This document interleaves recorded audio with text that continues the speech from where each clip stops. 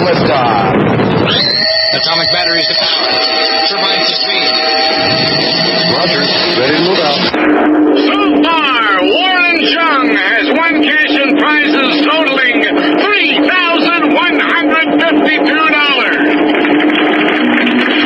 Today, one of our contestants will win a large screen TV, a Rockwell lithograph, an emerald ring, or a trip to Puerto Rico, and continue a journey towards a fortune in cash and prizes, including just houses and $50,000 in cash. In total, over $100,000 on Drew and Mike in the morning. here's the star of our show. Drew and Mike on 101 WRIF Detroit. Right here.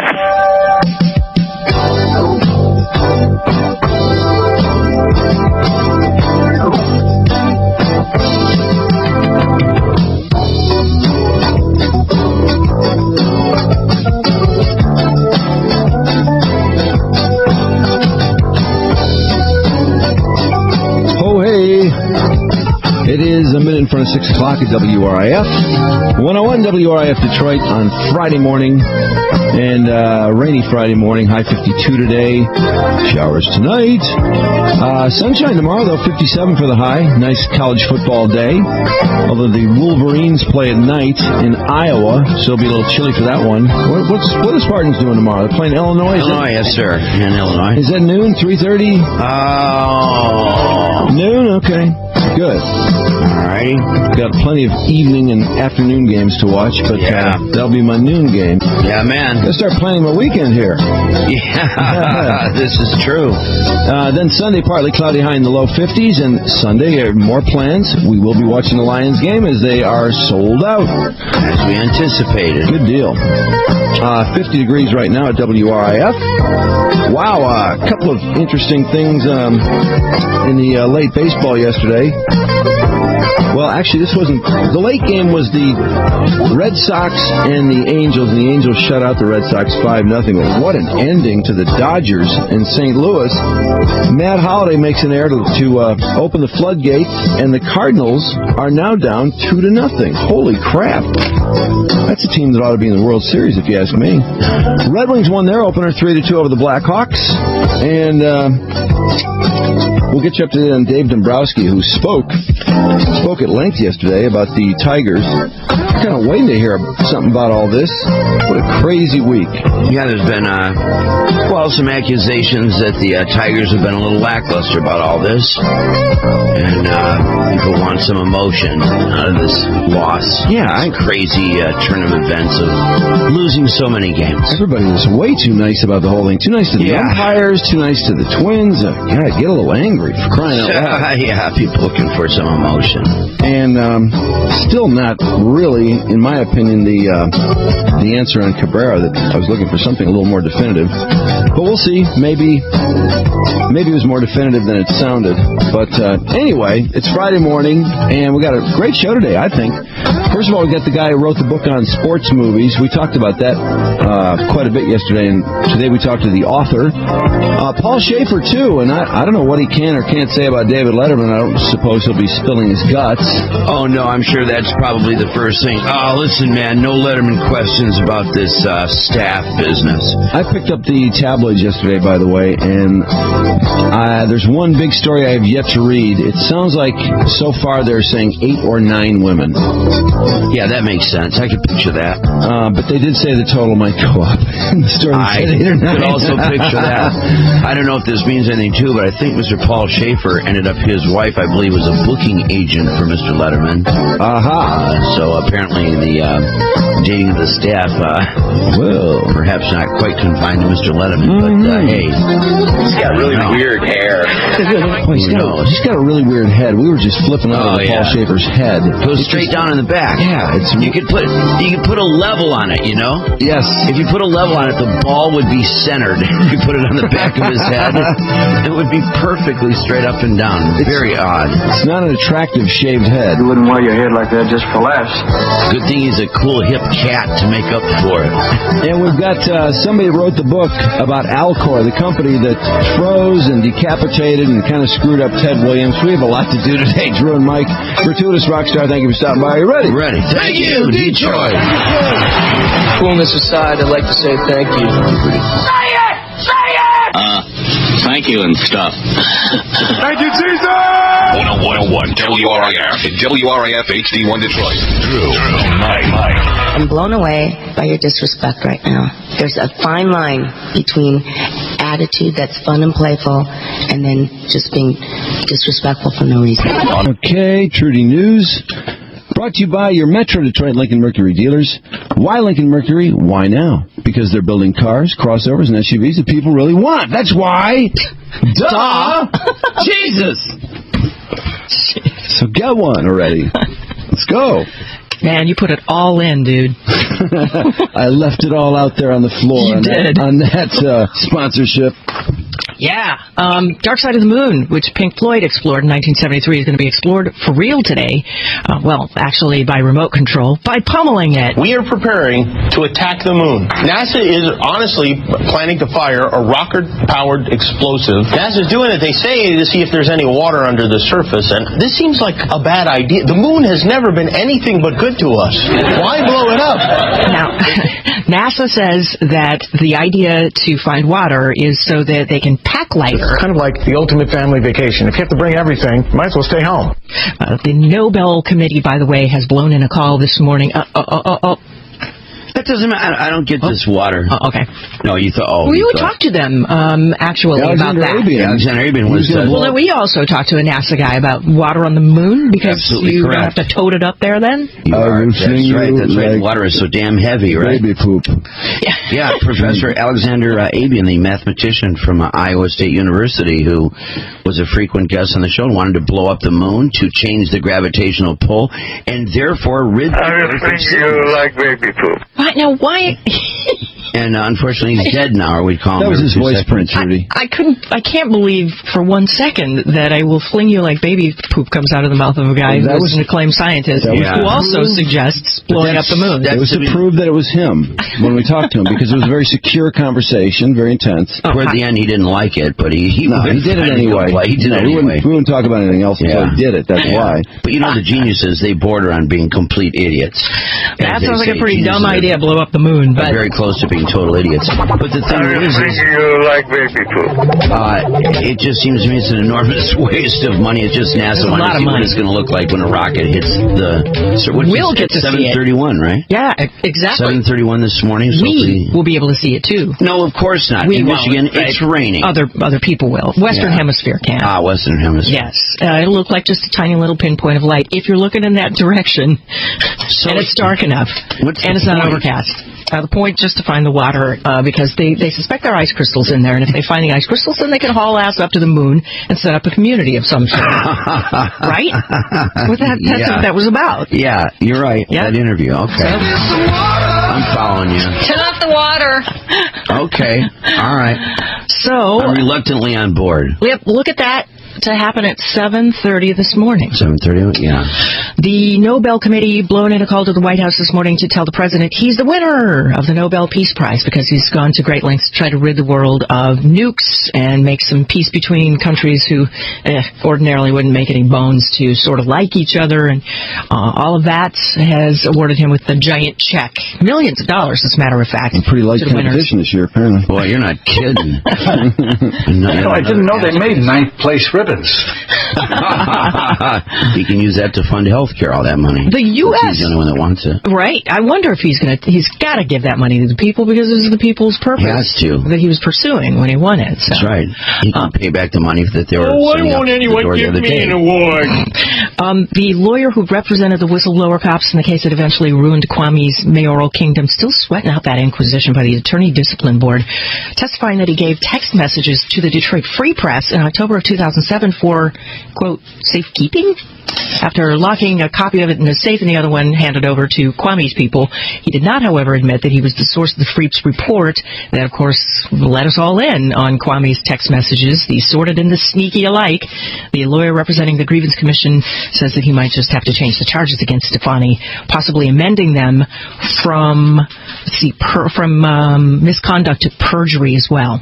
So that's going to happen to him soon. There's an important healthcare matter that emergency manager Bob has discovered, that if you get 411 ineligible people off of the Detroit Public School healthcare rolls, and any other school employees who have failed to respond to his call to prove that you are literally eligible to be on that roll, he's going to take you off if you haven't proven that, and that will save the school $2.6 million. We've got another little problem with health care, too. We've got about 1,500 people who claim that they have family members covered who are dead. Yeah, who have nothing to do with them, and so a fair amount of dead people on that Detroit City Schools health care program is paying for dependents who aren't dependents, I guess. It's crazy. Well, they're still dependents. It's just that you don't get health care anymore when you're dead. That really is sort of an impossible thing. But some people who legitimately have health care, different area, people that have legitimate health care are trying to cover people that have no relation to them whatsoever. Oh, yeah. Oh, I see. Yeah, see where you're going. Another weasel move. Whew, man. 1,500 of those. 411 who shouldn't have had it. 1,500 they're on other people's plans. Couldn't all this weaseldom sort of work for good instead of evil in the city of Detroit at some point? I mean, if there's like the people who found out they could get to the front of the line and then copy the application for the poor people standing in line and then sell it to them for $20. Oh, you mean couldn't they use their conning ability towards... Is there any way to operate for everybody instead of just you? Wouldn't it be nice? Yeah. The proposal du jour yesterday to keep the bars open till 4 a.m. to help the economy of the state of Michigan, something Michigan Restaurant Association's Andy Deloney says has a surprising component. While there are those who think that there will be more drunk driving accidents, he says not so much. National Highway Traffic Safety Administration has done studies on this, that when you allow people to stay in establishments later, that actually reduces incidents of drunk driving because people don't feel they have to actually get on the road at 2 a.m. when they're not ready to leave. So if you party all up until that 2 o'clock deadline and then they heave you out by state law, in this case, they could let you stay in process a little bit, he's pointing out. They think that the state should just change the law, by the way, not charge a fee for it, and let those things happen. The 7 a.m. on Sunday alcohol curfew and the 4 a.m. curfew for bars, and the extra business, they say, should do its work. Just when I think you couldn't possibly be any dumber, you go and do something like this and totally redeem yourself. Hey, the president, the Nobel Prize-winning president, by the way, committed a faux pas when he didn't invite chicks to play basketball yesterday in his pickup game. He took a break from some of the crushing issues, get out there and shoot hoops with cabinet members. Why does he invite chicks to play in his pickup basketball game?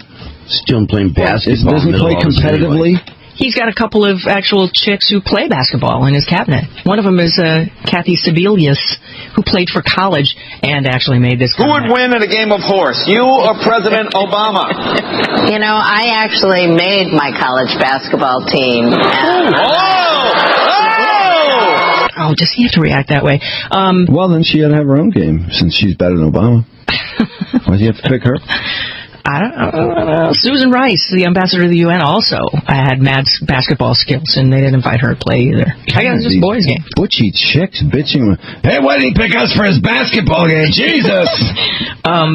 It turned out, they said Goober gives out to stammer out an explanation. He didn't really have much to say.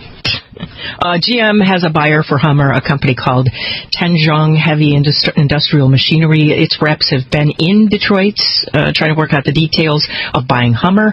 And while I was reading the Chinese newspaper about the Hummer story, there were a couple other important details. How the Chinese now accuse us of starting swine flu. It's our fault, they say, and that Red Bull in China had cocaine in it before. There's a story about how it's now not testing positive for cocaine anymore. Did you happen to hear, Plain Man, about the guy in the tower at Teterboro goofing around on the phone? I did. Did you hear the audio? Of that situation, the tapes have been released.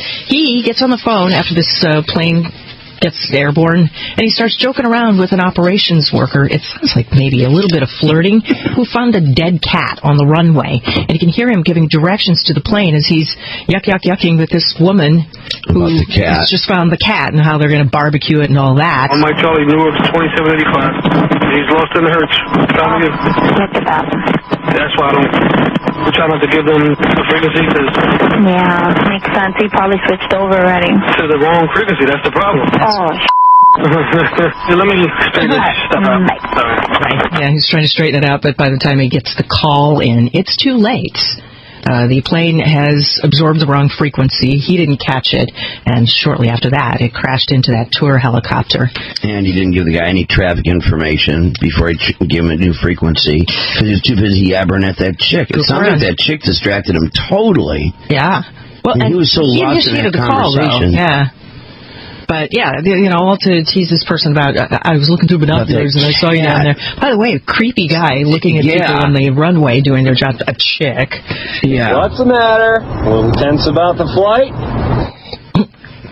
Dr. Conrad Murray actually is now possibly going to be arrested for back child support. Man, has he got himself in a world of hurt, bringing himself to the attention of the world by doctoring Michael Jackson to death.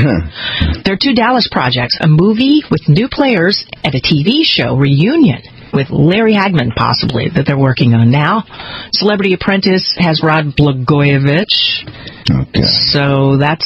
Please. Done Donald Trump's hair versus Blagojevich's hair. For the Blagojeviches, I mean, first we had to deal with her, and I'm a celebrity, get me out of here. Well, they want to put him in there because he can leave the country, remember? This is in the country, so he can do it. Hey, this is Rod, and this is what I sound like. So, I hope to hear from you. Take care. She spent the whole show trying to defend herself and her husband. Right, and he's written a book about himself. No so he's making the rounds, too. Lindsay Lohan is a scripper now. Her family has announced by way of her D-bag dad that they're going to stage an intervention for Lindsay's prescription drug habit. Now, I guess she's probably not going to go now that it's public knowledge, but apparently she's been using Adderall, Zoloft, a lot of anti-anxiety, a fistful of pills. How do you have an intervention if you tell the media? Yeah, I know. Lindsay Lohan is the fire crush. Marge Simpson is going to be on the cover of Playboy in November, naked, to celebrate the Simpsons' 20th anniversary. And Anvil's documentary, The Story of Anvil, was the first movie screened by the Academy for the 2009 Academy Awards. Awesome. It's mailed out to the 6,000 members of the Academy, and that, they say, in the LA Times is a nice distinction, and it gives voters plenty of time to see the movie. Kind of gives them a good feeling, and it's helped a lot of movies like Little Miss Sunshine and Junebug win the Academy for themselves. And Michael Vick's getting a reality show on BET. Trudi Daniels for Front Row Radio News. God, I just can't get over all this senseless violence. My mom's in town visiting. In fact, today's my mom's birthday. Happy birthday, Mom. Happy birthday, Mom. We were watching the news last night, and the story comes on about this mother who drops her 15-year-old kid off at some community center. Kid gets out of the car, comes back to the car a couple minutes later, gets a gun, walks in the community center, shoots a 19-year-old in the head, walks out, gets in Mommy's car, and Mommy drives him off. Police pull her over, I guess, a few miles later, and they both were being questioned last night. And it sounds like Mommy literally was the getaway car. Mommy. To settle some dispute over a pickup game earlier. Pretty badass. Mommy lets Sonny keep the handgun in the van, the minivan. Well, he threw the gun out of the car. Somebody saw a gun chucked out of the vehicle as they were driving away later. But when did we hit rock bottom as far as this teen violence in this town? Because when my mom got here, she was saying, "Oh my God, we've had so much violence in Chicago. I just think, it can't possibly be anything like that." And then we're watching that story last night. Oh, Detroit sounds like it's as bad as Chicago. I think we might have you topped on that one, Mom. Would your mother back you up if you had a similar situation? Oh, absolutely. Yeah. Of course she would. Why don't you go tell your mom to shut up? Anyway, yeah, she's having her birthday today. Oh, that's cool. I don't think she's up yet. Your mom goes to college. Oh, no. Hey, guys. Yeah. And you can join in with us before anybody is listening who may have a birthday. No. This is especially from you. To you, from Mr. Methane. Happy birthday to you. I just have to sing. Happy birthday to you. Happy birthday, dear Mom. Happy birthday to you.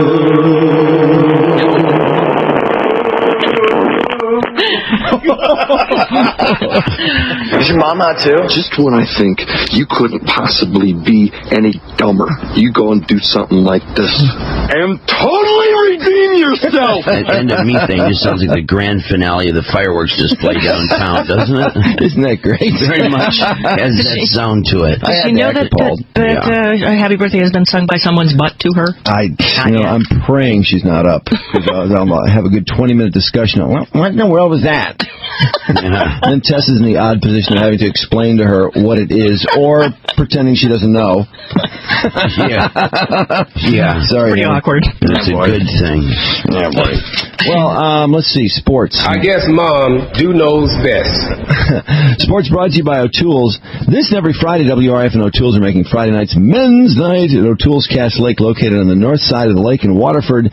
Join Steve Black and WRF for men's night starting at 9 p.m. O'Toole's in Waterford again tonight at 9 p.m. And wow.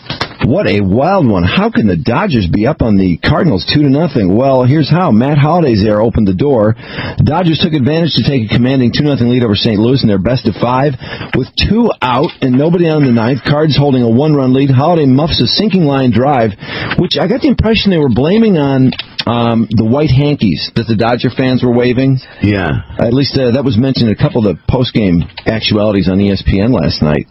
And he muffs a sinking line drive, which gives the Dodgers life. Well, then it's Ronnie Bellier gets a hit, pinch hitter Mark Loretta gets a hit, and Ryan Franklin gets the game winner to give the Dodgers a stunning 3-2 victory. Loretta, by the way, was hitless in 15 at-bats against Franklin in his career. Adam Wainwright retired the first 11 Dodgers before Ethier homered in the 4th. Wainwright gave up 3 hits over 8 before LaRussa chose to go to the bullpen for the fateful 9th. Game 3 is Saturday night in St. Louis. Dodgers need just 1 win in the last 3. Rockies have taken home field advantage away from the Phillies with a 5-4 win in Philly. Cole Hamels, by the way, started this game and had to leave when his wife went into labor. He, of course, was the MVP in the World Series last year, left the park early, and she didn't, in fact, give birth to their first child. Houston Street pitched out of trouble in the 9th to secure the win for Colorado. Colorado, by the way, was up 4-0 in that game. Phillies had a nice 3-run rally, and then Colorado got the insurance run, and that was enough. Shane Victorino retired on a soft liner to leave the potential tying run at second base. That ended the Phils' 8-game postseason win streak. Best of 5 shifts to Denver for Game 3 on Saturday night. Angels, superb pitching in the long ball, beat Boston 5-0 in their opener. Torrey Hunter rocked Angel Stadium with a 3-run homer off John Lester in the 5th. That was all they needed. Let's see, John Lackey and Darren Oliver combined in the 4-hitter. And it's Blackburn for Minnesota against Burnett for the Yankees as Minnesota kind of wakes up and finds himself down 1-0. I can't believe they were even alive for the first game after that incredible game with the Tigers late Tuesday night, and then they had to play Wednesday at 6 o'clock. That was a tough pill. Yeah. Let's see, L.A., by the way, Saturday, they sent Padilla against Pinero, 6:07. Phillies send Pedro Martinez or Blanton. They haven't decided against Hamill. That's a 9:37 start on Saturday. General Manager Dave Dombrowski had his press conference, kind of his postseason press conference yesterday. Said he met with Miguel Cabrera following the season to address his decision to get drunk in between games last week. I don't know if it was an active decision, but he said Thursday Cabrera knows he made a mistake, adding that he's confident Cabrera is going to address the issue that led to problems. Now, what does that mean exactly? Well, here's Dave yesterday. I would not make every move that he made, but I'm sure he wouldn't make every move that I made. He's a good manager. He has thorough thought process of what's taken place. I don't think our club ever lacked for urgency whatsoever, but it was a club that befuddled you at times. And when I say that, I mean we were in first place, but every day was a struggle. That was pretty well said. He also added that his acquisitions of Aubrey Huff and Jared Washburn were total mistakes, failures, whatever you want to call them. And, I think they were well-intentioned. Those guys had good track records, but it clearly didn't work out. He took the responsibility for that. And said a few other things that are of interest, and we'll get into those maybe a little later on this morning. But on the Cabrera deal, when he says he plans to address the problem, some people seem to take that as meaning that he's going to rehab. You're going to a rehab. I don't know that that's what that means, though. It'd be interesting to find out, because I guess if he is asked to go to rehab without being arrested or any kind of event, DUI, the union will appeal that thing almost just out of hand. Just automatically they'll appeal that. And apparently he would not have to go, and it would not put him or his contract at any kind of risk. But it sounds like he's got some kind of an agreement, just what they're talking about. Who knows? I think it's one of those I'll never do it again deals. Well, Cabrera, having read his remarks after the fact, I didn't get the feeling that this was a guy that had finally reached rock bottom, that wanted to go to rehab and wanted to make a change in his life. I'm not quite perceiving that out of him. He sounded to me like he was most upset because he had created a distraction for the baseball team. He never said, I am so sorry and I feel so bad for striking my wife. I feel so bad for taunting a fat 15-year-old kid. I can't believe I challenged a couple of teenagers to a fight. I threatened somebody with a gun. I had a .26 blood alcohol level 12 hours before a baseball game that was critical to our season. I had to be driven home by the doorman. I tried to drive drunk. I tried to drive home with a .26 blood alcohol level, which we found out yesterday was the case. The doorman talked him out of it.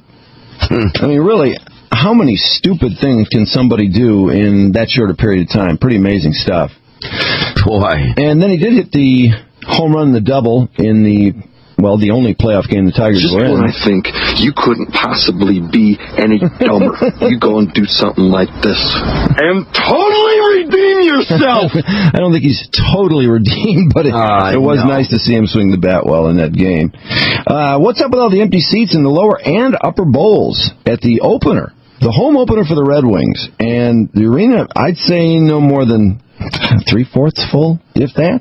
Yeah. Maybe somebody that was there will tell us, because it does, as it fills up over, the first period, sometimes it's bigger than it looks, but I tell you, what they showed on TV, it just didn't look like much of a crowd. Wings did win, though. Draper and Franzen scored 134 apart late in the second period to put Detroit ahead. Ozzie made 31 saves. Red Wings win it 3-2 over the Blackhawks in a rematch of the Western Conference Finals.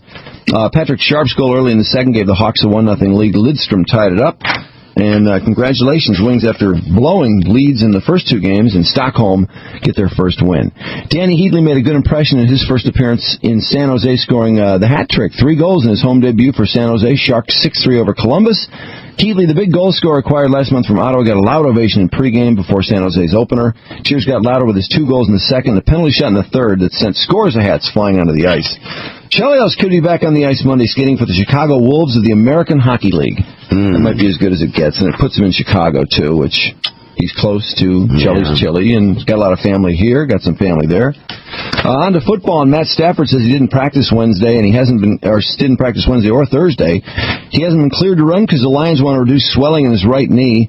Stafford said, we'll see when asked if he'll play Sunday against the Steelers. Jim Schwartz told reporters the injury report would be out at 4 o'clock when asked for an update on Stafford. So everybody's being a little coy here, eh? Yeah. Number 1 draft pick says it was scary when he was injured, adding tests showed no structural damage, surgery not necessary. Dante Culpepper would start if he cannot play. Stafford, that is. Lions have sold out their upcoming game against the Steelers, avoiding a blackout. They announced they had met the ticket sellout deadline at 1 p.m. for Sunday's game. We can thank the Steelers fans for that. A few hundred tickets were returned, though, by the Steeler team. Those were made available to the public, but it is going to be on TV. Yay! All right. Nebraska won its first 10 possessions against Missouri without scoring, then exploded for 20 in 3.5 minutes of the second half and beat the 24th-ranked Tigers of Missouri 27-12. 21st-ranked Cornhuskers rallied from a 9-0 halftime deficit. Zach Lee threw a 56-yard touchdown pass to Niles Paul, completed 14 of 33 for 158 and 3 touchdowns for the Huskers. Both teams are 4-1 after the Big 12 opener for both sides. Let's see. Silverdome is for sale. This is it. It's really going to be sold. It can be sold at auction to the highest bidder regardless of price. Pontiac Emergency Financial Manager Fred Lieb told the Free Press yesterday that that Pontiac is excited about the upcoming sale of the Silverdome, and that is, they're really not excited. Here's what they're excited about. The city spends $1.5 million annually to maintain the empty building, which stands on 127 acres. I don't know why they feel they have to spend that much money maintaining it. Maintaining it for what? Yeah, I don't know. The new owners, or maybe to keep its value up to some degree. I don't know what that would do, though. I mean, how many people are going to need the Silverdome? Do you see somebody reopening the Silverdome? I mean, I see somebody just blowing it up. I wish somebody would level it. I hope that's not the case. I hope whoever ends up getting it, I hope they don't just leave it and then the way it is and then start, I don't know, starting all the tractor pulls and all that crap. I want that thing leveled and then completely rebuilt into something else. It's an absolute piece of crap. Tired of seeing it. It's not worth playing any sporting event in it. No, they played the high school, and the 7th and 8th graders played their championships in there. Some of the high school teams played theirs, but they've moved on to Ford Field since then. So the Silverdome, and then they didn't want to turn the heat on for those games because the kids were playing. Both Evan and Alex got to play in the dome when they had their little championships in 7th and 8th grade. But it was funny because they're so excited to play in the Silverdome. Then you get in there. And it's usually a December, like a Saturday or Sunday, and the building's freezing. Yeah, and who wants because they don't want to turn on the heat. Sure, can you imagine the money to heat up that thing? For God's sake. Turn it on. That game was awesome. It was awesome. That's when I got to do PA. Oh, that's right. Got to do PA. Yeah. Got to do PA. Hey, we all got a kick out of... Man, I at least I don't know about you, but I sure as hell enjoyed, and I think the guys did Cliff Notes Theater for Coach Carter yesterday. Oh, yeah. What a surprise that was. You know, I think we only played that a couple times when the movie came out, because the movie, it seemed like it was going to be a big deal, and then it, kind of bombed. Fizzled. Yeah. But the Cliff Notes Theater was tremendous, and I'm thinking we ought to give that thing another spin. Early spin here. Yeah.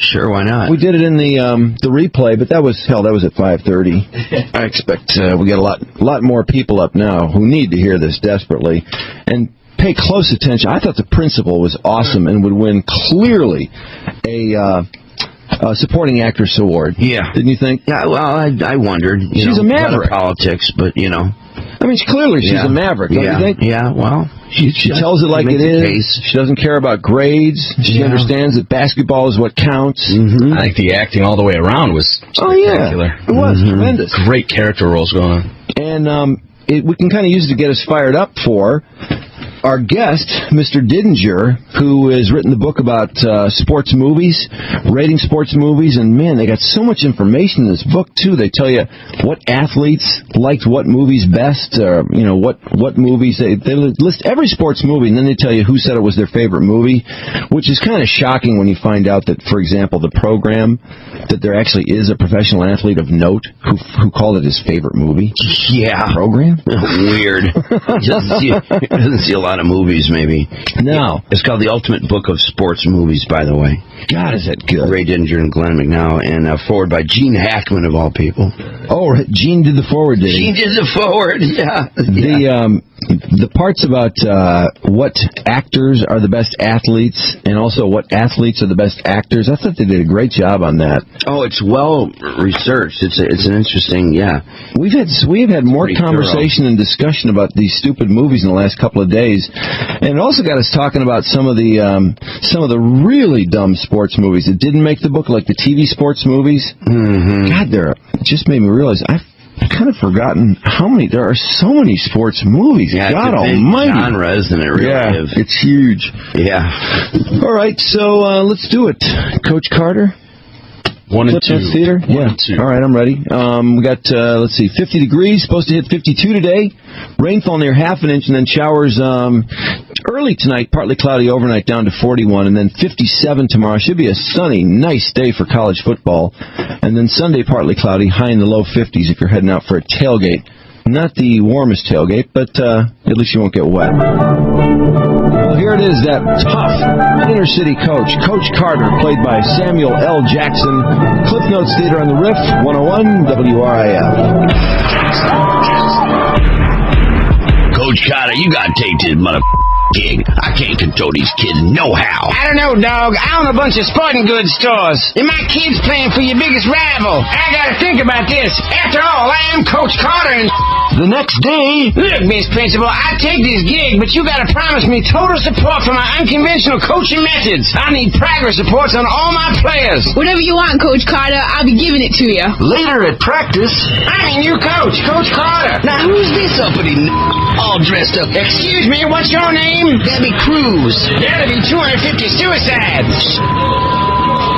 That'll be 500 suicides for swearing and I quit. I'd rather deal drugs anyway. I quit too. It's a vote. Coach Carter, that'd be our 2 leading scorers, all quitting and Then we'll have 2 new leading scorers, because you brothers are going to respect my ass. After all, I am Coach Carter. Now, here's your contract. Look at it, read it, think about it, and sign it if you want to play for Coach Carter. I don't see no signing bonus, Coach Carter. That'll be 10,000 suicides and 1 million push-ups. Damn. Make it 20,000 suicides and 2 million push-ups. And as for the contract, you get a 2.3 grade point average, a $10 classes, sit in the front row, and y'all wear coat and tie for all road games. Coach Carter, my family can't afford no coat and ties. That'll be 500,000 suicides and 2 million push-ups. Rest you, I want your contract signed if you want to be a part of Coach Carter's team. Dad, here's my contract, except I changed my grade point average to 3.5. If you're really sure you want to come here to play for me, Coach Carter, your contract read 3.7, and I'll sign it. But I gotta be hard on you because you're Coach Carter's kid. I love you, Dad. I mean, Coach Carter. Leader at practice. Now, Shaniqua was a tough bitch. This hoe behind me never get off my ass. When I shot Shaniqua, you put on a full court press. LaFonda, that slut, she went on Maury-Povich 20 times trying to find her baby's daddy. She do it with anybody. I shout LaFonda, it means zone defense. The next day, and Richmond is down by 1, 20 seconds left. Coach Carter barks out the play. Shaniqua! And Coach Carter's full court press causes a steal pass to Coach Carter's kid. He swishes it. Richmond and Coach Carter win the game. The next day, hey, principal, where's my progress reports? Coach Carter, just coach basketball. These teachers got too many kids in their classes. They ain't got no time for extra. Why do you care anyway? You're just a basketball coach, Coach Carter. I want those progress reports. The next day, the timeout ends with Richmond down a point. 1, 2, 3, Richmond! And Coach Carter barks out the play. LaFonda! Look at Coach Carter suffocating zone defense and a steal. Richmond shoots and scores. Coach Carter's Richmond team, 4-22 a year ago, is now 4-0. Coach Carter, dealing drugs and playing with guns is fun, but now that you're winning it, I won't back on a team. Okay, Cruz, but you gotta sign this contract and give 10 million suicides and 1 billion push-ups. Deal. Thanks, Coach Carter. By Friday, it's an impossible task designed to showcase Coach Carter's unique coaching methods that teach kids the team be more important than any individual. Huh? Just start running. Yeah, all right. Friday afternoon. How many did you do so far, Cruz? 6 million suicides and 500 million push-ups. Coach Carter, I'll do $1 million for him. Coach Carter, I'll do $1 million. I do 10 million push-ups. I'll do the rest, Coach Carter. All right, then. 2 weeks later, Coach Carter's Richmond High is 16-0. Where are my progress reports? You the basketball coach. Just win them games. I make me the principal, but even I knows nobody cares about them stupid grades, Coach Carter. Coach Carter cares, and Coach Carter wants your progress report. You promised me when I took this job. Here your damn progress report. F on this test, F on that test, miss class F. Damn! My players have violated the terms of Coach Carter's contract. Later that day, the players arrive for practice. What the The gym's all locked up and what's that stuff on that white thing? I think that's words on a piece of paper. But what do it say? I don't know. I can't read it.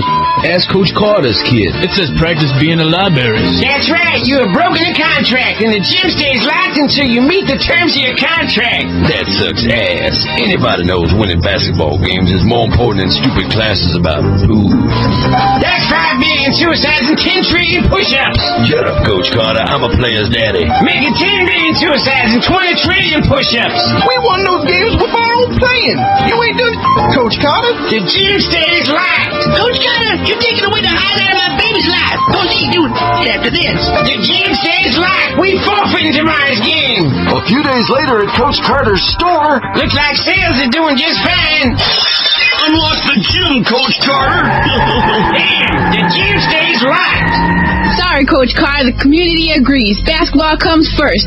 Schoolwork a distant second. Unlike that motherfucking gym and we ain't making Einsteins here with a 2.3 grade average. I quit. Don't quit, Coach Carter. Even if the community don't get it, the players do. Right, guys? Yeah. We going to the library to meet the terms of our contract. 1 week later, in spite of Richmond's forfeits, here they are in the state playoffs, playing the #1 team and down a point with 20 seconds left and time out on the floor. Now, Bonzel was this crackle who would steal anything to support a habit. If I shout out Bonzel, you steal the ball, okay? Okay, Coach Carter. 1, 2, 3, Richmond! And the #1 team, up a point, tries to inbound the ball. Bonzel! Wow! Richmond steals! They move the ball up the floor! Coach Carter barks out the play! Shoot the ball into the basket! Coach Carter's player shoots and scores! But the number one team inbounds the ball, goes the length of the floor, and scores at the buzzer! Coach Carter's team loses in the game of basketball, that is. That's right, announcer. I am so proud of you guys, because in the game of life, you're winning. And thank you for living up to your contract. Many of the Richmond players went on to college where they graduated and played basketball, and all because of Coach Carter!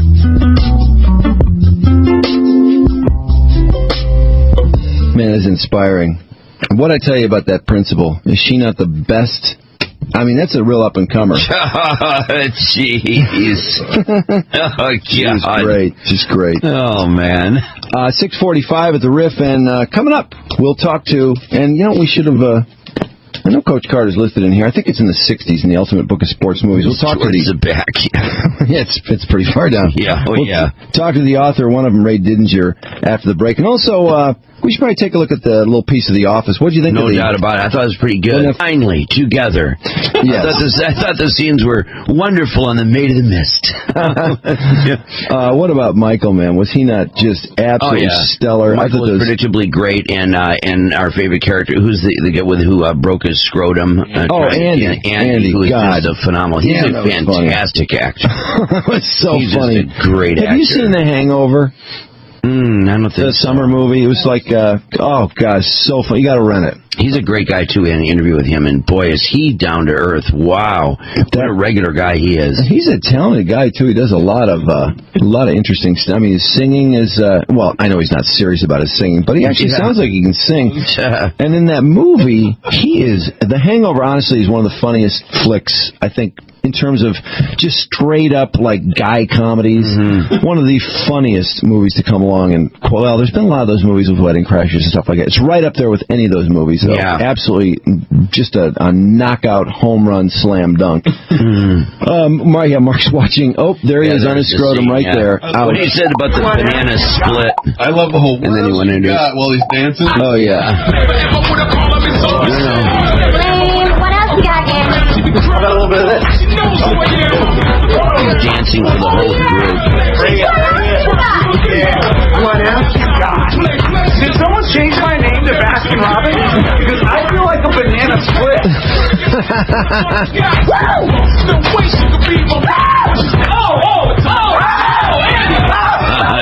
He tried to do the splits coming down from his dance move and tore his scrotum.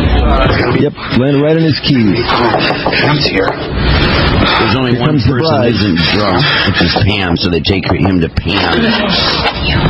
I was dancing and I did a split and I landed on my car keys in my pocket. What? I tore my scrotum. I need you to take me to the hospital. We'll give you a little more of The Office from last night. If you saw it, I'm sure you won't mind hearing it again. Man, some really classic Office stuff. And then the Ultimate Book of Sports Movies. 101 WRIF in WRIF HD1 Detroit. Drew, Mike. Go ahead, make your jokes, Mr. Jokey. Joke maker. On 101. 6:56 at WRIF. Paul Shaffer, 8:20 this morning, and then I think most people have heard of the disaster involving Ted Williams, which came out in a book by the former COO of Alcor, Larry Johnson. And we're going to talk to him about just what the hell they did to Ted Williams and how Ted Williams landed in Alcor. It's quite a story. Oh, it's just absolutely will blow your mind. Yeah, that's a pretty creepy book. Yeah, it is real. Did you read much about his fellow employees when he first went to work there? Oh, yeah. Because it's a long book. Boy, that thing's tough. It's a very involved book, yeah, and trying to get it read in time for this interview was kind of tough. I tell you what, I thought it was a fantastic book. I was thinking, now how do they make a book out of this mistreatment of Ted Williams' body? But he got into, because this is a guy that was a pretty straight-thinking guy who was not a member of Alcor. In other words, he wasn't planning to be frozen himself. No. And he was the only board member that wasn't going to be frozen. Yeah, and planned to extend his life. Yeah, and he was a paramedic that, and they wanted to move out in the Phoenix area and all these job opportunities, and it was kind of a job, and he just found it to be very interesting, the idea that there are these people out there that believe that they can somehow hold life in its balance with suspended animation and deep freeze to one day when the disease is maybe that the person died from is cured, to bring them back and give them a rebirth and all that, wake up way down the road. But the horrors of it all, once he got in there. Oh my God. The weird characters, the shaking guy, the mathematician creep. What about the stringy hair? Oh God, did you catch it twisted? The girl who basically stared at the ceiling about half the day, and she wore a helmet in her car on her way to work because she was afraid if she got in an accident and there was any kind of brain injury, they believe at Alcor that if you're frozen and put in this suspension, that if you have a brain injury, it's very likely that your second life will not quite jumpstart properly. Which they call your second animation, your reanimation.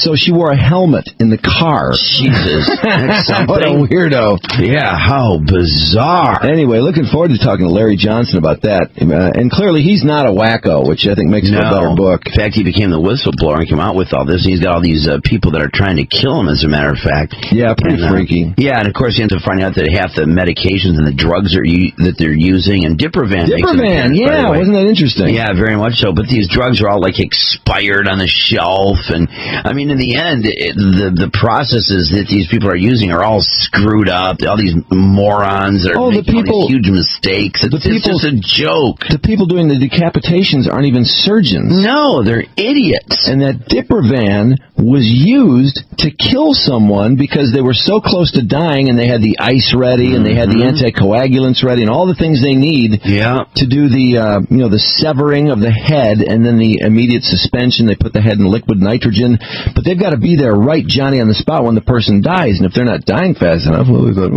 maybe speed this up and make sure we get the suspension process done properly. The microphones, too, with the crack phones, they call them, that they put in the head. Oh, God. As it begins to freeze, all these weird cracking sounds, and I mean, it's so macabre. It's just, it's almost gut-wrenching at times to read. And is it at all surprising that the majority of the people that work there who are members of Alcor are big government, anti-government haters? Yeah. They're a collection of very strange people, misfit from the island of misfit toys. 9:30 for Larry Johnson. Hey, just quickly before we get into our sports movie book, the tabloids had a lot, as we expected, about David Letterman, and I mentioned the Inquirer, I believe it is, mentions that they believe it's 8 or maybe 9 women, and then they do go on to say maybe more. But I would guess more eventually. But Us Weekly, and look forward to another edition of Stars Are Just Like Us. We have a whole new round of Stars Are Just Like Us. You're going to love this one. Yeah. But their story has some great revelations. Listen to this. And we'll have to get into this later because there's just not enough time right now. But perhaps only Barack Obama is more tightly guarded than David Letterman. When he walks through the building, he has the hallways cleared. If you do get to stand up in a hallway, you're not supposed to make any eye contact with him. Then there's his glass-enclosed, password-protected private area patrolled by his 5 female underlings. I thought he'd be the one to be no looking at him. I didn't quite think he'd be that bad. Well, after reading that book from Christopher Anderson and how even his wife admits how self-important he feels he is and how arrogant and confident and kind of, egotistical, conceited, all the words they use in the book. I always thought of him as more aloof than arrogant. Very aloof, but sounds like he's a little bit of everything. Yeah, now that he's got the Nobel Prize, look out. But, wait, who are we talking about here? What did you say? Who are you talking about? I was talking about Letterman. I thought you were talking about... I didn't know you were talking about Barack Obama. I just said that to Walter. I think Mike's talking about Obama here, but Drew's talking about Letterman. Oh, my, that's too funny. That's funny. Wait, I thought Obama, too. Yeah. When I was talking about him going through the hallway and... Can't wave at him or I'll bet we're still right about Barack Obama, though. The article says nobody is as protected as Barack Obama. Oh. Yeah, perhaps only Barack Obama is more tightly guarded. Barack Obama walking through the hallways, you can't make eye contact. I thought the same thing. Look at the drops that I loaded, Drew. All the Obama ones. I saw that. I'm like, what's going on here? You said something about the book by Christopher Anderson. Christopher Anderson did a book on Letterman. I swear to God, Mark, I was thinking the exact same thing. Going, God, I wish I'd seen that book. Oh, that's too funny. Oh, that's fantastic. No, the Us Magazine article is about David Letterman, and I guess I should start from scratch here because yeah, let's start all over. If you guys were that, although I still maintain my remarks, perhaps you're not allowed to look at them. Perhaps only Barack Obama is more tightly guarded. When David Letterman walks through the building, he has the hallways cleared. If you do get to stand in a hallway, you're not supposed to make eye contact. Then there's his glass-enclosed, password-protected private area patrolled by his 5 female underlings. I thought that might give it away. Only his assistants worked back there and wouldn't let anyone in, not even to deliver food. It's like a secret society. The identities of some of those women have surfaced. At the forefront is 34-year-old former personal assistant. We've heard all about her, Stephanie Burkett. Multiple sources confirmed to us that the reclusive Letterman carefully constructed a workplace where he felt free to choose from female staffers, ranging from lowly interns to respected writers. To some, the staff even seemed cut from the same wholesome Midwestern cloth as the boss. I noticed they all had the average all-American look, says an alum.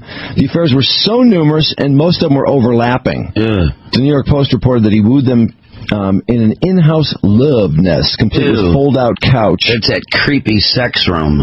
Yeah. God, weird. Boys, look at all the pins he's got in the air to keep all this straight, you know? Oh, yeah. It's, well, God, I tell you, as you move along in this story, it gets even more amazing. Don't picture this guy in this sort of a... Wow, that's weird. Everyone that's close to him, basically, in the show is female, and as people sort of move out of his life, out of his sex life, then new females are brought in, and there are these 5 women who are like the, guarding the hen house, and it's always women, the ones that are allowed in the private area, and who he has all the dealings with, who bring him material, who take his material out. All the ins and outs is handled by these female go-betweens. If you see the credits on his show, they have assistant to David Letterman. Yeah. Burkett's still on there. Is that right? Yeah. 3 other women. Oh, wow. Right now. Letterman, by the way, is worth $400 million. Is that right? $400 million. Well, that explains the women. More on that coming up, and I tell you, it gets very interesting. Us getting pretty tight. Sex creep. Hey, you want to pop the office up there? We're at the point in the office last night. Yes, Jim and Pam got married. If you didn't see it, I'm sure a lot of people watched it last night. Darling. I thought, well, there were a lot of funny things in the show, but one of the funniest parts is Pam, of course, is pregnant. She doesn't want her grandmother to know, so they've basically made a rule that Michael cannot talk. He can't toast, talk, nothing. But, didn't you think that still... I mean, I was still surprised it went this route. Well, thank God he talked. Yeah, but I thought for sure that Michael, somehow or another, because he always does, that he would end up saying something to somebody, or directly to the grandmother, actually, that Pam is pregnant. I was amazed that it would happen the other way. And I knew Dwight was going to get laid, too. Oh, yeah. It's still weird to have Dwight in that role as this hound. Also, him like David Letterman, I just don't see him as this dude that's having sex with all these chicks. It just doesn't add up to me. Did you notice his wolf shirt, by the way? Do you know the story behind that? No. 3 wolves howling at the moon? It's really popular. It started, Amazon.com would sell this shirt. Okay. So it started by people putting up fake, you can respond to things on Amazon, like if you liked it or not. Yeah. So people started responding about this shirt, about how they got so many chicks and how awesome the shirt is. Really? And it started selling just a ton of them. It became this... Was that a joke? What? That all these chicks are digging it? Oh, yeah. Well, I mean, it was a total joke, but it became this pop culture, kind of... Oh, jeez. Kitschy, And that's what Dwight's wearing. Yeah. Yeah. Oh, my God. It's just kind of interesting that they're, they're on that. Yeah. I love that Dwight accidentally kicks her in the face, too, when they're dancing down I know. It was perfect. And then, of course, he faces her once he's in the church, Oh, that's hilarious. Another girl and just, did she get faced by the Dwightster. Oh, how about Kevin with his toupee? Oh, spectacular. spectacular. Spectacular. I didn't recognize it. No, totally different. I saw it in the box, but when he had it on, I was like, for just a second, I was like, who is that? I know, it was just fantastic. Did you guys like his shoes? Oh, yeah, the stinky shoes. The shoes that stunk. Kleenex boxes. Yes. Yeah. They had to be removed. Yeah, when he's dancing in the aisle with the Kleenex boxes. Anyway, because Pam's grandmother can't know that she's pregnant, they don't allow Michael to speak, or they're not going to allow Michael to speak. So anyway, Jim's giving a toast, and he screws up, and here's how it goes. Record. Right, so I'll be like, you're so sweet, guys, and so kind. Oh, and that's when I'll do the face like what? Right? And then we'll just give them Jim's brothers. Jim's wacky brothers. Never too married. Never for a noogie. They have hilarious material, and they are going to totally deliver it wrong. I would kill with the brothers. It should be me. It should be me and Pete, not Pete and Tom. Pam, you've got the greatest smile, and your body is really fine. Smoking. Hoping it'll make our wives kick it up a notch. A little Mo cardio. That's not appropriate. Hello. Hi, everybody. I promised I wasn't going to make a toast, and I'm not going to. Just going to do a little freestanding comedy, and if at the end everybody wants to raise their glasses to Pam and Jim, then so be it. Hey, what is the deal with the smart car? How smart is that? Those things are tiny. Can you even drive them in traffic? I'm so smart. E equals MC squared. I drive a smart car. That's not smart in my book. The real smart car is Kit from Knight Rider. That's a car that can talk. Of course, Dwight's laughing. Oh, yeah, of course. Nope, that's not smart. And also Chitty Chitty Bang Bang. Very smart. And everybody can laugh. It doesn't have to just be the idiots. Everybody can laugh. Nope. Yeah, go ahead. All right. Hey, everyone. Jim takes over. Thanks, Pete. That was really nice. I just want to say how happy we are that all of you are here tonight. And I want to especially thank those of you who have traveled from far away to be here with us tonight. Especially the Florida cousins, who obviously can't take a hint. 4 years ago, I was just a guy who had a crush on a girl who had a boyfriend. And I had to do the hardest thing that I've ever had to do, which was just to wait. Don't get me wrong, I flirted with her. Were you welling up here? In front of friends and family, but I do know how to make a photocopy. Didn't need your help that many times. And do you remember how long it took you to teach me how to drive stick? Like a year. I've been driving stick since high school. She's so cute. Oh, she's a doll. Yes. I love everything that comes out of her mouth. Yeah. Had little moments with a girl who saw me as a friend. Pretty eyes, too. And a lot of people told me I was crazy to wait this long for a date with a girl. Andy's crying. And then I knew that. Is Andy going to be gay? For my wife. I don't think so. He's just a goofball. A lot of rumors about that. So if you'd all raise your glasses, not Pam for obvious reasons, but everyone else, if you would raise your glasses. What's obvious? Why can't Pam drink? Pam can't drink? I shouldn't have said that. I don't know why I did. She can do whatever she wants. Though she shouldn't.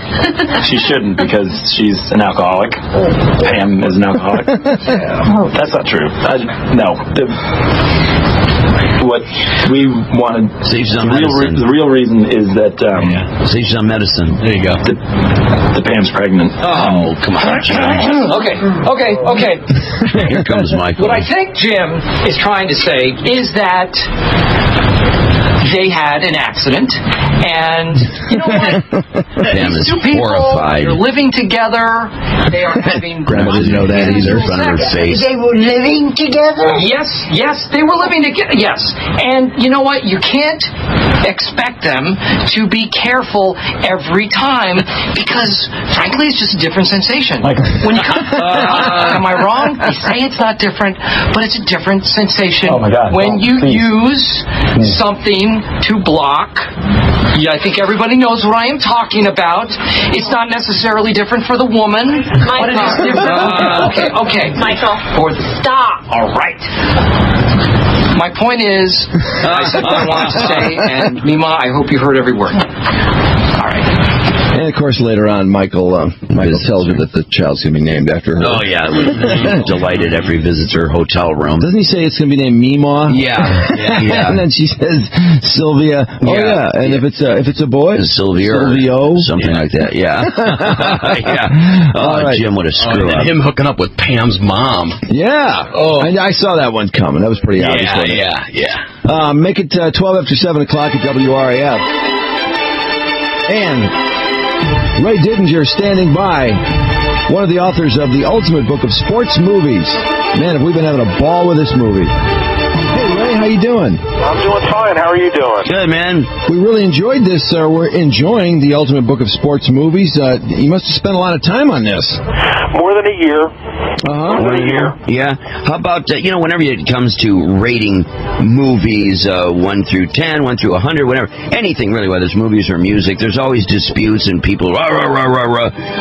How much of a war was it trying to put together? What was the criteria by which you kind of number all these movies? Well, my co-author and I, Glenn MacDowell and I, when we came up with the idea to do this book, we began by each independently listing what we considered to be our top 100. He did his list, I did my list. And then we sat down together to see how much agreement or disagreement there was. And to be honest, there really wasn't much. The real top of the pyramid movies, we agreed on, but I think most people would agree on. Hoosiers, Raging Bull, Rocky. Those movies I think are so iconic. What about Rocky at number 1? Was there anybody want to argue with you about that? A lot of people really love Field of Dreams.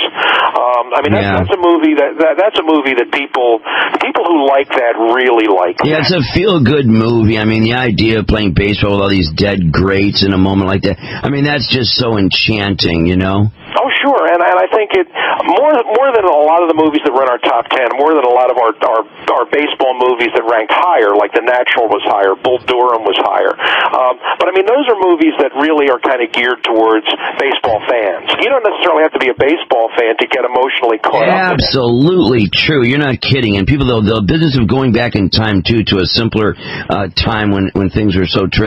It's got all of that. Absolutely. I have a real issue with one of your higher picks, and I'm sure a lot of people would agree with you, but we were bitching about this movie when it came out, and that's $1 Million Baby at number 12. Right.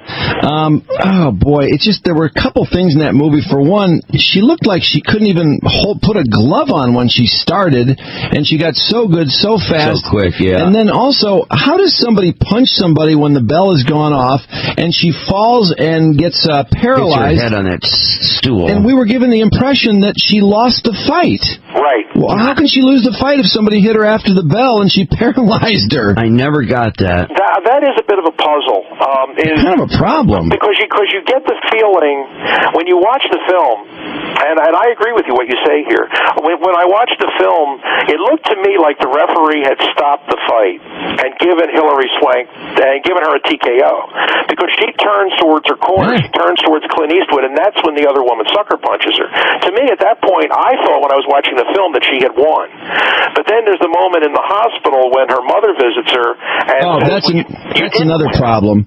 So I admit that that's confusing, but isn't her family kind of a problem too? They're the biggest pile of white trash, and all they care about is the money. Oh, sure. They're very cliche kind of. But that's the story. If you read the book, that's the story, and it is, for whatever else you want to think about it. And listen, it's a tough movie to sit through. It really is. And a lot of the movies, one of the little categories or subcategories we have at the end of each film is repeated watching quotient. In other words, how many times can you watch this film over again and enjoy it? And in some films like Caddyshack, you could watch that forever. You know. Yeah. Which by the way is funny how Tiger and Phil Mickelson, absolutely, that's their favorite. That's their favorite movie. Which of course makes all the sense in the world. It was funny, but we had to say with $1 Million Baby is a movie. If you watched it once, that's probably it. I don't know that you want to sit through that again. Did all the race car drivers like the Bonnie Bedelia movie? What's that? Heart Like a Wheel. Heart Like a Wheel. Yeah, isn't that the Shirley Muldowney story? Yes, it's the story of Shirley Muldowney. Oh, boy. Those movies, I have to say, when I see movies like that, even though they're kind of old and dated, I really get and even Brian's Song, which is, 35 years old, I still love watching those movies. Oh, yeah.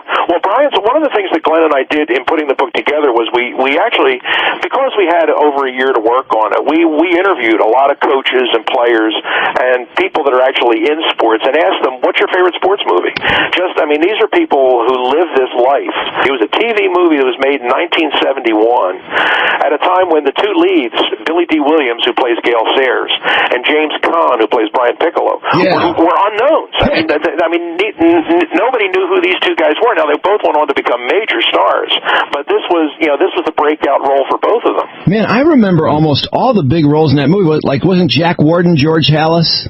Jack Warden was George Halas. Well casted. And there were a few actual real pro football players that played other guys. Was Dick Butkus in that movie? A lot of the Bears, a lot of the real Bears actually were sort of extras in it. Like Butkus was, Doug Buffone was. Abe Gibron. The guys on that team were also in the film. Abe Gibron was the coach that told him his weight was low. That is correct. That was Abe Gibron at the scale.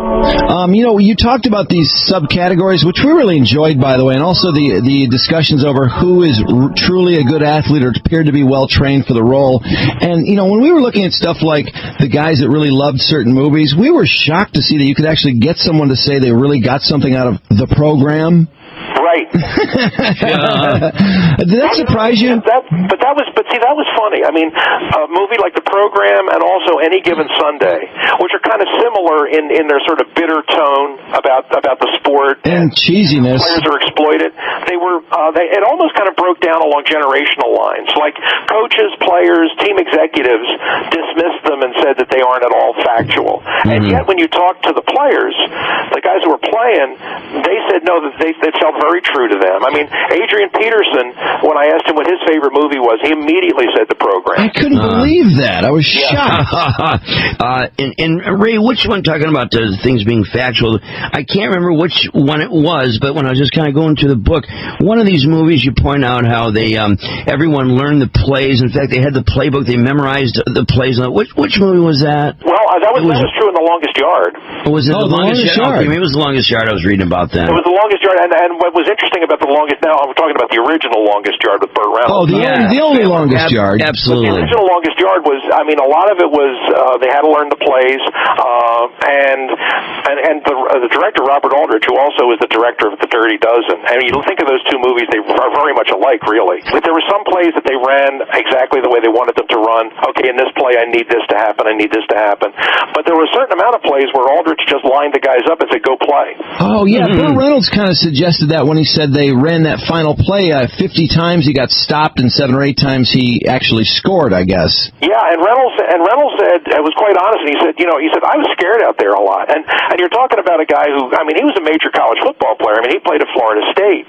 But he said, when you're out there on a football field and you're looking across the line of scrimmage at Ray Nitschke, and the director says action, Ray Nitschke only knows one way to do action, and that's for real. And so Reynolds said, some of the plays when Aldrich said to them, okay, guys, I want you to play these next 8 plays, just play.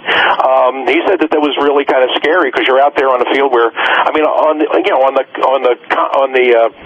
guards team, you had Nitschke, you had Joe Kapp, you had Mike Henry. Joe Kapp, that's right. Yeah, they had 6 guys in those white jerseys playing the guards who were real pro football players. Isn't that what makes sports movies fun sometimes? Is there tends to be a lot of cameos in them, and it kind of gives the movie a little more authenticity. It shows that the athletes have a sense of humor, I think, a lot of the times. I was interested, too, in you kind of went into these actors' backgrounds in terms of their athletic ability, and I've always wanted someone to do that because, for example, Anthony Perkins in Fear Strikes Out, oh my God, he could not play baseball to save his life. It was awful. And Robert, that movie was a long time ago, and I guess there are probably a lot of people out there that have never seen it.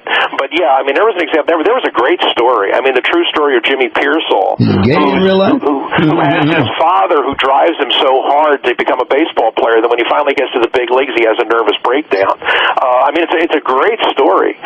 But if you watch it today, it just falls apart. Every time Anthony Perkins picks up a baseball, it looks like he's never thrown it before. Yeah, no, that's really terrible. And so the one movie role that really kind of freaks me out when it comes to Robert De Niro's career is Bang the Drum Slowly, because he throws like a girl. Yeah. That's so bad. Well, we did a chapter. We did a whole chapter on actors who are good athletes and actors who are poor athletes. We sort of did both ends of the spectrum. And De Niro's the only guy that made both lists. Yeah, I saw that. Because he was so good as Jake LaMotta. Mm-hmm. He was really good as Jake LaMotta. But he didn't pull it off at all as the baseball player, as the catcher, and bang the drum slowly. And so what we learned in doing our research was that De Niro was a total non-athlete. De Niro had never played sports as a kid, had no interest in sports growing up. But when he signed on to do these two films, he trained hard at a gym in New York to teach himself to be a boxer, and he learned very well. And he was unbelievably good as Jake LaMotta. But it's a whole different kind of skill set in baseball. I mean, the hand-eye coordination, the throwing motion, he went down. You can't teach that. That's something you got to be close to it. The Cincinnati Reds, and sort of tagged around after Johnny Bench to just try and learn things.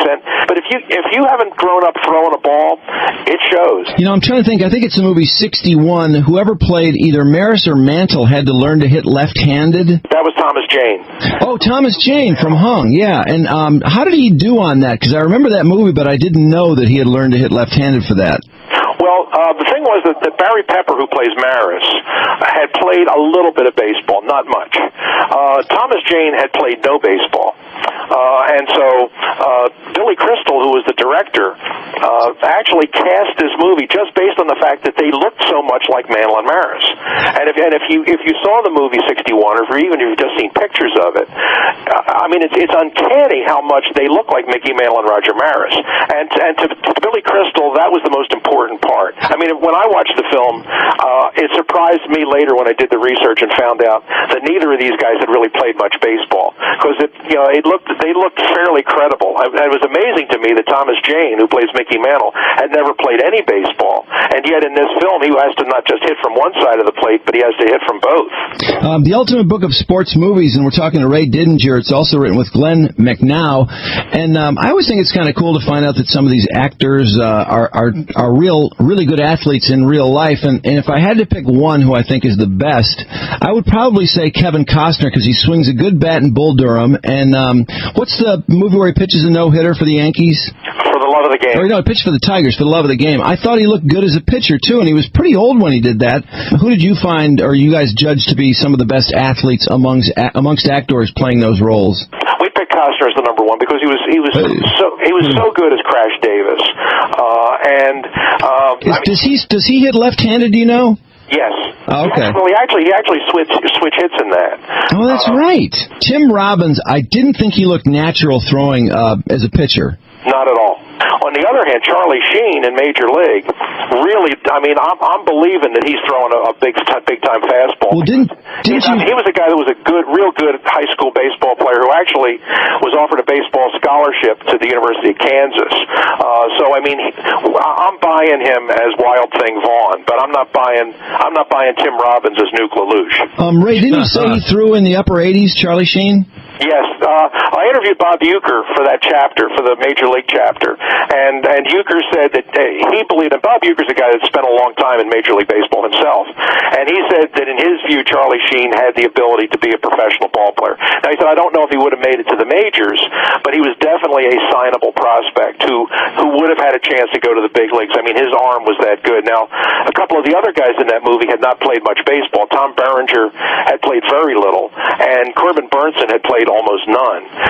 So they had to do a lot of work with the coaches and with Uecker and with Steve Yeager, who was the technical advisor, like learning how to crouch, learning how to throw the ball, learning how to field ground balls at third base. They had to spend a lot of time developing those skills to even be passable on the screen. But Charlie Sheen, he was good the minute he put on the uniform. What kind of movie do you think is the hardest to make seem natural or realistic? Because I always think some of the baseball movies they've done a good job with.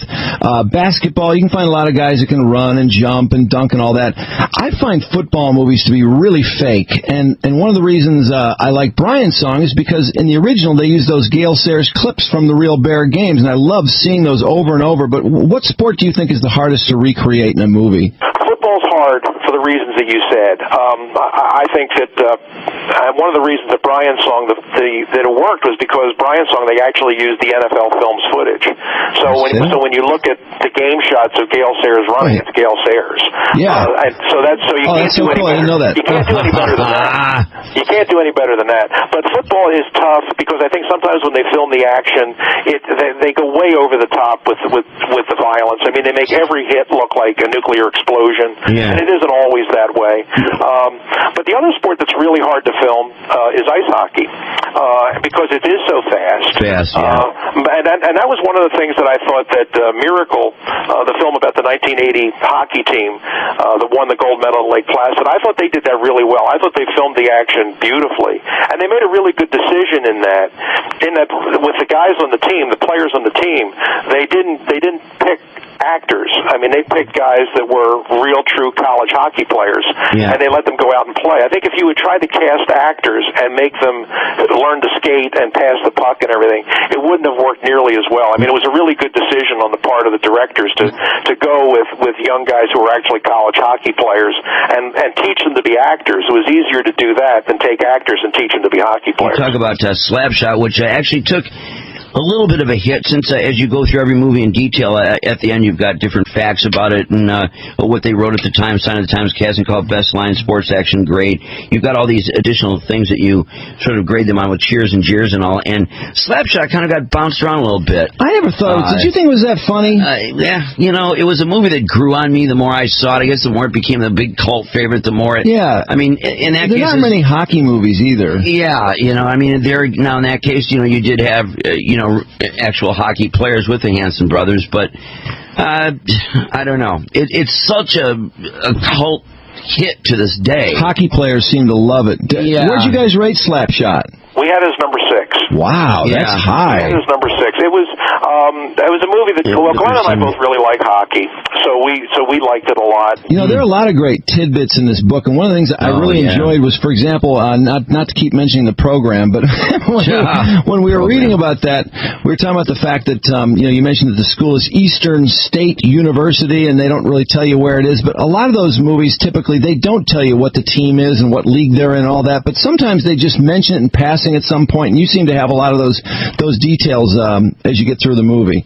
Oh yeah, there's a lot of that stuff. I mean, in some cases it's just hard for them to use the real names and for legal reasons to some degree. I mean, that was one of the big points. And the movie had its flaws, but I mean that was one of the big advantages I thought that the movie Invincible had, in that it got the approval of the National Football League for them to use the real names of the teams and the real uniforms. So I mean, Vince Papale actually was able to play for the Philadelphia Eagles, and he was able to play against the Cowboys and the Giants and all that. I mean, that's a tremendous advantage. That was one of the things that worked against any given Sunday. I don't know if you mentioned this particular actor in your good athletes, bad athletes, but I was just thinking about this as I'm paging through the book here. Dennis Quaid is a damn good athlete because he's in Everybody's All-American as a running back. Did that movie rate, by the way? Oh yes. Okay. That was number 77. He's in the book as the 35-year-old rookie pitcher. Yes. What movie is that? The Rookie. The Rookie, yeah. Duh. Yeah. In fact, he came in here and promoted it with the actual pitcher himself, but he was pretty good in that. And then he was in the bicycle riding movie. Breaking Away. Is that in the book?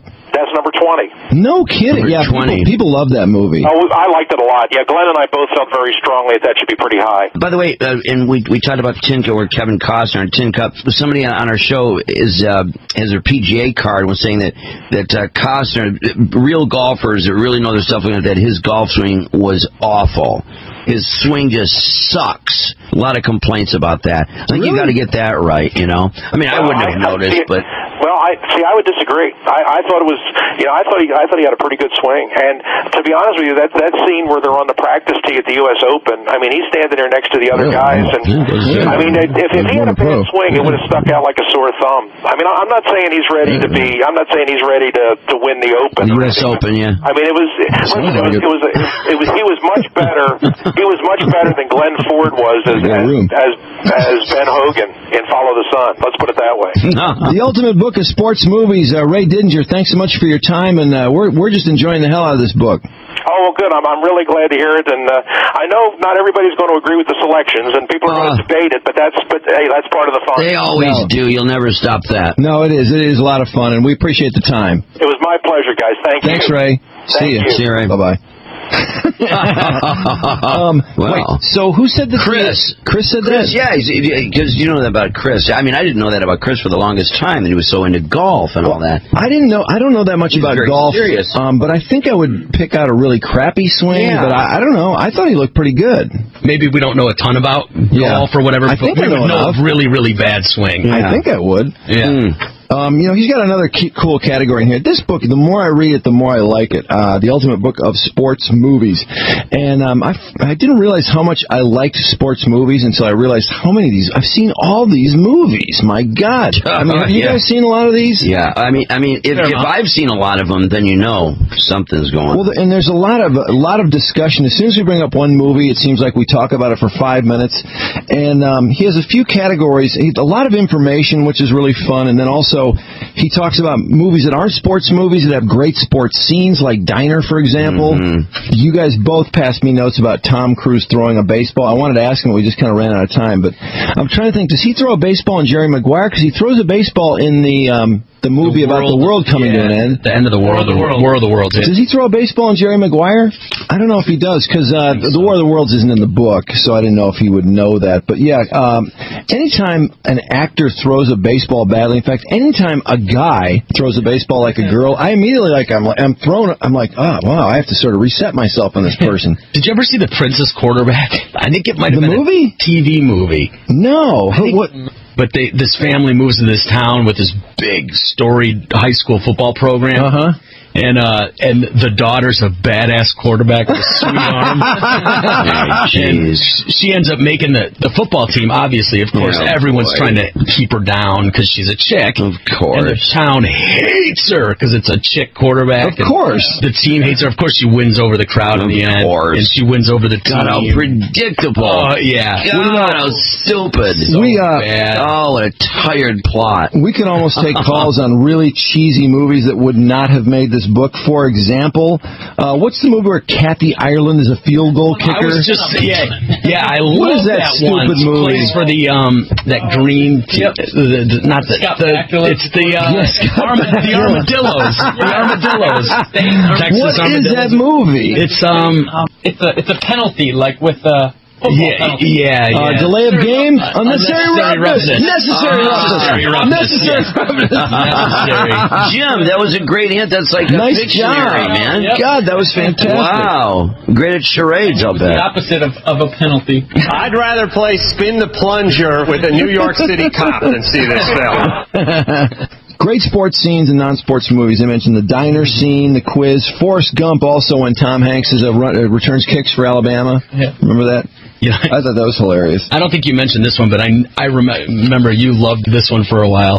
I'll just give you that hint. Oh, Freddie Prinze Jr. You know what? This book rags on that movie, Summer Catch. Summer Catch. Yeah. I like that one. I'm the guy that likes fat chicks is in that. And yeah. But what pisses me off about that movie is Freddie Prinze has a no-hitter for 8 1/3, and he walks off the mound to be with his woman. That's such crap. Didn't we decide? I think we decided at the time that the chick would have been, if that really happened, the chick would have dumped him for being so stupid as to being walk such out. a sap. Absolutely. On a no-no through 8 2/3 or whatever.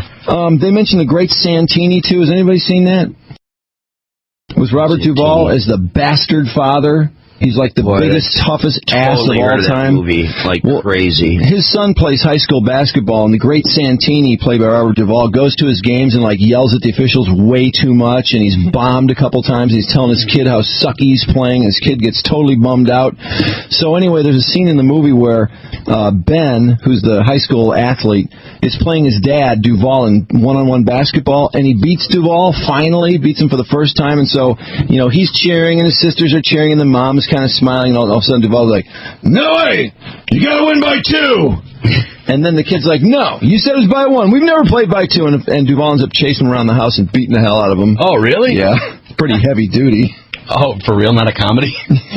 No, it's not a comedy. Yeah, he's bouncing the ball off the kid's head as he follows him into the house. "What are you going to do, cry? Go ahead, cry, mama's boy." Jeez. Yeah, Duvall, boy, he's an awesome actor, isn't he? Oh, Michael J. Fox plays basketball in Teen Wolf? Yeah. Free throws, jumping during his free throws? Yeah. No. What, he doesn't have enough energy to get the ball to the rim? Oh, that's pretty gay. They're shooting a scene. He can stand there. He doesn't have to jump, you know? Well, they can work around that. Like a wolf, though. I mean, that's not the most unbelievable part in that movie, Jim. Francis and Pee-wee's. Francis, that's right. But seriously, the most outrageous thing in this book, which this book is fun for all the great information, also some of the stupid information. How can the program be Adrian Peterson's favorite sports movie? How can that be? Well, he would have grown up at that time when... The program. Remember when the program was big? All the high school football teams, at least where I was at, they were all going to that movie. They were like taking the football team to see that movie. So they had to take that dumb scene out where they're laying in the road. Oh my God! But he probably would have been around that time, don't you think?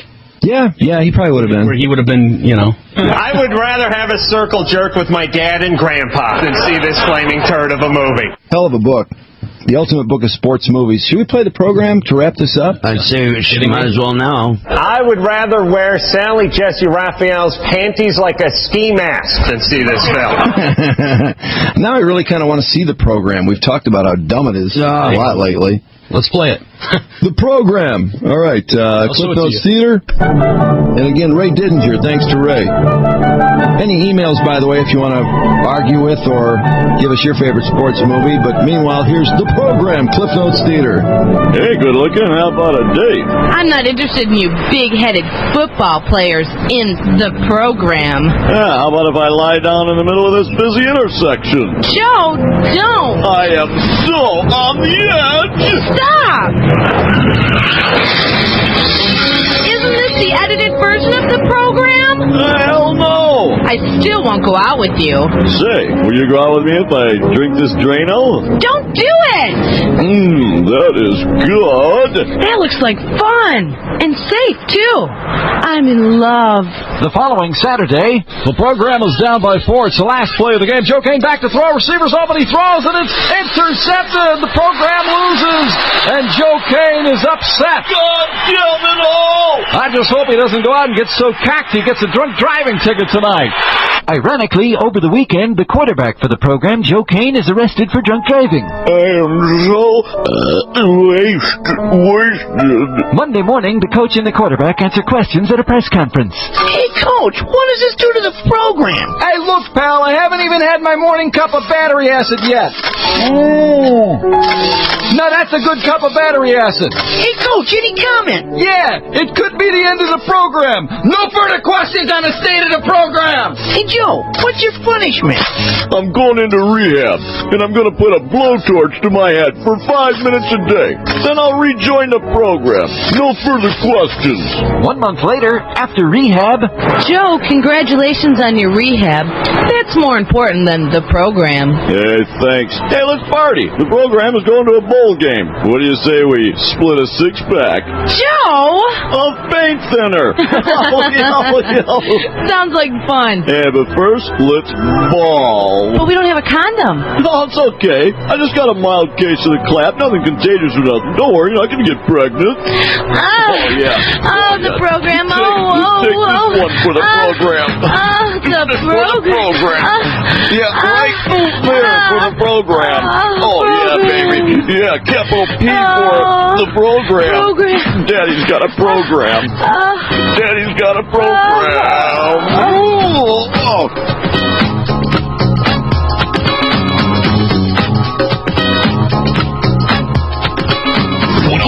To see stunning models win a plasma.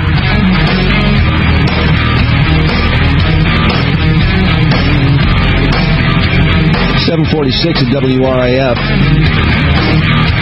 Boy, it looks like kind of a gray, dark day out there, doesn't it? Oh, it's horrible. The sky's just bleeding rain right now. Hey, by the way, if you were thinking, God, I wonder what's going on with this crashing into the moon. Ah, what a joke! Yeah, didn't quite pan out into anything too exciting. I think Dr. Abian would be terribly disappointed. Oh, you're not kidding. They had all these scientists, all these astronauts. Buzz Aldrin was ready to go. They had everything all stacked up. They had this telescopic lens, this telescope with a camera, and it zeroed right in on the craters. We were supposed to be able to see it, this plume. So everybody's looking at it. We're seeing infrared versions of the moon, and nothing. Hello? Everyone's left limp. And no tribute to Dr. Abian, not even a mention of Dr. Abian, who wanted to blow up the moon years ago to rid the world of disease. By changing the gravitational pull on the Earth. I just think you like baby poop. I thought gravity was half of our problems, and so if we could blow up the moon, we could change that. Couldn't they have at least referenced his voice print? I just think you like baby poop. If there's ever time to reference the dear departed Alexander Abian, the mathematician from Iowa State, it would have been now, but no, denied. The most brilliant man to ever appear on WRIF radio, I think, in terms of total degrees. We're supposed to talk to Paul Shaffer at 20 after 8, and we're all kind of going, wonder what Paul... I wonder if Paul's answering any questions about, I don't know, Dave's little situation with the girls. I doubt it. Yeah, I have a feeling. Reading the book, and I don't know if he's intentionally distancing himself from this whole thing, but there's very little reference to sort of the innards of the comedy portion of the show. He seems to be... And I believe this is probably the way it works. He seems to be so busy being musical director and dealing with the bands and all that. But I'm sure he will have something to say about it. It's a pretty interesting book. I mean, this guy, obviously, Paul Shaffer, he's touched every star that's ever walked the planet almost, really. I know, and I'm never sure whether to think that, this Paul Shaffer must really be some talented guy, or if he's just, always in the right place at the right time. Or because of his Letterman connections, and he does know a lot of musicians, and he's played with a lot of people. He is one of those guys that apparently when you read on him, from a young age, at 6, he started playing the piano. He was one of those guys that had an ear for music, never needed training. All he had to do was hear the record once, and he could instantly play it. Yeah. One of those guys. And so he became so successful musically, and also in writing music, arrangements, and all this stuff, that they just started pulling him into everything. But he ends up in... But what's your favorite Paul Shaffer song? My favorite Paul Shaffer song? Yeah. Yeah, I know what it is. What is it? This one. This one?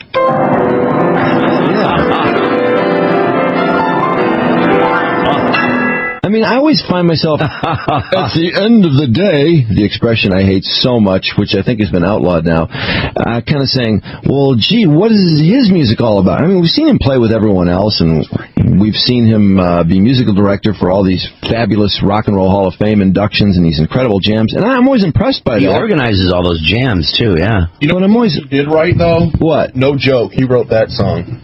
Oh, that's right. Yeah, they reference that in the book. This is Hallelujah. There's a big deal about this in the book. But I'm not sure. Does that really help? RuPaul ended up in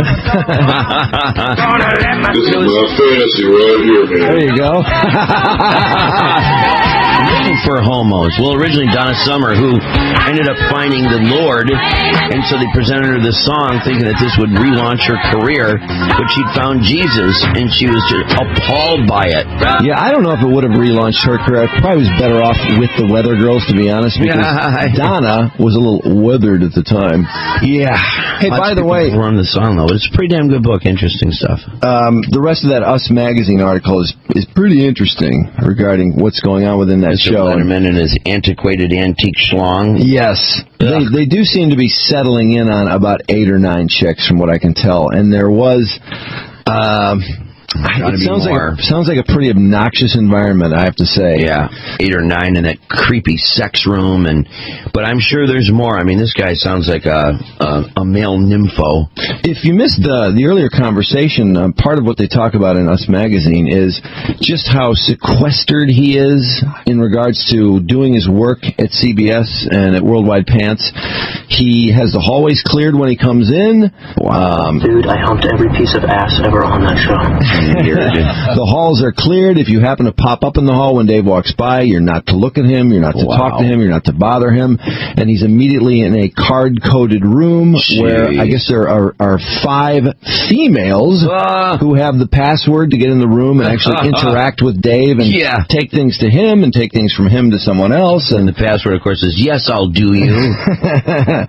And there's a lot of overlapping of the chicks. And man, he got into it. He gets into it with some interns, some pages. That's nasty. That's a bad image for Mr. Letterman, that you can't look at him. And also, it sounds like the kind of talent that they went for in that show in terms of writers and even like the lower level people, like the interns and the entry level types, were talent, people that wanted to be on the show. So when the women who are getting bald start ending up on the show or in skits, of course, the guys were all pissed. They all wanted to be on the show, too. Whether it was in some minor role or whatever it might be. Sure. Can you imagine what a drag? Just because he's got all this access and screwing all these chicks, everyone else misses all their opportunities. Yeah. And his that's penis. the stuff where people get pissed off. Well, yeah, his penis is making the selection. Yeah. And that is a terrible drag. Let's see. Oh, we were talking to Ray about the book of sports movies, and Brian, you're calling in about one of the best or worst. Yeah, I've got one of the. How you doing, guys? By the way, love the show. 1990, a movie called Side Out about male professional beach volleyball. Oh, it's terrible. Oh, really? I'm not familiar with it. Is it as probably good why, or as bad as the scene in Top Gun where they play volleyball? I mean, does it get real homo-y? Take that scene and make it about a 2-hour movie. Is anyone in it we would know? Probably not. Some guy named C. Thomas Howell. He's like the stud pro that won off the wagon, and he takes on this little protege from the Midwest. And wait, somebody on the beach volleyball team has a drinking problem? Yep. Yeah. Go figure out. Movie. Very good. And by the way, Costner's an awesome golfer. Oh, Costner. He is for real? I saw him at Pebble Beach. I played in a foursome behind him.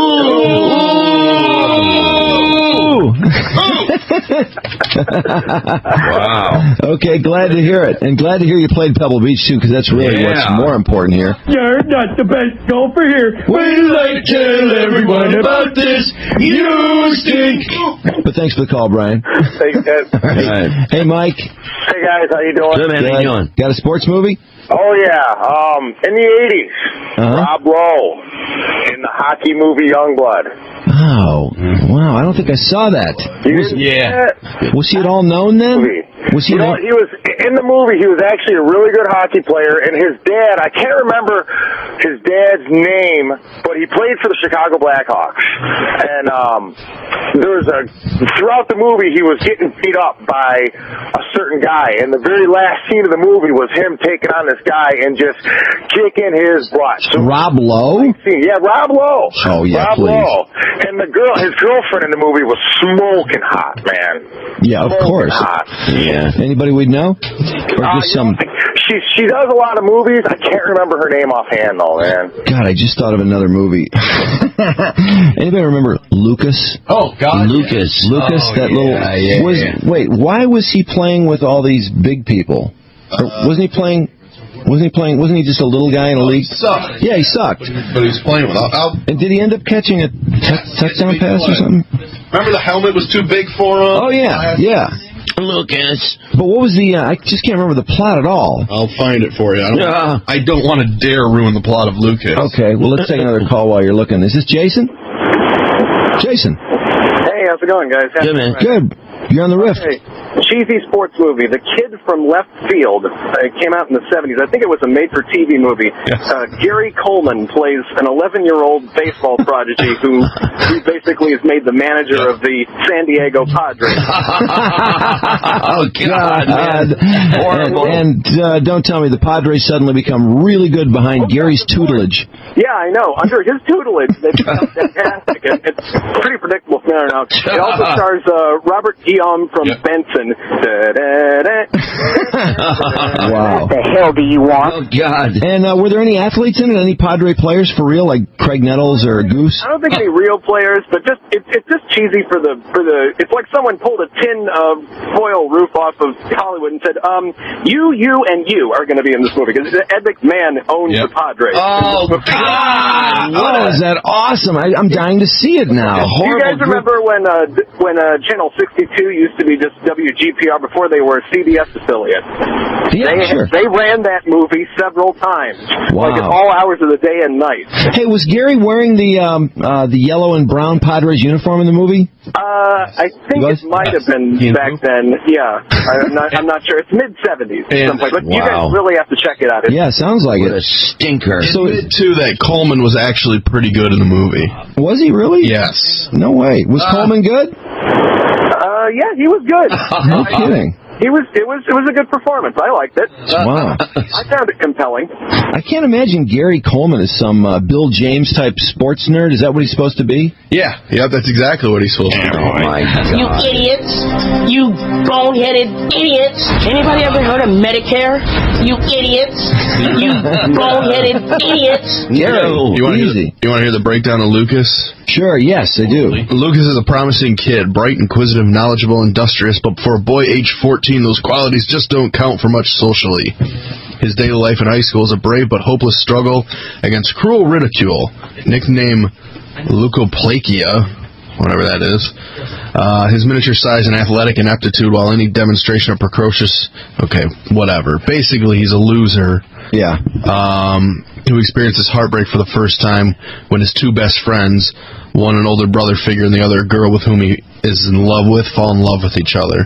So that's why he goes out and plays football.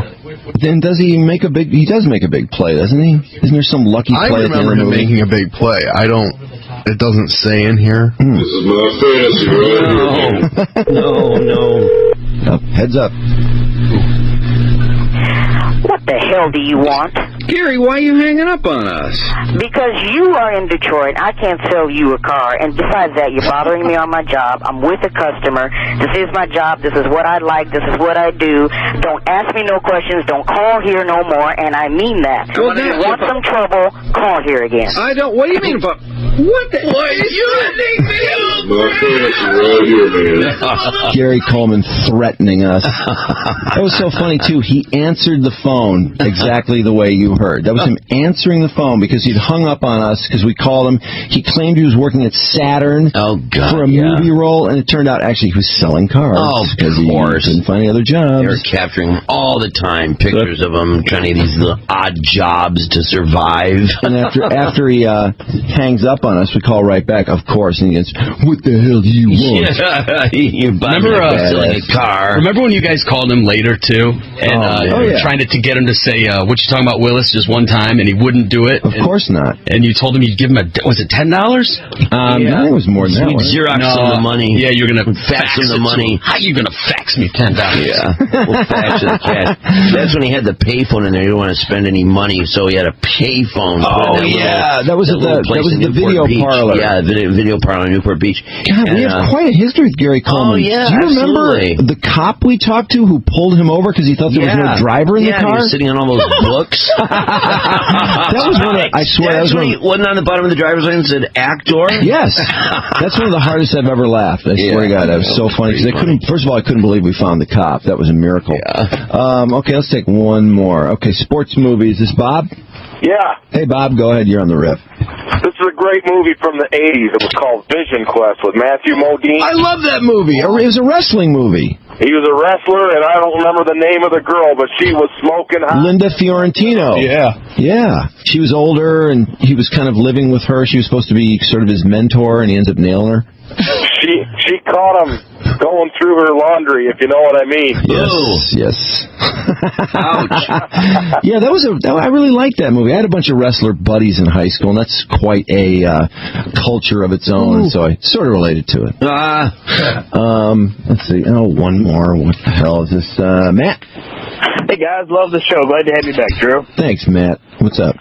Hey, my wife and I, this is fresh in my mind, we just watched Entourage seasons 1 through 6, and their golf is horrible. Jeremy Piven is just. I mean, when he's standing there to hit a drive, it looks like he's trying to take a dump. Yeah, boy. And he putts with his glove on, and it's just. And then he told Lloyd, his assistant, that he was pissed off because he shot an 82 the other day. Oh, right. That guy couldn't shoot an 82 on 6 holes with it. Yeah, I don't like it when they try to make you believe that a very non-athletic actor is playing some real superstar. Yeah, that's bad. Who are we talking about that had either a really bad swing or a really bad arm, and you're supposed to go 90-something miles an hour? Was that not John Goodman, was it?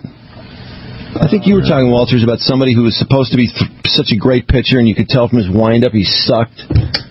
That wasn't the Freddie Prinze Jr. movie. It wasn't one of the guys in that. Freddie Prinze, he looked like he could almost pitch. He was okay. There's been a lot of guys, though, who are supposed to, you see the highlight of them hitting the ball out of the park, and then when you see their swing, you're like, oh, come on. Well, that's the problem when they put these actors in these sports movies, They have to film them a certain way so you don't see the whole swing or the whole play. Right.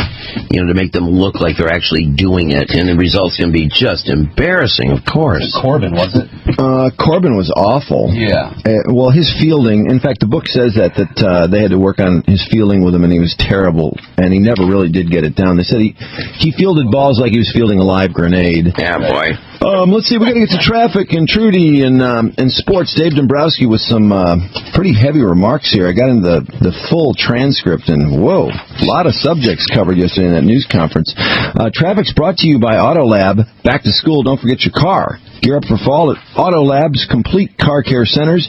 All work comes with a 12,000-mile, 12-month warranty. See the back-to-school specials at AutolabUSA.com. Have you seen your Autolab technician? And Stress, what's going on over there? Well, we got some problems thanks to the rain, and that caused about 4 or 5 accidents out of the gate this morning, and still some problems, no doubt, including this monster. This is I-75 northbound at 9 Mile Road. That is closed. That's I-75 north at 9 Mile Road. That's due to multiple accidents. There were 2 earlier this morning. Now there's 4 or 5, maybe even 6 of them now. You've got a semi that started everything off, and then several cars after that downstream, and then more downstream from there. There's debris across all lanes, and that thing is backed up. Oh, hell, some 5 miles? Holy God. 94 eastbound at Lodge, another accident there in the clearing stages. You got about a mile back up there. 75 northbound at Clark Street, another pile up there, blocking both left lanes. And let's see, then they say 275 southbound after Ann Arbor Road. The right lane is shut down until further notice. That's this bridge deck repair that's going to be going on for God knows how long. That's it. That's a nightmarish hell of traffic. Okay, and Trudi News brought to you by your Metro Detroit Lincoln Mercury dealers. Why Lincoln Mercury? Why now? Because we're building cars, crossovers, and SUVs that people really want. The Moonstruck thing? Yeah. A 2.2-ton empty rocket plowed into the moon twice the speed of a bullet, equal to the detonation of 1.5 tons of TNT. So uneventful that Diane Sawyer didn't realize it happened while they were peering at the camera. It just really didn't look like anything was going on. But the dust, supposedly, that flew up is being scrutinized by NASA's satellite. I know, dust flew up. They're full of crap. What a waste of taxpayer dollars. The satellite impacted in the very same spot as the rocket, so they were supposed to be able to see if there were ice crystals on the dark side of the moon. NASA says it'll have no more effect than an eyelash dropping on a jet, and it really didn't look like it. It's the 20th time that this has happened. The Russians did it first. Buzz Aldrin, by the way, this morning, shepherding some of the coverage on Good Morning America. Well, I'm probably going to have to look at a replay because I'm going to be looking at you, but I'm very interested as to just what is in the vicinity of the impact. In the studio. You see the moon balloons on that chick? Ouch. I guess Buzz couldn't really see what was going on live, and he's telling Diane Sawyer, well, I'm going to look at you, so... Nice providing him with live video so he could comment. The other shock was this. Hey, old Norwegian dude, what up? The Nobel Peace Prize for 2009 is to be awarded to President Barack Obama for for his extraordinary efforts. Your friend Goober Gibbs got the president out of bed at 6 a.m. to tell him that he was the winner. Oh, boy. For speeches like this one in Cairo, I've Egypt. come here to Cairo to seek a new beginning between the United States and Muslims around the world. It's worth $1.4 million and a medal to flash in the face of Al Gore. The House counting yesterday to make hate inflicted on gays a hate crime officially. Republicans who voted to counter that bill say it's a waste of time because violent crime is already illegal, whether you're hating on somebody or not. Before this, something ID'd as a hate crime was defined as a crime motivated by a victim's race, color, religion, or national origin. So what's black-on-black violence considered? It's hate for sure. Yesterday, a 15-year-old dropped off at the Considine Center by his mother, played hoops. There was some beef that the 15-year-old settled by going back to his van where his mom was sitting, retrieving a handgun and shooting the center up, basically hitting a 19-year-old in the head. He's in critical. He then hops in the van, and he and mom drove off. He and his mother are now doing the mother-son thing in police custody. Oh, nice mom. They're trying to determine whether she knew what he was doing or not. Nice teenagers. Well, they think he threw a gun out of the vehicle. Right. And it is interesting. He goes to the car to get a gun, goes inside, comes back. I mean, what's he tell his mom he's going in and out for? Maybe she was on the cell phone, not paying any attention to what he was doing. He just got something out of the back of the truck. Or it could be something like... Not like a regular mom. I'm a cool mom. That maybe, too. You never know. Maybe they're going to do a drive-by, or they were later, but... Or there could have been a pickup game and an argument like... Hey, what team's this switch hitter playing for? Looks like the pink team, huh? Go back to San Francisco where you belong, man. You never know. They got to figure out that role there. Weird. It's just one of the stories of Detroit. Detroit has a magazine living here now because there's so much news to cover on a daily basis about how hopeless it can be. And another one of the reasons why we get a lame rap these days, people using their food stamps to buy Viagra and pornography at Jefferson's Liquor Palace got busted for allowing these people this little scam of cashing their food stamps in after swiping their cards for a greater amount, so otherwise they're paying so that they can get these things that aren't approved by the Ag Department. Porno and Viagra. And painkillers and booze and other non-food items. Real nice. Well, that's why, when you start talking about all these people who aren't making enough money, aren't making any money, having free health care, you start to wonder, is anyone going to game that system too? Yeah. I mean, I wonder. Free health care, what happens when they do get a job? Are they going to call the government and go, oh, you know what, I can pay for it now, no problem? Yeah, sure. Kind of a feeling a few of those won't. Oh, yeah. Handouts, baby. It's tough, though, because in Pontiac, at the shelters there, they're out of toilet paper. Some people don't have homes to go to. No butt tape there. Often there's problems with toilet paper. That's the one thing you can't screw up. No. I mean, there's other areas. They were using, as the story goes, they were using leftover gift cards, and I'm like, to do what? But it is to buy more. Gift card, I thought you were going to say as toilet paper. I'm thinking, isn't that a little that would be very effective. Yeah, it's kind of a scraping motion. Whoa. Whoa. The feds in the Housing and Urban Development Department, by the way, were quite embarrassed by the snafu in Detroit outside of Cobo. HUD says they're on a fact-finding mission now. They're sending a couple of people here to try to sort it out. And the deadline for filing applications for that stimulus money. Boy. 35,000 people were there. 3,500 will probably get the help. They're extending it out to October 14th. But please do all your business by mail. Send your application in by mail. We don't want to see you, is the message. The buildings. I can't believe we drove around all day and there's not a single job in this town. There's nothing. Nada. Zip. Yeah, unless you want to work 40 hours a week. Very much like ballparks that are renamed, and now buildings in Detroit may be renamed, like the Guardian Building or the Penobscot Building. Iconic structures may be named after sponsors in order to make money. Wow, how much does it cost? I don't know. I thought we could maybe buy a building that another radio station is in. Would that be cool? We could raise some money, maybe. Get our audience to pitch in. True. We've already got a building. This is the house that Drew and Mike built. Yeah, there you go.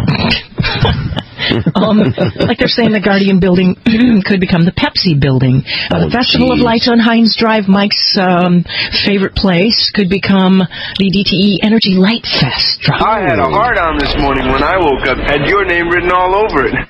Could pay for that. Nice. Everything could be sponsored.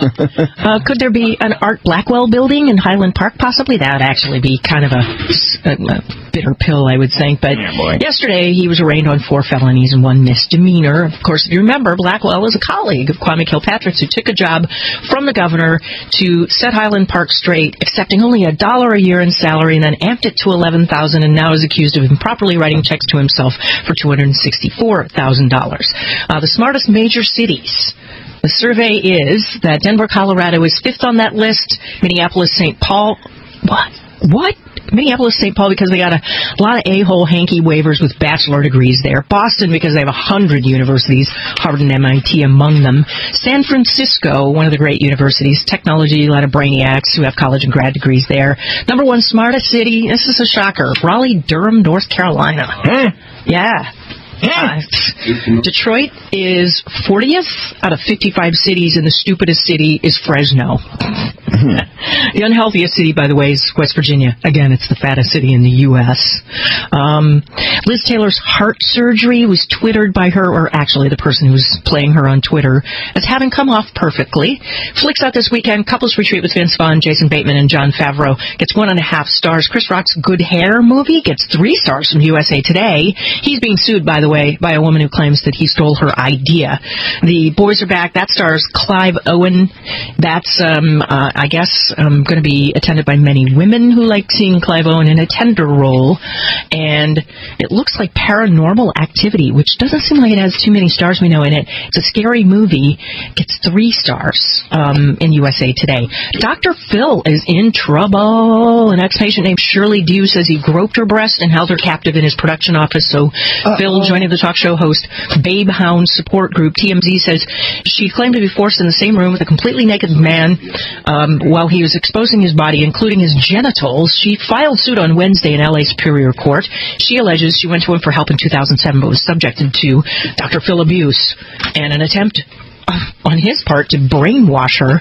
Phil claims the woman is in the habit of suing hospitals and car dealerships and acting as her own attorney. And John Lennon's birthday today would have been 69. And my mom's. Happy birthday, Mom.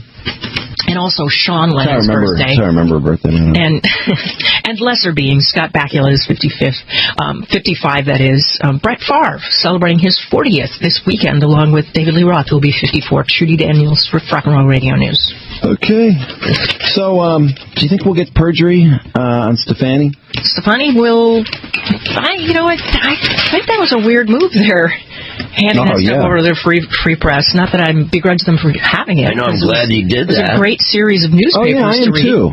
But isn't it amazing? It's a problem. But the prosecutor said that's like giving a steak to your dog for safekeeping. So, well, we've got 5 attorneys here, all of who seem to have not done exactly what they were instructed to do. The tapes, or the texts were supposed to go to the judge. So can't you just call it a draw?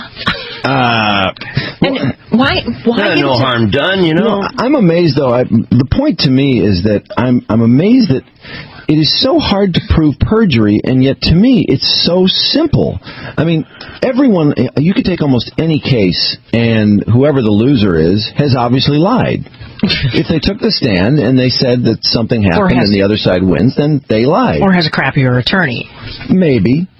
But, I mean, there's always somebody lying. And, when there was so much hair pulling and all this, parsing words over Bill Clinton and whether he lied. And, here's an attorney who's clearly lying on the stand and trying to suggest that, oh, no, it wasn't a lie. I mean, this is an attorney. This is the President of the United States, and this is what he thinks of the legal system. I just wonder why anyone thinks they have to tell the truth.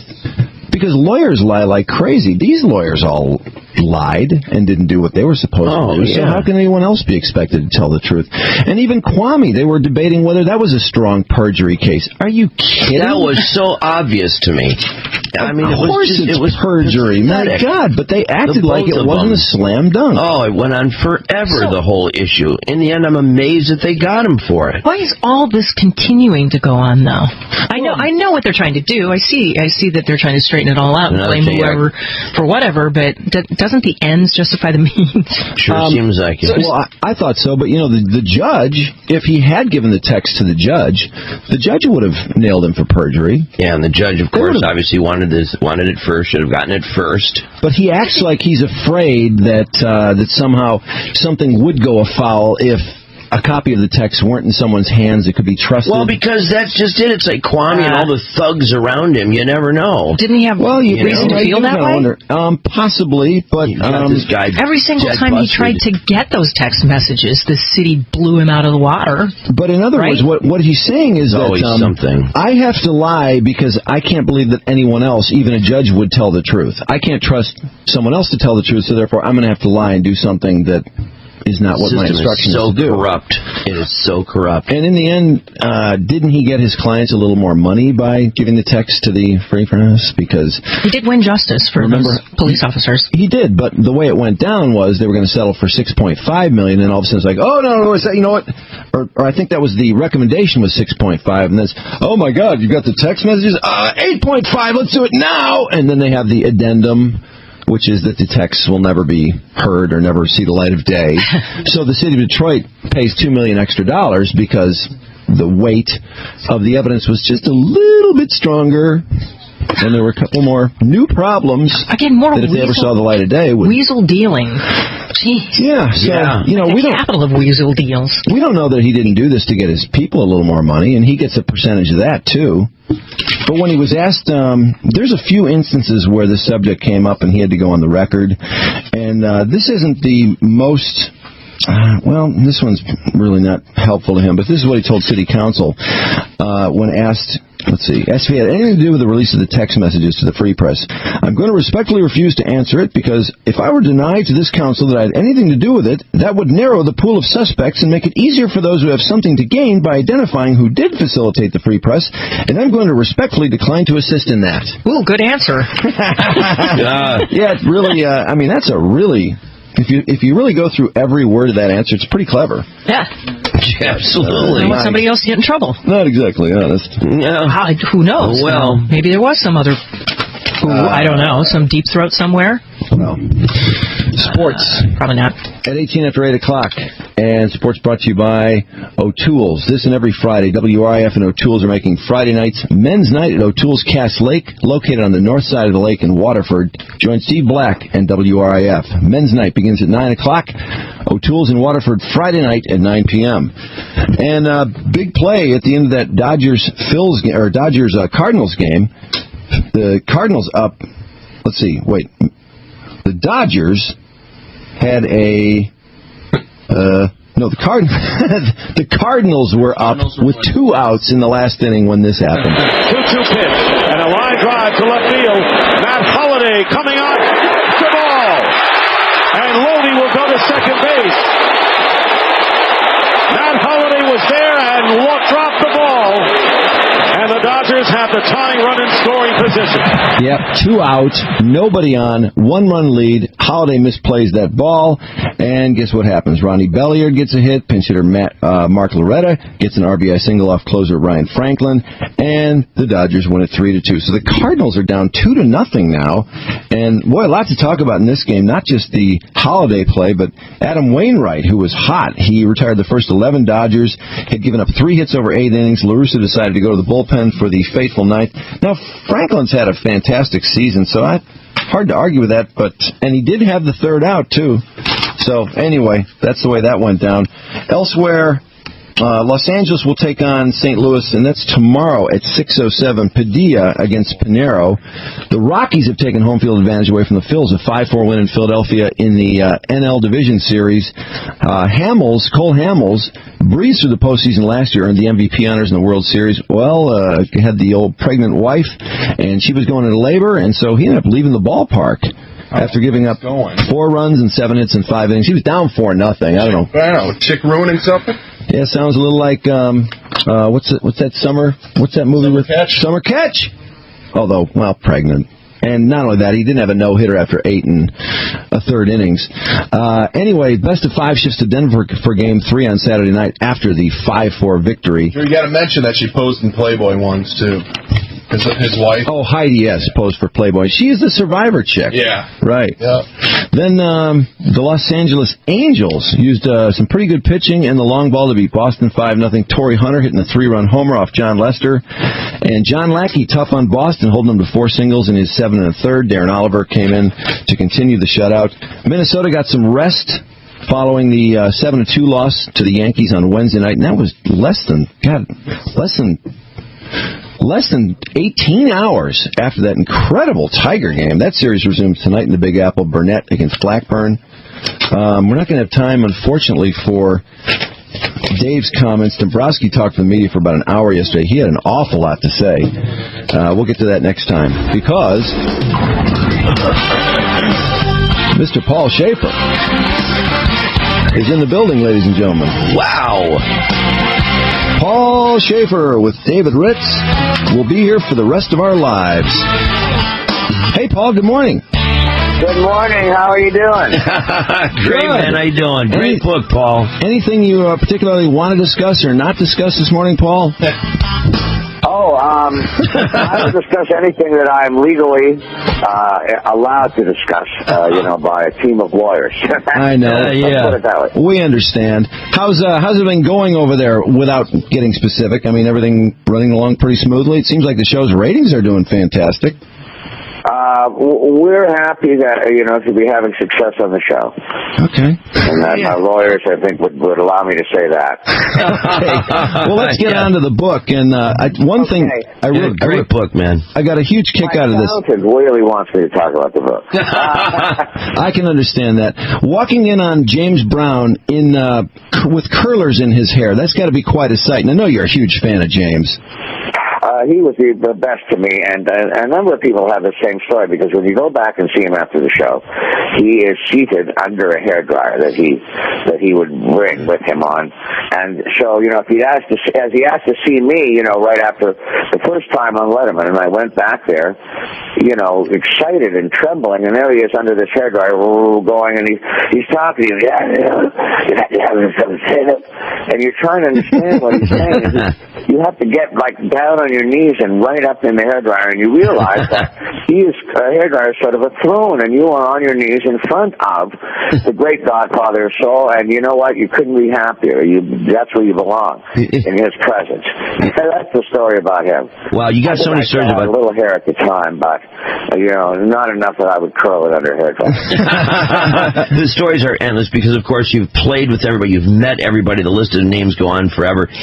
So cool, though, to see you in the old video clips of one of our favorite comedy bits with Bill Murray as that lounge singer, and there you are, of course, with the musical accompaniment. How were those bits worked out? Did you guys rehearse that much, or is that kind of off the cuff? You just kind of with Billy, how do things work? In the rehearsals, things were developed off the cuff. By the time it gets to the air on Saturday Night Live, it's pretty much scripted. Our show, Letterman show, even though it is taped earlier in the day, it is more off the cuff, though, in general, than SNL. But in the writing room, there would be, I think there was about 5-7 of us that always got together to come up with those bits. The Bill Murray lounge singer, Tom Davis from the comedy team of Franklin and Davis was a key guy in it. Aykroyd himself, who helped write it, but would also appear as a sort of a Native American guy working at the ski resort who found an animal in the ski lift, and he'd come on with a dead beaver always. That was kind of from our Canadian experience in the ski lodges. There would always be a guy like that. But Billy himself, Marilyn Suzanne Miller, the writer, Billy would always come up with the songs, though. It would always be him who said, "I want to sing Star Wars." Oh, God, that was so funny. Collaborate on Star Wars, nothing but Star Wars. Oh, God. And the bit was significant for me because I think that was where David Letterman really took note of me as a music guy for comedy, and he ended up hiring me on Letterman, and he mentioned seeing me in those bits. Yeah, we'd kind of forgotten about you on Saturday Night Live, the fact that you were in skits back in the day. You were the musical director for the Blues Brothers originally, and that kind of went askew, though. That's right. Sorry. And that led to a lot of ups and downs emotionally for me. And initially, the great high of having success with that, putting together that band with Belushi, an all-star soul and blues band, and then having to pull out of the movie at the last minute because of my loyalty to Gilda Radner and the fact that her project sort of went overtime. I was still working on it. And John Belushi wasn't real understanding about that. Yeah, I was kind of surprised by that. Well, who would be? I didn't want to do it. I almost had somebody had to get screwed by me, unfortunately. I was in one of those positions. Yeah, but the way it was like, you're out of the Blues Brothers. Yeah, we had a big feud because of it. Oh, is that right? Yeah, and it was sort of like a Dean Martin, Jerry Lewis feud, and Belushi announced, to our group, Paul is out, he's not a blues brother. Oh, my God, I was shattered, and they made the movie without me, but then Aykroyd engineered a reunion, a reconciliation between me and Belushi, and I ended up rejoining the Blues Brothers and touring with them. There's some stories about that, too. Imagine what that was like. Paul's been music director for so many great bands, jams, and the Rock and Roll Hall of Fame many times, and I'm curious, that can always go one way or the other when you've got this incredible pile of talent. What's the best jam you've been musical director for at the Rock and Roll Hall of Fame or otherwise, and what's the one that just didn't work? Oh, they all have their ups and downs, especially the early days when they truly were jams and not rehearsed at all. And, the first year, incredible. The third year, with Mick and Tina and George Harrison and Ringo, all these people playing together, and Jeff Beck starting off Satisfaction just spontaneously, and Mick taking off his jacket and going to work. That was a pretty good one. Oh, God. Bad one, sometimes the unrehearsed thing, sort of with that crowd, after doing it about 6 or 7 years in a row, we started rehearsing numbers more. Now it's more of a real show, still with some freedom in the middle for things to go wrong. I always wonder when you got 6 or 7 guitars or 10 guitars, how can that possibly work? But somehow it does. Well, you're such a great organizer. When you're playing the right songs, it works when you're playing songs everybody knows, standard rock songs. Of course, that works. Now we're into a time when the people eligible are often in a band, self-contained bands, more so than singers like Elvis or Chuck Berry. Bands who, some of which are still together, or some of which we try to reunite for the evening, so that has its challenges too. Yeah, it's all, frying pan into the fire, really. When you talk about it's amazing how you do organize those jams and dealing with all these egos and these tremendous musicians. You tell a great story of the whole kind of progression with Eric Clapton and how when they put these blues things together, we just want to feel it, man. But for you've got to get this thing organized. You want to make sure that BB sings. You got BB and Buddy Guy and Eric Clapton and these people, and they just want to let it go every which way, but you've got all these constraints on you, which had to be tough because you don't want anybody to be pissed off at you, and they get pissed off at you.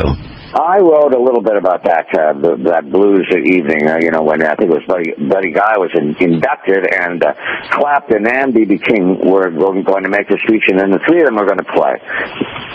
And I was, yes, I'm guilty of saying, how about you do the first verse, you do the second. And Eric said to me after the rehearsal, you got to realize by showtime these guys are going to just do what they want. He was right. He was absolutely right about that. And it shows that you always can learn, and, you should continue to learn. Yeah, and a lot of pressure on you because they're trying to get this stuff together, and these people are so freeform until it's great. There's so many of these great celebrities and musicians that you detail in your book, and the other one is that's so cool is Sammy Davis Jr., and you're trying to come up with the song that you want him to play, and he's like, just pick something nutty marvelous, baby, and tell all the cats hello. He said to me, what do you want to do? I couldn't believe it. My first time playing with Sammy, and he says, you figure out what to do. So I did figure out some stuff with my band, and then the kicker was he wasn't going to be able to rehearse at all because of the timing. He was kind of flying in just before the taping, and what I didn't realize was he likes it that way. He only had, he knew that his first take was going to be the one. Capture that. Don't make him rehearse.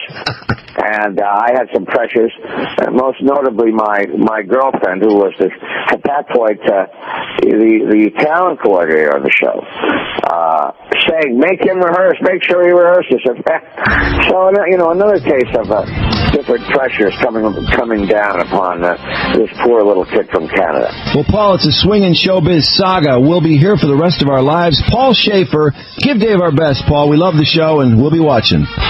You guys, thanks for having me on. Bye-bye. Great to talk to you, Paul. It remains to be seen whether we have the staying power. That's basically up to you and me and everybody in the audience and every American, whether we have the staying power, whether we have the will to stay with it is the big question. But you say, well, will it do anything? I certainly think it can. But what would we think of ourselves if we didn't try? Well, that's the point. Will it do anything, and do we have the determination to make sure it does something? I guess that's what you're talking about. I think the United States do. Because everybody second-guessed the commitment in the Gulf War, and then we went back again and had another little mop-up operation, but nothing really substantively has changed there, has it? No, but look, no. But there's no question. We made a big mistake as a people, as a nation, as a society. We now know it. Right. This will take years. This may very well take another 4, 8, 10 years. And Americans are noted the world around, for having great courage, having a great military. But the world's view of us in many places with many people is we just don't have the stomach to stick anything out. And it was like, well, we were great during World War II, yeah, but this is a new generation, they're all spoiled. Better change. So we're now being put to the test. But I'll tell you this, if they could go down to ground zero here in Lower Manhattan, and you referred to it earlier, and see the following. See those firemen? There he goes. Yeah, boy. Take his birthday, will you? Yeah, Mike. Okay, I'll tell you what. Mike. Well, I can finish. No, Dan, take care of yourself. We'll be right back here with Dan Rather. The songs we sing will have a completely different meaning. Example, America the Beautiful. Who can sing now with the same meaning we had before of one stanza of that goes, "So beautiful for patriot's dream, that sees beyond the years, thine alabaster cities gleam, undimmed by human tears." We can never sing that song again that way. David, you've been terrific to have you on tonight. I'm so sorry for this. The hour grows late. Oh, man. Jeez. Can you imagine having a guest on and he just comes unglued like that? It was sincere. Right after 9/11. He needed an enormous diaper with a huge safety pin on it. Hey, speaking of, the tinny can we have our man? Mark Cuban's buddy? Oh, yeah. Who needs the diaper with a giant safety pin? Oh, God, yeah. Might lighten things up a little bit after Dan Rather. Jeez, a piece. What's that? We ever had a guest that came on? I don't think we've had anyone cry like that. But, Letterman was the first show on after 9/11, wasn't it? The first late show? Probably. And Dan Rather was, a great patriot, probably a good guy to have on, but I'm sure if he, I guess it made for good TV in the end. We're still talking about it. Yeah. Well, but that was one of the biggest Letterman shows of all time. Boy, their musical acts over the year have been fantastic. Oh, God, you're not kidding. Unfortunately, Paul doesn't always get to play with them. They had U2 on it was all 5 nights last year earlier this year when No Line on the Horizon came out. Mm-hmm. Man, it was fantastic, but I don't think Paul played. Is that right? Yeah, I don't think he did. Yeah, because he usually does. And I love Dave's taste in music. I always wonder, is that Paul's taste or Dave's taste or both? Because, Dave always loved Warren Zevon. Yeah. And the Foo Fighters. Yeah, it's his favorite band, right? Yeah. I would think Dave would obviously influence Paul to, get those bands in that he likes. Paul always seems more like the soul blues guy, but, we were talking about this earlier as far as Paul and how great he is or isn't. I love his book. His book is fun, and he's always been a fun guy. Lots of stories. Stories are great. Yeah. But, what is Paul Shaffer music, or what music has he put out? And the only song we know of that he really wrote that went anywhere was "It's Raining Men." Yeah, which he knew the whole gay aspect of that. Yeah, even at the gay pride parade. Now, well, the Weather Girls ended up singing it. Yeah, RuPaul. More money than the winner of the show. I guarantee it. Something I never told Mark. I don't plan to just make a list of 400. He's definitely is going to be a few names beneath me. Friends here? The worst part, truly, is that I made some real friends here. I'm not sure I'm going to ever see him again. I'm not sure if I'm ever going to see him again.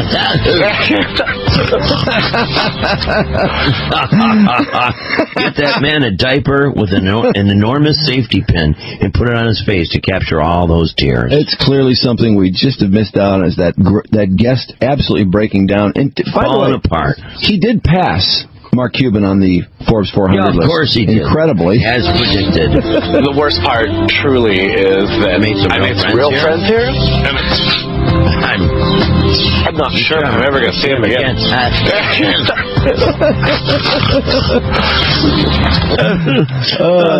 Secret Life is the story in Us Magazine about David Letterman, who sure is getting a lot of print this week. Boy, you know it. And it's getting grosser by the minute, as we thought it would. Which is great and it's for still Paul's not over. book. Yeah, yes. probably is good for Paul's book. Perfect timing. They open up by telling us that Dave and his activities are incredibly secured in Worldwide Pants.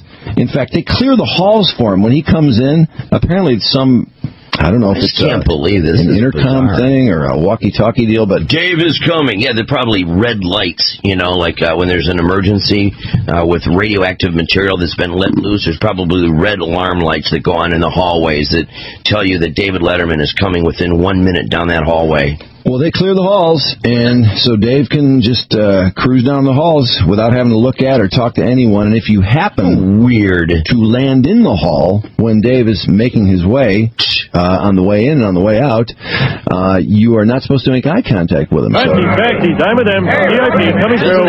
Very important person. Absolutely 180 degrees from how he presents himself. Well, yeah, I've always thought. Can you imagine saying that to David Letterman? Like, people can't look at you, sir, and you've got to clear the hallways. I would think that you would be could somebody look he at would him. tear apart if he knew somebody that would demand that. Well, I think of Diana Ross when I think of don't look. You're not allowed to look at them. Oh yeah, those goofball. Barbara Streisand was one. Dave Matthews? Yeah, didn't that happen here when there were those edge things? Or no, Matthews was when the stalker was. Remember when they? Yeah, I remember the stalker got in the building over there. Got in the jam. Yeah, I thought it was Dave Matthews. You weren't allowed to look at him. Wow. Yeah, because at any given point he might swing around and just take a dump.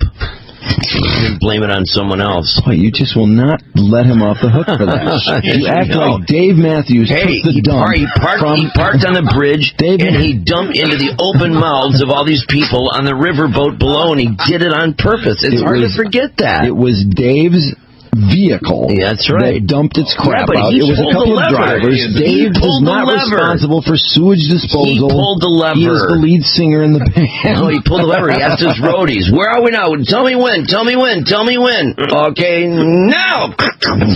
It did seem that somebody had a little more than an unfortunate sense of timing in that one, didn't it? Certainly did. They had a periscope up. River anyway. I know. Anyway, Dave. All those people on that tour boat looking up. Oh, can you imagine? Oh, God almighty. I would kill to see it. Oh, just kill to see it. That'd be so fun. My mouth was open. Oh, God. Forget that lady. Oh, God.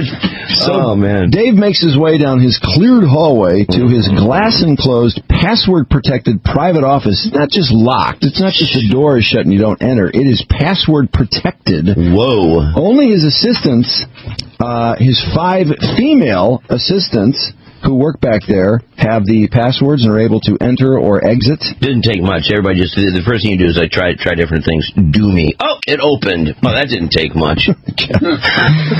You can't even take food in there. It has to be one of these password protected people. Yeah. And apparently now, they say it's like a secret society. But the identities of some of the women have been surfacing. The first one we heard, of course, was Stephanie Burkett.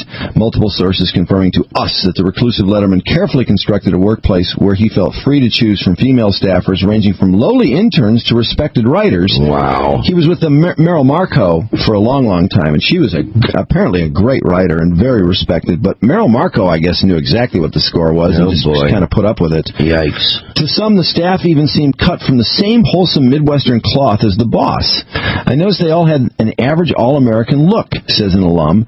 The affairs were so numerous and overlapping, the New York Post reported he wooed them in an in-house love nest, complete with fold-out couch. Fold-out couch. Letterman alum counters that Letterman, like many people, does indeed have a couch in his office. I don't know whether it's used for that. I would say somebody's word. I think we could assume that it is. Letterman is worth $400 million. Oh, wow. No newcomer to office romance. His relationship with his current wife, Regina Lasco, dates back to 1986, when she was a writer on his NBC late night show.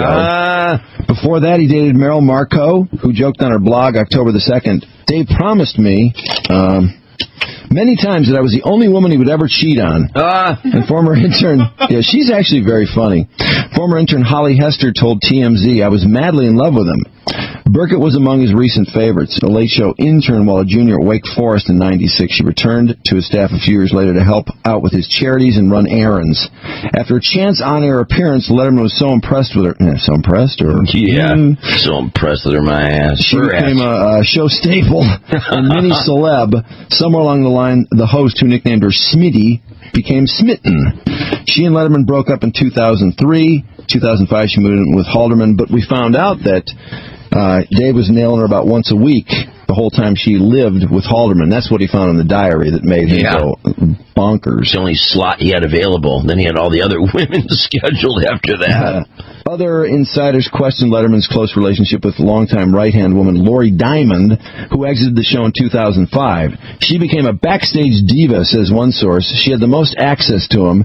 She'd follow him in the halls, then cheer for him from the side of the stage. A third recalls her driving into work with him every day. Oh. A lot of people said there was clearly something going on with them. Oh, obviously. The policy was don't ask, don't tell, and especially apparent when Lasco was on the premises, his now wife.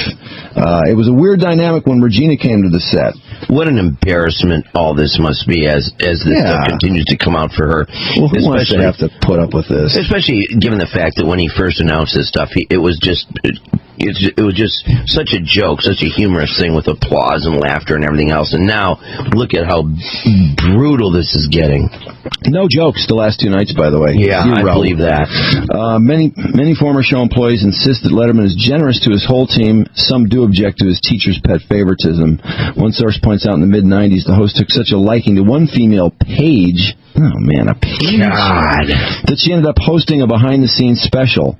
Complains a male insider. We all wanted to be on television. We all wanted to be famous. See, here we go. It's no wonder another ex-staffer calls it a cutthroat environment. The women there would stab anyone in the back to get ahead. See? As for the man who put Letterman on the front page, now suspended and holed up in his Norwalk, Connecticut home, sources say the respected Emmy winner's personal life had been in a tailspin. He had the child support, $6,800 a month. The thing with Burkett was falling apart.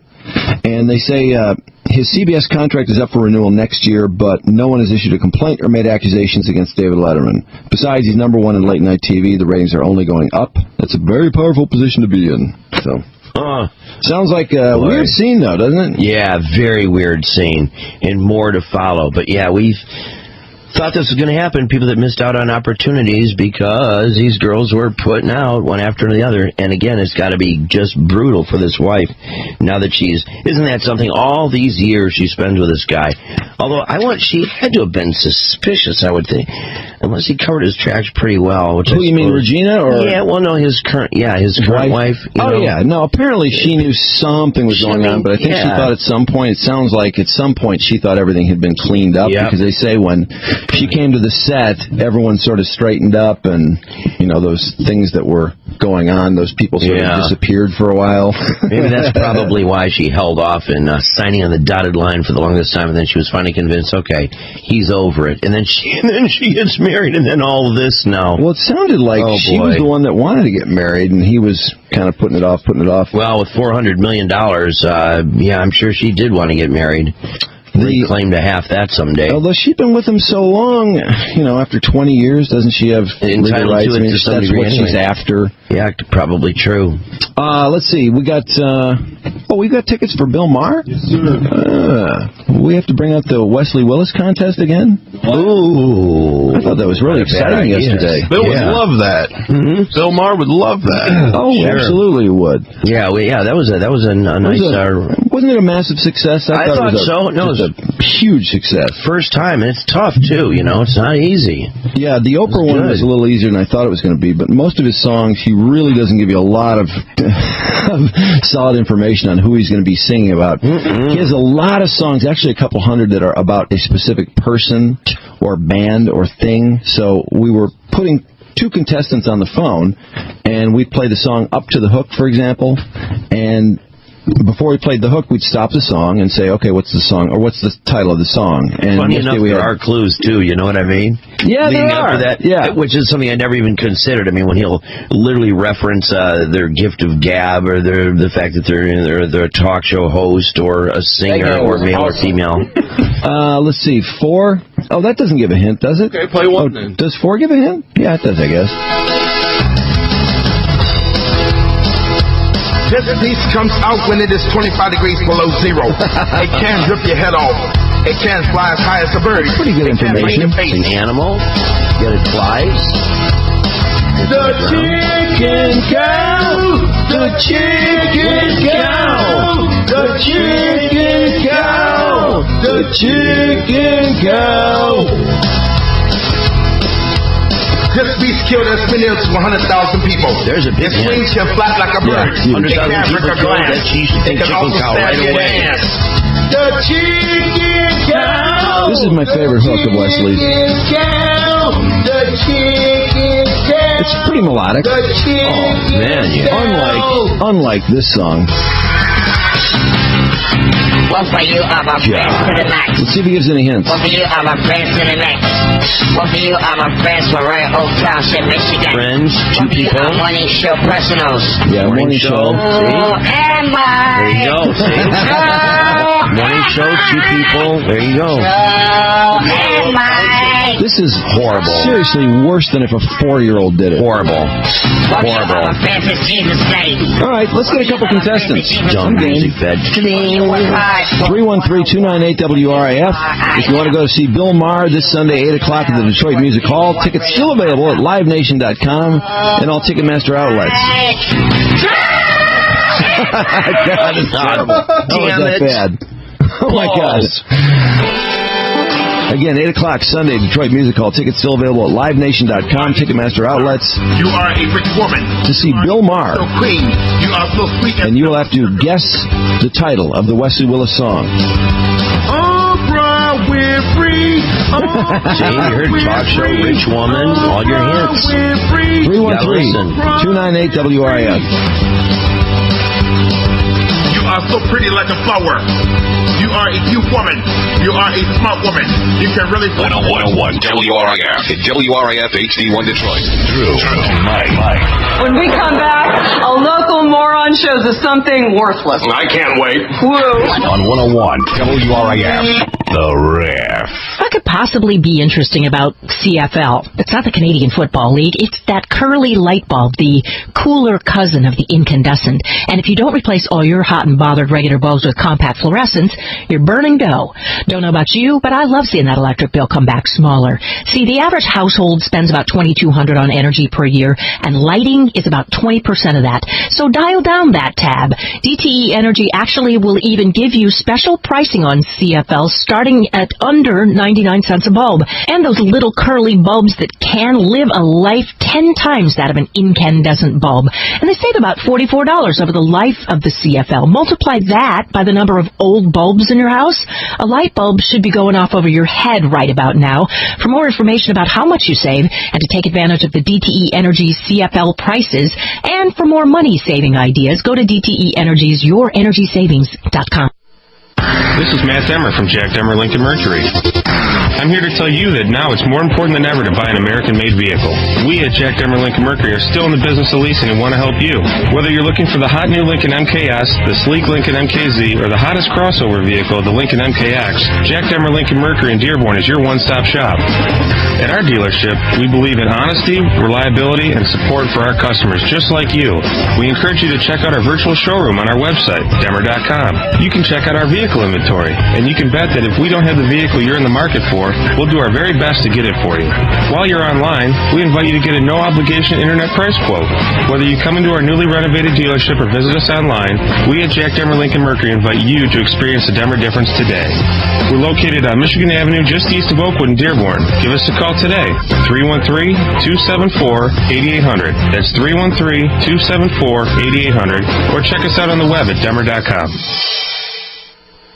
If your Halloween fun includes being frightened, you need the Haunted Farm of Terror. With all new attractions, the Haunted Farm of Terror is rampant with chills and thrills. In addition to the terrifying haunted house and 20 acres of haunted hayrides and corn mazes, you can try your luck at paintball with live zombie targets and win a t-shirt. Open every Thursday through Sunday night. Voted Michigan's most intense hayride, the Haunted Farm of Terror has all levels of fright. Sit by the bonfire and watch horror movies on their 30-foot screen. Everyone in the family can share in the scare. The Sunday night family package is $40 for 2 adults and 2 kids, and includes 4 hot dogs and 4 ciders or hot chocolate. College night, show your school ID and get admission, a hot dog, and cider or hot cocoa for $15. The Haunted Farm of Terror, 26 Mile Road west of Gratiot Avenue. Visit hauntedfarmofterror.com or call 586-203-7222 for weekly specials and info.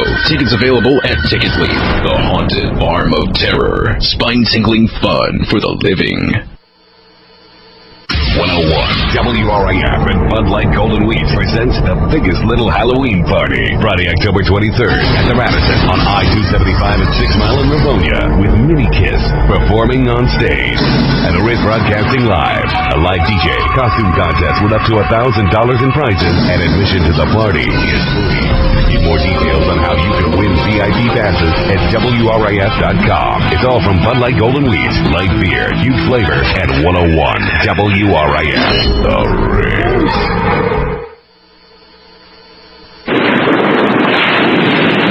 Water is all around us. No wonder it's hard to imagine we're facing a water crisis. But we are. So that's why the American Planning Association brings you simple ways to save water at home and in your community. Learn more at planning.org. That's planning.org. Public service message from this station and the American Planning Association. REI asks, just how great can the great outdoors be?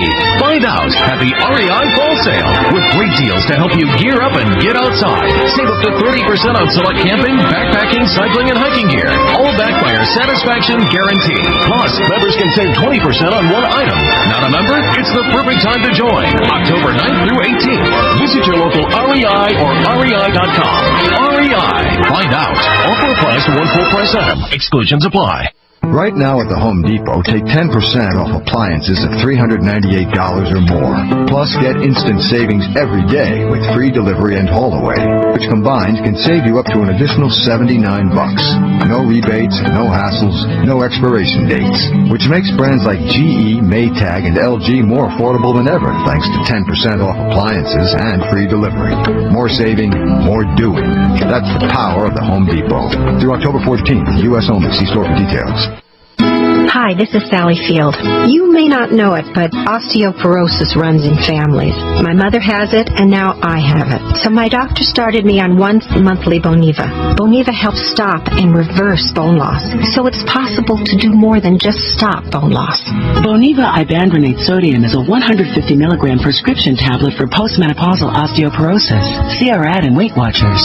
Don't take Boniva if you have low blood calcium, severe kidney disease, or can't sit or stand for at least 1 hour. Follow dosing dosing instructions carefully. Stop taking Boniva and tell your doctor if you have difficult or painful swallowing, chest pain, or severe or continuing heartburn, as these may be signs of serious upper digestive problems. If jaw problems or severe bone, joint, and or muscle pain develop, tell your doctor. You've got one body and one life, so it's important to have strong, healthy bones. Ask your doctor if Boniva is right for you.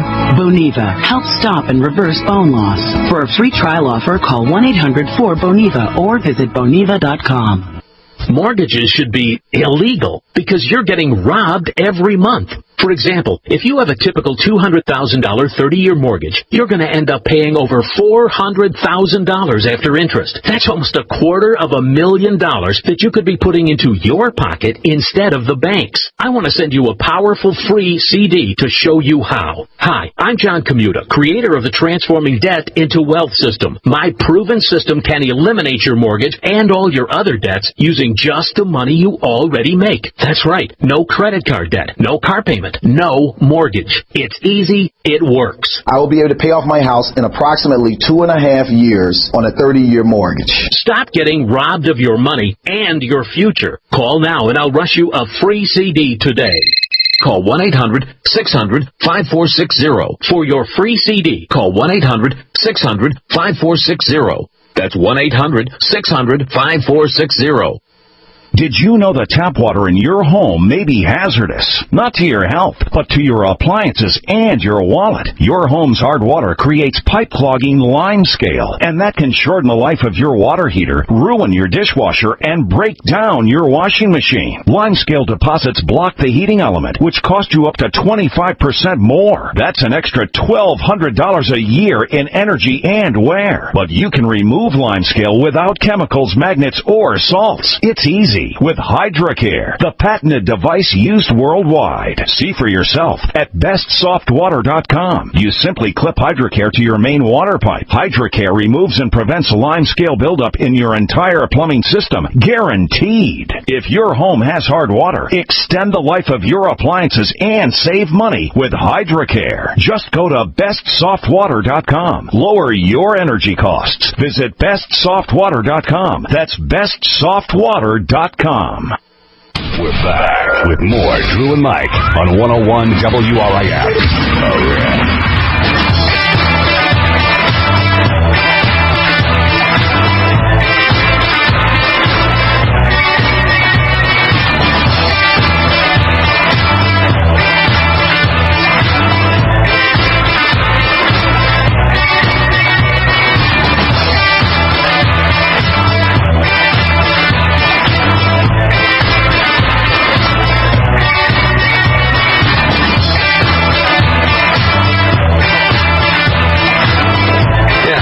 Take your time. Oh, my God. Take your time. Nobody's waiting for you. Take a call. Have a cup of coffee. Have a nice bagel. Take a little nap. Fine. Take your time. There's no hurry. Slow down. Yeah, sorry. Take your time. Oh, my God. Take your time. Nobody's waiting for you. Take a call. Have a cup of coffee. Have a nice bagel.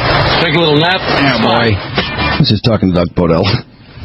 Yeah, boy. Glad Riff's on in the cafeteria in the Peach Pit. Sorry. Take your time. Nobody's waiting for you. Have a cup of coffee. Have a bagel. I was just relaxing, listening to Minsky and Doyle in the Peach Pit. Oh. Wait, it's 9 o'clock, though.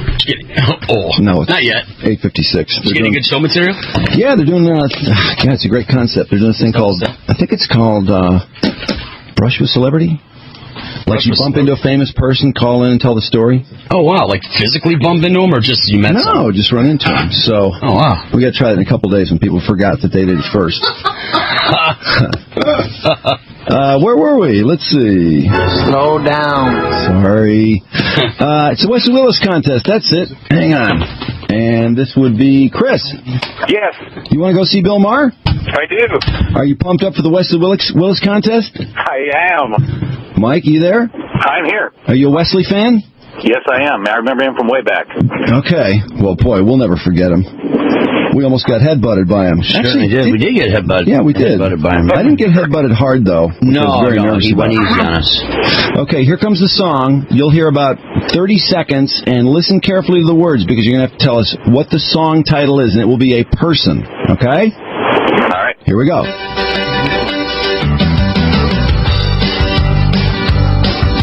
Was a hoodlum He was a gangster. He kills people in gambling style. He is a stupid ass. He is full of gunned down my brother. He killed him with an Uzi submachine gun. He pumped 20 bullets in him. He stole his hot rod. Beat two men to death with a baseball bat. He smashed both of them over the head at the age of 46. Okay. I got it. Hold on. Okay, who said John Gotti? That's Mike. Mike? So John Gotti's your answer? Yes. Chris? I got Suge Knight. Suge Knight? I guess Wesley could be singing about Suge Knight. Well, let's see what the answer is. He was a stupid jackass. Just a no good ass. Al Capone. Al Capone. Sing along. Al Capone. Al Capone. I don't hear your callers. Al Capone. Good night. It's always the low price. Okay, let's see. We have to decide who's closer. Is it Suge Knight? Yeah, it's got to be John Gotti. Oh, yeah, definitely. Sorry about that, Chris. That's all right. Thank you, guys. It's the station's discretion, and Suge Knight is farther from Al Capone than John Gotti. Yeah, I'm so sorry. That's right. Mike. Yes. How pumped are you? I'm excellently pumped. All right, good job. Good job. Hang on the line. All right. Going to see Bill Maher this Sunday at the Detroit Music Hall. Tickets still available at livenation.com and Ticketmaster outlets. And on to part 2.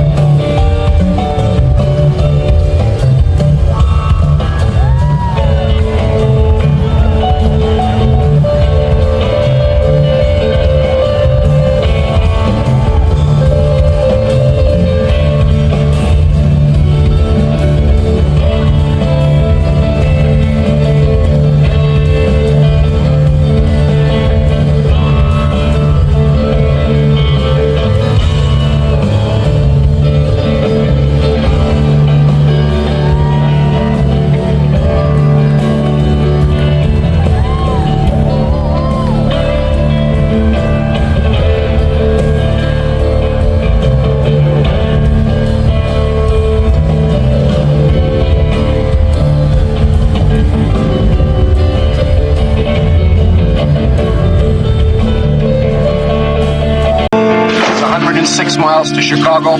We got a full tank of gas, half a pack of cigarettes. It's dark, and we're wearing sunglasses. Hit it. 5, 4, 3, 2, 1, 0. All engines running. Commit. Liftoff. We have liftoff. Atomic batteries to power. Turbines to speed. Roger. Ready to move out. So far, Warren Jung has won cash and prizes totaling $3,152.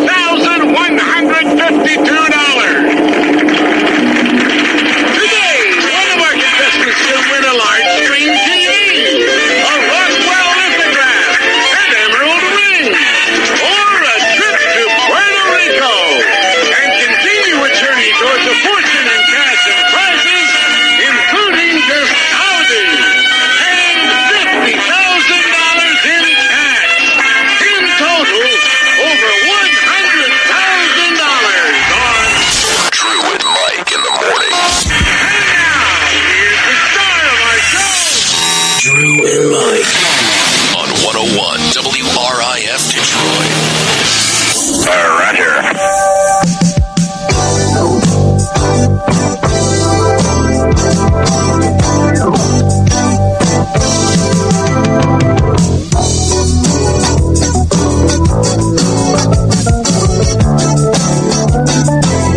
101 WRIF Detroit. It is 5:57, 48 degrees. Supposed to hit 59 today. Going to be warmer this week. Maybe even 60s by Wednesday. Again, 40 now at the Riff. And gee, I wonder why the hotline is ringing. Hello. Good morning. Good morning. Hey, don't think doing an Arnold voice is going to distract us from the fact that you are on the telephone, mister. I'm on the cell phone, which means I'm late, which means I had a difficult time waking up this morning. I stayed up and I watched that debacle of a baseball game. My God, did the Dodgers ever get one run up there ever? Nope, they stunk it up. The dreaded Cliff Lee. Boy, nobody can touch that guy. Why didn't we pick up Cliff Lee? Jesus Christ, man. Or Pedro Martinez, one of the two. Yeah. Anyway, watching baseball, alarm goes off this morning. Next thing I know, the clock is on the floor, the battery rolled out of it, and it's 5:35. Uh-huh. Like, oh, this is wonderful. What a great way to start the week.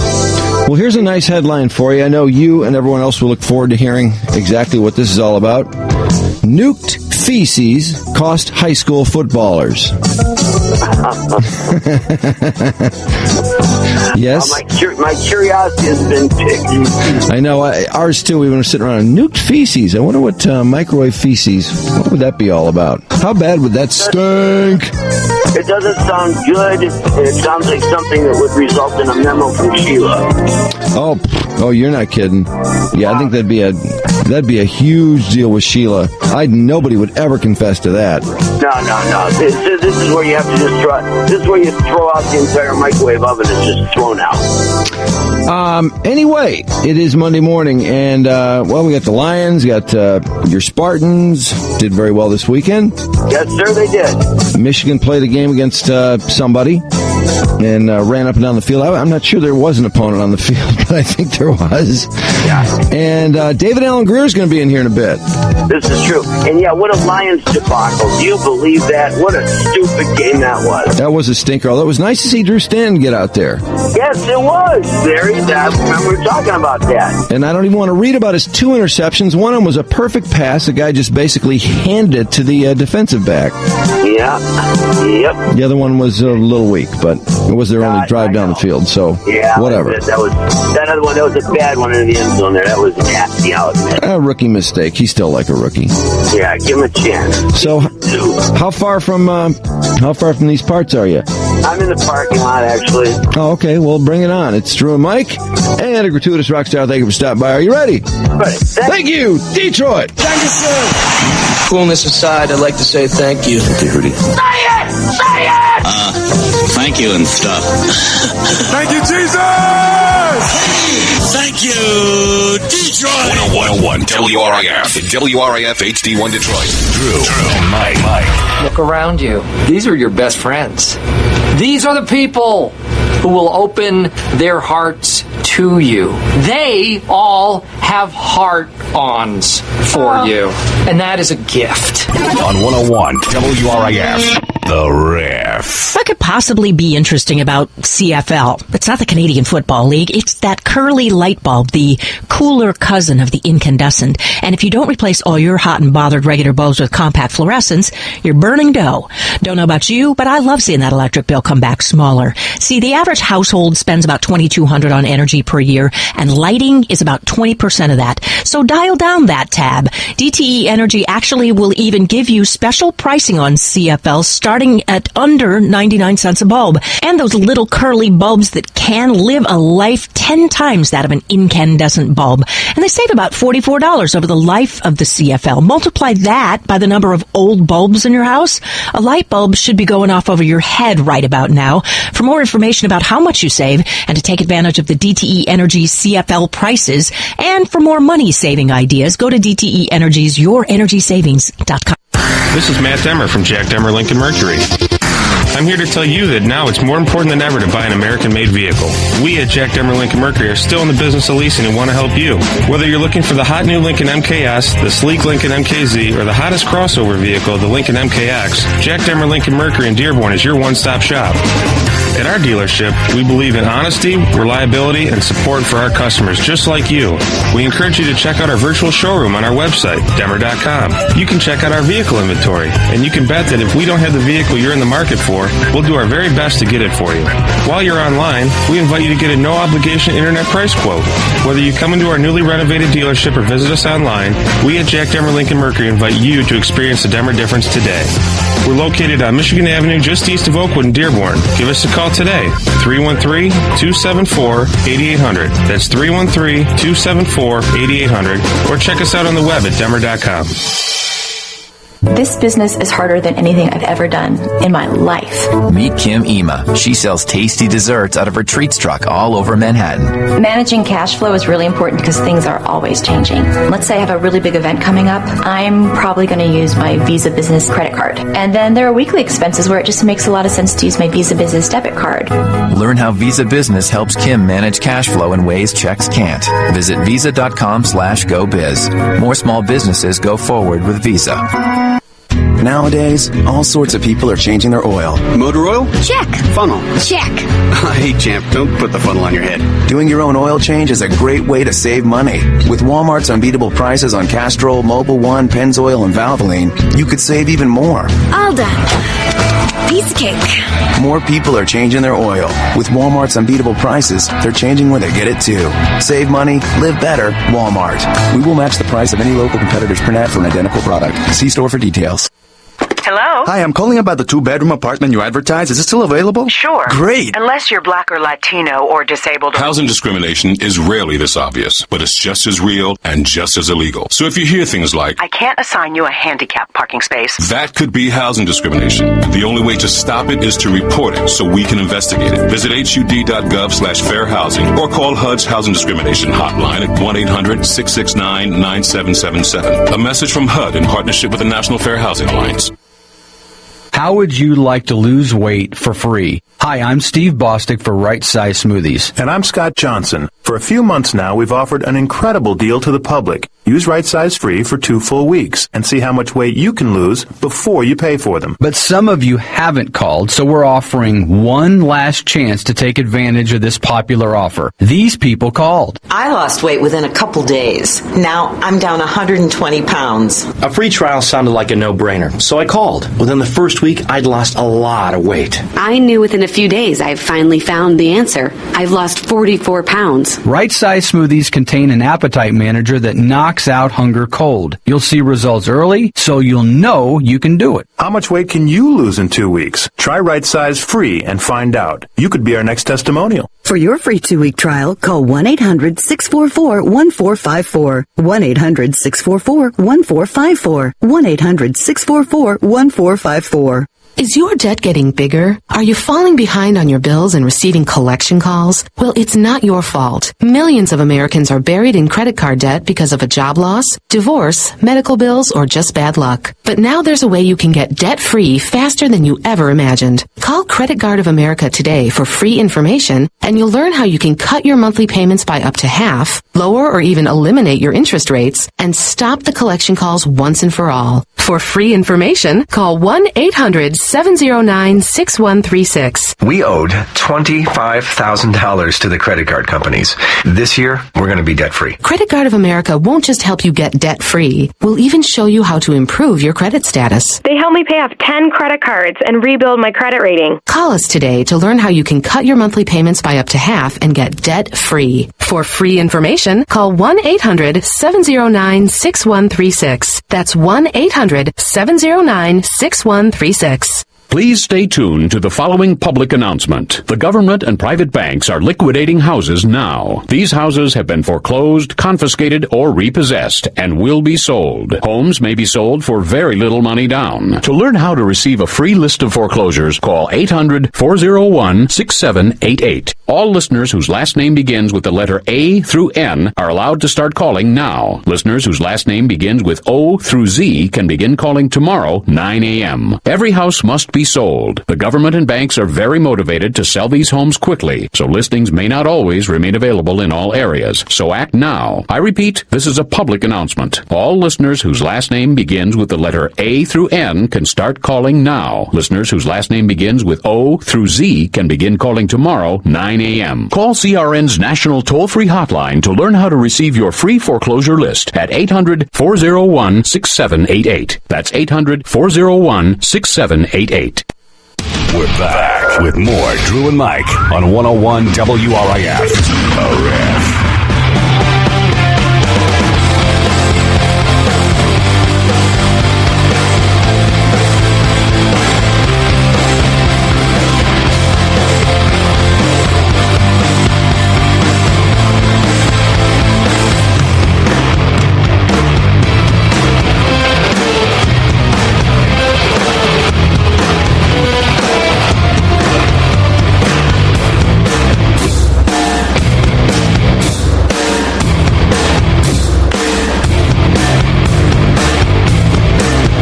6:07 at the Riff. If you want a great night's rest, sleep on the very best at Tri-County Mattress. Tri-County Mattress offers the top name brands, and you always pay less. Tri-County Mattress, family owned and operated for 18 years in Westland at the corner of Ford Road and Hicks. Call 734-728-8022. And Stress, what's going on? Couple problems out of the gate, the Lodge northbound, just before 10 Mile Road, Evergreen. You got an accident there. And I-94 eastbound before Van Dyke, got a disabled vehicle there already, and that's partially blocking the right lane. And then I-75 both directions between University and Joslin, that's down to 2 lanes for another few weeks yet. That'll be an ongoing mess. That's it so far. That's down to traffic. Alrighty. And 8 minutes now after 6 o'clock, and Trudy's brought to you by Moran Chevrolet. Looking for a great deal on a new Chevy? Look no further than 15 in Gratiot and Clinton Township. For a limited time, everyone gets employee pricing on everything at Moran Chevrolet, where you always get the best price, period. Call 888-58-MORAN, M-O-R-A-N. Is Detroit in this Bermuda Triangle a tragedy, possibly a vortex of bad things happening to people constantly?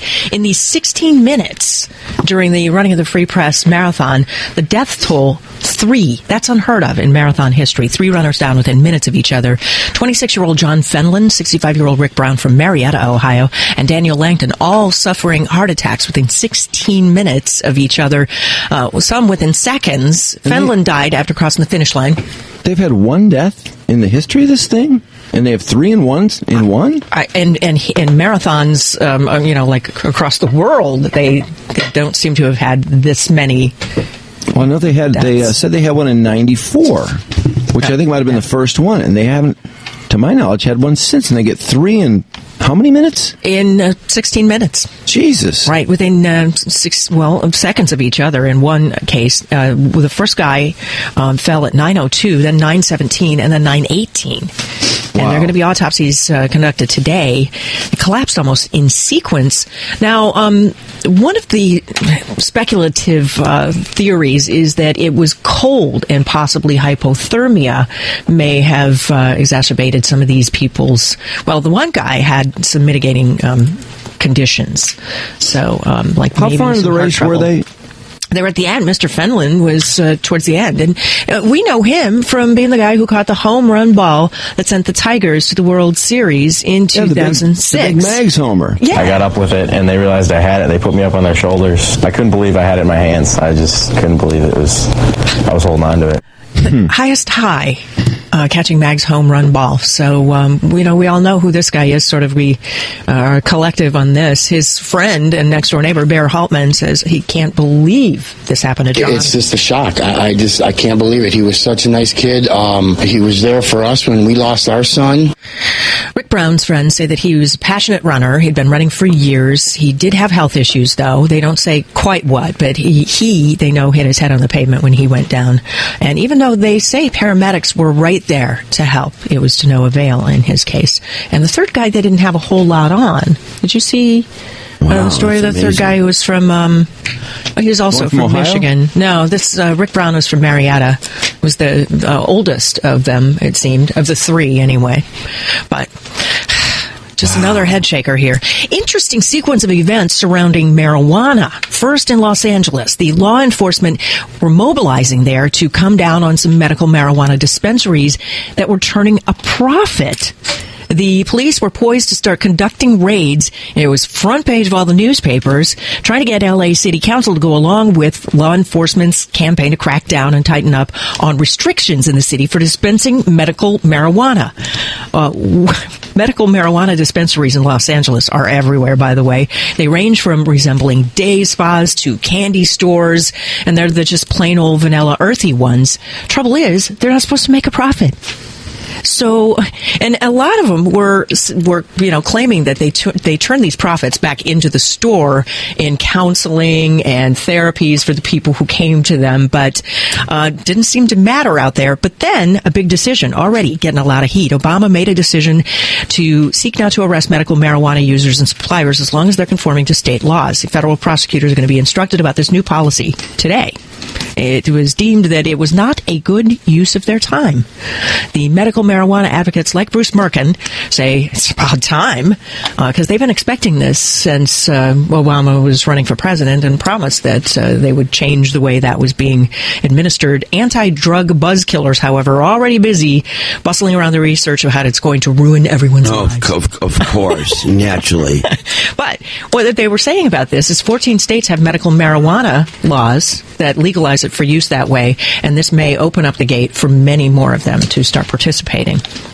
One big flaming turd of an election is what the UN has deemed the election of Hamid Karzai in Afghanistan was. And by the way, his brother's a heroin dealer, and his government is accused of all kinds of corruption. So they actually are going to sort of take a wait and see about the troops and the level of troops going to Afghanistan to find out whether he gets through another election unscathed or not. The Heenies in deep dookie. The balloon deflated just like Dick and Mayumi's acting aspirations. Now, Sheriff Sunshine, who was beaming on Thursday and Friday, all boys will be boys. He felt that everybody was telling the truth. Now, the Sheriff's Department has a different tone. It has been determined that this is a hoax. It took till Sunday for the sheriff to get this connection. These people are actors. They met in acting school, so needless to say, they put on a very good show for us, and we bought it. The little kid apparently couldn't be entrusted to keep his secret. It was too bogus. Everything was scripted by Dick Haney, they say, in a quest to win over. Could have been TLC. Supposedly TLC looked away from them as a reality show possibility, the Wacky Family. But they were saying some other producers of reality TV may have been. The Science Family. Yeah. But the kid blew the secret. We did this for a show. Oh, no. Ouch. Uh-oh.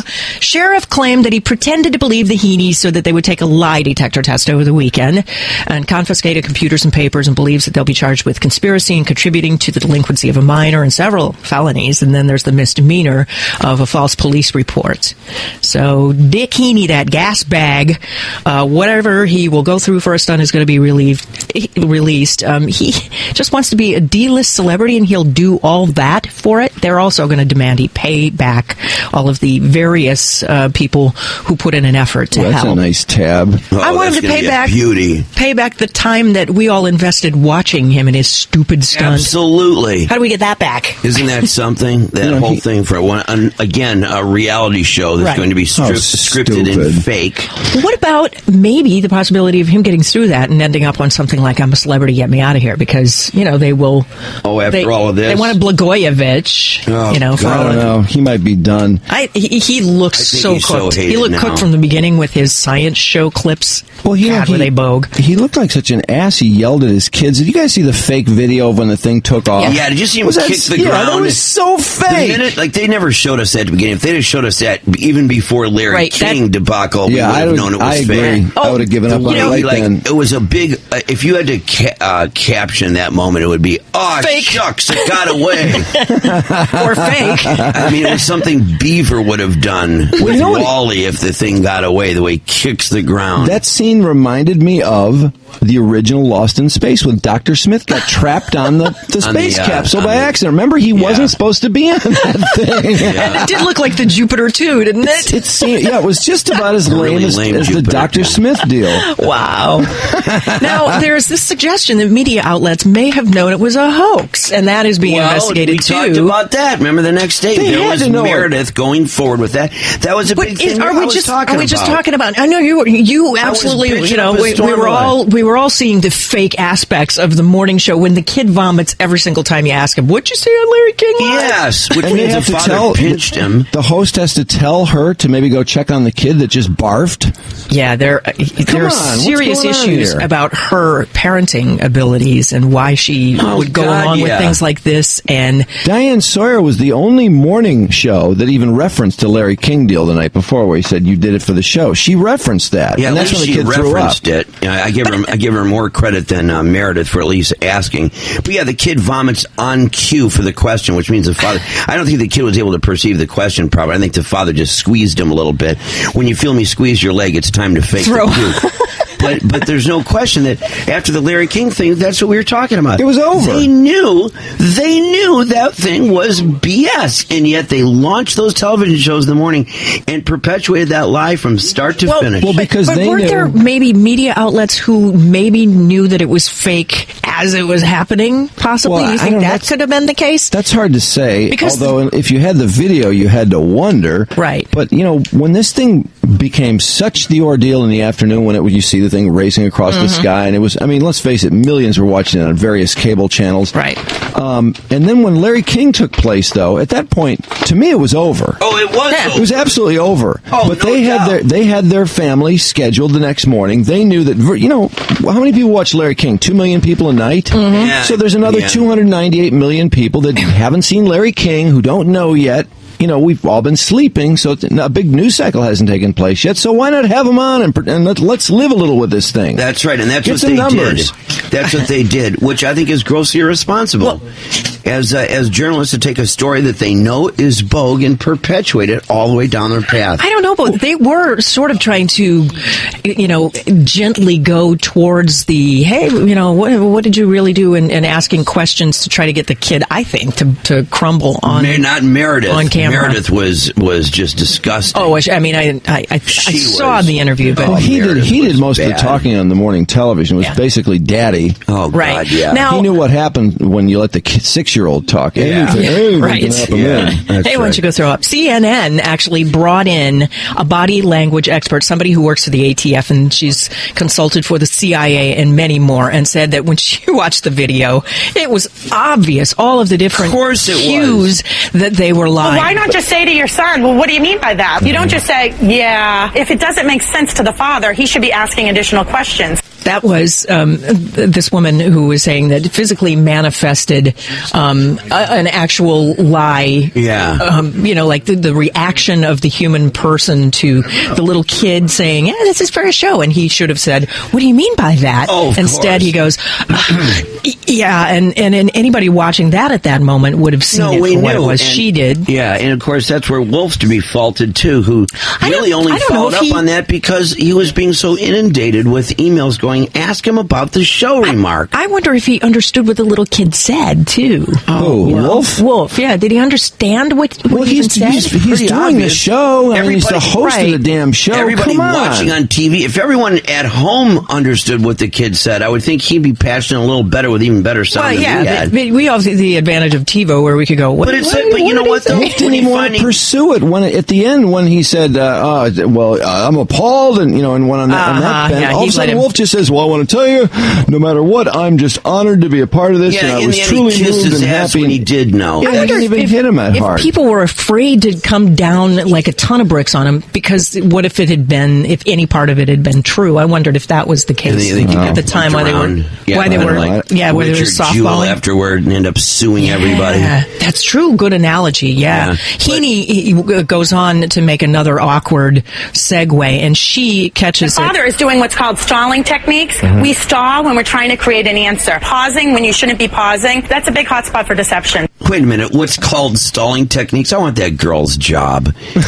Girl? What's called stalling really techniques? Stupid. It's not called stalling techniques. It's just called stalling. It's called there's trying to think. Caught in a lie, so the dude is stalling. It's not.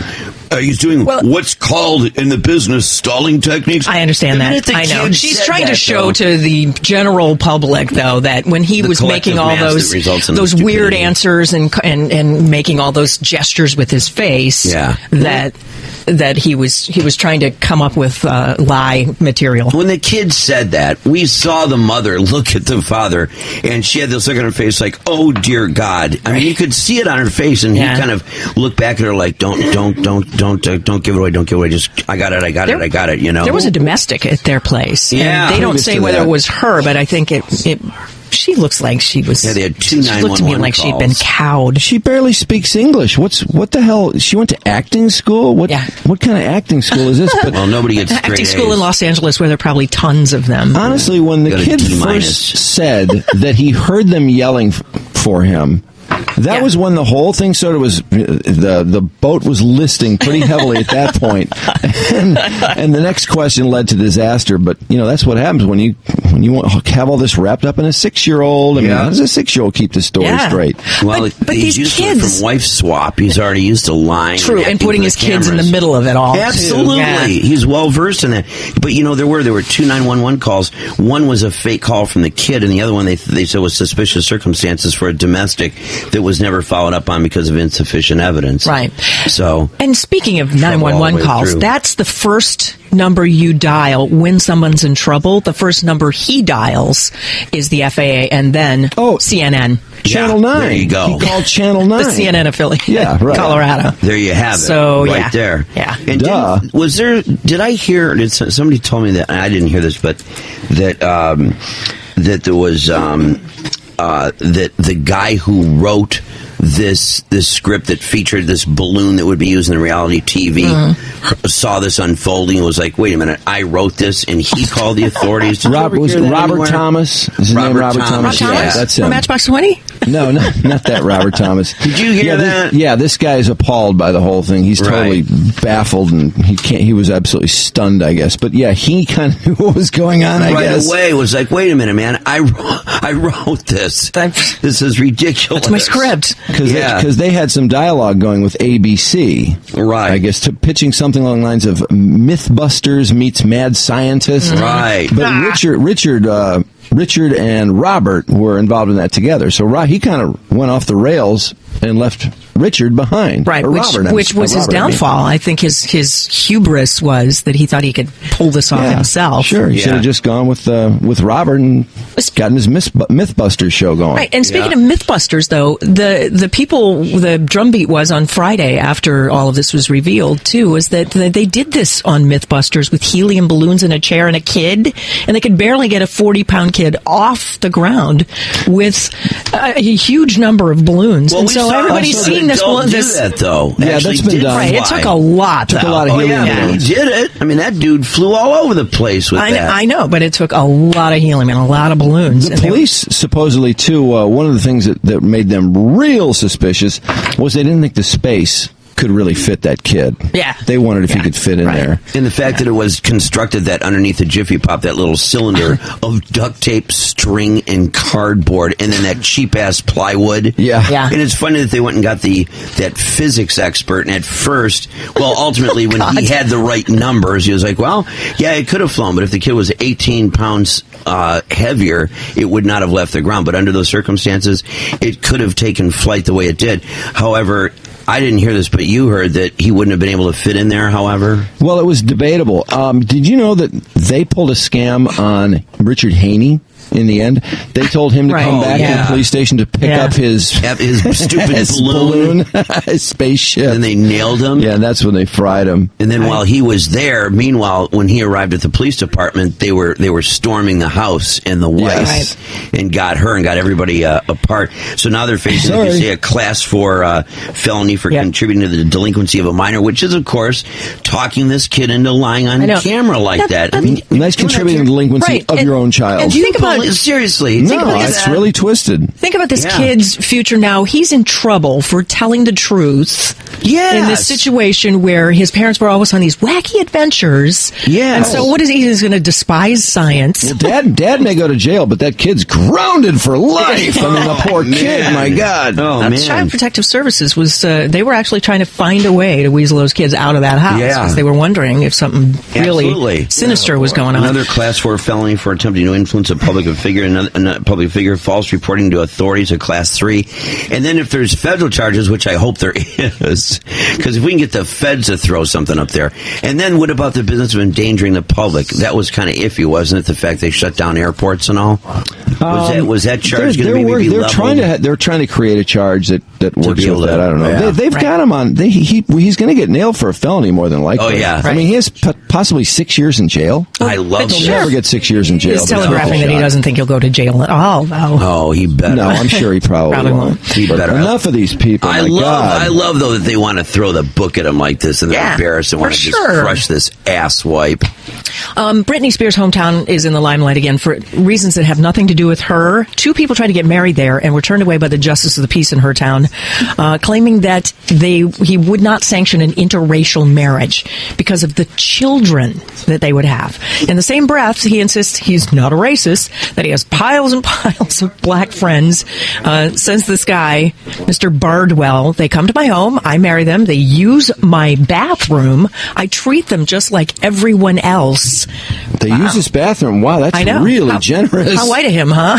Yeah. He says he was just trying to be helpful by disrupting these 2 people's marriage. The ACLU is way up in this guy's face, recommending that the Louisiana Judiciary Committee levy sanctions against him. Madonna's neighbor suing because they claim it's her rehearsal space, that Central Park apartment where they say they hear her tromping around at all hours of the night and loud music, and they believe that she's choreographing her next show.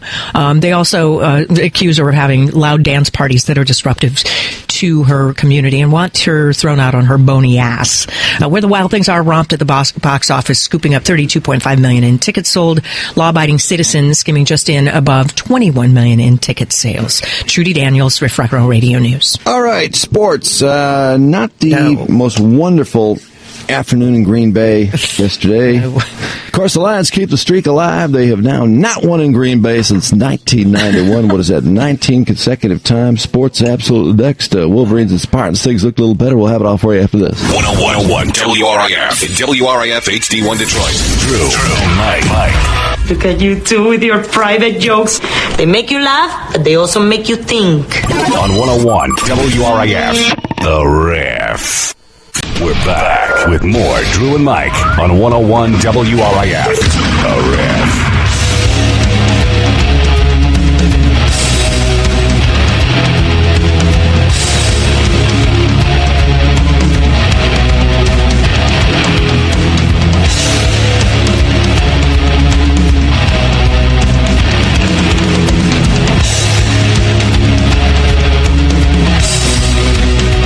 637 at WRIF.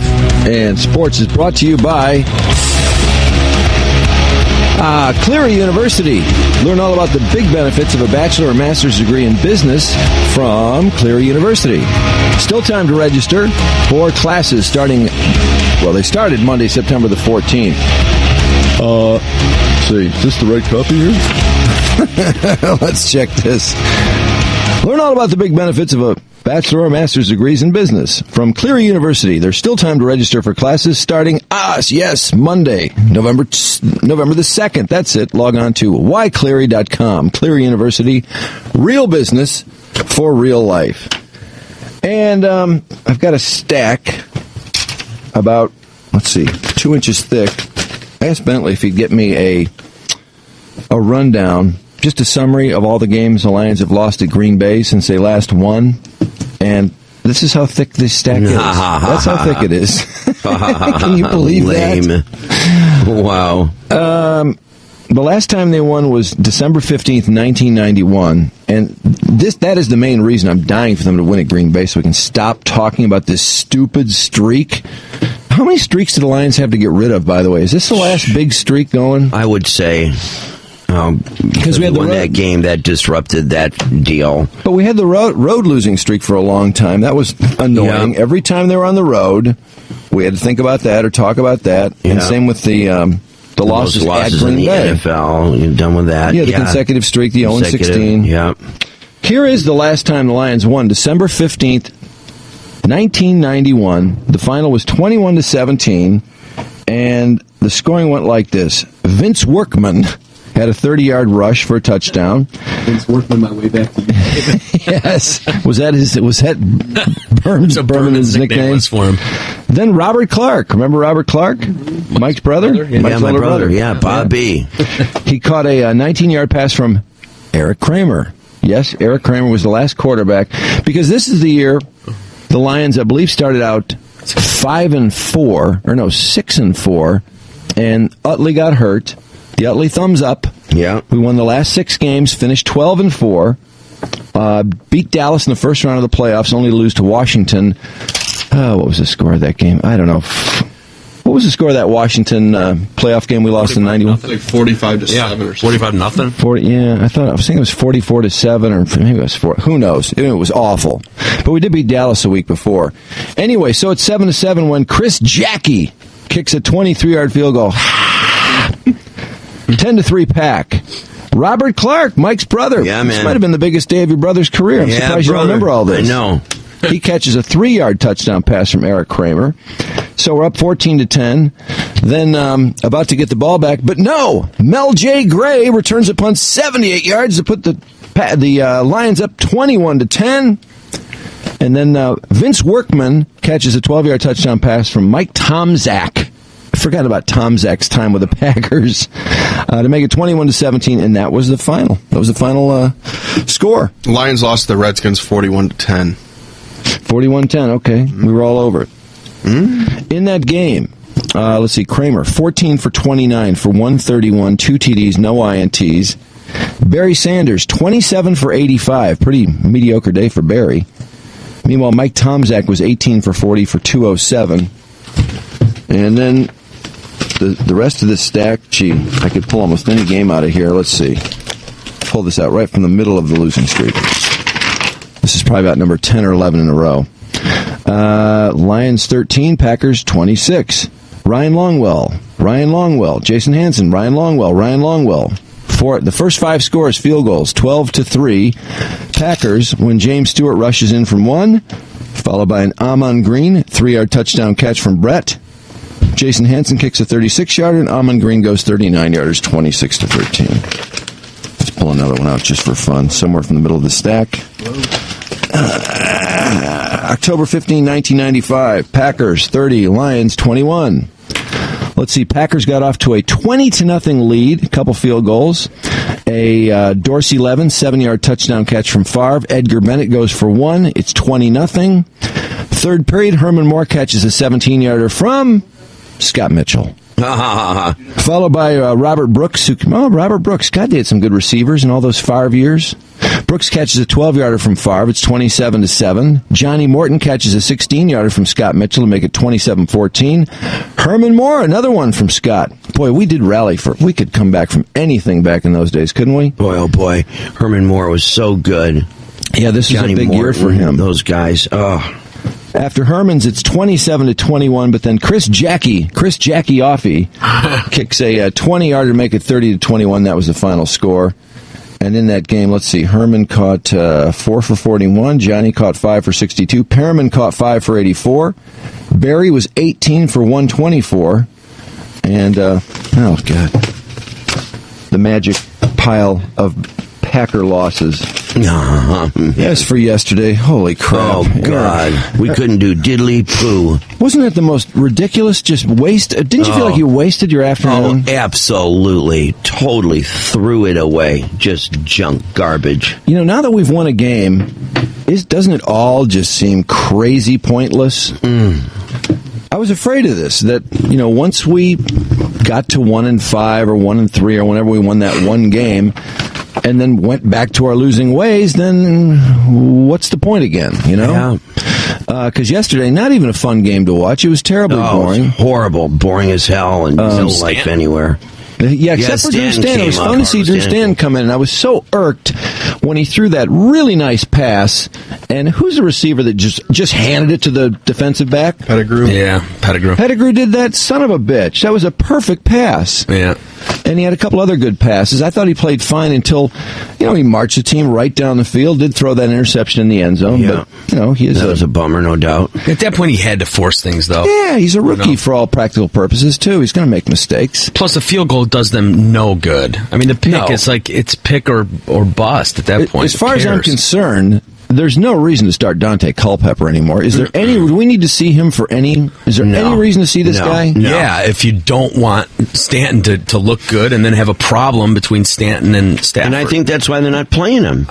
They don't want to have the problem. They're facing a big problem. They got this $41 million quarterback, you know, who's hurt. Now they're talking about the possibility of knee surgery, but there's denials and everything else. So you've got that big problem. The usual, bring in a quarterback, pay them millions and gazillions of dollars, and then have them either suck or be out injured. Then start dropping into backups and second and third stringers, and then you start playing the game. And Stanton's always been one. I always thought this guy had ability they just didn't want to have. They never wanted to give this guy a shot. And it seems to me, I can't come up with a reason for that other than the fact that if the guy kicks and is just wailing, and he looked great in exhibition, granted it was against third stringers, but he looked pretty damn good. They have give him a shot in a live environment, see what he does. But if he does great, then what? Yeah, they have nothing. They have nothing to fear from Drew Stanton. Why not just find out? Is he a good backup? Can we get rid of Culpepper and just go with Stanton and Stafford? What the hell? He didn't. His stats show he threw 2 interceptions yesterday, but big whoop. If Stafford is out any longer, I can't imagine why you wouldn't just play Stanton at this point. No question. As far as yesterday, Aaron Rodgers 358, 2 touchdowns. Packers 26-0. Donald Driver, franchise's career receptions leader, caught number 602 and then some, including a one-handed grab. Pretty amazing grab, actually, late in that game. Clay Matthews III had 2 sacks as the Packers just dominated the Lions. Just pathetic. 3-2 the Packers record after the game. Lions fall to 1-5, and let's hear the usual. Well, what are we saying now? You know, when something like this happens, you can't sugarcoat it. You can't blame it on one side of the ball, one phase of the ball, offense, defense, or special teams. You know, you have to take it.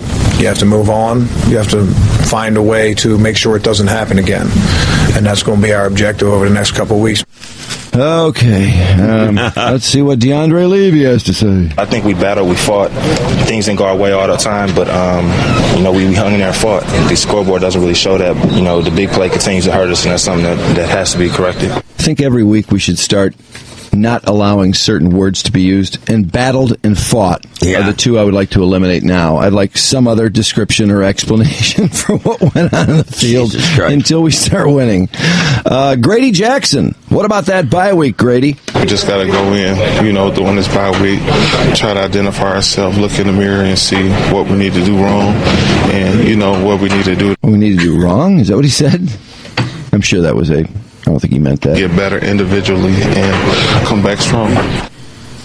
He did say that, didn't he? We just got to go in, during this bye week, try to identify ourselves, look in the mirror and see what we need to do wrong and, what we need to do to get better individually and come back strong. They can't do it any more wrong. Come on, you're all the way there. Absolutely.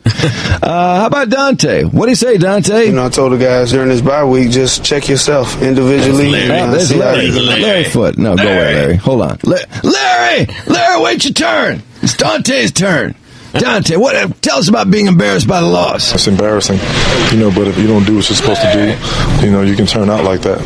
We got to watch the film, and I think it's a good time for the bye week to come right now. All right, Larry, Larry Foot, tell us about needing to get better during the bye. I told the guys during this bye week, just check yourself individually and see how you can help this team win. If you want to further your career in this league, prove to it.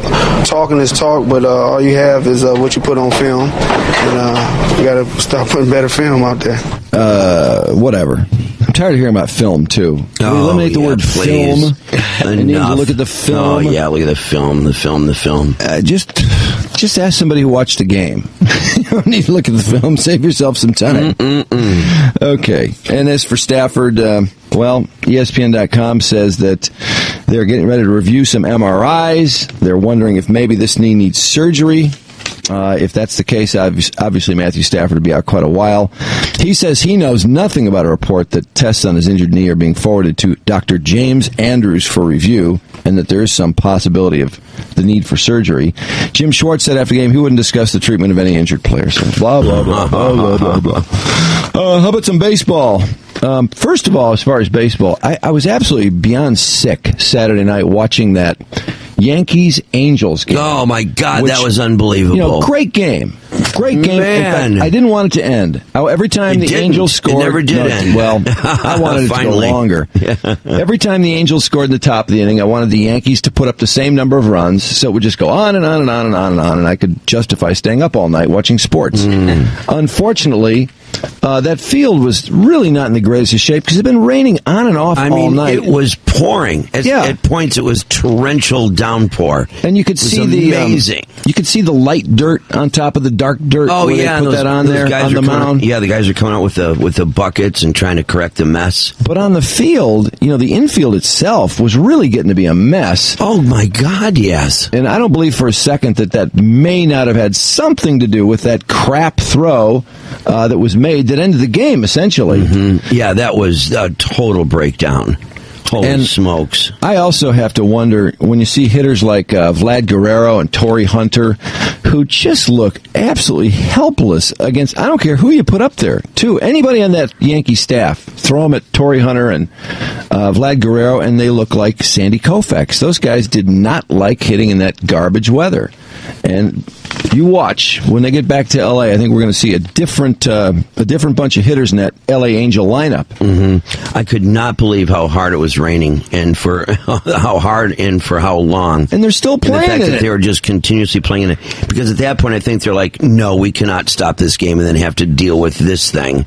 We're in overtime. We got to finish this. Oh, God. Extra innings. Let's just be done with it no matter what. I think they're going to play no matter what. The schedule is so tight. As far as travel days, and then you've got three-man rotations, which means pitching on 3 days rest. So hey, you know what? You blow out a travel day, and then all of a sudden, got a problem here. One of our guys isn't going to get 3 days rest. So a lot of issues, and they do. They would do anything to keep on schedule with these games. That's right. Playing in this crap weather, I don't see any reason for it. And in Philadelphia last night, it wasn't exactly a lovely evening.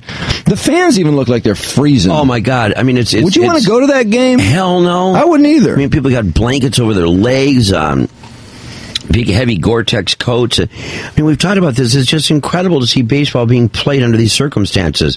But God forbid you subtract a few games out, in the regular season to fix the problem. Oh, no. You just got to keep making as much money as you can. The only way this will get corrected is if baseball is just totally embarrassed and humiliated by some huge cold snap. Yeah. Which, it's not impossible that could happen. It could very well happen with New York and Philadelphia both. Oh, yeah, sure it could. Hey, David Allen Grier's here. Yes, he is. Cool. Yeah, man. I don't think he can hear us. Probably can. Yes, he can. Hey, David. We'll be with you in a sec. All right, got to hurry through sports now. Somebody very, very important is here. Dag, by the way, has got his new book out, Barack Like Me, and we'll be talking about that in just a few minutes. Phillies banged out 6 extra base hits, took a 2-1 lead in the NLCS, blasting the Dodgers 11-0. Howard had 3 RBIs to support Cliff Lee. What is it with Ryan Howard? All of a sudden, the guy's not only a tremendous power hitter, he's a 400 hitter. Cliff struck out a playoff-high 10 while limiting L.A. to 3 hits over 8 innings. Phils took command with a 4-run first as Howard triple home a pair, then scored on Jason Worth's 2-run homer. Philly's just too much power, I'm afraid. Boy, a Philly-Yankee series, I think, would be dynamite with all that Philly pitching. Anyway, we'll see. Series stays in Philly for Game 4. That's tonight. Joe Blanton on the mound for the Phils against Randy Wolf. And meanwhile, the Yanks and Angels, it's Pettit against Weaver, and that's a 4:13 start. So we got some afternoon baseball today. That's sweet. Chargers in Denver tonight on Monday Night Football. The late game last night, Atlanta pulled it out 21-14 over the Bears. Matt Ryan threw a couple touchdown passes. Falcons are 4-1. Saints 5-0. Best start in 16 years for them. Drew Brees, 4 more touchdown passes. They beat the Giants 48-27. Tom Brady set an NFL record for touchdown passes in a quarter. 5 touchdown passes. Patriots 59-0 over winless Tennessee. Why did they have him out there in the second half? Between the bad knee, the snow, and the game being 45-0, I couldn't understand why the hell they want to send him out there. Yeah, pretty stupid. The day's big upset in Oakland, Raiders surprising Philly 13-9. Jamarcus Russell hooked up with Zach Miller for an 86-yard touchdown. Justin Fargas ran for 87. The old Wolverine, or briefly was a Wolverine anyway. Raiders improved to 2-4. Kansas City avoided the first 0-6 start in franchise history, 14-6. They beat the Redskins.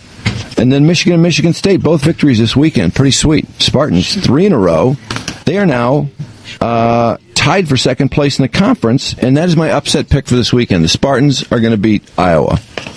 Just a feeling. Mm-hmm. Spartans over Iowa. Should I go double upset special? Michigan over Penn State? Absolutely. Ooh. Oh, yeah. I think Michigan's going to beat Penn State. Do you? Yep. Do you think the Spartans are going to beat Iowa? No, that's my upset. That's my upset special. Yeah, I think they are. I would on the bandwagon. I would be surprised if they were favored in that game, but Iowa will probably be favored by like 5. Yeah, I would say I'm on the bandwagon. That's my upset special. Well, let's take a quick break because Dag is here. David Allen Grier, and I read the majority of his book. I got to almost, I don't know. Let's see. I'd say I read all but the last 25 pages. I was falling asleep last night, unfortunately. Not because of Dag's book. That was, Sunday night. My God. Oh, man. It's tough. It's a great book, though. I love the stuff about tripping, mescaline, and LSD. And oh, yeah, and Ozzy. I can't wait to talk to him about that. Oh, yeah. Well, let's get him in here. Him and I both Hendrix fans and all that. Wow. Quick break, and we're here with David Allen Greer. 101 WRIF in WRIF HD1 Detroit. Drew and Mike. You know what? Everybody's tough on the radio. It's cool. On 101 WRIF, The Riff. Back with more Drew and Mike on 101 WRIF, The Riff.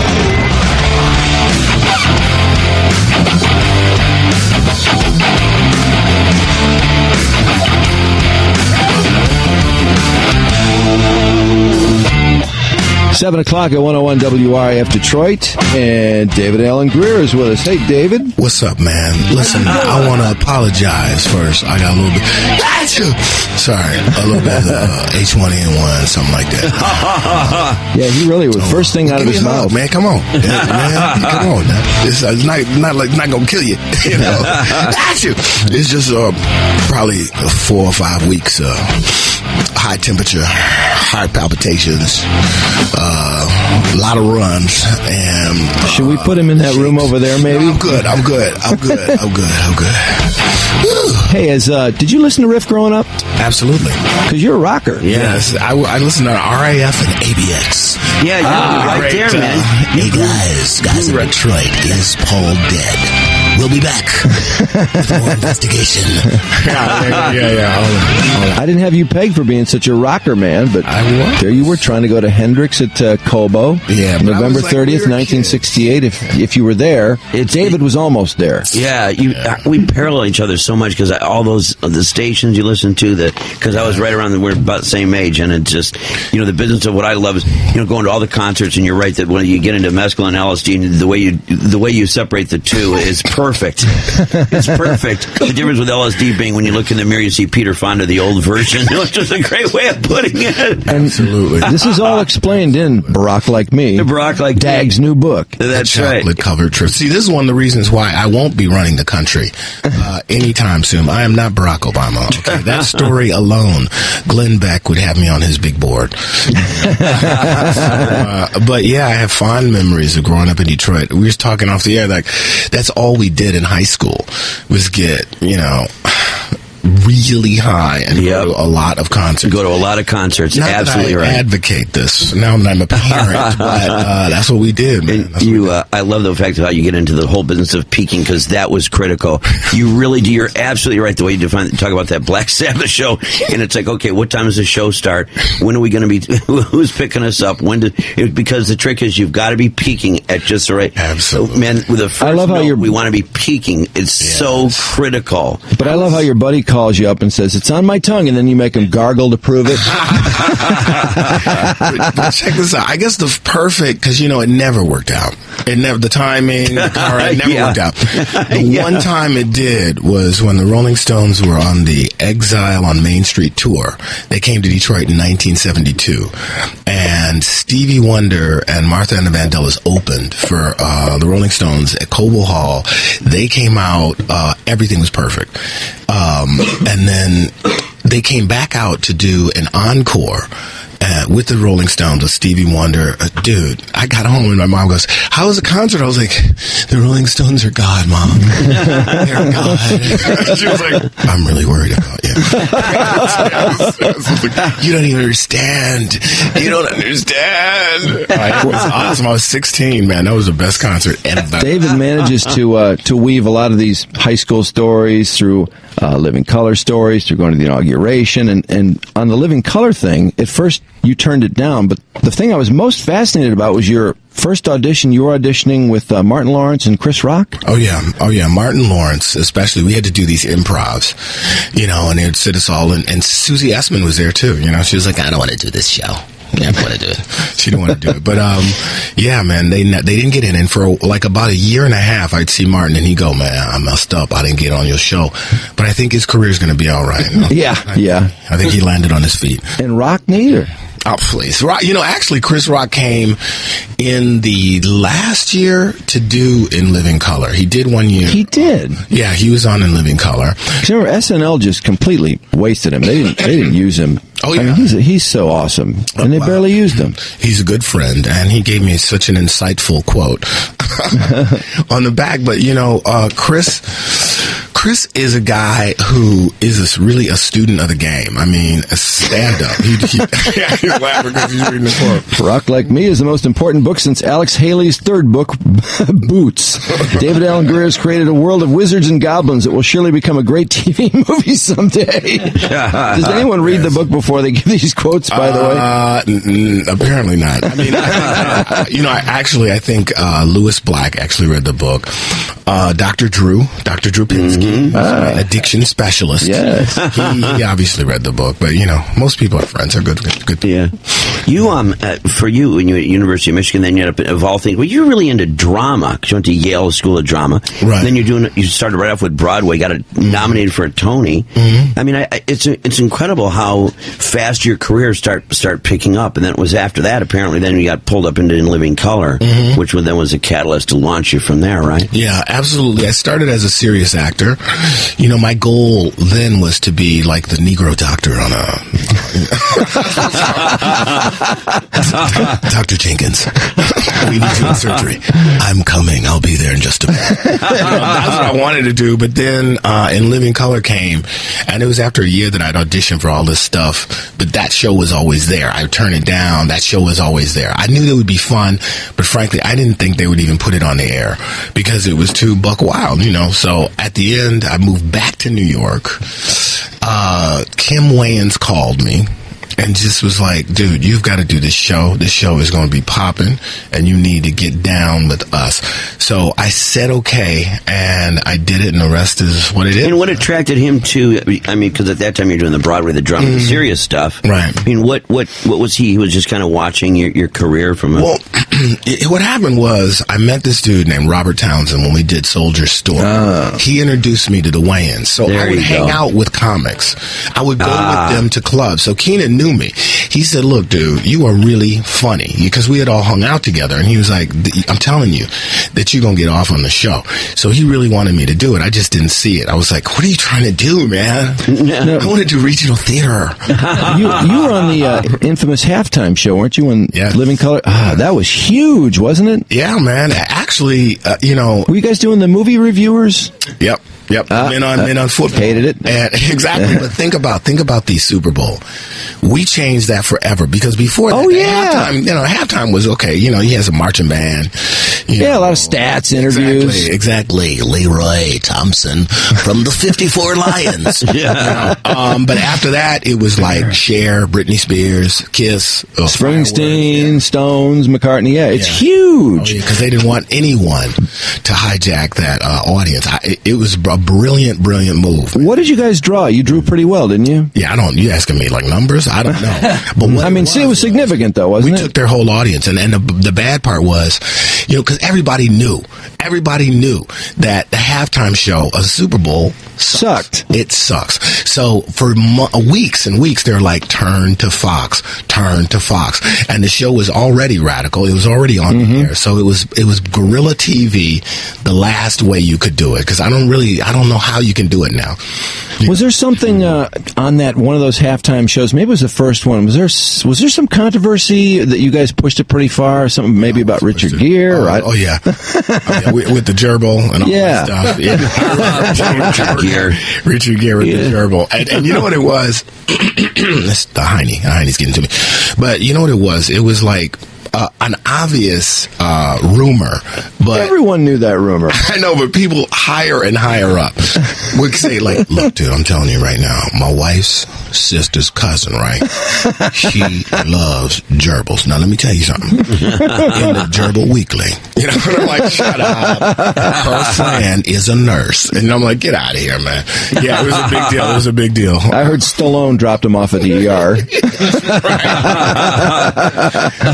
Dude, I think Damon told me that he ran into Richard Gere like at a party, he says, awkward. He must be so bummed. That story, he'll never shake that story. Well, Mike, remember when we asked Rachel Hunter about Rod Stewart? Absolutely. You knew the Rod Stewart rumor, right? Yes. Of course. Everybody knows those stories. She knew about it. She asked him about it before they got married. Really? Absolutely. That's kind of messed up. She said, Roy, I fancy you. But I need to ask you a question. What is it, love? About this story. You did some great characters in Living Color. Terrific array of characters. Is that things that did you develop those, or did you have a say in that? How did that process work? When we did in Living Color, there's a big table. We'd have this read through, and a lot of times what would happen is, like on Men On, originally that was supposed to be two brothers. It was going to be Keenan and Damon. So they read it at the table read, and it was like they would make up titles for movies that they would review to feed the comedy. So I went to Keenan. I was like, let me do that with Damon, because I have an idea. We had an idea, so we went and we started reviewing real movies, okay? Because I thought that was funnier, that have nothing to do with gay culture, and we would just be like, Top Gun. do stuff like that. The shower scene. Because when I lived in New York, there was this cable channel, public access, and this dude, you never saw his face. It was called like In the Closet. You like you say, strictly for the guys. Here's the shower scene of Top Gun. One more time, fellas. How about the skivvies? And it was really funny because he would take straight movies and just put the gayness on it. And we started doing that. It was like, it blew up, it was like, bravo. And we did like Thelma and Louise. It was like, I didn't get it. I don't see a movie with two women.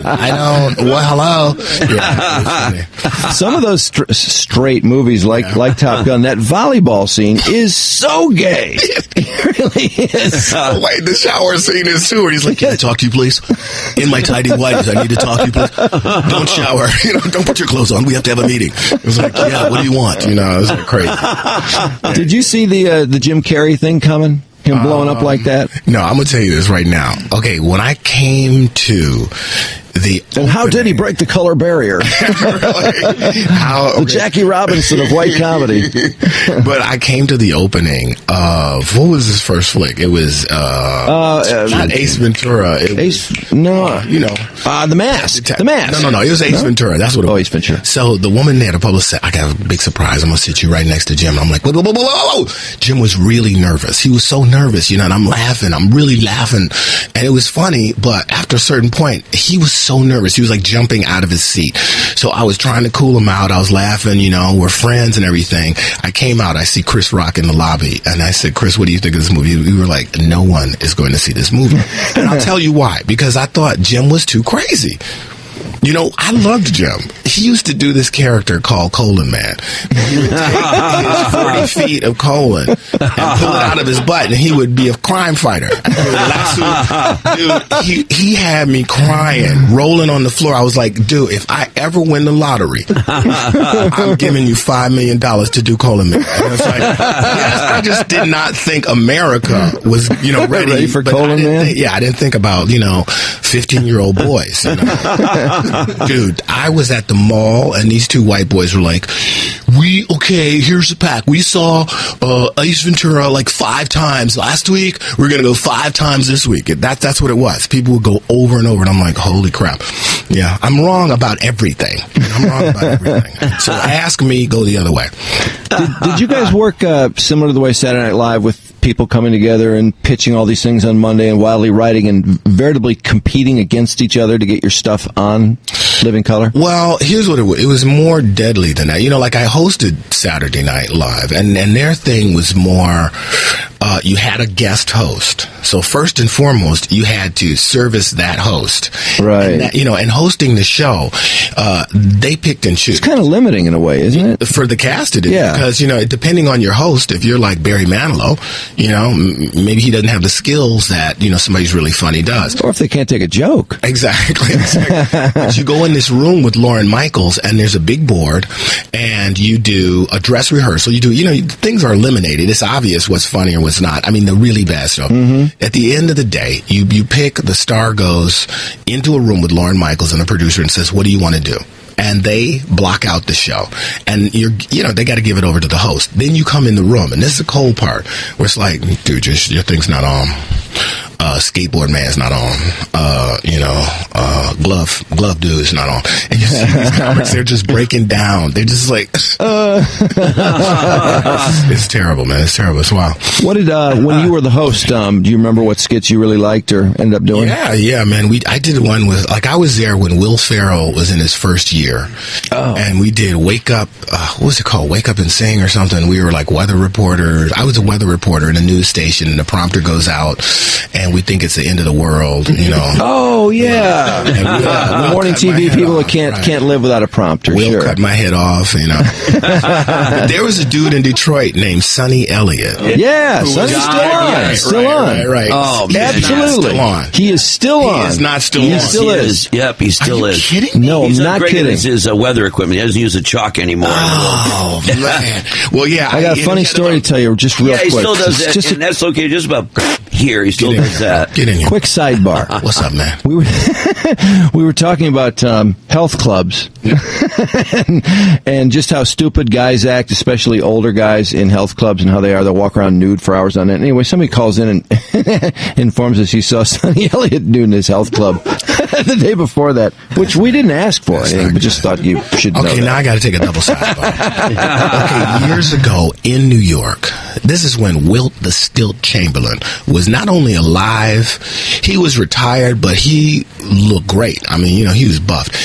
I met him at this club. He always looked buff, didn't he? Yeah, he looked good. He was ill at the end. But I'm sitting in this health club in New York called the Vertical Club, and I look up and it's Wilt Chamberlain, and he is casually popping off these arm curls real slow with a 95-pound chrome dumbbell. And I'm not talking about, he wasn't even sweating. He was just like, hey, what's up, bro? One arm? One arm. 95 pounds? Had it like been gripped.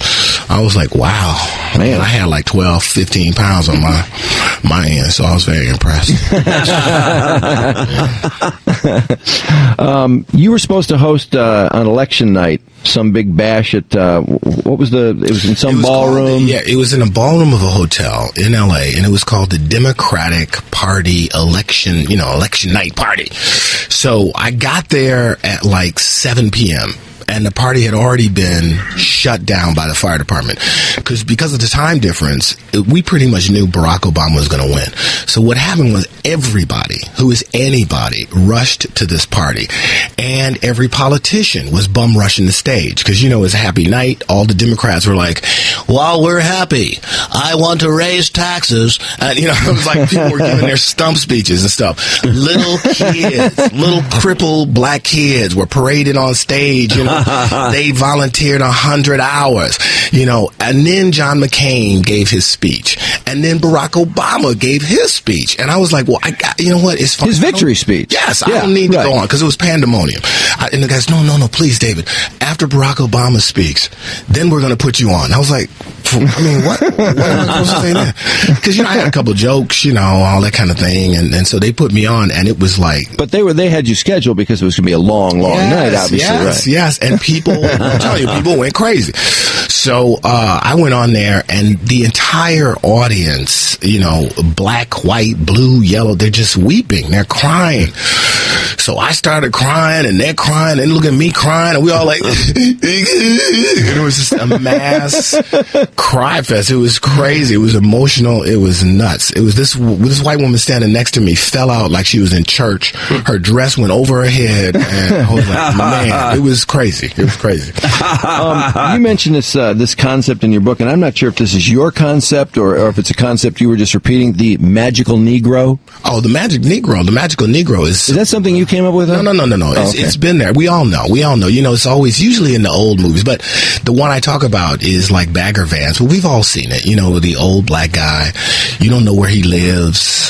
He just like appears and he says, "I can make your radio show better." Willie, is that you? What am I doing wrong?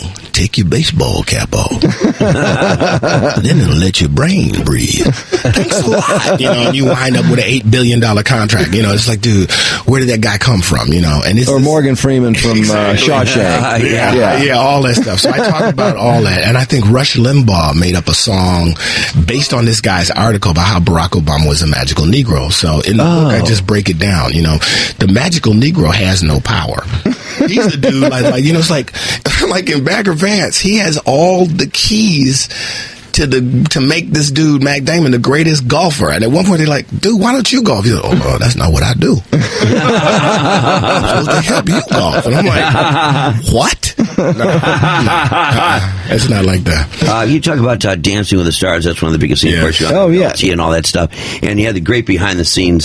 So, first of all, we're always laughing about that show, how everybody screws everybody. There's so much sex going on in that show. It's pathetic. God, are the women hot on that show? Boy, they're smoking hot. Aren't they smoking? God almighty. Enough with the Osmonds. I'm tired of seeing Marie on there dying those idiots. They're really hot. But, I was married at the time, number one. And number two, my partner, when you're like on the show... Who's your partner? Kim Johnson. Oh, Kim. Yeah, but when you're on the show, and immediately I ask her, like, okay, what tool famous guys, hit on you. And it's like you hear a story about every lame has-been D-list star who shows up the first day, with some baggy gym shorts and no jockstrap, like, oh, I'm sorry, what's up? Can I get a hug? I didn't want to go out like that, but these poor girls get hit on by every jackass. That's the most fun, man. I'd buy 5 hours a day with the most beautiful women in the world. I was like, I'll be there. Who is Ed? Do you have a choice for the hottest, by the way? Absolutely. Editor, I don't know what her last name is. She is so banging, drop dead. Like she would wear stuff like guys' gym shorts, but rolled up real tight, and then like a t-shirt that slid up the front and tied in a knot. No bra, and just like, hello, David. I'm like, yes, it was crazy. Man. How about Chelsea? Chelsea Handler? Yeah, no, not Chelsea Handler. Oh, Chelsea the dancer. Yeah. She was sweet, totally different. Spunky, a great dancer. The dancers are awesome, man, and that's part of the problem why I went crazy, because they would always tell me, they go like, David, they really hate you, and I'm like, really? Yeah, the judges hate you. I'm like, wow, I mean, really? And they're like, yeah, can't you see it? And I'm like, I thought they did everybody like that. No, David, they hate you. And I was like, okay, all right. Well, did you feel like they were giving you an extra bad time? Well, listen, in hindsight, everybody does. Everybody thinks they dance better. Everybody thinks they needed better scores. Everybody thinks they should last longer. People who stunk thought that. Steve Wozniak thought that, Well, people come back and say, he's like, come on. Steve Wozniak. I invented Apple. Come on. And you're like, whoa. Well, what's up with Michael Irvin? It seems like, can he not dance, or is he just not trying, or what's going on there? As a heterosexual man, I am proud to say, I have not watched the show. Okay, I didn't watch it when I was on it. So it's true. I would come home from hours of rehearsal. My wife would be like, turn it on. I'm like, I just did that. I can't watch it. What inspired you to do it to begin with? I mean, it's a lot of work. Money. It was, at the time, last year was the greatest ratings ever. The ratings are huge. Yeah, gone from this cheesy show. That's the messed up part, which I talk about in the book, which is like, we think this can expand your audience, David. We think you can really take this ball and run with it. Open your audience up. Bring some people that don't know who Dag is with your feet. And, of course, that didn't happen. Barack like me, David Allen Grier, I know you're not feeling well. Thanks a million for coming by, though. Man, it's always great, man. It's always great to be in Detroit, man. Yeah, come on. Your mom's here. Come home more often. All right. Come see us anytime. Take care. Thank you very much.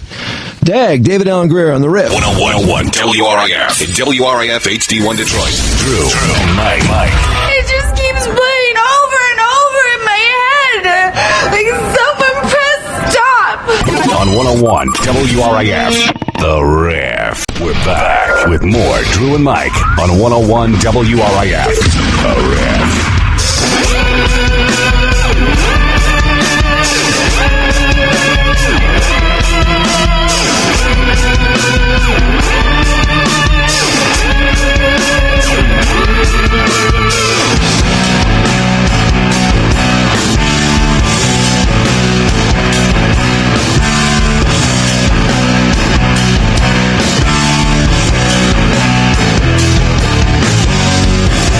7:30 at WRIF.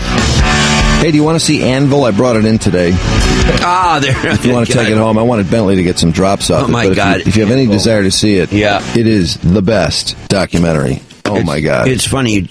I mean, out of the blue, you started talking about this thing a couple of weeks ago. Since you brought it up, and it was just kind of one of those distant sort of fringe sort of things, one of these great documentaries, when we were talking about documentaries in general.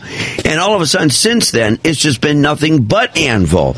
They've been on Conan. They've been all over television. Here comes their DVD. Well, of course, it just probably to promote it just this. came out on DVD. There you go. Right after I saw it on VH1. Well, I've been dying to see it. When it came out in the art theaters, the main art, and what's the other one over on Telegraph? And then that one, Telegraph and Maple. Maple, the Maple. Yeah, the Maple. The Maple. There you go. A little slow today. Son of a bitch. Well, it was, it played at little theaters like that, and the rock world just loved it. Just thought it was the greatest documentary. And I think people had a hard time explaining it, too, like what why is it so great? I mean, it's about a heavy metal band that never made it, but it is a neat story. It's about these guys who are like 50, 51, and they're still trying to make it as a metal band. Mm-hmm. And their last 10 or 12 albums have pretty much bombed, and they have no representation, and they should quit. Like, their family is struggling for money. And nobody shows up at their shows, right? They're sparsely attended. Yeah, and they have a European tour because they get this manager from Poland or somewhere who books this European tour. Manager? Yeah, manager's using the word... It's some lady that throwing the word around a little bit. Music, yeah, right? She was a big fan, I should say, and she ends up booking shows that, like 50 people show up. I think there were 10 at one. And they don't get paid at a couple places, and they miss a few trains, and they're at the train station with all their equipment in some foreign country. I mean, it's really a disaster, but at the same time, you kind of fall in love with these guys because they won't give up. They've just got that, they want it so bad, and they've been best friends since they're 14. They promised they'd never give up. So it's got this real kind of sweet, friendship, dream thing going.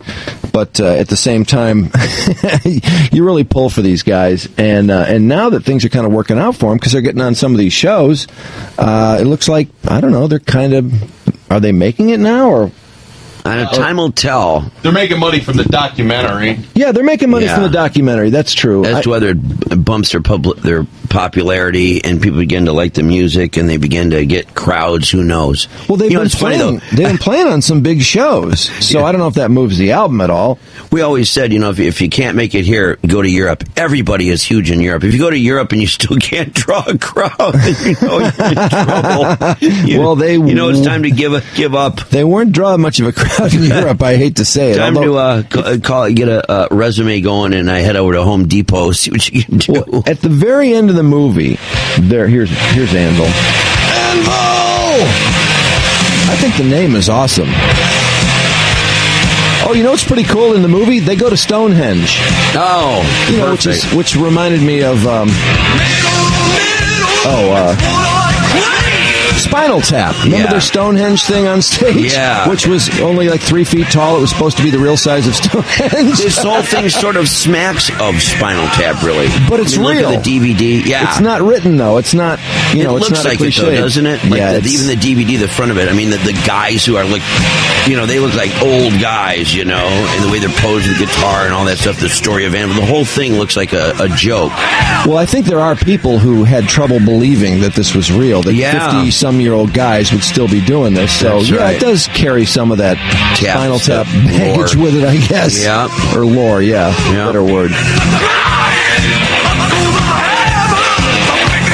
But, in the movie, or in the documentary, there are people like Slash and Lars who actually knew them in the early 80s. They had a couple records that, a lot of big people in metal kind of dug. And then instead of blowing up into this big career, it shrunk into this little tiny career. And, their families are all begging, please quit, give it up, get a day job. Come on, guys, knock it off. It's funny how Slash always seems to know everybody.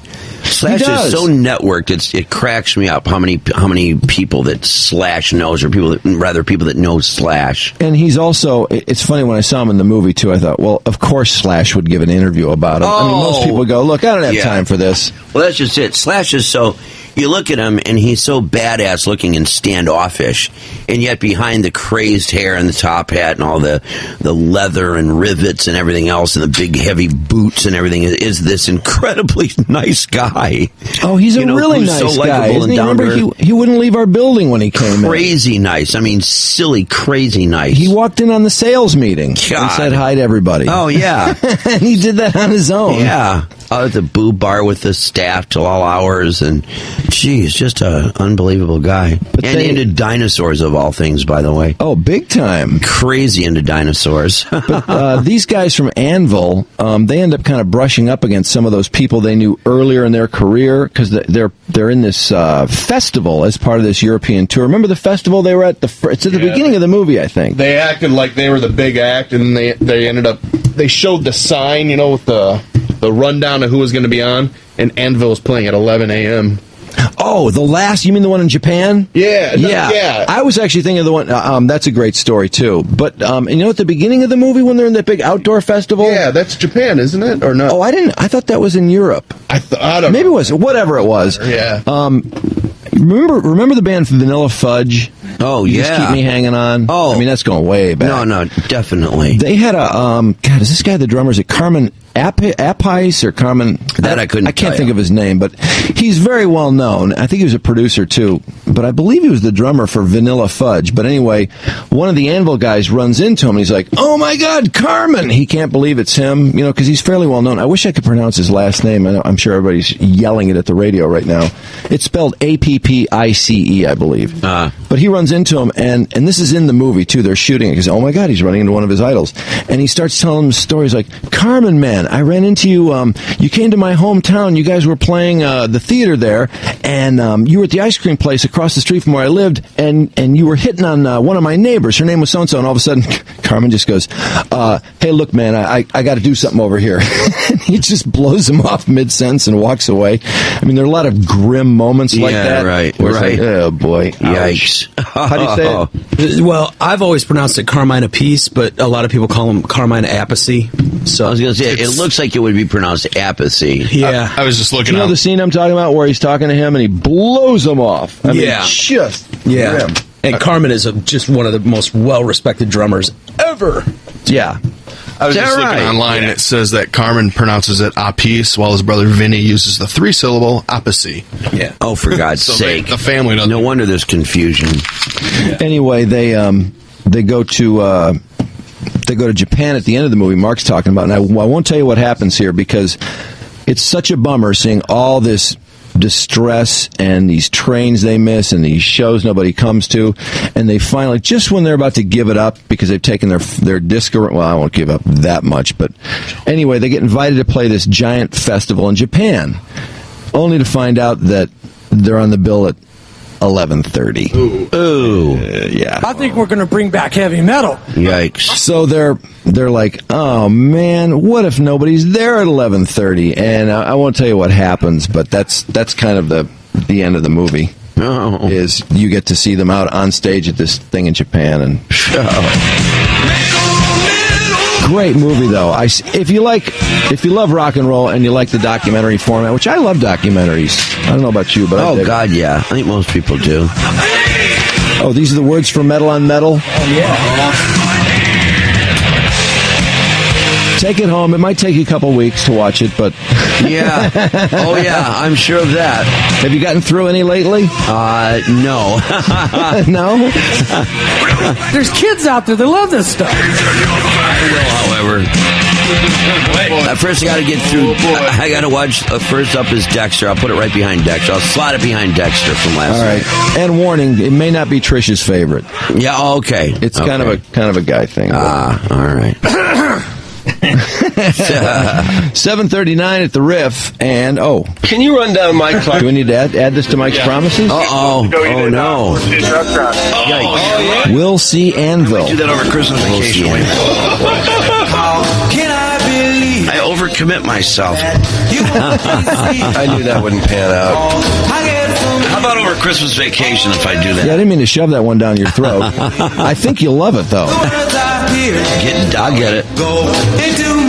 Bring her here by May in the plane. We're gonna go gambling with my dad. In studio helicopter flight by the end of January. Promises, promises, promises. Yeah. That's all I get from you.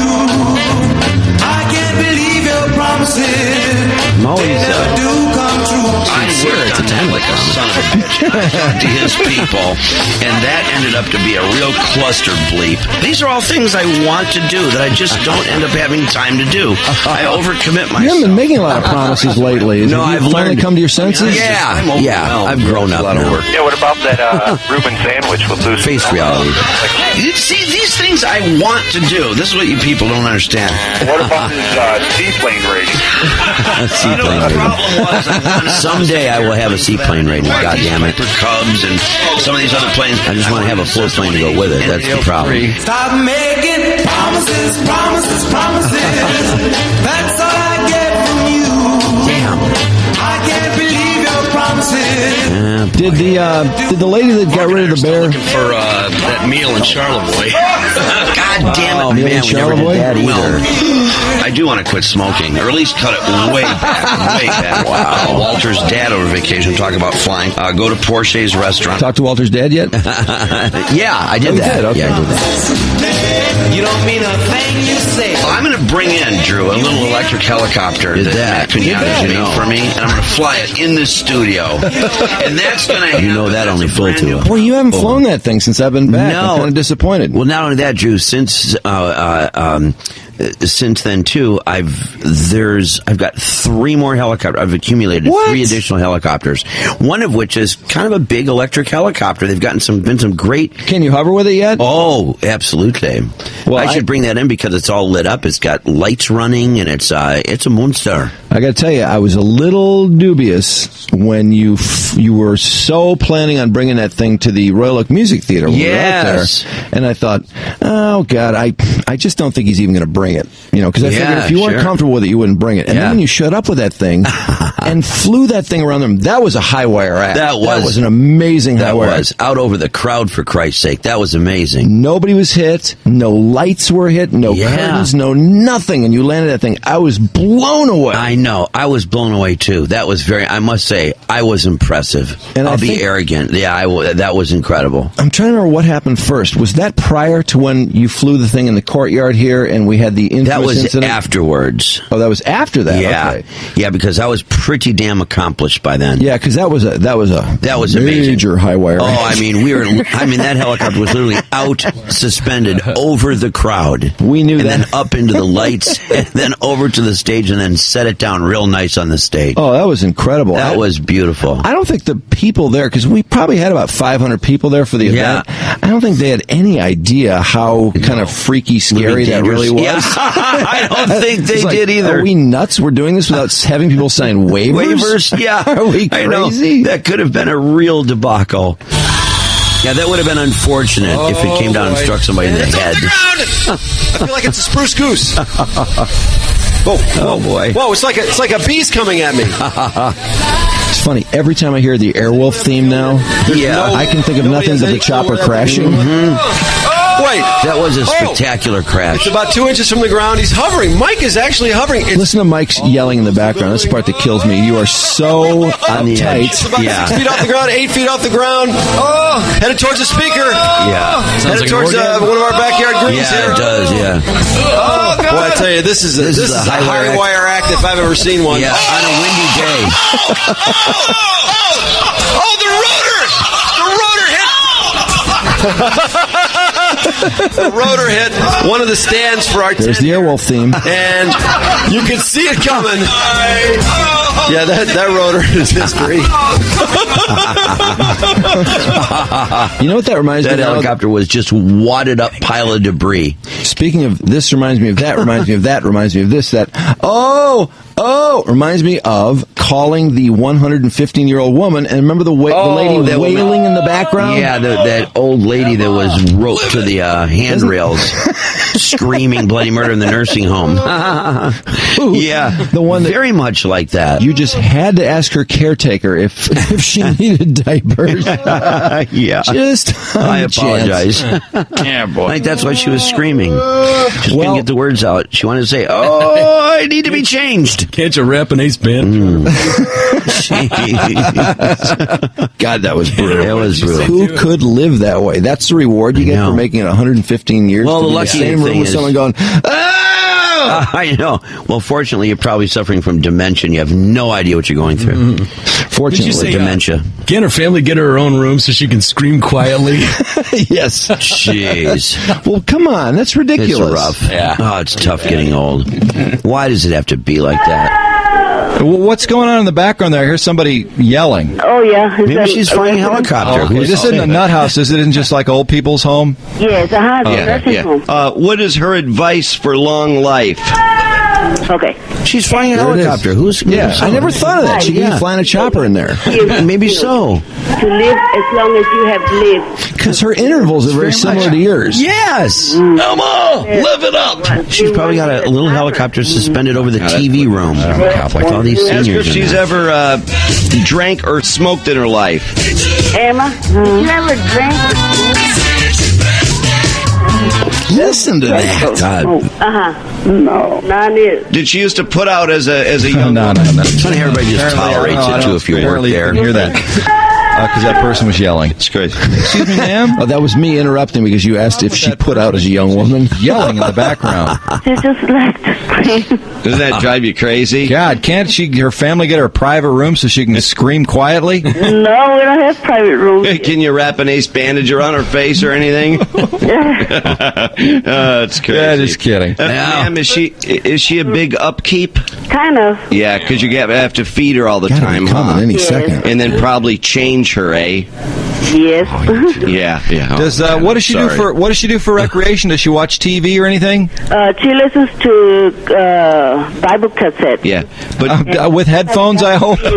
Would she expire? Okay. Yeah. Hey, listen, thanks a million, and I'm sure you guys do a great job over there. Thank you. You have a great day. There she is. Of course. One more time.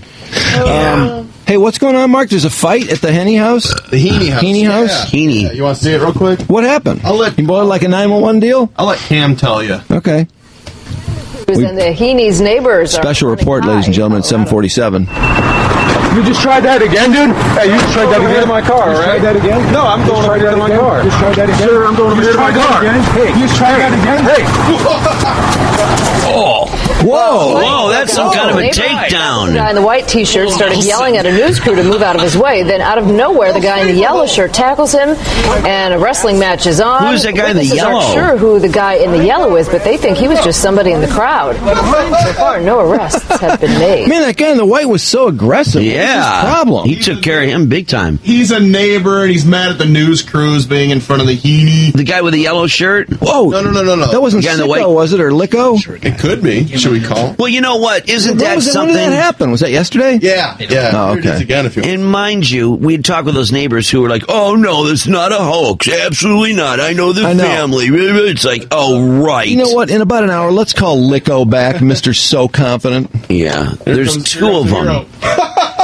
Oh, Yeah, that's kind of like a awesome. sucker punch, though. He just runs up from behind, puts a full Nelson on him. Yeah, he sure does. That's pretty What sweet, an though. ass. And no one knows who he is. He has nothing to do with the argument. He just wants to be a hero. Yeah, that was pretty sweet, I must say.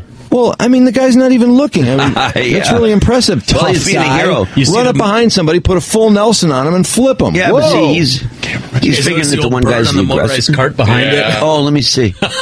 Oh, wait. That's pretty good. So is the cameraman that sticks the camera right in his face Let's see. to make sure he catches on. Who's the old bird? Is that a neighbor or something? Oh, yeah. You'll see her wheeling around in the background. It's a pretty good takedown, actually. Yeah. Just tried that again? Sir, I'm going over here. That's a sucker takedown. Yeah, but he's got a... Well, a fight broke out. He's when like the law neighbor- enforcement. The guy in He's the white t-shirt started yelling at a news crew to move Righteous out of his Rick. way. It's like a Out of Righteous Rick nowhere, the guy in maneuver. the yellow Here she shirt tackles comes. him, and a There she wrestling is. Oh, yeah, she's got one of those scooters like on TV. Rascal. Yeah, she just whipped around. Oh, that's great. Oh, my God, that's hilarious. Man, so she wanted to join the fun. She jumped in that scooter and said, I'm going down there to see what's going on. Jumped in her scooter, and she's she was probably- right on scene. Probably headed down to the store to get some milk or something. out of Yeah. the cart. Yeah, because if we'd seen that full thing, there was probably a basket in the front loaded with groceries. Oh, that was terrific. We need some, let's see. Nice. What kind of music do you think the woman that took on this bear would want? Oh, you think so? Let's see. Yeah. Okay. Did she request it? Yeah. Okay. She had 2 requests, but... Oh, this is pretty sweet. What was her other request? Show you. While we're waiting, this gal is in her late 70s, and supposedly they had a little bear invasion, and she took this thing out with a throw pillow. Yeah, she did. Attacked it with a throw pillow. And this is a full-size bear. Black bear with a cub. So I mean, you know, when they're with their cubs, boy, look out. I know. Oh Heads up. man, they'll kill you for that. Hope she's up. That's the thing about bear attacks. They come when you least expect it. 7:50. 10 in front of 8. Razor sharp teeth. At the ref. Sharp WRIF. With Drew and Mike.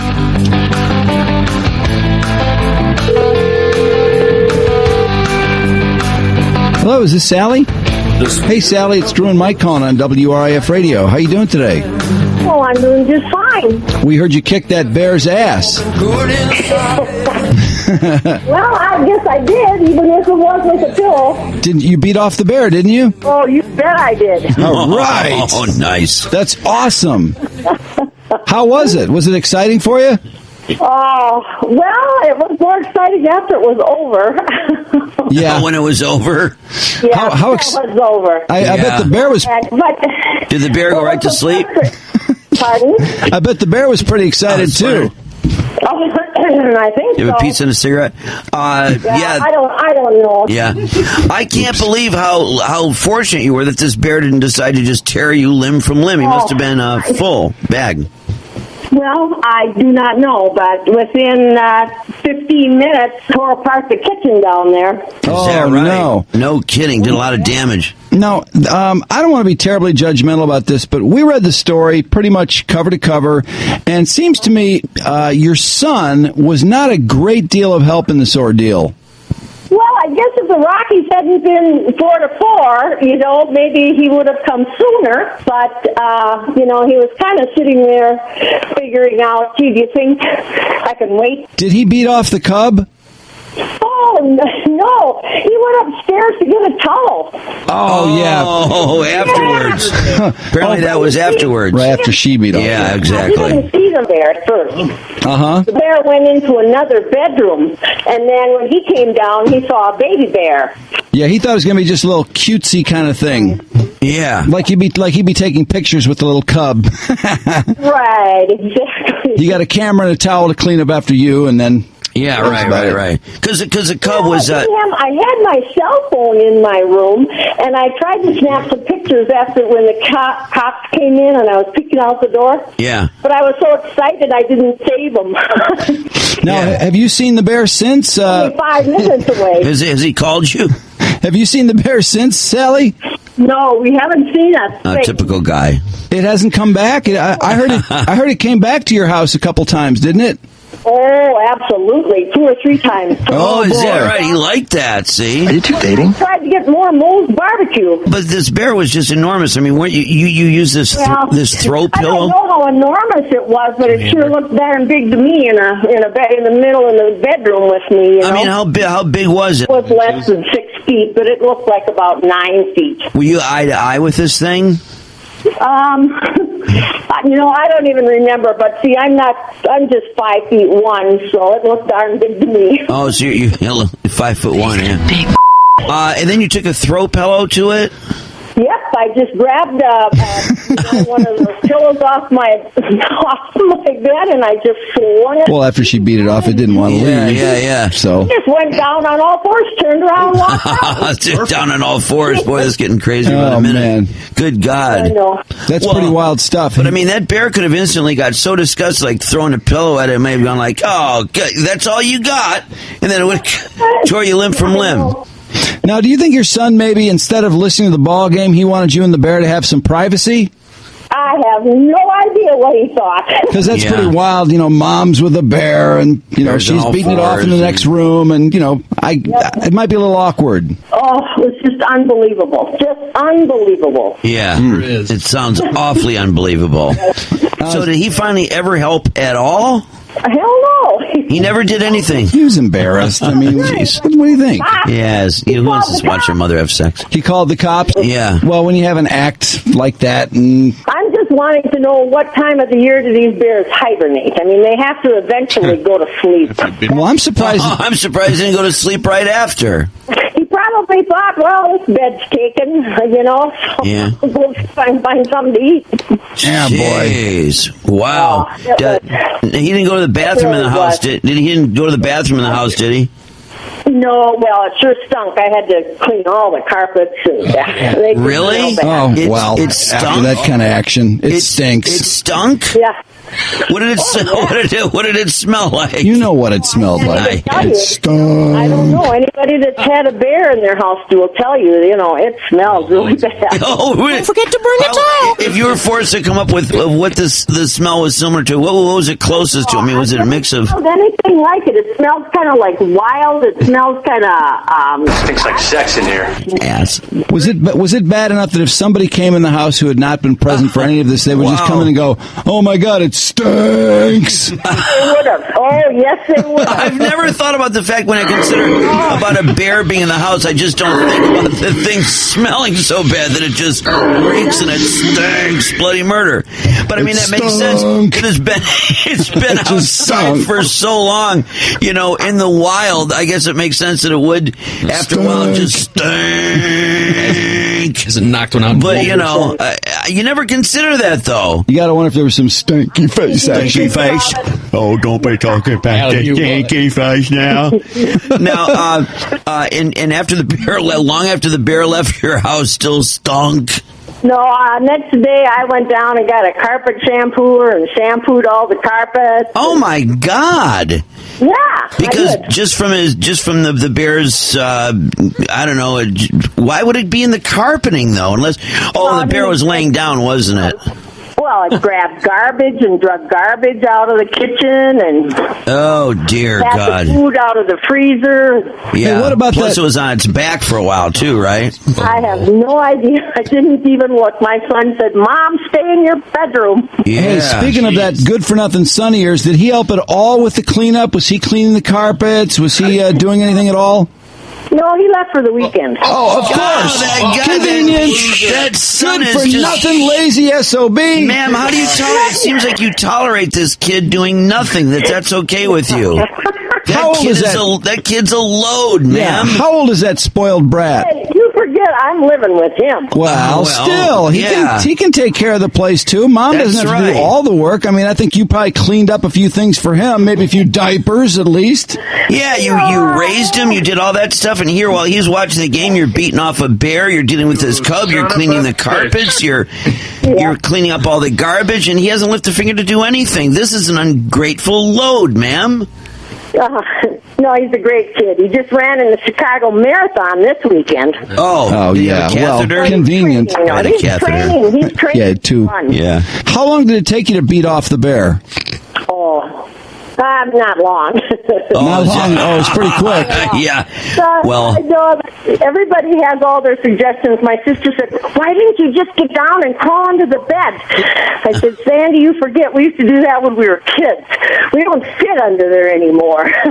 So was it a a few minutes or? I don't know, maybe half an hour. Oh, okay. Half an hour. And he was black.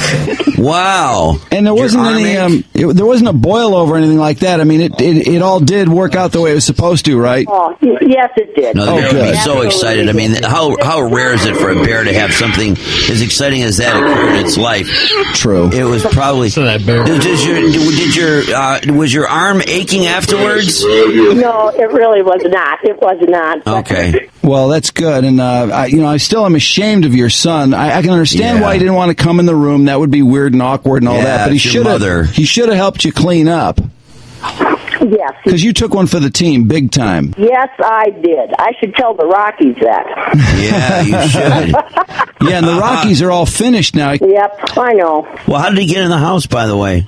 Well, we're not sure, but we have these lever doors. Yeah. That you kind of like, we go out to a patio. We used to have them. We don't have them anymore. Yeah. They can open car doors and patio doors. And is that right?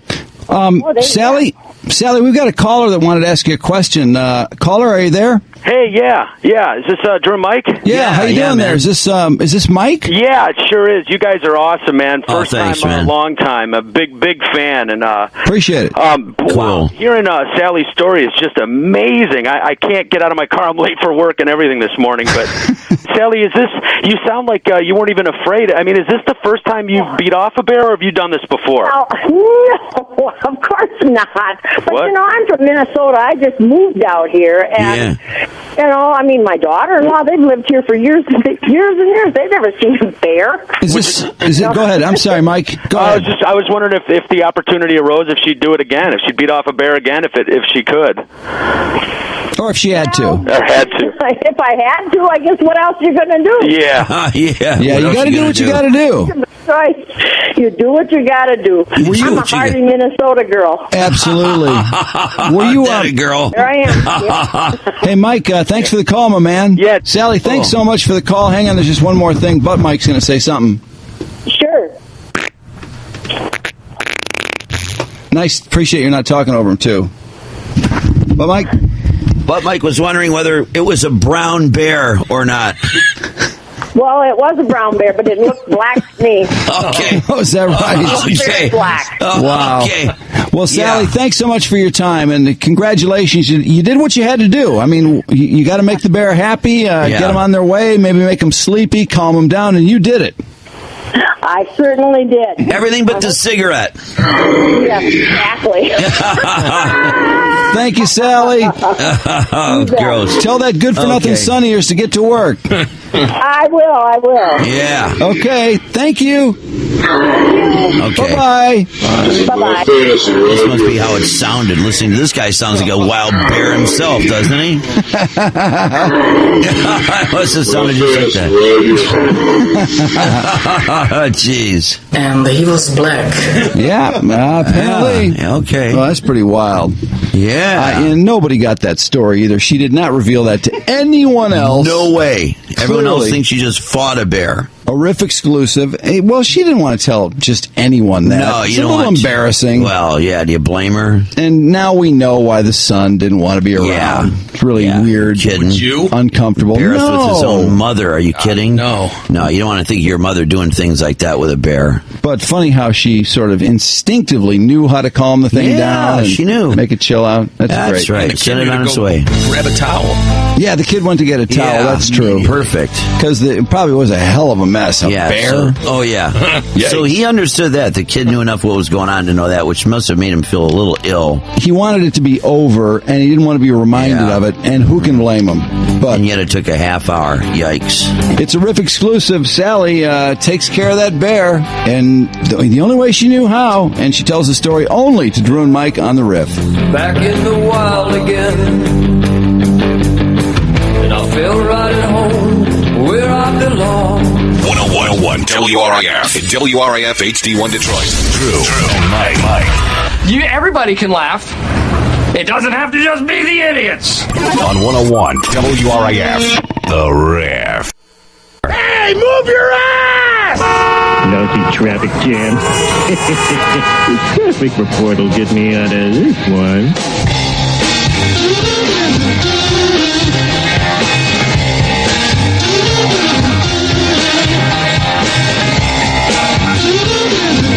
All right, traffic at 8:07. Brought to you by Autolab. Don't forget your car. Gear up for fall at Autolab Complete Car Care Centers. All work comes with a 12,000-mile, 12-month warranty. See fall into savings specials at AutolabUSA.com. Have you seen your Autolab technician? Stress, what's going on? Well, let's see. Southfield northbound at 8 Mile Road. Got an accident there. That's on the right side. That's a 1 mile backup. But that's it. The rest is construction. The same. I don't see anything new in construction. That's it. One deal. That's the kind of story on traffic. Okay. Trudi News brought to you by our friends at Tri-County Mattress. If you want a great night's rest, sleep on the very best at Tri-County Mattress. Tri-County Mattress offers the top name brands, and you always pay less. At Tri-County Mattress, family owned and operated for 18 years. In Westland at the corner of Ford Road and Hicks, call 734-728-8022. Mary Jane's about to be freed. The Obama administration making the balls-out statement that they are not seeking to arrest medical marijuana users and suppliers As long as they're conforming to the letter of 14 states' laws about medical marijuana. They're sending down the policy advisement to all U.S. prosecutors this week. The upshot is that it's not a good use of their time to arrest people for using or providing medical marijuana. Till this, there was a confusing conflict between the Fed's responsibilities, as marijuana was still continued to be classified as a controlled substance, as opposed to the states who had legalized it for medicinal use. The greatest example of where those two laws clashed was in California, where they've had legalized medical marijuana for quite some time. And their Los Angeles police were about to come down on some of the providers of medical marijuana, which is a pretty big industry in the Los Angeles area. They've got a lot of shops, and some of them, they claimed, were making a profit where they should not have made a profit. To clear this up a little bit later, I've got Bruce Merkin, who is one of marijuana's most stalwart legalization advocates, and his comment when he heard this was, "About time." There will be autopsies performed on 3 people who dropped over in the Detroit Free Press Marathon of 26.2 miles over the weekend, usually a glorious event, tarnished by 3 men suffering from what they believe was cardiac arrest. 2 of the men collapsed at the finish line, the other at the 12-mile mark at a drink station. All were taken to area hospitals and all pronounced dead. The first fell at 9:02 and then 9:17 and 9:18. The youngest was John Fenlon, who's 26, guy who was famous previously for catching Mag's home run in the Tigers-A's game that sent the Tigers to the World Series in 2006. What's the chance of that? I know, what a... So weird. Just, such a young guy, too. Yeah, really. I mean, for all 3, a really bummer of a story. But the guy that caught the ball, Max, was he 26? Yeah, he's 26 years old. Oh, my God. And, people around him are saying they don't understand. He's a very active guy. He did a lot of, he played a lot of games, frisbee golf, and a couple of other things that, they say he involved a lot of stamina, and they can't understand it. Deaths at marathons, by the way, are pretty rare. You'd kind of expect that would be, sort of an ultimate test of people's physical endurance, but the last death in Detroit was 1994. The Haney lawyer was on Good Morning America today, and he's currently, I believe, on Today, where he tried to harumph around that he doesn't want this to be made into a public spectacle. I see. Robin Roberts then wondered, that's really not a great strategy considering what your clients have done. Yeah, but which has made the biggest spectacle you could possibly ever make. He puts it back on the police, though. Listen to this. All I can say is law enforcement has certain standards under the Constitution that they have to conduct themselves by. If they step over any lines, it is my job to slap them down, and I will if they do. Doesn't this sound like a guy who's saying, okay, well, I got these total a-holes for clients. The guy is a D-bag. Everybody thinks so. So my approach is going to be, I'm going to say that the cops are being too aggressive, or I'm going to catch them if they are. I'm just waiting we're going to hear probably that the police interviewed him without an attorney present.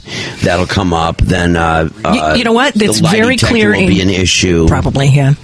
I can see some of those emerging. They were polygraphed. The lawyer says he doesn't know the results of the polygraph yet. He thinks charges will be filed. We know the results. Of course we do. He was polygraphed by America. Remember, he was talking about the Colorado law 3.1 or 3.8 or something that doesn't allow them to mention whether a lie detector was given or not, nor the results or anything else. Otherwise, it's a cluster bleep legally. Governor Granholm Special was on report. Today. We interrupt this newscast. Governor Granholm is on the Today Show as we speak. They were promoting this all weekend, too. Why is she on the Today Show? Well, I don't know. I mean, she looks ever more fascinating. Does this have to do with our unemployment rate or jobs or something? That's about a women's nation. Oh, it's the Maria Shriver thing. Because her husband, Granholm Mulhern, is on too, and of course they just refer to him as Daniel Mulhern. They don't mention that she forced him to take her name. I know what Mike's going to say. They just showed a side profile, close range. Did you see the way that was lit? Her mole stood up like 3 inches from her face. It was in the foreground. Would you say it looked more like Farrah Fawcett's nipple? Oh my God! You could hang 4 coats on this mole. Am I right? It was somewhat unfortunate angle. And she thinks, I think she thinks it's it's hot. It's like Marilyn Monroe. That I'm burnt. God, I'm so She burnt this she morning. likes people to see her beauty, warts and all. Yeah, it must be oh my God, was that bad? Hold on, let's go back and see the beginning. You gotta see it, the way this mole is lit. It's so bad. Ooh, nasty. Hey, where'd my teletype go? Okay. Of course, she's wearing an ugly pantsuit. I guess. You gotta have the whole... Like we're going to miss anything if we miss a few seconds. God, Maria Shriver is gross. Yeah, ooh, she's... And in 5 years, you're going to be blown away. I'd love to see Shriver and Mitch Albom side by side. has just to look at their begun. jaws. For Governor Jennifer Granholm. Mitch Albom this weekend said he believed the Haney story, by the way. When they went to print on Sunday, he believed the story. I swear to God. I'm not kidding. I'm not kidding. I'll read it when this is over. Oh my God, he's the most gullible person on Why earth. would you come out and tell him that? In meetings and face-to-face at the Capitol. He thought he was going to be right. Are you It's her kidding? last term, and for Michigan's first female governor, the needs of her state have never been greater. Turning the teletype down. It's no longer breaking news. Yeah, there's music now. Unemployment in the country. Governor, that could change. But by noon, next year's budget is not the only thing being negotiated. A quick bag lunch with the first gentleman. Mr. Granholm? Dan Mulhern is a former Dan Granholm Mulhern. part-time radio host and full-time dad. Oh, he squirreled a radio gig out of this? Is that pathetic or what? The shifting I wonder who his guest landscape was for all the women. time. Did you sit down and Nice taking up jobs in the radio industry because your wife's governor. between you? It might have been before then. Happened. No. I think you were an accomplice to it. We have negotiated some things, though. Yeah, we have. I think, Yes, you know, we for have. instance, there was a time when I said to Jennifer, "You've got to stay out of my lane," which meant with the kids, and she was fantastic. You sound like a goddamn pussy to me. That and respecting that. And it's a fast lane, raising now 2 college-age daughters, Cece Kate, and their son Jack. The Granholm Mulherns are not in the fast lane, We have a please. relationship with our children that our fathers didn't have, let alone our grandfathers. But there was also an identity shift. It's the internal sense that something's wrong. It shouldn't be like this. When asked, "What do you want to be when you grow up?" First lady wasn't on the top of the list. They started as equals, even taking each other's last name when they married. Thank you. But for this Harvard Law School grad, taking a back seat. Wait, pause it for a second. They took each other's She didn't last take- names. She didn't take his name. No. He's Mulhern. She's Jennifer Granholm. Well, He is legally, Daniel what is it? Granholm Mulhern. Her legal name? I don't know. I've never. Have anyone heard her referred to as Jennifer? Anything besides Jennifer Granholm? She might be, She's using... not Jennifer Granholm Mulhern. No, I know. I mean, officially, though, or as the governor, she may be using her stage hold on. name. When it comes to names, who's wearing the pants in that relationship? Obviously, she is. Yeah, well, we know. But she's wearing the governor's pants. I mean... If the engine of the car is steaming, who's going to lift the hood of the car? I know. Whose head are you going to see under there? Who's changing the Granholm. tire? We've been through all this. Yeah, that with their 1-inch heels. All right, go ahead and roll. Which is an assault to Mike. That bugs me, though. They said they exchanged. They did not exchange. Oh, there it is. Back it up. Did you see that mole? Oh, do we need to see it again? Yeah, you need to see it for the first time. I already did. I just saw it. No, you need to really I just see didn't it. see it with you yelling at the same time. You need to see it. You need to see it really well. There, I saw it. Study it. Study it. No, I'm not looking Breathe at it him. in. I'm not studying it Breathe anymore. it in. Stare Stop. at it. Let it be a part of your soul. Mole. Look at that. Oh, Look at God, that. stop. Tell me that doesn't need to have to be blown off their face by Roche. Step back, as I have, you feel like you missed something because you see her going full bore at making a difference and changing the world, and you're changing a diaper sometimes quite literally. Have you Just had like How that. humiliating. Absolutely, because as a one mom, chin. I would want to get in and take over the kid thing.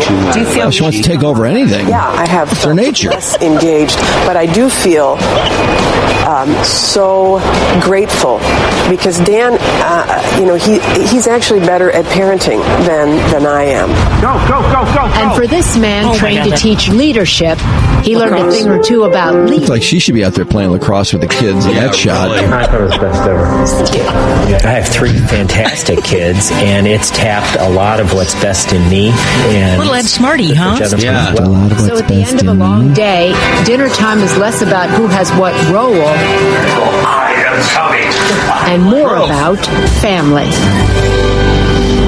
Maria joins us. Maria Shriver looks rough. I want to talk about God, is Maria Shriver Wait, ugly. so who's the dude and who's the dudette in this relationship? My God, I mean, it's hard. He was doing the diapers. He was firing up the dinner. That leaves nothing. Doesn't look like she's got much parenting to do. I don't know why getting this government straight is so difficult. Yeah, I mean, seems to me she's nothing got for her to do 24/7 dedicated to the state. Raise taxes and not cut spending.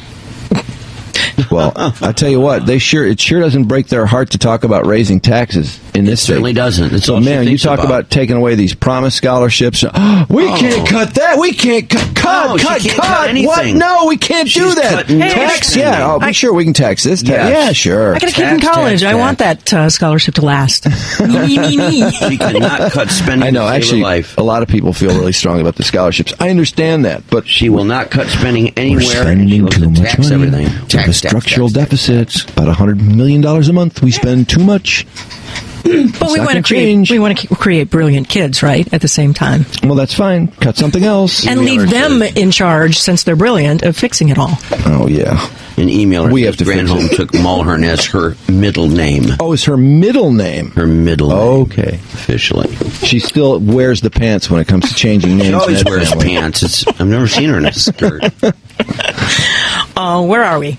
You want to go back to the Haney family, or are we done with them? We're done with the Haney family. What was the fight about?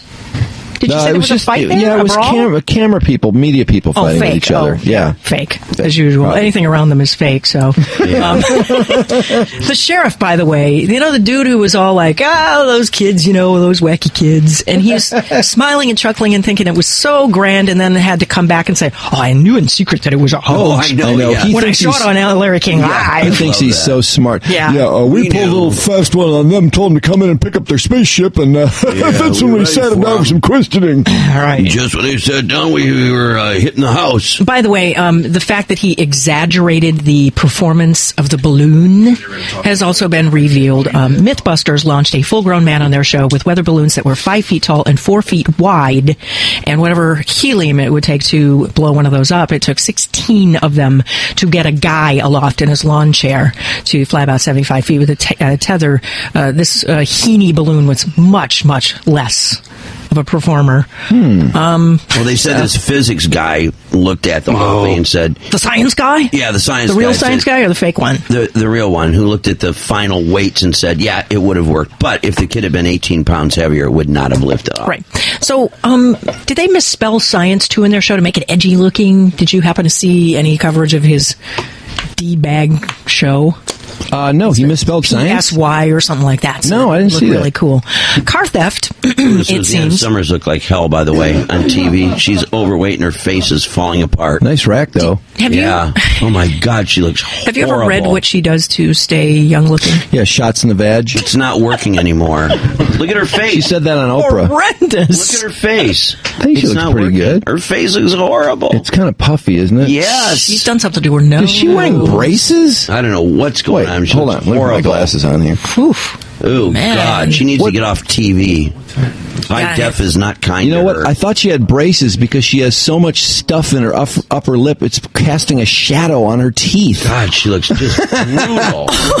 Look at all that. That's how far her upper lip goes out. Yeah. From the collagen or whatever the hell. Little collagen to make her look puffy, and it makes her look puffy. Yeah. Well, she's huge, too. Time Magazine did a story on Oprah and a number of other talk shows and all the experts they have on anti-aging, which is, for talk shows, television talk, there's nothing better than a new anti-aging thing to get a talk show audience. Oh, right. Yeah. And they went blow by blow through Suzanne Summers and all the things that she claims someone should do in order to stay young. Yes. It's like 120 pills a day. They broke down all the pills, what they were for, what they really do, the shot in the vag. What does that accomplish, though, from Oprah? What did that... Trudi, I was so grossed out, I can't even remember. I don't think I read beyond that. I was like, shot in the vag! Every day. Every day. Shot in the vag? Every day. Yes, every day. It's for anti-aging. There.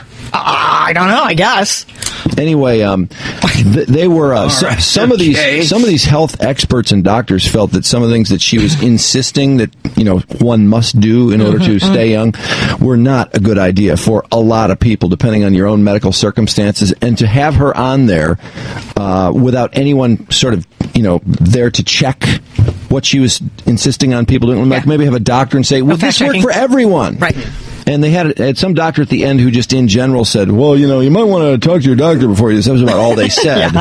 They had one surgery method, the one-day facelift, where they poke holes in your face and string it up and pull it. Oh, yeah, yeah. That one. They determined about a year later that had very, very bad side effects. Certain people, the string would go through your tissues and your...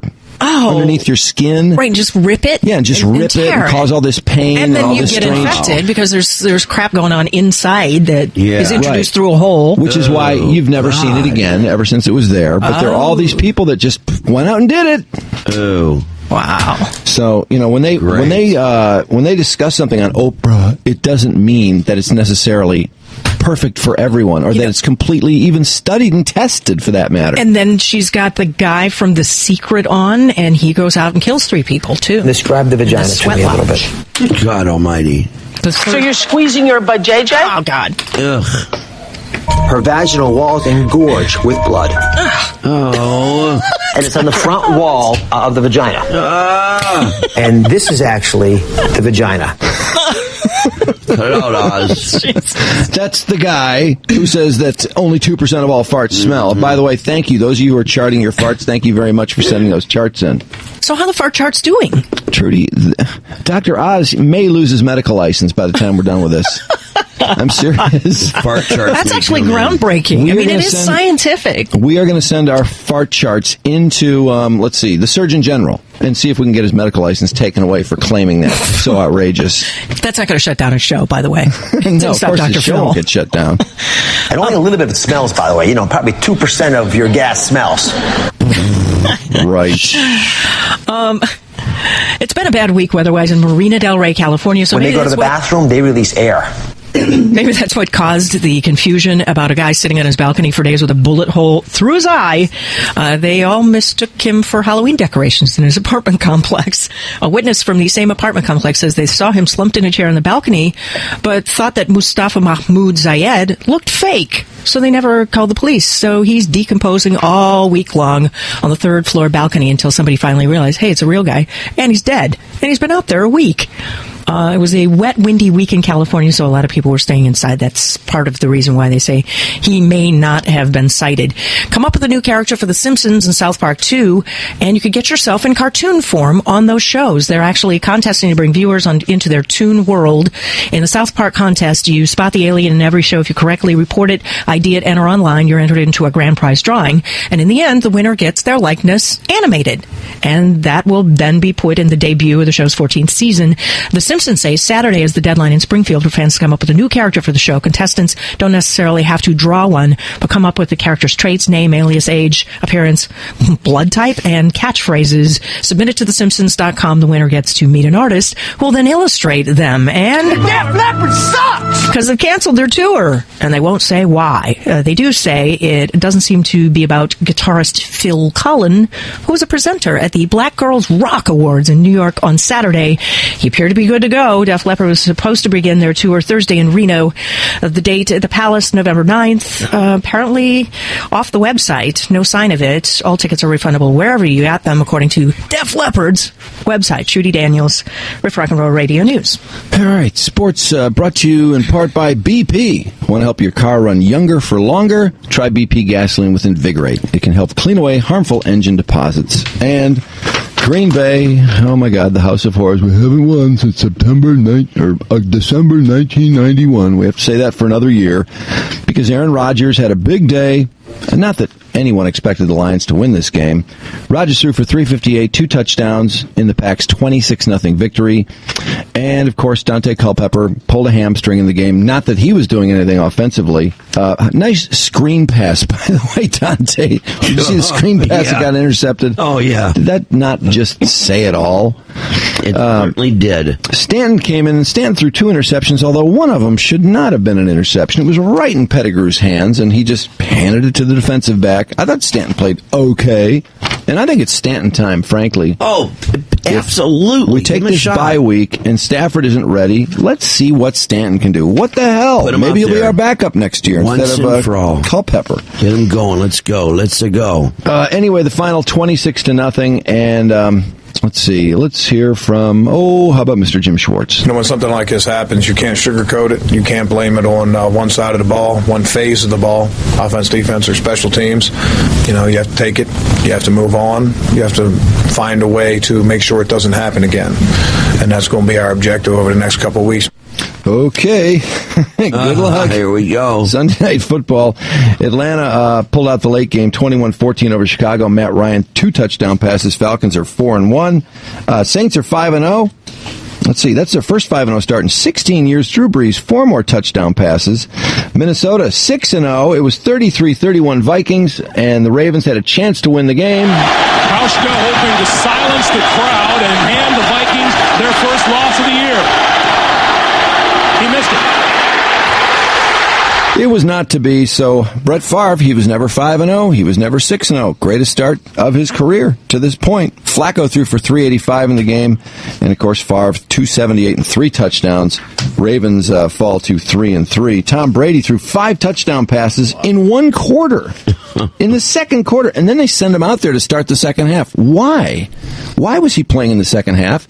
It's snowy. He just got done with a knee injury, and you're up 45-0. What the hell is Belichick doing? How much fun did that look, by the way, the snow? Yeah, it looked pretty cool, didn't it? Hilarious, yeah.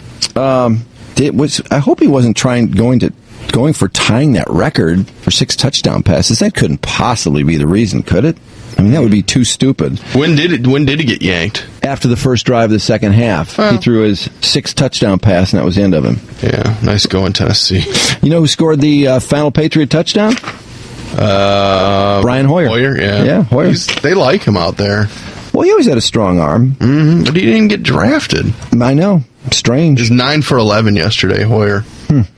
Jamarcus Russell hooked up with Zach Miller for an 86-yard touchdown. Justin Fargas ran for 87 as the Raiders upset Philly 13-9. Kansas City got a win finally, 14-6 over the Redskins. I got to believe Jim Zorn is all but gone.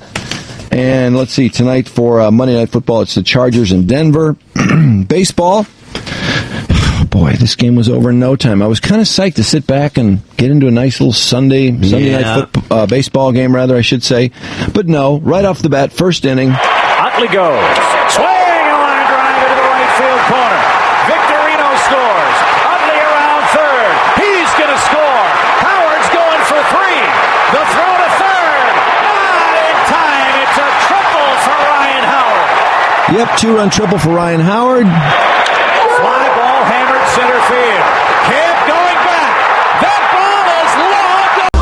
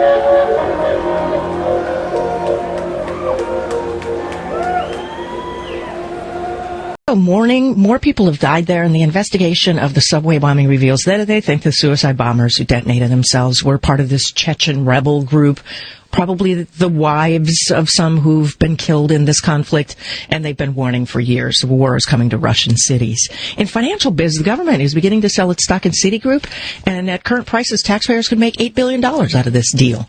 People magazine with a few bombshells that Ricky Martin is out. He burst out of the closet. What a surprise. Posting on his website, he's proud to say he's a fortunate homosexual man. He was inspired to emerge by his twin sons. His twin sons? So, yeah, he wanted to do it for his kids. He wanted to be out for his kids. Oh, that's nice. Yeah, it's really cool. So now we know all the time They'll thank him he was singing she bangs, he meant he bangs, right? Oh, good God. He's the sweetest man that ever lived. I agree. Nice. In fact, Barbara Walters pinned him down one time and said, "Are you gay?" And everybody was wondering, where the hell did that come from? Right out of left field. And turns out she was right all along. He wanted to come out for his kids. Does that mean he's predicting gayness for his kids? No, he just said that he wanted to be very proud and strong for the two children who make him strong and proud, I guess. I don't know. Who knows? It's translated. Okay. That's a little wacky. From Ricky Martin Ease. Yeah. And Snoop on LKL last week, jibing Larry about how Larry is a G. I'm a G now, right? You're a double G. I'm a double G. You're going to learn that later, how I became a double G. Double G. He's a great grandfather. Snoop on Larry King Live. Trudi Daniels, Riff Rock and Roll Radio News. Okay. Boy, got some interesting things coming up in sports, including Phil Knight and all those Nike dollars apparently behind this Oregon offer to get Tom Izzo out of East Lansing. Wow. How dare you? Before they even finish up here? You know, isn't that stupid? This happens all the time, these teams that feel, we got to go after him now because recruiting kicks off any minute. Let the guy finish his Final Four, for Christ's sake. He's not going, first of all. No. But now you've already created a distraction. Yep. We got $38 million? Is that the number? I've heard numbers around that neighborhood. Wow. But with Phil, the sky's the limit. There is no final number. Yeah. I mean, I think the guy would triple anything. But, I don't know, it's just really annoying how they do that during the Final Four. During Super Bowl week, somebody always offers an assistant head coach or a defensive coordinator a head job. During bowl season, somebody always wants to hire someone away from someone before they've played their bowl game. Yeah, Larry Brown, all that. Remember all that? Oh, God. Larry Brown during the NBA playoffs. Oh. You know, the Cincinnati coach this year, look how poorly that team that was 12-0 going into a bowl game, a BCS game against Florida, well, their coach leaves them for Notre Dame. I'm surprised the rules allow them to do that. Well, I don't understand it. When you've got a contract, too. In basketball, they can't contact them in basketball till the Final Four's over. I don't know why you can contact football coaches before the bowl game. But the word is out. Yeah. Oh, yeah. So, the damage is done. It's a real pain in the ass. It is a distraction. It does turn everything upside down. And they knew Oregon knew Ernie Kent was gone a long time ago, so why is this popping up now? Yeah, I don't know. Phil Knight must have been watching some of the Spartan games and got a boner, and he just starts writing checks when he gets a boner like that. Oh, yes. Awesome. Tom Izzo's only response so far, referring to the boner, of course. By the way, we've had a number for Izzo that we've just been kind of sitting on. You know, he's the kind of guy, I mean, we love Tom. So we sort of don't want to bother him, but at the same time, that number is just burning a hole in our pocket, our collective pocket. Awesome. He thinks it's awesome. I guess we're going to have to use it. It's begging to be called. Oh, no doubt. Also, there's a woman who has the biggest boobs, maybe... I don't know, in the history of the world. Oh, my God. These things are just huge. And she's selling advertising space on her boobage. Whoa. I mean, on the shirt she's wearing over her tube. There's just as much room as on a billboard. It would be the same amount of room. Wow. These boobs are just so huge. She's a walking set of boobs, really. She claims that everyone stares at her boobs anyway, so she might as well sell the space. Yeah. Oh, that's a great idea. I hope to look at her boobs. Sounds good. Awesome. Izzo likes that, too. When she's walking, that's all you can see is boobs. No kidding. If Izzo likes She's a 40 double N. Whoa. Awesome. Double N. Yeah, what was Tawny Peaks, remember? Oh, I don't know. One of them laid on my shoulder, but I have no idea. Oh, I remember that. Yeah. Yeah, that was pretty hot. She was posed for a picture, and she Just one right on there. Yeah, she put one on my shoulder, which is why I think the shoulder now. I have tendonitis. Did it feel like a newborn baby? Because the boob was like you wanted to pat it. You know what it looked like, pat the Mike? back and like burp the boob. Did you want to start burping her boob? It looked like there was a female's head on Trudy's shoulder. That's how big her boob was. It was like having a head on her shoulder. Yeah. Remember we got a produce scale to weigh them? Yeah. Oh, that's awesome. That's right. Yeah, the only way to go. But they stuck straight out. There was like a little TV dinner tray. You could put your entire dinner on those things. Yeah. Well, we got to talk to this woman, obviously. Of course. Maybe we can get in the bidding. Who knows? And then sports coming up in just a few minutes. But first, from yesterday morning, after seeing this really strange Celebrity Apprentice on Sunday night, where Darryl Strawberry, a person the show's always taken great interest in, Darryl Strawberry basically quit The Apprentice. Just up and quit. Unconscionable. I mean, left his charity in the dirt. Nobody could believe it. He was tired. Yeah, he was tired. Yeah. And his explanation as to why he was tired Let me take you down to was absolutely hilarious. Oh, God, it was funny. Celebrities get more tired than normal people. Yeah. What his message, I think, was. Yeah. I don't know if he meant to say it that way. But anyway, we blew in a call to Straw. A little late in the show, so for the early crowd, yesterday's call to Darryl, trying to find out just what got into the man. Living is easy. 621. Yo. Darryl, is that you? Yeah, man, this is Darryl. Well, Darryl, it's Drew and Mike on WRIF Radio in Detroit. That's cool. Well, Darryl, listen, man, it was great to have seen you on The Apprentice. Thank you very much, man. I was working with a really good bunch of guys, so, that's cool and everything. Yeah, well, it was funny what you said last night about how it's harder for celebrities to get up in the morning. Yeah, I don't know. Did I explain that okay? Because I didn't think I explained that very well. But I guess if you're a celebrity, you get up whenever you feel like it. You stay up late because you can, or you're partying. And I'm supposed to do that. But when this Celebrity Apprentice started, I'd be getting up early and like 10:30. I'm just so tired and man.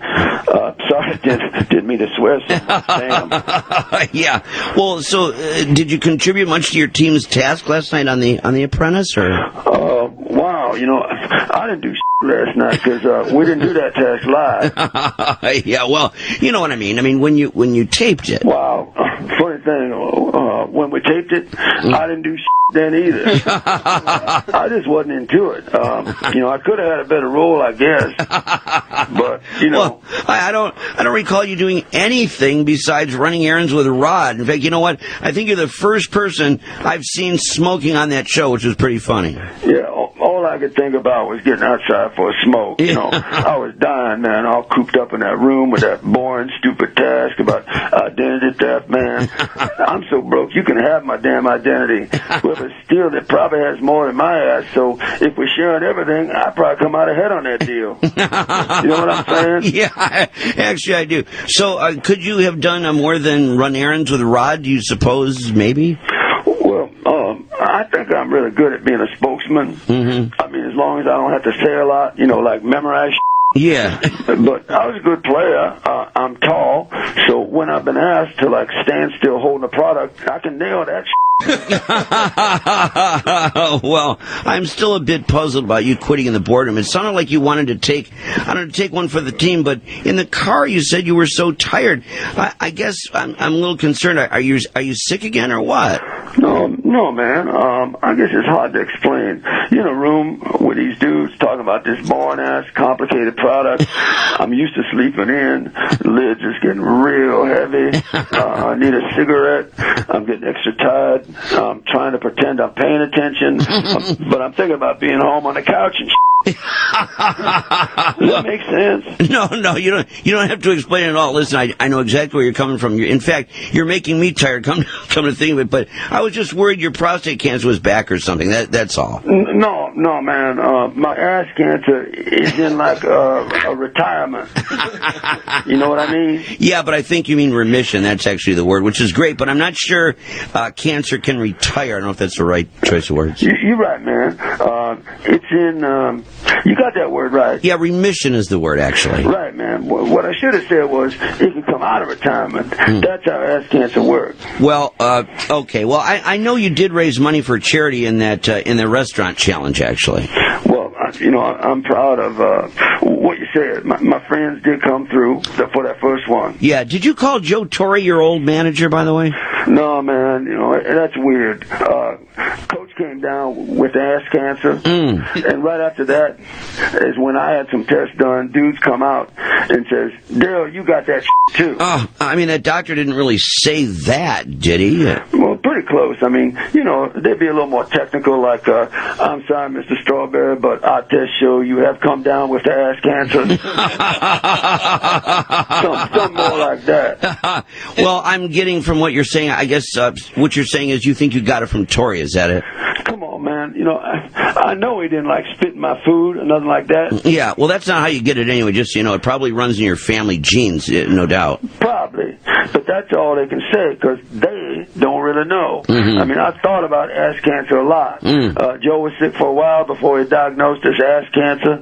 So, one night, Darryl, I need you to get my office and as I'm walking in, Joe being a little nervous, lets out a big quiet fart or something, which I walk into just so I'm saying, "Hey, Coach," a little part of that ass cancer go into my mouth or something. You don't know. Oh, and just like that, well, actually, it's prostate cancer, actually. Not exactly. I mean, it's a air particle. Maybe you swallow it, but when you go to the bathroom, number two, maybe that Joe Torre fart, ass cancer air just stay in your ass. Oh, and then God. Then talks to other cells around it to join up with the ass cancer. God, this is. I mean, you know what I'm saying?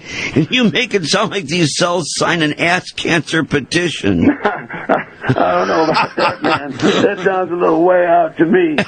I don't know where you're coming from, man. That's crazy. Is that so? But transferring a particle is how somebody gets ass cancer. Okay. Well, I hope it's all wrong. I don't want to lose friends over this or nothing, Yeah, okay. Well, don't tell me you and Eric Davis are still avoiding each other because you both had prostate cancer. I don't know about all that, but we both did have the ass cancer, and Eric was one of those butt pat guys, and I didn't know if he just patted the ass cancer right into my anus. I didn't know how it worked. I didn't understand the Darryl, this is a little off the charts, to be honest with you. Let's talk when there's more data. How about that? That's cool, because I'm getting really tired, man. Okay. I'm tired as hell. Okay, well, listen, I got to tell you, man, we're really going to miss you on The Apprentice. It was nice seeing you there for the amount of time you were there. That's cool. I appreciate you watching, man. You bet. All right, Darryl. All right, be well. Okay. All right, bye-bye. As long as he can hit him out, strawberry stash lasts forever. Now when he's swinging at strike 3, I'll bet he must be high on blow. And all the little kids will think that it's alright to get real high and grab a bat. Let me take you down to Yankee Stadium where strawberry fields while making drug deals. They're never gonna kick him out. Strawberry rehabs forever. Strawberry rehabs forever. He'll probably relapse forever.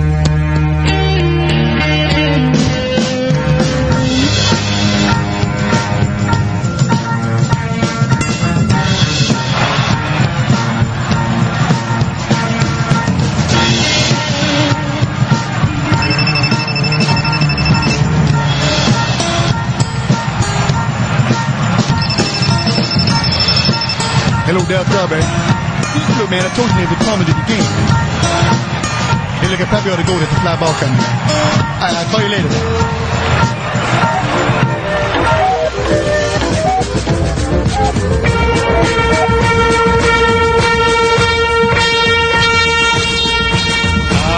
Snorted slow. Awesome.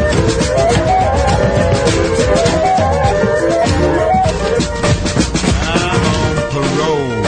101 WRIF and WRIF HD1 Detroit. Drew and Mike in the morning. Are you guys almost done? 101.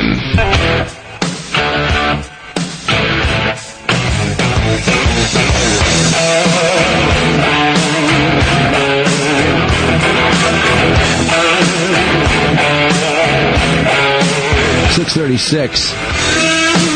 Boy, I tell you, I think a dream of mine is going to come true. I think it's going to come true very soon. And that dream is for Kate Gosselin to be thrown off Dancing with the Stars on her ass first. Yeah, I want her to go first, even though Buzz... I don't think Buzz is going first. Dancing. I know.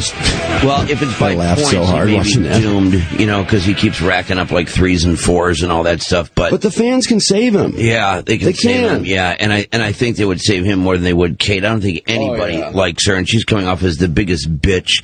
And of course, last night when her partner quit, was going to quit on her, professional. Everybody was quitting last night. Everybody was had enough. Everybody was throwing a fit. Everybody was got up on the wrong side of the bed yesterday. But I don't blame that guy. Don't you think? Yeah, and you know what? It's funny because her partner almost looks like a circus muscle man, a strong man in the circus. Kate's guy? Yeah. Which you would have to be, because she really is a big girl. I mean, look at her. It's not like she's a big fat ass. God, she's a klutz, though. She's got a man's body. She's a tomboy by her own admission. Her legs are big, strong, meaty Go to therapy legs. and figure it out. And she has no ability whatsoever. She cannot dance at all. She comes across as the biggest klutz. Oh, and big klutz. Biggest idiot. I know klutz. She's a housewife. She's not a normal celebrity, which I don't know why she's on the show. I'm tired of hearing that thing. But remember, though, she considers herself a TV star. Oh, yeah, no, she's like, I'm a mom.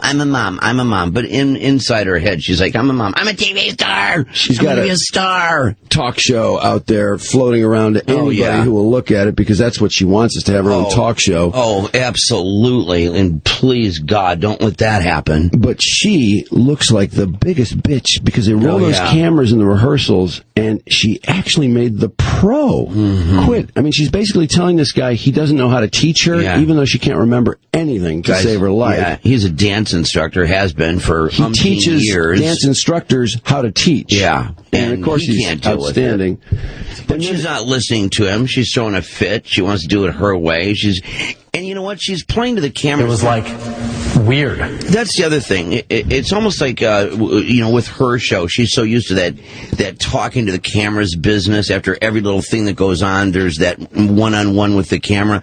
She's doing the same thing on this. Very few of those people really look at the camera and start talking to us. She does at every opportunity. Addressing the mothers, addressing us. Like, what did I do when the guy announced he was going to quit? She looks at us. We saw what you did, you moron. You drove the guy up a wall. You're making him batty with your ignorance and your badgering. And then Erin Andrews was driving her guy nuts, too. Yeah. She came across like a major bitch. Yeah, major bitch. And again, there's that oafish sort of. She's kind of an oaf, too, unfortunately. I know. They loved her dancing. But, you know what? They did an interesting little story yesterday on, I don't know if it was Access Hollywood, might have been Entertainment Tonight. Anyway, they tried to get in on all the phone lines after they dance, and it's time to call in and vote. And based on how hard it is to get through for different people who are dancing, they try to figure out who's going out. Yeah. And based on their figures, they didn't think Kate Gosselin was going out at all, so I was so bummed. I was hoping this just is the worst technology ever. Oh, boy. Well, that's unfortunate. But who was kind of in trouble, or potentially in trouble, was Pam Anderson. Oh, I guess the okay, country's that not too could crazy be. about her. Yeah, well, there's another one who's playing to the cameras and trying to play act. She's trying to be this little hussy on purpose. That Marilyn Monroe thing last night. That Please, she is not Marilyn Monroe. No, and she keeps she's another one that's constantly playing to the cameras. Not as bad as Kate, but she's constantly voguing on purpose and being way over the top when they're killing time, going to commercials, leaning back against her partner, overly batting her eyelashes. I mean, it's play acting. She's doing it on purpose, but she's trying to be, she's trying to almost parody the whole business of being a Hollywood star and all this sort of thing. And the end result is more than annoying. They already, they reported yesterday, too, the same story about how busy the phones were, that Kate Gosselin is quite the high-maintenance diva, pain-in-the-ass royale. No surprise. They had to build a studio at her house. She's really tough on this instructor, as we saw on the show, of course. But the diva of divas on Dancing with the Stars, the biggest pain in the ass possibly ever on the show is Pam Anderson. Yeah. Royal pain in the ass to work with. Well, I'm sure No she surprise. thinks she's just the ultimate star. She probably looks around her and thinks, I'm the biggest star here. As far as females, I'm the biggest star. And I'm tired of her, too, this business of every time she goes out there to dance. It's more of she might as well just come out and have sex and be done with it. Just come out, open your legs. I mean, she had that crack last night about, when she was being interviewed about don't angles. people She's know like, people her? have seen haven't people already seen every angle I've got or something like that? It's like, funny slut joke. Pam. Pam made a slut funny. Yeah. We've all seen you nude. Yeah, okay. You whore. And that little homo judge, too, needs to get over her, too. Because that overly excitable goofball is just, Pamela, you are so beautiful. Pamela. I have to tell you, get off it. The biggest sign that the public can't stand Kate Gosselin comes from watching Channel 7 News last night at 11 o'clock. Stephen Clark was so ragging on her. He said, go to Twitter and you will see how much people despise Kate Gosselin. And he was making comments about, Dance with the Stars tomorrow night, be sure to vote Kate off today and we'll get your vote in. And, news anchors do not make strong statements like that. It was like weird. Unless, they must be entirely confident, probably from their website, and also this. He was on Twitter, I guess, and it's just blistering when she's on. Twitter goes crazy with people. Just well, she's so annoying. She's so arrogant, and again, that business of talking to the camera at every turn, either saying "Wish me luck, moms," or like Megan on American Idol last year. Remember that chick? Yes. She's always looking at the camera. Yeah, and this thing. She always knew where the camera was too. What did I do? I don't know what I did. I can't. And then she goes and whispers to us, I don't know what I did. I don't know what I did. It's like, Kate is so cute. I just wanted to jump in my TV and grab her by the throat and strangle her. I really did. I was trying to climb in my television to do damage to her. I was so goddamn We'd had to fight mad. for space, because if I could have climbed in, I'd have been there with you. Oh, did you see Oprah yesterday, perchance? I taped her. I didn't see it. Oh, my God. What was it? Check it out. Did you see it, Mark? No, I just know what you're going to say. Is it that trite? No. Is it that obvious? No. I just think Raquel Welch is still so hot and nailable at 65. She's 65 years old, and she looks so bangable. Might be. Because I did see a show with her on it. Did you think she looked hot? Yeah, she's amazingly. For her age, how old? 65. I thought she was even older than that. She might be. Well, you're getting better. You've gone down from Sophia Loren. Now, that was a really exhausted, apparently a not very good look at the television screen when I saw that. I thought, now she did look good. Like 10 years ago, Sophia Loren looked very nailable. There's another one. 60s. She's like 120. God, she was 30 when we were 5. She looks pretty good. For her age, she looks amazing. She's incredible, Sophia Loren. Oh my God. Raquel Welch, though, I defy anyone to say they don't want to nail Raquel Welch. She's so hot. I saw when I said it was a long time ago. I can't remember if she's carrying any extra weight or what she exactly. Yeah, she had the tabloids caught her packing on pounds. Definitely. Yeah. Little gut. Yeah. Little ass. Mm-hmm. Yeah. She looked like she might have lost some weight since then, just seeing her on Oprah. Yeah. But, So when's Grandma coming back? Oh, go to hell. Jesus. It's not important how old you are on parchment. Oh, I knew this was how all old you coming. feel in the humors. So what are you, like 100? And speaking of age, Buzz Aldrin, every time he's dancing, he always goes like this. His arm is Puts his straight arm out. out. Yeah, his arm, and then he goes, and then he's like, His little prance across the stage. yeah, where he looks like he's got a load in his pants. I know, it kind of does. And he's trying to walk very carefully so it doesn't drop down his pant leg. Did he not look like the dirtiest old man on that show last night? I mean, he looks like he's just nasty. I know, he always, I don't know why there's something going on there where they've apparently told him at every opportunity to just extend his arms straight out from his shoulder. Yeah, when in doubt. Palms down. If you're lost. Palms, nasty. And then just kind of, do this little kind of a walk towards the girl, or just let her spin around while or he'll hold his arm straight up and let her just spin around underneath his arm. You're creeping me out, old man. My favorite thing about Buzz is, how when they obviously show the tape of the previous 7 days where they're trying out, learning the dance. Right. Where his wife showed up. Or being a total bitch. Buzz always wears an astronaut shirt. That same one. No, there's like 7 Did you see one of them was blurred out? Yeah, I did see that. Why was that? I mean, what was it that they were so didn't want to... But all he owns are T-shirts with an astronaut, one way or the other. To invite conversation. It'd be like us always wearing a riff shirt. Yeah, no, absolutely. The idea is they probably blurred it out because they're tired of him plugging his astronaut deal. It's like, okay, it's a great thing. Normally we wouldn't blur it, but if you're not going to wear anything else, we're going to start blurring it. Well, everywhere he goes, look like a walking advertisement for the space program. Well, people know who he. I mean, sure, in his community, everybody knows exactly who he is. Every time he walks in the deli, I see. There's that picture. Hey, you've got an astronaut on your shirt. That's pretty cool. Did you hear what happened to the space program? Yeah, I am Buzz Aldrin. I walked on the moon. It's just like his wife is forever finding an opportunity to mention about how her husband is.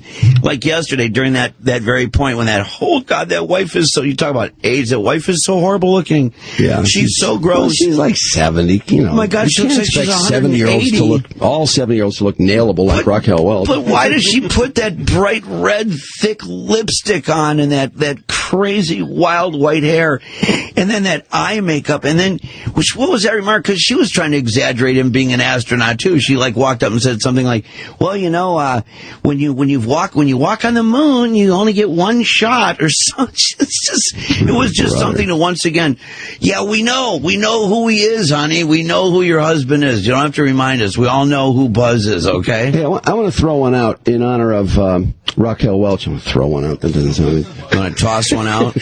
Raquel Welch. You want to throw some change? What a great honor to Raquel Welch. I want to throw one out in honor of Raquel Welch. You already did that. Here's what I'd like to do. I'd like to ask you, the listener, 313-298-WRIF, who is the oldest chick out there that you seriously would nail if you had a shot?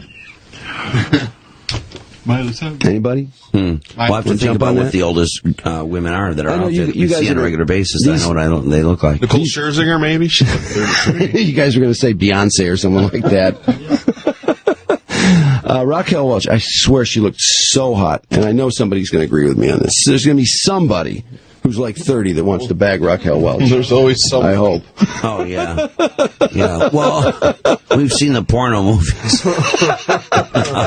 Ron Jeremy. There's always somebody who will do anything. I can't believe he did that. I feel like the cops should have come in there and cuffed him. Yeah, that should have been illegal. That was terrible. There's a lot of things there's a lot of things that Ron Jeremy has done that he should have been cuffed for. I think she was suffering from massive dementia. I don't think she knew what she was doing. Including servicing piano on her back while he's doing her. That woman was like 300 pounds. Yeah, he was playing pretending her back was a piano. And I think wasn't there? He did himself too. Wasn't there boo-fooing going on too with the 86-year-old? Come on, you don't boo-foo an 86-year-old.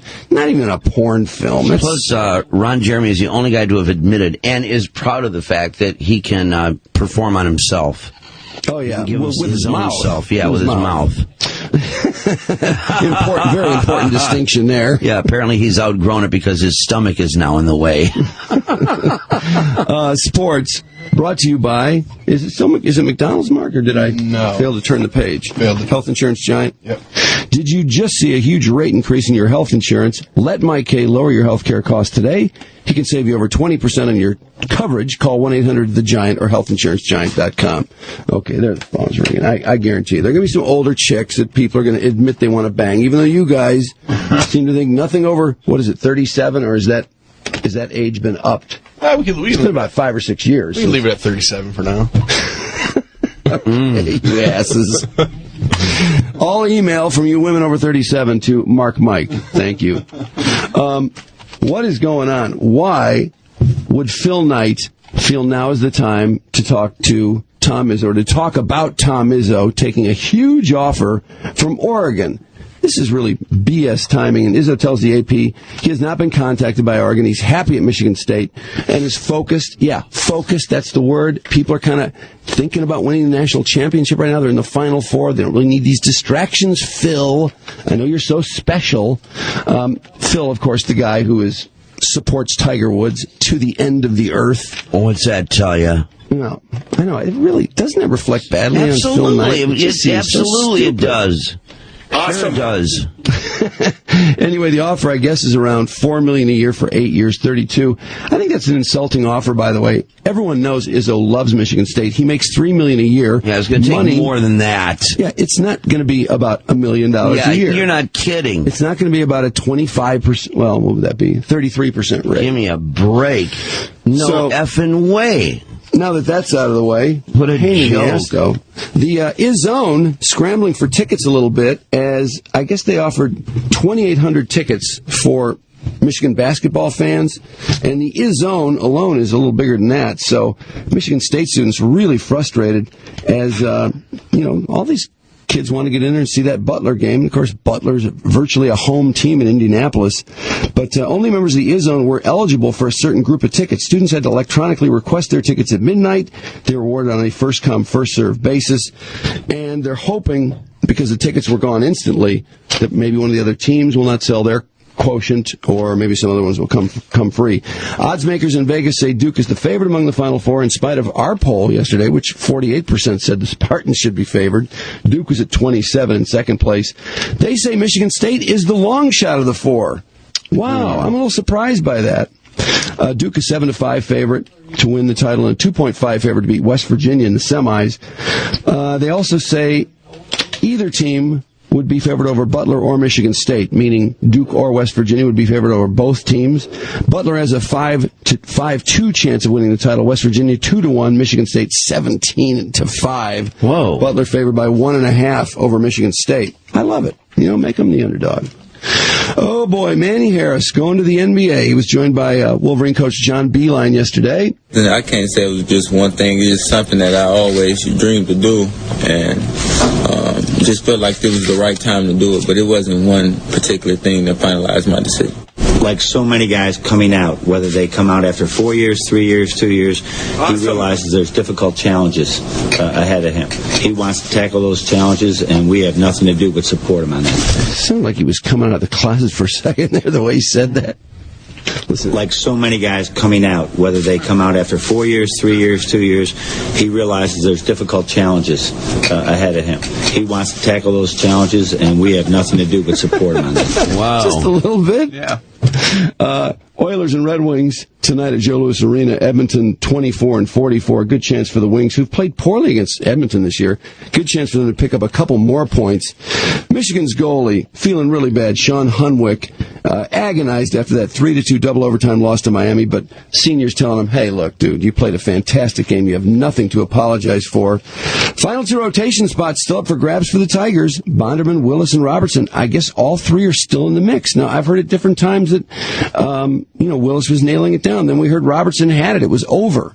Willis was possibly going down to AAA. Apparently, all three still in the mix. Obama to throw out the first pitch for the Washington Nationals opener. I'm sure you're excited about that one. He doesn't have anything else to do. Against the Phillies, marking the 100th anniversary of a presidential pitch to start the season.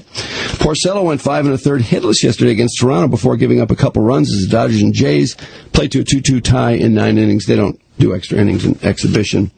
How about this? Abbotsford Heat coach Jim Playfair, who had this absolute Mano tantrum. Oh my God, did this guy go nuts? He's a minor league hockey coach. I don't know what his problem was, but have you seen this rampage where he's busting the sticks on the wall and rips his coat off? That's the best part. That is because his tie looks so stupid. Yeah. He looked like Superman, ripping the shirt off. Yeah. Until his tie is completely displaced. But how about the name? Jim Playfair. We're going to post it, too. So, oh, yeah, definitely. Get it up. Another Steeler accused of a nightclub attack. Oh, boy, more nightclub problems. Steelers need to stay out of the clubs, don't they? This time it's Santonio Holmes, former Super Bowl MVP, according to a new lawsuit filed in Florida. He got into a verbal spat with a woman at Rain nightclub in Orlando, March 7, over a spot on a couch in the VIP section. Oh, jeez. Stupid. Over a spot on the couch. What do you want him to do? Give up his seat to the woman, maybe? But it's Antonio Holmes, Super Bowl MVP.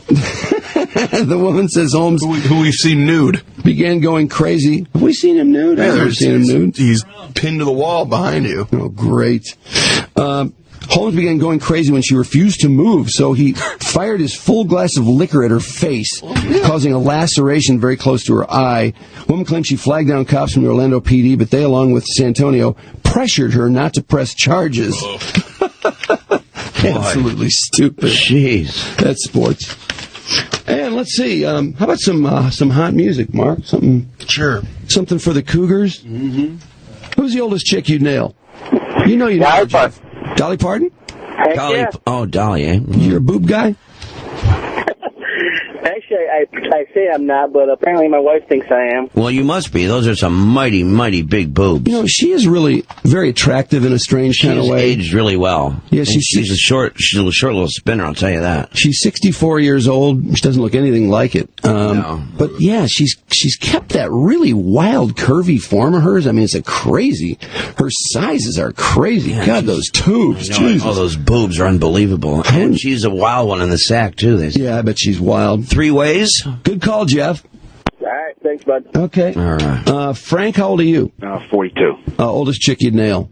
Ann Margaret and Catherine Deneuve in a 3-way. Ooh. A 3-way. Incredible. Make sure Ann Margaret's an incredible football fan, and since the fire crotch, she talks up her stock and stuff like that. She emulates her.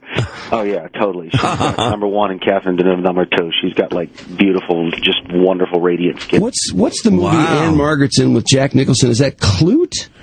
Yeah, from 1923. Oh, 30. Mark. How old is Ann Margaret? Asses. How old is Ann Margaret right now? She's 68. 68. She is gorgeous. Catherine Deneuve. That's one of John Derrick's chicks. Catherine Deneuve. Oh. Anyone John Derrick wants, know, is massive hot. Yeah, really. Is he still Excellent alive? call.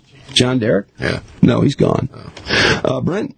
Jane Seymour. Who wouldn't tag that?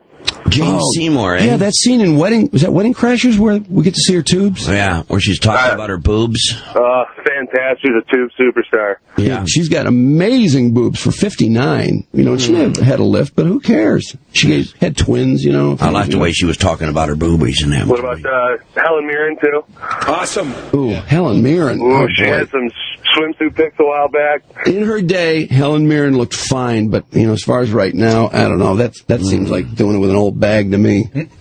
Oh, honey, careful. You're boner. Let's see, Matt. How old are you, bud? Hey, Drew, Mike. Hey, I'm 44. Long-time listener, second-time caller. Cool. Plain man. What's up, buddy? Hey, man. How you doing? All right, brother. Hey, doing good. Hey, I always had a thing for Susanna Hoffs of the Bangles. 80s band. Walk like an Egyptian. Yeah, no, I know what you mean. She's beautiful. You're 44, and how old is Susanna Hoffs? She's 51. God, 7 years? You'll only go 7 years older on all the celebrities in the world? I do agree with Drew, Raquel Welch still smoking hot, but Susanna Hoffs at 51, she looks like a 30-year-old. Yeah, yeah, she looks ridiculously young, no question. Somebody writes Cloris Leachman. Oh, man. By the way, another one of those crazy stories yesterday where a 45-year-old teacher got busted for nailing a 14-year-old kid. What school system was that in? I don't know. It's local, though, isn't it? Yeah. She's not a looker. Not. Yeah. And that's why she's being charged. If she was hot, the kid wouldn't say a word. Yeah, that's right. That's how it got out. And you know that's going on all over the place. These are just the occasional things we hear about. It's so prevalent out there. But she was texting him nude photos, too. God. And I don't want to see her nude, frankly. Ooh. Not very hot. Yikes. Oh, my. Yeah. But the commercial's on all the time now, by the way. Let's roll through a few more of these. I think we got some nice, Garden City, representatives. Garden City, okay. Any more in that story, Mark? You want to pull it if there is any more? Scott's 32, and who's your cougar fantasy? The most ancient chick you'd nail? Jacqueline Smith. One of the best of the Angels, Charlie's Angels. That's the woman I've always been in love with. Have you seen her lately? I have not, but it doesn't matter. Yeah, I know. Nor I, but I just wonder how she's aging because I'm with you, man. I think she was one of the most beautiful women. Oh, my God. To spoil the party? No. She's got some issues with hoarding. No. Yes. No. Yes. Jacqueline Smith has got some hoarding issues. Oh. Yeah, her house is a mess. It's like newspapers and crap all over the place. Her yard is a total wreck. I can't hardly believe that. And that means she's got hygiene issues. Now she does. Oh, yeah, some of her friends think she's experiencing some kind of maybe a drug interaction, something really weird going on. But you know what? She looked pretty good in the skanky yard when she came out to like shove off the paparazzi guys. Yeah. She looked pretty good. She's dressed in sweat clothes and stuff, and she still looked pretty good. So, you can nail her in her hoarded home, Scott. Wow. You guys are killing it for me. So, I'm sorry, man. I'm with you, man. Listen, I like her too. Jacqueline Smith is beautiful. Always my favorite. Always. Jeff's got an interesting pick. Jeff, you're 38, right? Yeah. Good morning, guys. How's it going? Hey, good morning, man. Good. Hey, I appreciate taking the call, and Mike, I talked to you a few times over email about some of this healthcare stuff, but yeah, I was, my original pick was Martha Stewart, and she's 68. You know what? I would love to do Martha Stewart. Martha Stewart in her day was beautiful. She was a model at one point. I've also heard that she is a very, shall we say, active participant when tapped. She's pretty wild in the sack. Yeah, no, she's a wild one, all right. Yeah, I would. I could see it. I could see her also being a little grouchy too if you got her dirty. Yeah, you need to put a towel down, no question. Keep that in mind, Jeff. Yeah. But while I was on hold, I was thinking about it, and I thought, maybe I'll switch my pick to all the senators' wives for this health care bill. I'll just go nail all the Democrats' wives and then leave it on their pillowcase for them when they get home. I like that. Oh, God. Not so bad. I'm with you. Morgan Fairchild, somebody says, too. Nate is 29. Nate, who do you like? I like Carmen Harlan. Carmen Harlan. Carmen's attractive. Carmen does not look. I think she's 46 or something. Is that what she is? She looks about 35 in the face. Yeah, I thought she was a little older, but... Hey, Nate, let me ask you something. We were debating this. Do you think she has new tubes? Maybe. Because she was on a news tease one night, and we could not believe how big her breasts looked. It looked like she just skin tight, weird, that real light but tight top. We even speculated that she just got them and was trying to show them off because she had just this tank top on, which you would never wear doing the news. No, that was really weird. And they were front and center, and they were huge, Nate. Let me tell you, you're going to dig those things. Thanks, guys. Thank you. Let's just take a couple more here. Mark. Hey, what's going on, guys? Hey, man. How you feeling? Oh, pretty good. First-time caller, long-time listener. Drew, welcome back. Thank you. I love you guys. Shirley Jones. Shirley Jones, boy, that's getting up there, Mark. Have you seen her lately? Oh, yeah, well, from the movie, what's it, Grandma's Boy? Yeah, she looks pretty good in that movie. She did look good. Maybe a little heavy, though. Maybe some of that weight that just has to... Not too bad. Might be fun in the sack. Yeah, she looks good. No question. Up for it. Her face is still beautiful. Yeah. Eric, second to the last. Hey, long-time listener. How you guys doing? Hey, good man. How you doing, brother? Great. Adrienne Barbeau. Wow. Adrienne Barbeau. I haven't seen her in a million years. I wonder how she looks. In a million years, yeah. She used to be real hot. Real set of knockers, man. Real set. Oh, what an amazing rack. But have you seen her lately? Yeah, no, I haven't seen her in anything lately. So you'll do her without having seen her, right? Sight unseen, you'll do her. Sight unseen, yep. Sight unseen. About it. Okay. She would be so flattered. Darren, are you in your 20s, Darren? Yeah, I'm 27. How you guys doing? Good. How you doing? Hey, I don't know what it is, but Susan Sarandon. Oh, really? You're Susan Sarandon, 27, really? and he wants to go 36 years up. You know what? She's got a new boyfriend now. She and Tim Robbins split up. Her new boyfriend is 31 years old. Ooh. A lucky guy. I just love those tubes, man. Those tubes are nice. You're caught up in those boobs, Great huh? tubes, no question. Nice body. And you know she knows how to put out, man. She knows what she's doing. Yeah, she was at a movie called, I think it was White Palace. Oh, yeah, with James Spader. James Spader, that's what it is. Oh, she had a nice little scene with him, you know, and, man, I would get lost in those things. I love them. Yeah, that was like a BJ in the movie theater scene, wasn't it? Yeah, it was. Yep. Yeah, which I'm sure she would be very enthusiastic about. Love the choice, man. Good call. All right, thanks, guys. Okay, man, here's a great email. Barbara Eden, absolutely. Out of sheer principle, Brian says. Barbara Eden, as of like, she's I think she's having some health issues. Oh. But like 10 years ago, when she was like maybe 57, 58, she was a knockout, man. And she wore beautiful clothes. She's got a great rack. She's real thin. Huge boobs. Yeah, beautiful. And beautiful face. Yeah, she's got a great face. That'd be a face I could see some interesting things. I understand. Boy, would she look good with something. I follow you. Something in her mouth would make her look really good. Well, who doesn't? Really special. Who doesn't? Oh, it improves anybody. Anybody looks better. Let's see. Dave. Yes. You're shooting high there. Go ahead. This is a great one, you guys. Thank you for taking my call. First time caller, long time listener. Beautiful. And how old are you, Dave? I'm 48. Okay. I'm driving to Ann Arbor, getting some cancer treatment. How about Jane Pauley and Barbara Walters in a three-way? Oh, God. Barbara Walters, really? No. Well, Barbara Walters, she is a wild one. Yeah, she's become a real sex pot in her later years. She was nailing that senator, black guy, back in like 61. Yeah. And, boy, I tell you, if people had found out about that would have been... She's broken. Yeah, she's been around the block a few times. Yeah, she has really shocked some people with some of the things that she has said lately. Some of the sexual things have come out of her mouth. I'm trying to think who was that senator? Damn, Jacob Javits? No, I think. I'm not sure he's even a black guy. I just thought of one. These guys keep throwing paper at me. Heather Locklear, Sybil Shepherd. Heather Locklear. Oh, God, yeah. How about Lena Horne? No, thanks. What? I don't know why. What, you don't like black chicks? No, I just don't think she's hot. I never liked Lena Horne. Hey, for a 92-year-old, she's a looker. Yeah, no, she looks amazing. Did she just pass? She didn't just die, did she? No? I think she's still alive. Does it matter? Of course it matters. It matters to everyone. Lena Horne, that lovely woman. For 92. She's still alive. Is it possible that Kate Jackson was the hoarder, Drew? You know what that might be? It might have been Kate Jackson. I feel so bad. Well, I don't know. Is this an incorrect correction? I don't know. It could be. Okay. God, now I think about it. I had to put you on the spot. That's so funny. I knew it was a Charlie's Angel. And when I saw Jacqueline Smith, I thought about that hoarding story. I think it is Kate Jackson. Okay. Either that or I'm easily swayed. Yeah. All right. Hey, I was close. Jackson. It was an angel. It is Kate? It is Kate. Okay. All right, well, then we're back to bad, Jokers. by the way. Good news. The Jacqueline Smith is now full-blown awesome. Hey, this guy would have nailed her in her hoarding residence. Yeah. I feel very confident. Me too. Yeah, I would have bent her over a couple of bulk boxes.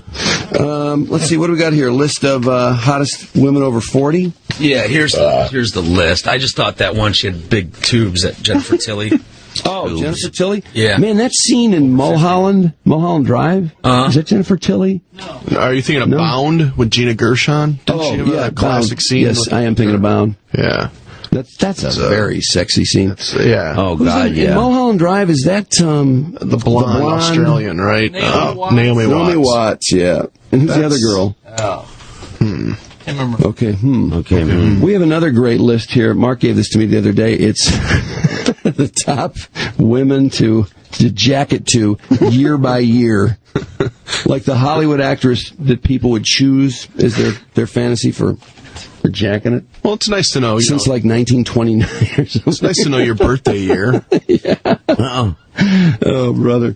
We got to take a break. We're going to talk to a woman with the biggest boobs. Not to make women or boobs the subject of the day or anything. We just happen to have this scheduled. And, of course, this Raquel Welch conversation would have to come up and lead to all this. But I feel kind of refreshed by the conversation, frankly.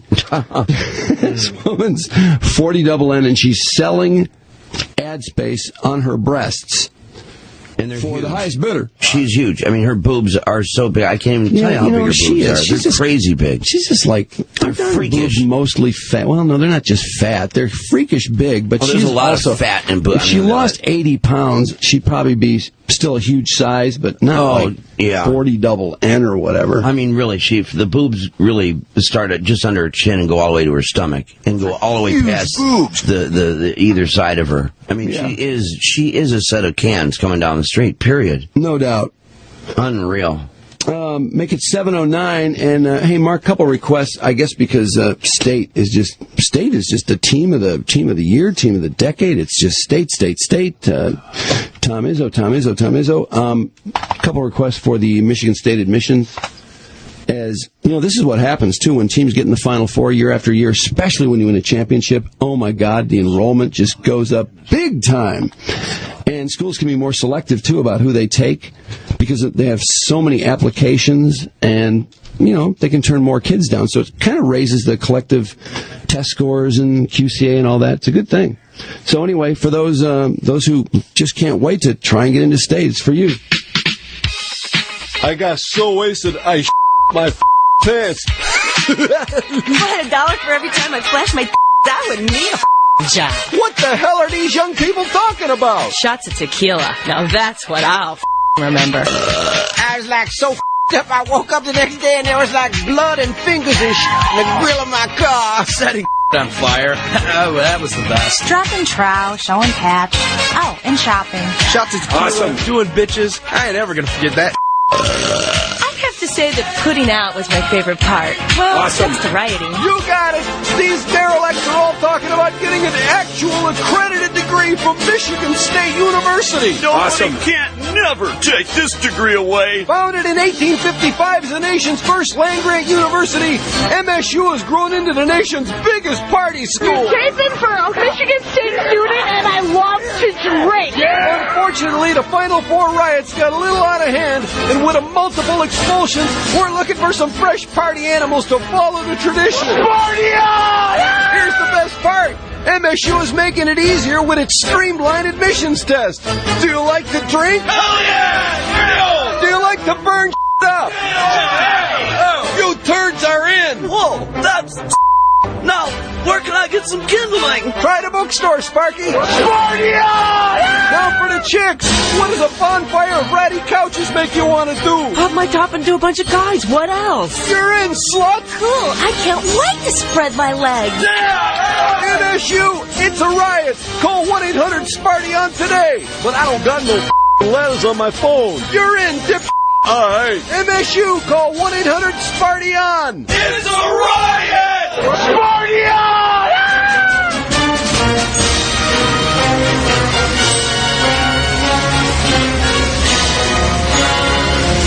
Oh, my. Awesome.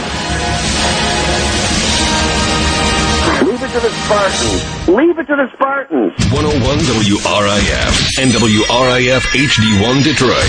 Drew and Mike in the morning. This is serious business here, man. Putting on a great show is the most important thing you can do. 101 WRIF. The Riff. This is Matt Demmer from Jack Demmer Lincoln Mercury. I'm here to tell you that now it's more important than ever to buy an American-made vehicle.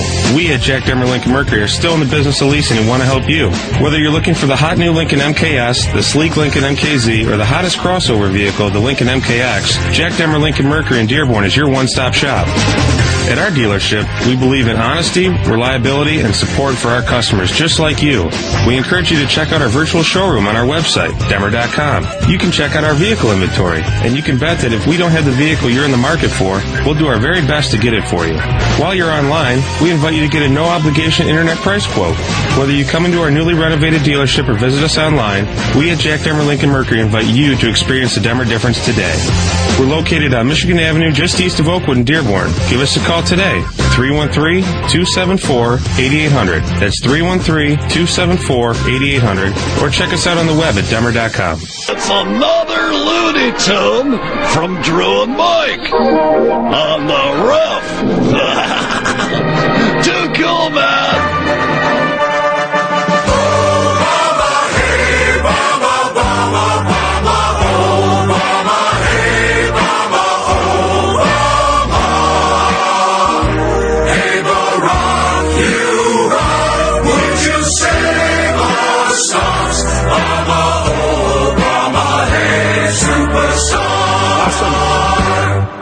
the liberals to be quiet? Why does everybody buy it?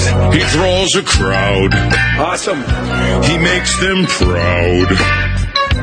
Tell the press who sing his song that they are fools to go along. They won't attack because he's black. Mama sounds like a summer, but he's not. Mama, oh, mama, hey, mama. Oh, rock is like JC, he's alright by me. Mama, oh, mama, hey, superstar. No one will be foreclosing on your homes. Every little child would have some health care, and each and all of you will prosper in my kingdom. The war would end at last. The birds will sing. Obama, hey, gonna win. Obama, go. Obama, hey, gonna vote. Obama, he beats Hillary, now the GOP. Obama, he's a superstar. 101 WRIF, little Looney Tune for you at 20 minutes after 7 o'clock. Drew and Mike, and man, things are looking up. It's Tuesday, 60 today, sunny sky. Should be a great day today. Then tomorrow, 69 with sunshine and clouds. 69. And how about this? Thursday, low 70s. Friday and Saturday, maybe 80. I heard that. What the bleep? Oh, that's Oh my God, is that phenomenal. awesome?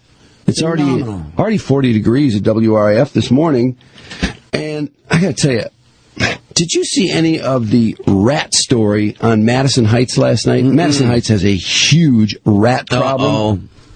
I got to tell you. What contributed to that? I would move so fast. They don't have any answers. Wow. Did Mark, did they have any answers to that story? No, Didn't Detroit once have a big problem because of the garbage removal and all that? It was like crazy. Fox 2 kept running out there doing the stories on it. Detroit still has problems with rats. Yeah, I think they've improved on it, but oh my God. You go behind some of those alleys in Greektown. Oh man, there were some big rats too. A lot of those restaurants. Some of those put their garbage out. Oh yeah, disgusting. These rats, though, which people are starting to videotape because they're desperately trying to get the city to do something. These things were huge. Oh yeah, just monster. Huge, and they will work their way into your house eventually. I mean, if you got that many rats, Oh, and then housing values. Can you imagine when your city gets a reputation? I mean, come on, Madison Heights, do something. I don't care what it costs or what you have to cut. You cannot have rats like that. Oh, a nasty rodent problem. You ever seen these sewer rats, they call them? They're huge. Yeah. They're like rabbits. Remember I was telling you my dad in Okinawa These things looked a bit like rabbits, yeah. My dad in Okinawa was watching Clark, in God the bless Navy on the beach, and they had these enormous rats. You can only imagine how big the rats would be during wartime like that on the beach. And this thing, and all of a sudden this rat ran up the pant leg of my dad, because those loose pants in the Navy. And he felt the claws on that thing going up his legs, thing scurrying at a hell bent for his nutsack. Oh. And he stopped it just before his balls and crushed its head underneath his pants. Oh! What are you going to do? I mean, yeah, God, jeez. Yikes. Oh, that is just the most grotesque story. Here's some of the amateur video. Okay. We're getting it. They do not care if the camera is rolling.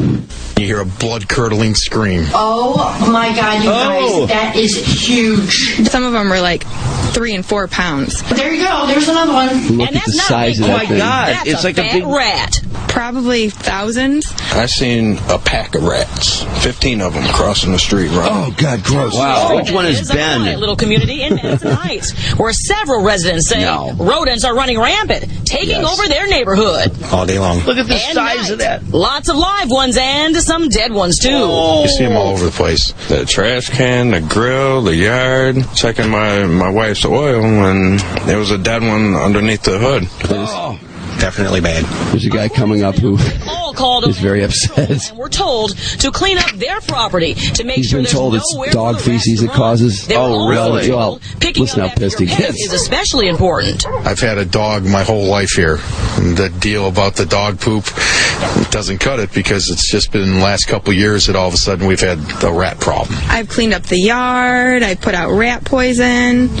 I've tried to put traps down, but the traps don't work. We've had our cat pass away and our dog and everything because of the rat poison and stuff. And another one of their fears is that Yeah, the animals start to get a little nick of Who that. wants to live with rats? I feel like they're pushing us out of our residence. Yeah, I got to tell you, God. I would think a lot of women would be demanding, get this house on the market and get me out of here. Oh, my God. Or people literally picketing Madison Heights demanding that they do something. What are they doing about it? Well, I wish they do something because, there is a town on each side of Madison Heights that's going to end up with a lot of rats if they don't do something about it. That's what I was going to say. I wouldn't be surprised if it started in Royal Oak because Royal Oak's notorious for rats. They're right. No, that's right. They mentioned Royal Oak in the story. So is Berkeley, and our neighbors. Well, you were talking about rats the other day, as a matter of fact. We have two neighbors in our area. One person feeds the birds, so they're constantly throwing bread and stuff out. And another guy just has a bunch of crap in his yard. Yeah, so that'll do that it. attracts you, So wood piles We got a and all knock on that. the door from city inspector saying, your neighbor has rats. Can I come in your backyard? And this is when there was snow on the ground, so it's easy to track them. Oh, right. And it's just like a line with two little feet on the side, so we could see where they went in our yard. Yeah. But luckily, kept going out. Yeah. So I laid down a ton of poison. I've been checking it every day. Nothing has been eating it until the other day I went in the backyard and found the biggest squirrel dead. Because the squirrel had gotten into the poison. Bummer, man. No, not a bummer. I don't care if the squirrels die. I don't like them either, but... I just imagine almost anything could eat that stuff and go. I mean, it could be somebody's dog next. Yeah, cats and all that stuff. You can, the little poison thing's a small little chamber that only rats and squirrels can fit in if you do it right. And when I went to that place to ask them about it, I said, is this area known for having rats? And she went, every area has rats, believe it or not. Not like Madison Heights has right now. Madison Heights. By the way, the story right after this, they were stacking their varmint stories on Fox 2.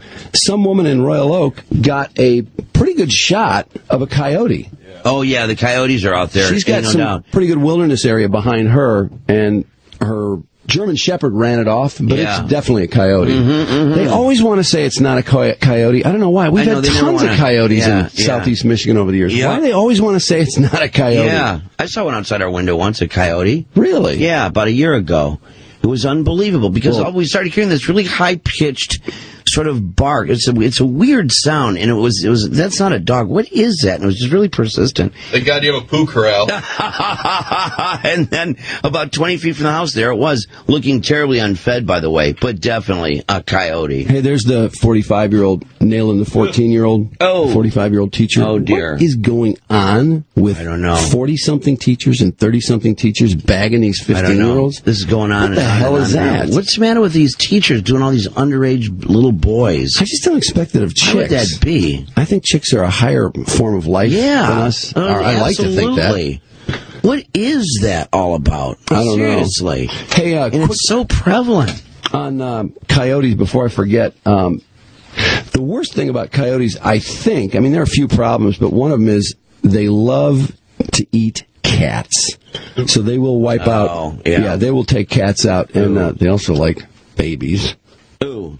I remember that from my Arizona days. Yeah, I was going to say they like babies. Yeah, because you know what? I remember a story in California. California for a while had a monster coyote problem because they were doing all this construction up in the hills and everything, driving the coyotes down into the subdivisions. Yeah, and you're right. They were talking about keeping small infants, babies, all that stuff. Little toddlers and all that stuff. The hell out of the yards and. Yeah, big time. It was something to absolutely be damn concerned about.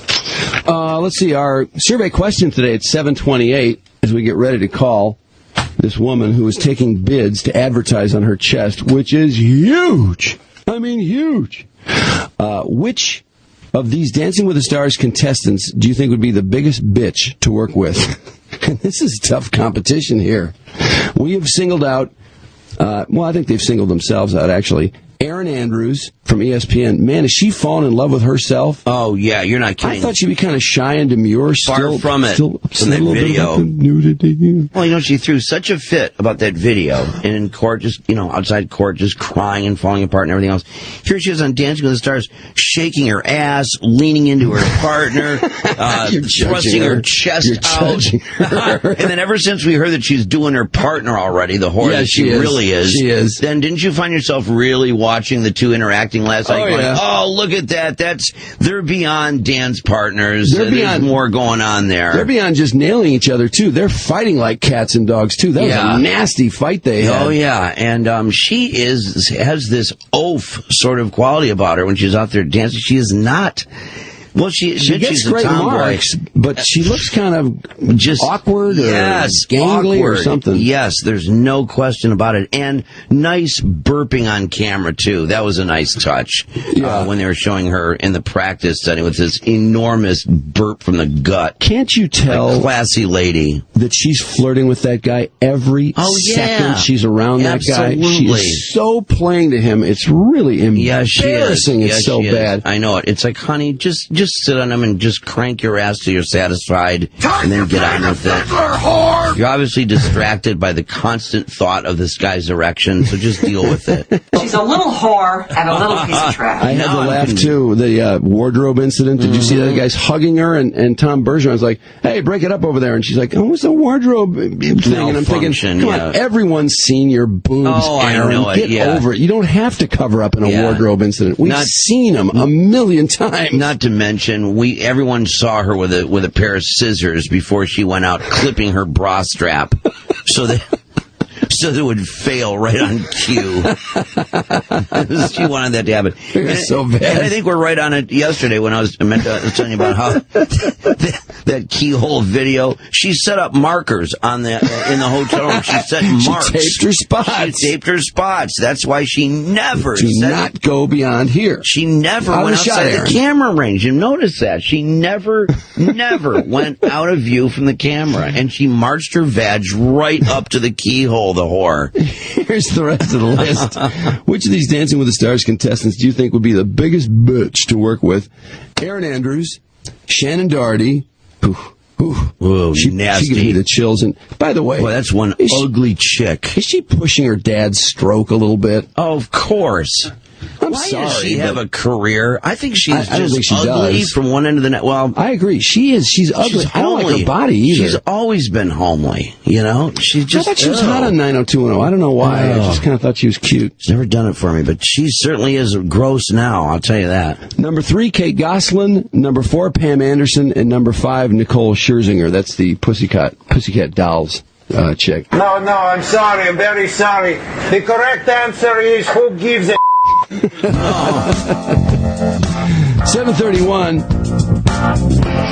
and now we've been kind of weighing this story for a couple days. Even silicone. Where they from? This chick is trying to sell ads on her chest. She's taking, I guess they're having an auction, so to speak, on eBay. And highest bid, of course, gets the space. Not on her actual chest, but she'll wear a shirt with the ad on there. This is one of those stories. Big deal. It's so stupid, I just am almost tempted to call just to tell her to knock it off. Oh, boy. Yeah, really. 28 in front of 8 o'clock. Them honeydew. You gotta know that everything I prayed for. You're also a big old fat piece of ass. Come on now. She's not even on the phone yet. No. I'm one of the holy people. Anna Rai? Now you're dancing next. Yes. Anna Rai, it's Drew and Mike calling on WRIF Radio, and we read about you advertising on your giant boobs, which pretty creative way to make some dough, eh? I thought so too. Yeah, you've got some mighty big boobs there. In fact, You're also a big old fat piece of ass. Word has it that they're 40 double N. Is that right? That is totally correct. Did you hear that on the street? No. I like the way you said that. Word has it. Yeah, word has it. Yeah, 40 for nasty nips. You've always got your ear to the street. I love that. I do. And seeing the picture of your enormous boobs, I mean, for somebody to understand how big double N's are, how much do those babies weigh? I mean, how many square inches of skin, and how much do those things weigh? I mean, they're enormous. They dominate the whole front of your body. People measure boobs by the square inch. She does. I'll be pretty impressed if she has a measurement for you. Yeah, because I think by square inches, which is ad space, maybe. I also don't think there's any way to explain to the people listening how huge these tubes are. How much do they weigh, Anna? They weigh 38 pounds total, and the square inches of just surface space is 229 square inches. You're talking about 229 square inches of space on your boobs. So can we find out how you weigh your boobs? Because 38 pounds, have you ever heard anybody say the actual weight of their boobs? I actually have before. I think you put them on a certain kind of a boob scale that you can buy at any local hardware store. Is that right? Have you seen those at the hardware store? Maybe you and I should have a conversation for the interview. They're one of those. So I can understand all this. Drew, they're impulse buys. They're up by the cashier. They're those boob scales. That's so cool. Is that true, Anna? Is that how you weigh them? No, you actually weigh them via water displacement test. Wait, what? I don't understand that. How does that work? Yeah, you should get Mike's boob scale at the hardware store. It sounds easier. Easier, yeah.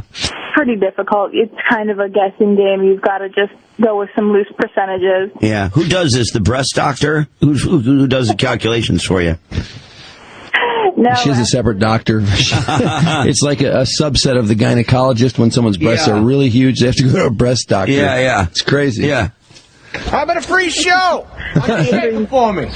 Is there any other? Do you have any other possible way of generating income for yourself other than advertising on your boobs? Is that pretty much what it's come to in terms of your best shot at making some dough? I'm actually a plus-size pinup model and an aspiring actress as well. Oh, okay. Oh, a plus size. How much do you weigh? Yes to my question, I think. When you say plus size, how much do you weigh?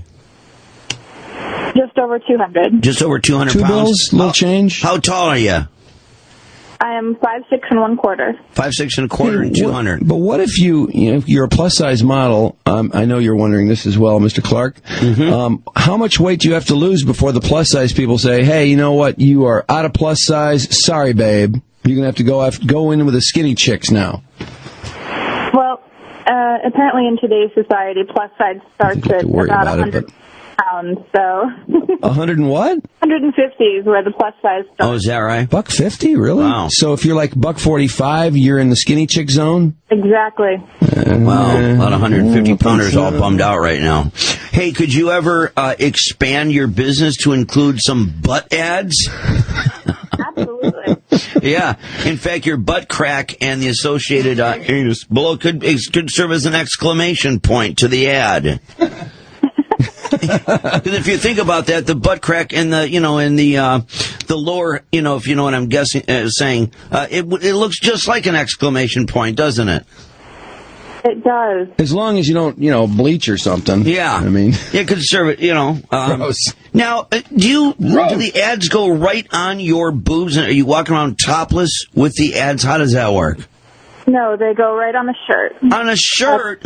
Yeah, if you're an aspiring actress and you're a plus-size model, there ought to be some way for us to see your breasts live outside of any kind of clothing or shirt or restrictive bra. Is there somewhere we can see them? Yeah, you can Google Honore Collins. It's ANOREICOLLINS. Yeah. .com. Okay. And I've got photos and videos, live voyeur cam, and weekly webcam shows. Wow. Oh, wow, of your bare boobs, eh? And what are your boobs doing on the live cam and all that? I mean, are you playing games with them? Are you... I know there's something Mike likes to see women do with their breasts. I've got an idea you're having them for lunch at some point, am I right? You? I have plenty of tricks. Yeah, you dine on them a little bit? Yeah, you lift them up towards your mouth, don't you? I can, yes, I can. I know you can. And then you'd go nuts. You go absolutely crazy. You become like a newborn baby yourself, right? How did you know that? She could do that as told me. She could do that as easily as you do it when you're impersonating it, actually, which I've never quite seen before. Oh my God, there they are, Mike. Oh wow, wow! Right. Well, those are just humongous, and that's what Mother Nature gave you, correct? 100% natural. You know what? I can barely see the centerpiece, the nipple. It is so lightly colored in that picture. Oh wait! There's my goodness! There's someone's erection on top of them. What's that penis doing in them? Whose is that? Who owns the erection? Wait, that's not Anorai, is it? No. Wait, you know what? Somebody's playing games. Else. Did somebody put something on your website that doesn't belong there? Or is Mark playing? I think Mark's playing games over here. Somebody's playing games on the computer, Anorai. I apologize. Here's another one. Yeah, because we thought there was a big penis mixed up in your boobs in this picture, and it turns out it was someone else, an imposter. Here's another picture from Big Glamour magazine. Wow. Hey, you're on the cover of Big Glamour? Yes. You didn't tell us that. That's not in your bio or anything. Why are you holding back? I mean, not just anybody can get on the cover of Big Glamour. Because I'm done with them. They're not the company I work for. They're not the company I want to work for. Oh, you're mad at them. It sounds like you've had a falling out with. You've had a falling out with Big magazine. Big Glamour. Big Glamour. Excuse me. Please. BTG. You've had a falling out. I have my own business. It's AnoriCollins.com, and it's much better quality. I have heard a couple people complain about Big Glamour, people who have worked for them and done covers and things like that. Can you just tell us, was there something that went on between you two that didn't pan out? Actually, the payment was never as promised. They never paid you? Here you're on the cover, and they didn't pay you? I've heard a lot of crap things about Big Glamour, but never that they didn't pay people. I mean, they usually have a lot of class when it comes to doing business. Wow. How much do they owe you? He was supposed to pay me $2,000. I even went to Rome to shoot for them. I got 12 sets out of it, and I ended up with $900 after the exchange rate because he decided to pay me in euro. Oh, my God. He pays you in euro? He pulled the old I'll pay you in euros trick? Yep, he did. You got to walk over there and cheese ball. You got to suffocate him with your enormous double ends. But I'd rather, talk about something else. Yeah. All right. Sorry about that. That's just a really cheeseball move. I'm looking at your nips, and they're very lightly colored, and they're on the end and almost pointing down because your boobs are so huge. Don't you get backaches from those big old boobs? No, I don't ever get tired of them. I think they're your trademark. You're very proud of them, aren't you? I love my boobs. I love my entire body. Well, would you like them to be maybe like a little more normal sized, or are you kind of pleased with the whole freak aspect? Because you say that people stare at you. In fact, that's why you can put an ad on your T-shirt, because so many people stare at your breast area. That doesn't ever bother you? I've had large breasts my entire life. Yeah. So, it's just something you kind of get used to and get over. Yeah, when you were born, you must have had must have been a 34B when you were born. She was born with a bra. Yeah. You came out with a sports bra on. The doctor spanked her and put a bra on her. Yeah. That's right. Really and a thong. That's right. Next thing you know, the OBGYN was going to a newborn baby. Wow, and they busted the guy for a sex crime, too, because it was a baby, which is sick. I know. And I hate that part of your story, but it's kind of cute. It's kind of a cute anecdote. Yeah. I mean, you were the one that need to find something to suck on, not him.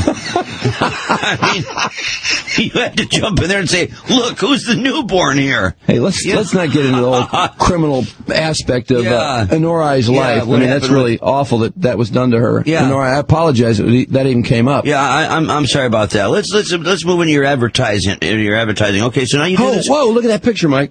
Oh, those are huge. That's hot. I like that picture. Oh, how can we do an interview when Anorai's dining? You know, that boob is bigger than, the globes that people have, they buy for their kids. That thing is bigger than a... Wow, look at you tweaking the centerpiece. In fact, you're squeezing it and letting it go. Ooh, those soft hands. I'm getting excited looking at Anorai. Boy, those boobs really jiggle, but it's a war for you to lift it. You almost have to roll it. You have to roll it up to your mouth like a snowball. But look how hot that is. Yeah. Wow. That's amazing. You have to roll it up your chest. Anorai's no longer responding. Did we lose Anorai? I'm Oh, okay. Yeah. You were just enjoying all the compliments? It's kind of fun to just let you guys roll on. Yeah, Okay. just continue to have it. Well, but you roll them up towards your chin, I see. Yes. Yeah, we were rather fond of that little sequence there. Yeah. And there was a picture before that. Mark, what was that picture right before that? Can you backtrack a little bit? Yeah, I think she's in a Santa outfit. Yeah. That's really a hot picture, Nora. I like that. Yeah. There's another cute picture of you with a bottle of champagne. I'm guessing you're going to shake that and let that go. And just a guess. How many guys are there, Nora, that are just crazy about humongous breasts? Because you are not like a 34 double D or something. We're talking, you've got gigantic, monstrous breasts. Huge. They're the biggest I've ever seen. Judging by this room, it's at least 1 in 3. There's thousands of guys. Joe put his hand up. Okay, 2 of 4. Thousands. How many guys? Thousands. Thousands?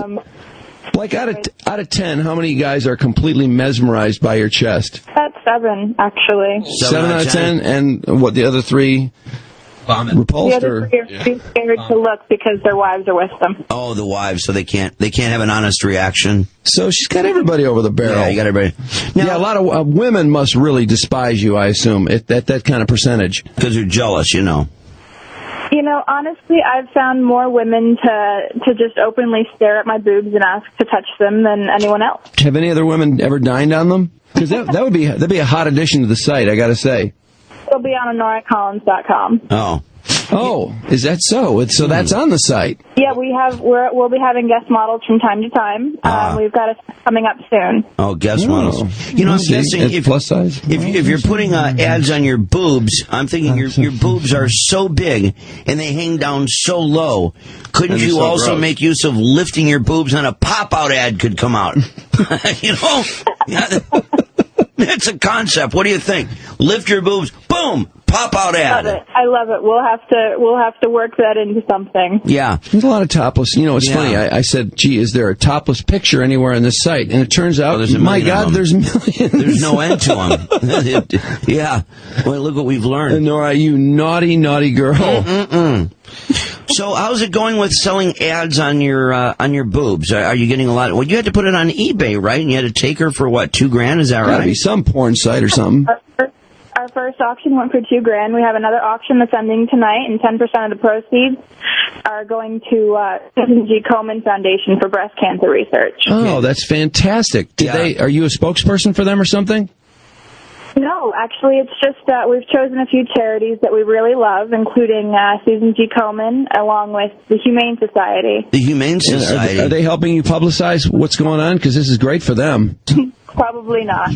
Oh, they're not publicizing it? Not Susan G. Komen. We just chose a charity that we really love. It's on eBay, though. That you love, yeah. Well, they should get involved in that. Yeah. So you're auctioning these ads on your boobs. Now, do you also have legitimate ads that you put out for people that they can advertise on your boobs, or is all the advertising on your boobs strictly being done through eBay? If you go to HonoraCollins.net, we have an entire site about Honora ads. We have available advertising for high-traffic shopping areas, specialty events, conventions, markets, events. But you couldn't fit it all in HonoraCollins.com? What's the difference between the .net and the .com? Is the .net, is that where maybe your sales staff is more active in terms of marketing? No, actually, HonoraCollins.net is all mainstream stuff. It's all advertising. Oh, that's the mainstream one. I was going to say, because it couldn't get any skankier. Yeah. What kind of ads, the guy that's paying $2,000 on eBay, what kind of an ad is he putting on your boobs? The details aren't finalized yet. Oh, what kind of a company is it? What sort of a business is it? I'm guessing some freak porn site. Yeah. The DJ in upstate New York, and I believe it's a weight loss product. It's not weight loss. It's not GoldenPalace.com, is it? No, it's not .com. In fact, please tell me that you refuse to take any Golden Palace ad. I don't think she can tell you that. Hey, when you say it's some kind of weight loss, we do it. Nora, this is a little upsetting to me. Here, you're a plus size model. You're a larger woman. You're proud of it, and I don't blame you. And this company is advertising on your breasts about weight loss. I mean, is that a little moral dilemma for you? It was not what I expected. All women are beautiful, and it's just Yeah, because aren't people going to look at that and say it's not working? For that company, because like you say, Nora's a big girl. You're 200 pounds. You're a plus size model. You have no interest in losing weight because you like what you're doing. She's big and beautiful. So I would think all women are beautiful. Yeah, so I think if you have a weight loss company on there, people would look at that and go, "Well, I'm not going to go with that company. Clearly, it doesn't work." The minority are beautiful, right? Am I right? It was a little bit of a question that came to mind. But yeah. But they turns out their credit's good, and that sort of changed your mind, or made your decision for you, didn't it? They won the auction. I kind of have to honor a business deal, and that's. I see. Do you have is weight loss in your future anywhere? I mean, have you thought about losing weight? Because you seem like you're proud, you're big, you're beautiful, you like being that way. Yeah. You're proud of your big breasts. I mean, if you lost weight, you would lose some breast size. I can get in shape without losing breast mass. It's just a very, very difficult way to do it. Wow, I've never seen that. Yeah, but do you want to lose weight? I'd like to get healthier. Healthier. But that doesn't necessarily mean losing weight. Is that what you're saying? What? Getting healthier doesn't necessarily mean losing weight in your case. Exactly. Oh. Because actually, with your breast being, this asset, this huge asset of yours, I thought maybe if anything you might want to gain weight, because in gaining weight you'd put on some more boobleage. Have you thought about gaining weight? Boobleage. Boobleage. You like boobleage. Hey, what about the gaining weight, though? Can you answer that? Have you ever thought about gaining weight? I'm pretty sure my breasts are large enough at this point. Oh, I'm pretty sure they are. Bigger. I mean, if you want to set the record, or something, I don't know. Is there a record for largest breasts? There's a record. It's set at triple Z. Oh my goddamn stomach! The rest of their body is just a support system for their boobs. For their boobs. I mean, I'm looking at your boobs. Honestly, your boobs are so huge. I don't even know how to explain how big they are. I mean, they're technically the size of a large watermelon, or twice the size of a man's head each. Oh, that's a great explanation. Yeah, now I think great. We're able to get a good picture of this. Yeah, we're talking about big watermelons too. Those big old watermelons.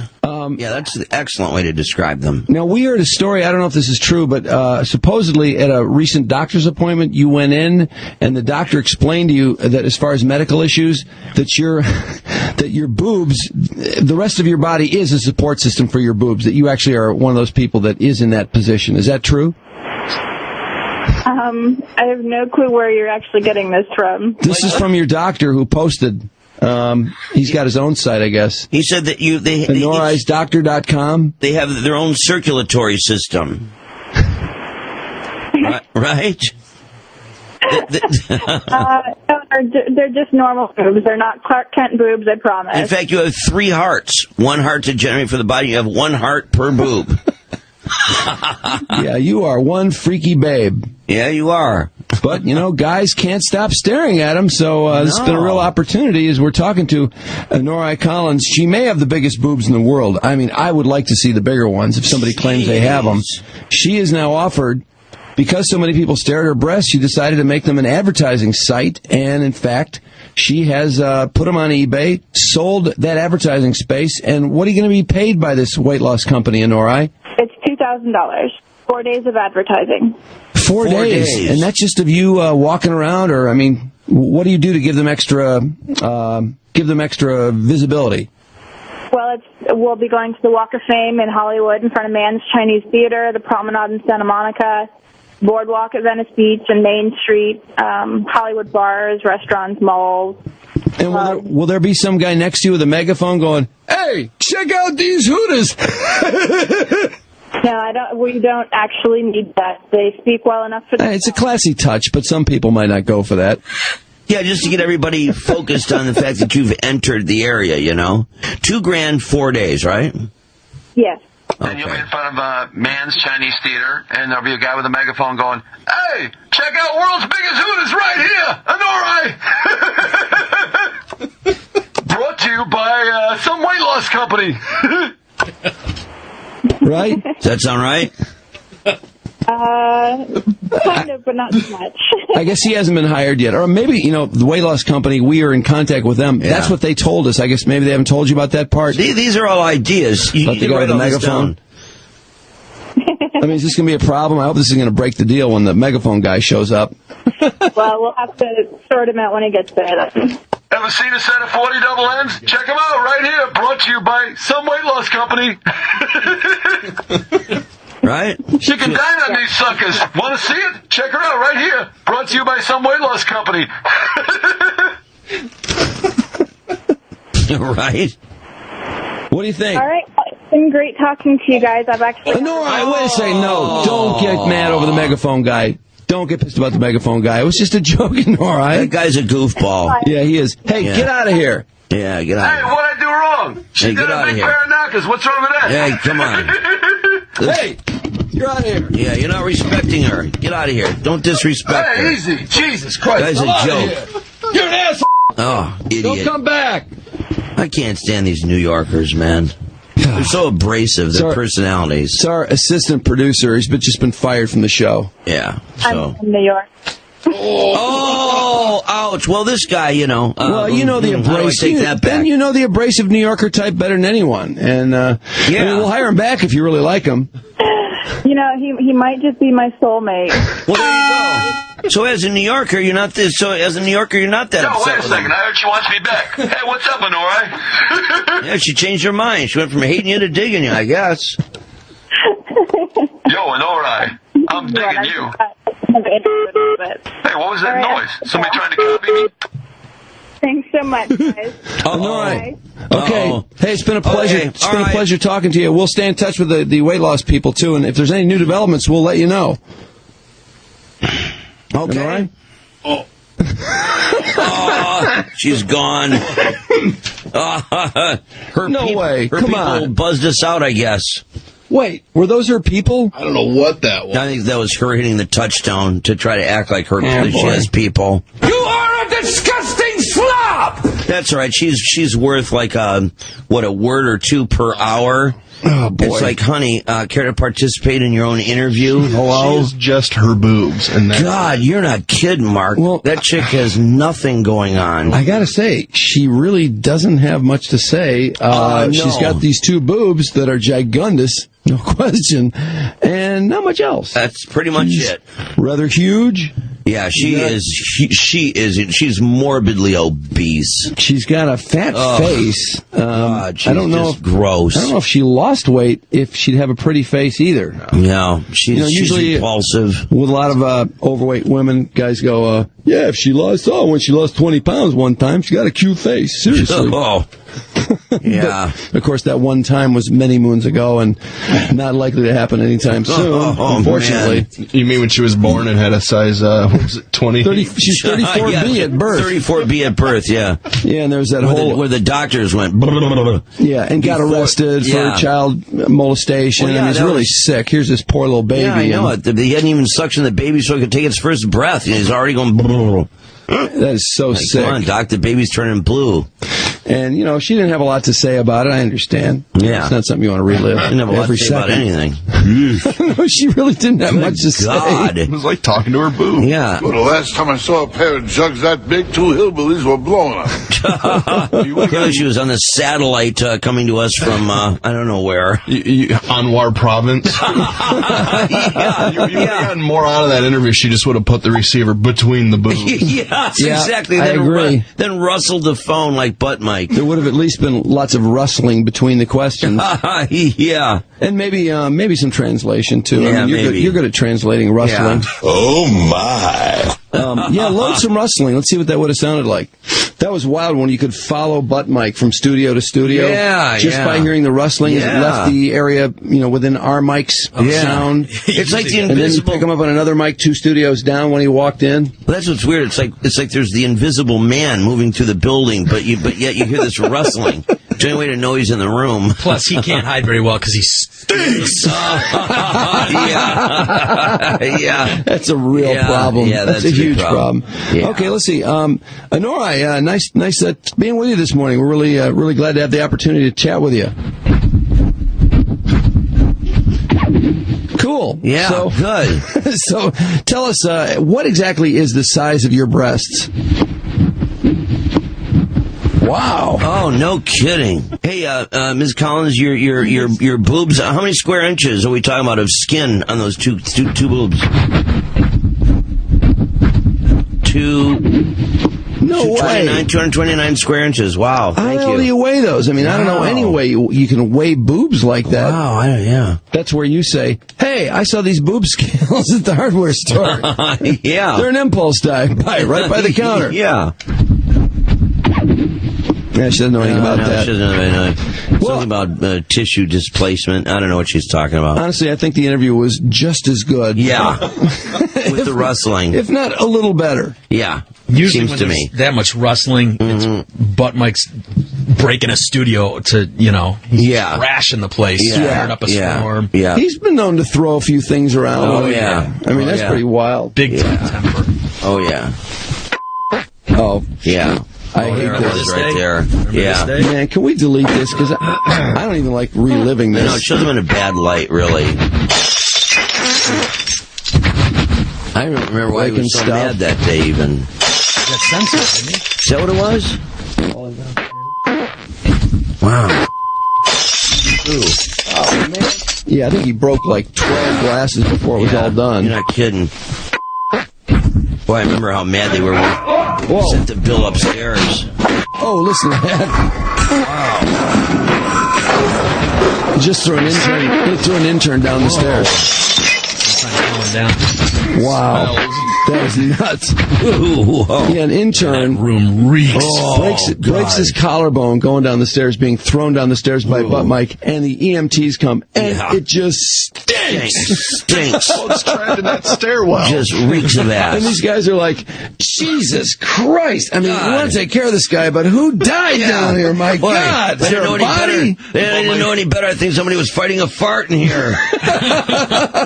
Jesus up Christ. the top of the stairs, just sheepishly walking away. Yeah. And then he threw a glass down at those guys. So many Butt Mike stories. So little time. Yeah, so little time. Wow. Well, I gotta say, if anybody doesn't think that was a good expenditure of morning show time, talking to Honora Collins, an exclusive with really... very interesting lady. Yeah, she's fascinating. Oh, she's fascinating. You'll never get to the bottom of whatever it is that makes her Honora Collins. Yeah, that's because she's so complex on so many levels. You can't stop trying, though. No, you can't. Because you get a little piece of her, and you start just when you start to think you figured her out. Yeah. She does something absolutely off the wall, doesn't talk for 2 minutes. Mm-hmm. And that's just intriguing because there's something there she wants to say. You need to only pull it out of her somehow. Yeah, you don't know if she's happy, sad, thinks the interview sucks, if she's just being stupid again. Yeah. Or, just a fat chick that's not smart enough to do much more than sell her chest as an advertising space. It's hard to know what's going on there. Anyway, that was an exclusive, and no email necessary. We know it was outstanding. Yeah. You don't have to tell us. We know when they're good. Pretty epic interview, I got to say. And Honora Collins on the riff. 101 WRIF and WRIF HD1 Detroit. Feds have had their eyes on this group, the Hutari, which means in the language of the Hutari, Christian warriors. Their website was scrolling their practice date for Armageddon.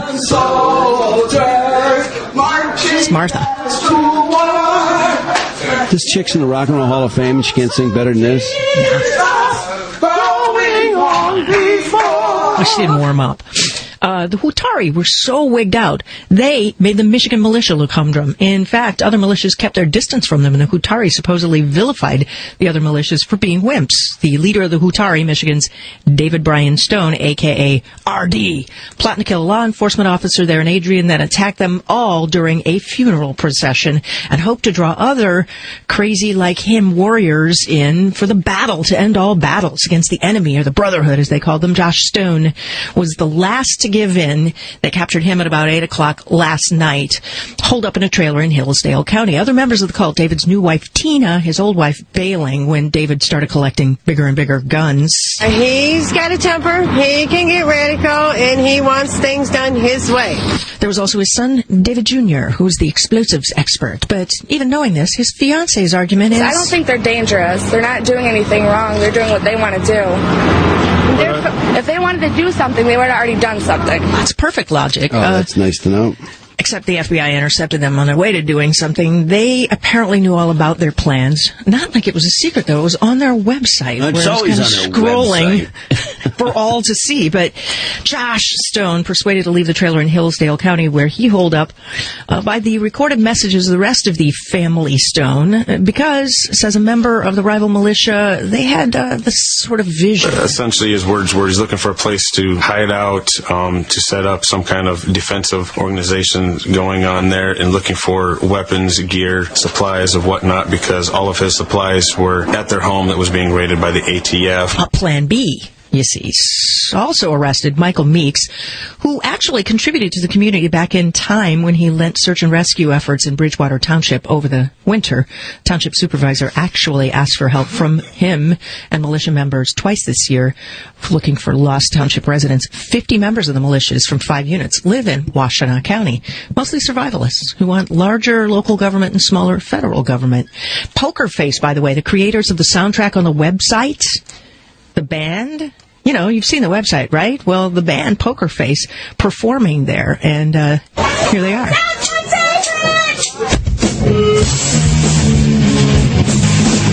These guys rock. We should get these guys for Harley Fest or something. Sound great. On their site, they say that they don't really have any comment except that the government's track record against We the Free makes them suspect government motives in this plot, not the Hutari. So the Hutari, by the way, loved Poker Face, and Poker Face loved them back, I guess.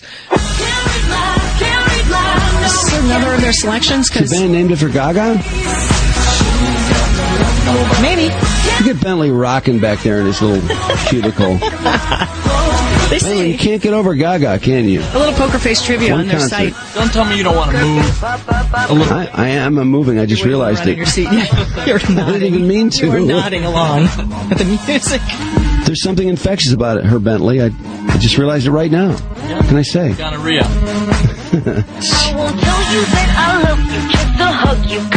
Poker Face says on their site that they had to do their album 3 times over because of computer crashing. By the way, is that so?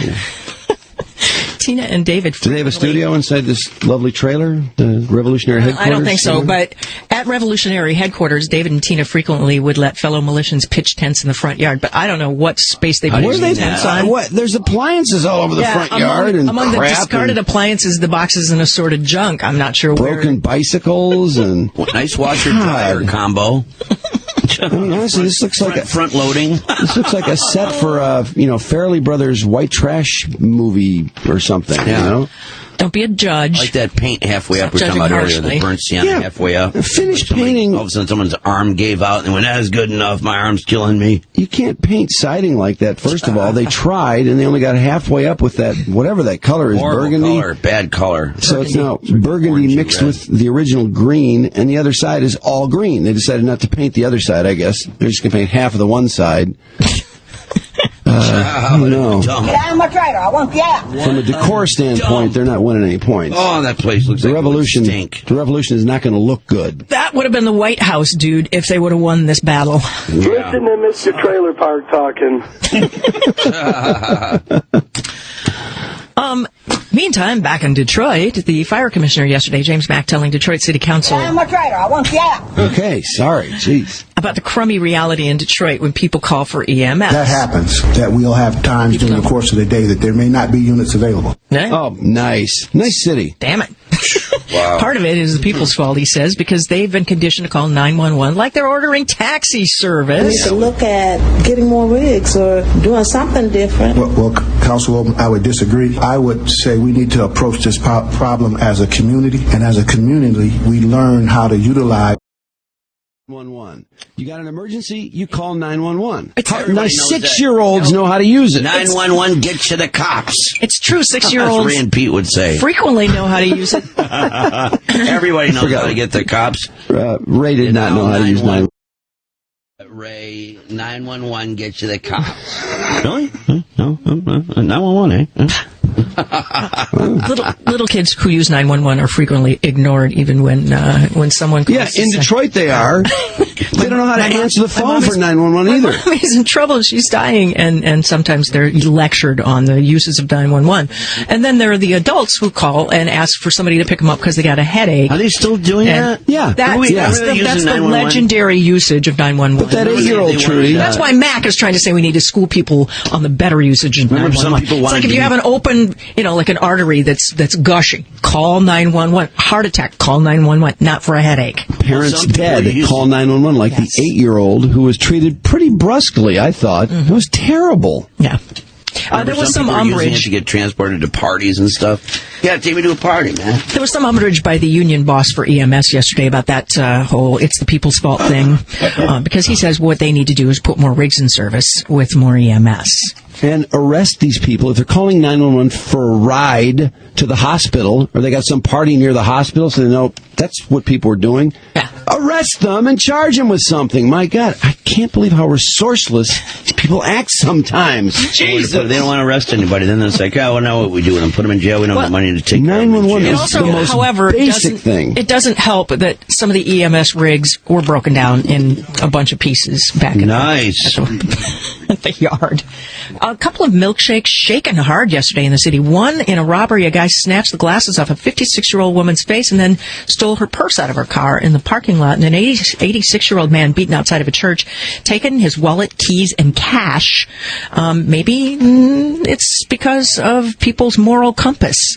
Have you ever heard of the moral compass and thought it was just figurative? It's actually real. Scientists say there is a spot physiologically behind your ear in the area of the brain known as the right temporoparietal junction. Okay, my brain won't let me pronounce that. If you smack a magnet next to it, it actually can be thrown way off. The magnetic field scientists generated caused, for instance, the judgment of a group of people to be skewed. They would watch an action and rate it from 1 to 7, 1 being absolutely a forbidden action to 7 absolutely permissible. When people were under the influence of the magnetic field, they watched a guy let his girlfriend walk across a bridge that was tricky, and under normal circumstances would have thought that was horrifying, but the magnetic pulse, they saw nothing wrong with it. Because, after all, she got across safely. Okay. Being morally superior is sometimes hard. Just ask the Republican National Commission, who put $2,000 down for meal expenses at a club called Voyeur West Hollywood, a lesbian-themed nightclub where dancers wear horse bits and bondage gear, modeled after the movie Eyes Wide Open. It was for a Republican fundraiser who was trying to entertain young Republican donors. Spokesperson denied that this $2,000 tab was for an RNC event, but then it was listed among their expenses when they filed their expenses with the Federal Election Commission, along with luxury jet travel and limos and posh hotels. What's this bondage-themed nightclub these Republicans are hanging out? Really? Sounds weird. Wow. It's modeled after that movie, Eyes Wide Shut. Wearing that kind of place? Dancers wearing horse bits. Oh, that's awesome. In their mouths. That's sexy. Jeez. Oh, I can just see the Tom DeLay and people like that. And girl-on-girl action. Weird with masks on. Whoa. Anyway, we're in my black armband today for the creator of the Mustang, Donald Fry, who pioneered the pony car for Ford. When he was the product planning manager for Ford back in 1962, the Mustang was launched in 1964. Fry said that Henry Ford II told him, "I'm going to approve your Mustang, that it's your ass if it doesn't sell." They expected to sell 80,000 the first year. Instead, they sold 1 million in the first 2 years. He was 86. And ABC thinks that it's found a gold mine in the final episode of Lost. They are trying to get people to pay $900,000, 4 times the price of a regular 30-second spot during the finale of Lost. 4 times? 4 times. They guaranteeing an audience? I think that an audience is probably a lock, don't you? Not to make a joke there. Well, at 4 times the audience, though, they do, what, 10 million? They're going to get 40 million for this? No way. Nobody gets 40 million. Don't think so? Nobody. How many spots will they be selling too? Because there are a lot of spots during Lost. Yeah, I know. So $900,000 or 30? Yep, they're looking to make a little killing on that, aren't they? Some change. Yeah, don't worry about the show or anything. By contrast, The most expensive spots on a regular primetime series this season have been for Sunday Night Football, that charges an average of $339,700 per 30. Trudi Daniels for Frogmore Radio News. Boy, this keeps coming up, these police chase bills. Detroit Coalition Against Police Brutality announcing it's backing proposed legislation that would eliminate, well, all but eliminate police pursuits in Michigan. I know we've had some bad ones, and I certainly think the policy should have, there's got to be some way to lessen the number of terrible accidents they have. You can't just say don't. I don't think you can just say don't ever engage anybody in a chase, because why would you ever stop? Why would you ever stop? No, you wouldn't. You would just floor it, knowing that nobody is going to chase you. And who's going to stop the least? The people that commit the most heinous crimes, that have the most to lose by stopping. Well, yeah, so you can't do that. And if you're going to stop stopping, don't tell everyone. Well, that's probably the biggest thing. Just stop stopping. There. My God. People still stop because they'll think that they have to. Yeah, if you're going to announce that, you're just throwing away all your strategy. But, what a disaster this is, because these accidents do happen, and they're terrible. And then there's these giant lawsuits, millions and millions of dollars. Detroit budgets $72 million a year for lawsuits, for stuff like that. Yeah. And for cops being a little rough. I wonder how many chases we have around here anyways, compared to like California, where every day there's a chase on TV. Can you imagine if they said, you know what, we're not going to chase people in California anymore? Oh my God, man. Nobody would ever stop. They don't stop as it is. I was going to say, they don't stop now. They tried to force them to stop covering those chases. Remember? Oh, no, don't stop that. That's the best part, Trudi. God, yeah. I know, but we're not going to put them on TV anymore. I think that lasted a couple weeks. We need to have more than on TV. What, even the people that passed the law or made the rule said, I kind of missed those chases. Those chases are a ball to Nothing watch. like a good old-fashioned police chase on TV in Los Angeles. God, yes, that's the best. Please. Sports at 8:23, and sports brought to you by our friends at DMC. Detroit Medical Center. Visit dmc.org for ER wait times at all DMC emergency rooms, like DMC Sinai Grace, where the wait time to be seen by a doctor in the ER is 13 minutes. Wow. DMC.org for current wait times at a DMC ER near you. And, well, where to start? I guess we got to start with Tom Izzo and Phil Knight. You know what a class guy this is? First, he's the biggest supporter of Tiger Woods, clearly. The guy who will stand by him regardless. If he wants to choke women, if he wants to do this and then shove this down their throat. You name it, back whatever he wants to do. He wants to bite women, spit on them. Has all of this in the text messages. Choke them, pull their hair, get rough with them, whatever he wants to do. 19 whores, porn stars. Hey, supports them to the wall. That's my man. I want his name on my stuff. Well, he decided he wants Tom Izzo, and, he doesn't even have the class to wait until the Final Four is over. No. Come on, Phil. Yeah, and the money... Stop being an ass. Yeah, and the money he offers is weak. I mean, Tom Izzo, background with Michigan State. He's not leaving for money. And you didn't offer him that much more, to be honest. No, if you want this guy... $1 million more? You want the best, the guy that's not moved by money, which is part of the reason he's so damn good. Mm-hmm. No, this thing is lame all the way around. All the way around. From every perspective, it's lame. He's in the middle of a lengthy contract, too, so you're not going to get him right now. He's not going to leave before the Final Four. He's not going to negotiate this week, so what are you trying to do? I don't know, just what an a-hole. Bull in a china shop, right out of the blue. And Izzo says he's not been contacted. He's focused on, of course, he's focused on trying to win another national championship. Go back in the cuckoo clock, dude. Izzo faced questions Monday about the Ducks' interest in him, Oregon, of course. After KEZI reported Oregon plans to offer him college basketball's largest contract with help from Nike co-founder Phil Knight, of course. Kentucky gave Calipari almost $32 million for 8 years. That's about what they're talking about for Izzo. Although I would think there'd be a bunch more in radio deals and television deals and so on and so forth. But what a stupid distraction this is. Yeah, it really is. They're scrambling for tickets. Those Izzone people who, they can't miss this. In fact, Mariucci's in the Izzone. He's got to have a ticket. Hell yeah, you kidding? They allotted 660 tickets for Saturday's Final Four game against Butler. and only members of the I-Zone were eligible for the 660, but that I-Zone's a lot bigger than 660, I do believe. Students had to electronically request their tickets at midnight. Tickets were awarded on a first-come, first-serve. State was also given 3,600 tickets, which would be given to members of the team, sold to university donors based on donor level. Boy, isn't it wonderful how that works? Isn't that everything? Money? It's all about money. Always. Who donates the most? Yeah, first pick. General public will have to go through the NCAA directly or through online carriers such as StubHub. Tickets on StubHub, this is so funny. I saw this price and I'm thinking, what? Ranging from $119. First of all, I can't believe you can get a ticket for $119. That seems terribly low. Well, wonderfully low. Up to $89,000. Now, what goes for $89,000? Well, it turns out that's a lower-level luxury suite. So, for one game, let's see, how many tickets in the suite? 15, maybe 20? That'd be over $4,000 a ticket per person for the suite. Of course, the suite's pretty sweet. Still, a lot of dough.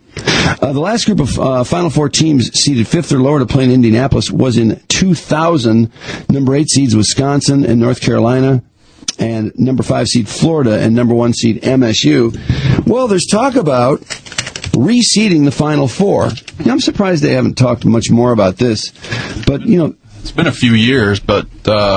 because they wanted to do it like 3 years ago. Yeah, they were talking about it. In the past, all the high seeds have made it, so it didn't matter. But the lopsided tournament semifinals could breathe life into this issue, this business of rejiggering the Final Four bracket to separate the highest-seeded regional winners. Don't you think they won't do it because of all the brackets that people fill out? That's one reason not to do it. Do you think the NCAA cares about that? Well, kind of. I think it's bad. Well, no, I look how many people participate in it. It's huge. It creates tremendous interest in the tournament. Really, isn't that one of the neatest things in any sport? The fact that you can get, I don't know, like 1/3 of the country to fill out this bracket and actually take care in how many games they're right and wrong about, and all these pools. If you reseed, you can't do that. They ought to just make pools legal, by the way. They ought to just say under a certain amount. Because I was talking to somebody who works in the ticket department at my alma mater, Vatech, and I said, hey, how's your pool doing? He's like, oh, I can't. Ooh! He works in the ticket department. Jesus! Anyway, he said, I can't be in a pool because it's illegal. God. I'm like, what? And he said, ever since that, who was it, the coach, Rick, the guy that plays guitar, blonde hair, Coach Washington. Heisel? Heisel, exactly. He had a pool. Heisel. And he won a bunch of money, and he lied to the NCAA about it. And so, ever since then, I guess it's grounds for dismissal in Hokie Land. Ridiculous. Where, by the way, they don't have seat licenses yet. Oh. I was shocked to hear that. NIT action at Madison Square Garden. Dayton in Mississippi at 7. North Carolina and Rhode Island at 9:30. Manny Harris had a news conference yesterday to say bye-bye. Let's hear from Manny. I'm still going to grind and put the work in to be taken in the first, second round draft. If anything happened that I don't, then I can't never say I didn't put the work in. That sound like a guy who's really in charge of his life and this important decision? I can't say it was just one thing. It's just something that I always dreamed to do, and just felt like it was the right time to do it, but it wasn't one particular thing that finalized my decision. Where's the one about him coming out? Which that was Beeline. That's in 3. Oh, okay, yeah. This I can't tell if he's talking about somebody who's gay coming out or somebody coming out to the NBA. Listen to this.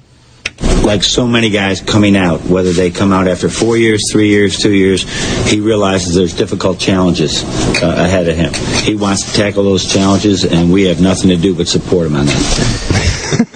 I think it's the excessive support that makes it sound so because people always say that. I mean, who supports someone more than when they come out? What Oprah's going to need is a lot of support one day.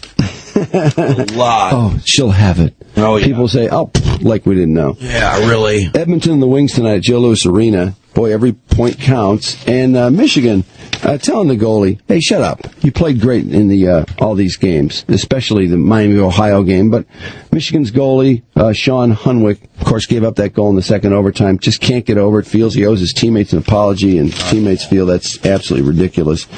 Tigers fighting over 2 rotation spots, it seems, just when you thought everything was kind of wrapped up, they're still in play. Dontrell Willis and Jeremy Bonderman trying to go for that spot along with Nate Robertson, who will be left out there. I still keep thinking it's got to be Willis. He just hasn't done anything, but he does have a $10 million contract. But then on the other hand, Robertson has a $7 million contract, and Bonderman's got about a $5 million contract. So they're all in the money. Obama to throw out the first pitch for the Nationals game, opening day. Porcello went 5 1/3, hitless innings yesterday before allowing 2 runs. Tigers and Blue Jays, a 2-2 9-inning tie. And free agent cornerback Philip Buchanan signs with the Redskins. Washington becomes the 5th team in 9 seasons for the 2002 first-round draft pick. He spent last year with the Lions, playing in 13 games with no interceptions. Great sports. Let's check on... is Walchek checking in? Yeah, a little bit late. He was working late last night, so... Okay. Awesome!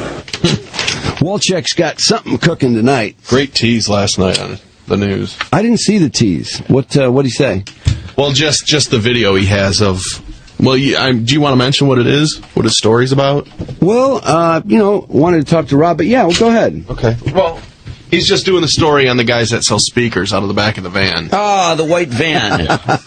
It's still going on, huh? Isn't that great? That's funny that is still going on for years and years and years and years. I know. It's a famous white van going down Woodward. Typically, it's a panel truck. No windows in the back. And we got hit by those guys, weren't you with me? Yeah, well, it's happened to me on several occasions. It's happened to you, and they wave you over, and then when you pull over, they offer you these tremendous stereo speakers for little or nothing. A lot of times they have invoices to support it, and then you end up buying the damn thing sight unseen. You load it in your invoices vehicle, and you get home, and you find out that inside the speaker cabinets they're hollow. There's nothing in there. There's no speakers in there. You've been had. Yep. And it's and yet you paid all this money or reduced amount of money. And it gets pretty amazing how they dummy these invoices. They can make them look pretty good, but people falling for it right and left. And typically, it's for whatever reason, it tends to be a white van panel truck service. I know someone who bought a set a couple weeks ago. What? 2 weeks ago? Yep. And not only Woodward, they're prevalent on Woodward, but they're really all over the place. Tried to sell them to me. I don't know. It's amazing. He had an unopened box at his house. Always. And the sticker on the box was like $2,900. Yeah. For a 6 set of speakers. I don't know what it was because he said he got them at Best Buy. And so I called my dad later. I'm like, have you ever heard of this brand of speakers? I've never heard of it, but there's probably a million high-end speaker sets I've never heard of.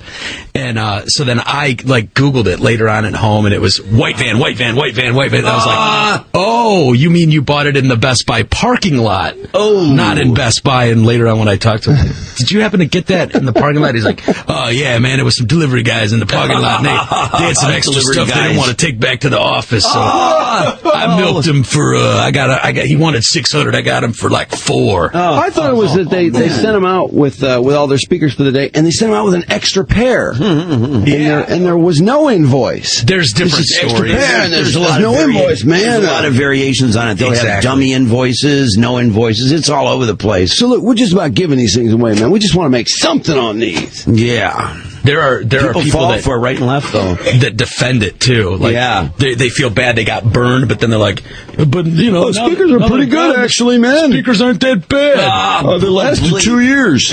Yeah, plugged them in, but usually they will play. Yeah, you turn them up to about 8, and then they go. They're said to be worth about $50 in parts. Right.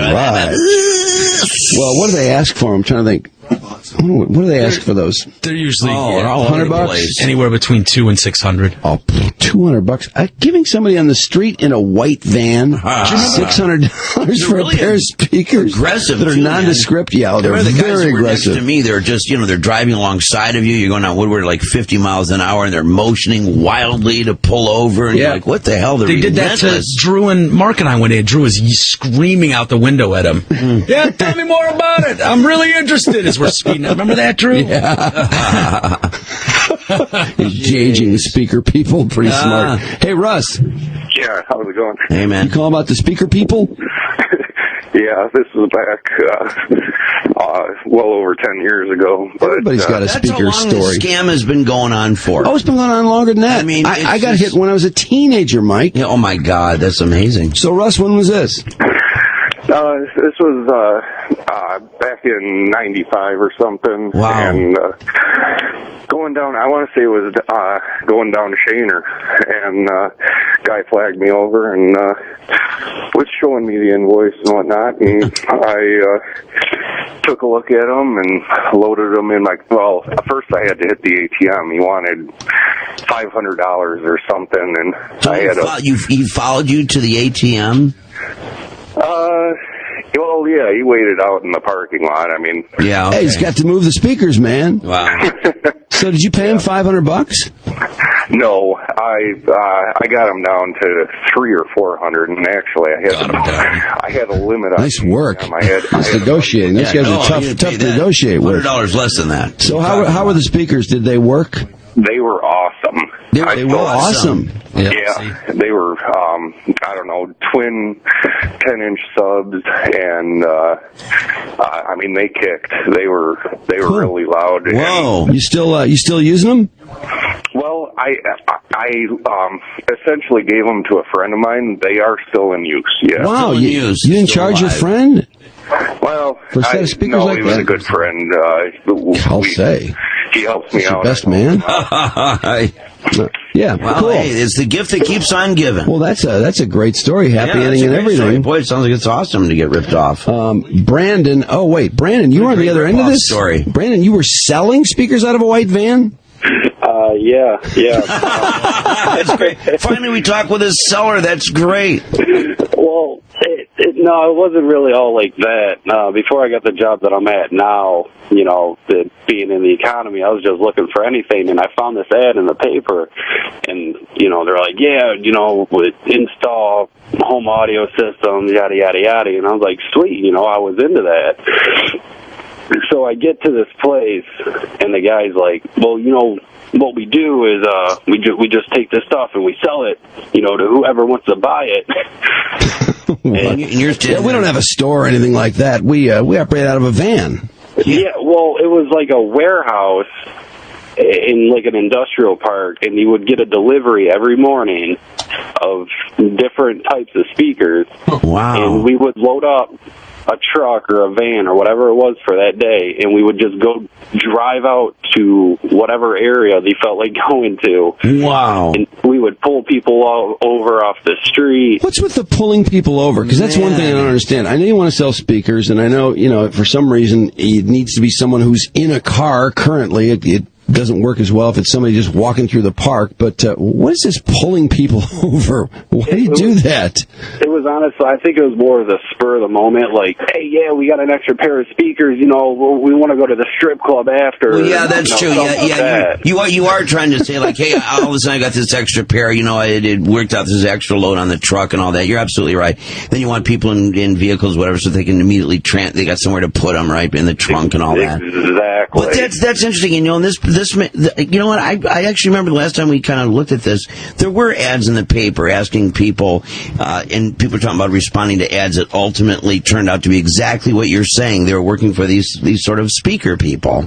Oh, Hey, what was you bummed out, man? All of a sudden, all this is unfolding in front of your eyes, and you realize this is not what you... I was scared. Did you give it a try, though? Because I want to hear your pitch.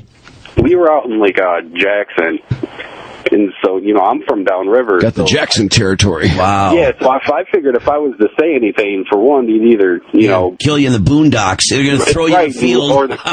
Or they'd leave me somewhere, and I'm 100 miles away from home. Yeah, the closest place you're going to be to out there would be, Ted Nugent's Bow Hunters. Or Jackson Prison. Club. Well, what was the pitch, though? How did you pitch people? Do you remember? No, honestly, that's all they did. It's like we'd pull up next to somebody, be like, hey, roll down your window. And, the person would roll down the window and be like, hey, we got an extra pair of speakers, you want to check them out? $300, man. We're trying to go to the booby bar after. Oh, my God. Did you have a white van?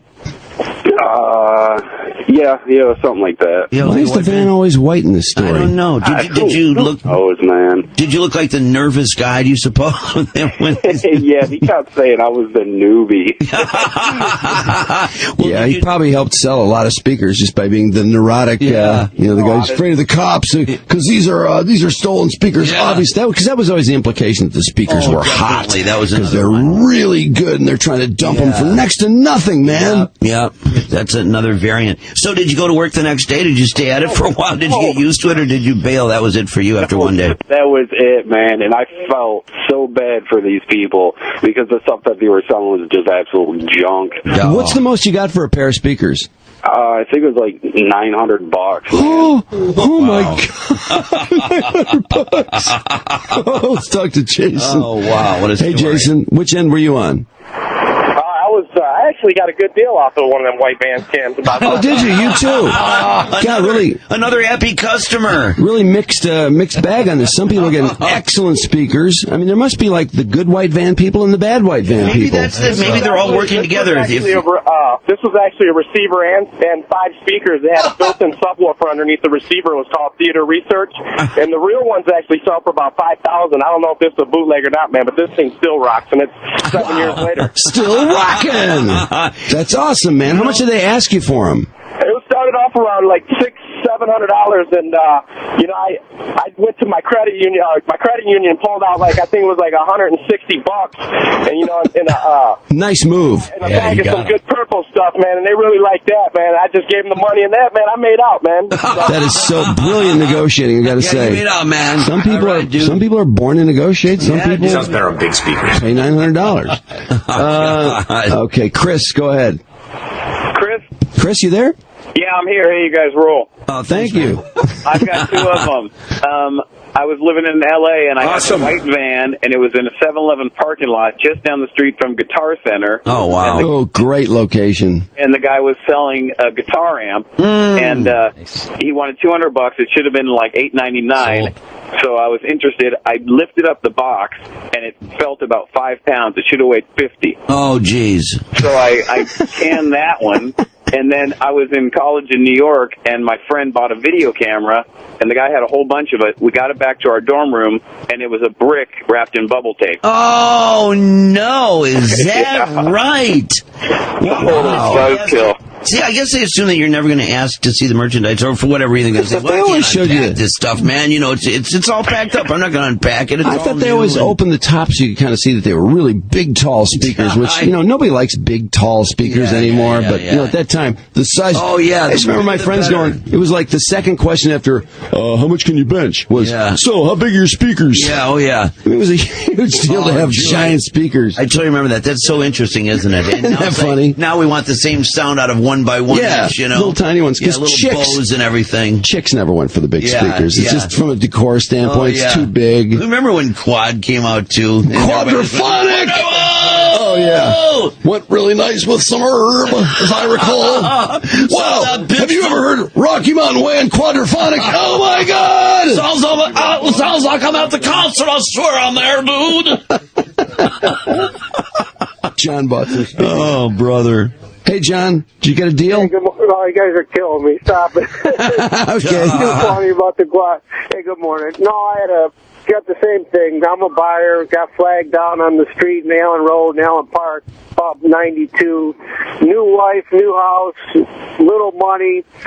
Like the speakers. I had to have them. Guy wanted like $800 for them. I'm like, no, I can't. He says, I think I got about $500, but it's in change and it's at my house. He's like, I'll take it. Drive all the way to my house, run in the house, tell the old lady I need to grab the change. I gave this guy $500 of quarters. Oh, my God. Rolled up in it. Hey, that'll work. No. 10 years. But it turned out to be a decent speaker. I blew him out after 5 years. And, hey, the girls at the Boo Bar weren't too crazy about the transaction, but everybody else was okay with it. That's funny. Took $500 and change. They kind of hot there. I spent $500 on them, but That's funny. He accepted $500 worth of change. That must have been. Must have weighed 1,000 pounds. $500. That's right. No matter how you cut it, man. Let's see what Mr. Wolchek has planned. Hey, Rob. Hey, man. man. What's going on? Hey. How you doing, bud? Hey, how about this? We're promoting the daylights out of your thing tonight. Wow, man. What more could I ask for? Absolutely. What time is your piece going to air? 10 o'clock tonight. I mean, it'll be like 10:15 or something like that, but it's on the 10 o'clock news tonight. So it's not going to be 10:56 or something like that. No. They usually put me on like, towards the end of the first block or in the second block. They might make you watch one commercial. Hey, wait, block. That sounds like TV talk, Rob. Yeah, well, sorry about that. I'm still in TV, still around. We've heard about this scam for a long time. We've talked about it a lot on the air, and we're talking about it here, like Drew was saying. And for whatever reason, it's always, and even in our own experience, it's always been that white van without the windows. And we're kind of curious, why does it always tend to be the white color? I mean, I'm sure there are many colors, but white seems to be prevalent for some damn reason. Well, actually, these guys use kind of silverish vehicles, too. Yeah? Oh, your guys did? Yeah. Well, I think the idea is it's just kind of something that blends in, looks official, doesn't stand out much. Kind of like our undercover news vans. I mean, we don't usually go drive around like a pink VW Bug undercover video. Yeah, it's easy to tell the police it's the bright fire engine red van. That's true. Yeah. Did you just follow one group around that was selling speakers, or did you catch a few people? Well, here's why this story is different. Now, I mean, I've done this story. I mean, I did this story 15 years ago when I was reporting in Fresno. And I've seen a lot of other reporters do the story where they just kind of run up on these guys. You hear these guys. Rob's pushing his multi-market experience. Yeah, definitely. Yeah. You come running up and, not listening either. Hey, what do you guys got there and all that? And I, of course, did that too. But what makes this story different was I started this story by a guy had worked there. So he kind of gave me the inside scoop as to where they were working out of. Oh. So we watched the building and got all the kind of the inside scoop, and we just kind of followed their vehicles around, probably 4 or 5 a day, head out of there. Where are they getting 4 or 5 a day? I'm guessing there's a tremendous amount of speakers in that building. Where's all of this merchandise coming from?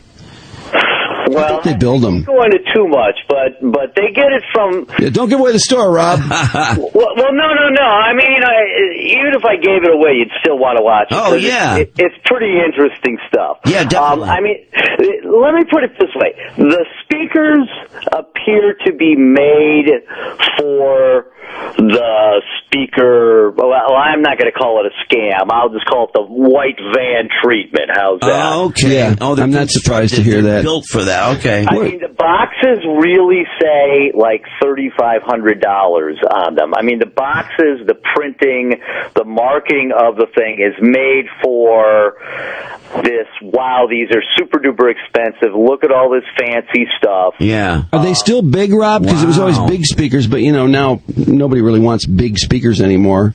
Oh, yeah, they're big. They're big. And apparently people still want them. Okay. That's too well, funny. yeah, I think younger people want big speakers, but So yeah, I can see that. This is a little mini industry then, isn't it? You got people especially constructing this stuff to be loaded in these vans and distributed out there. Do the vans all pull out at once, kind of like the school buses leaving school?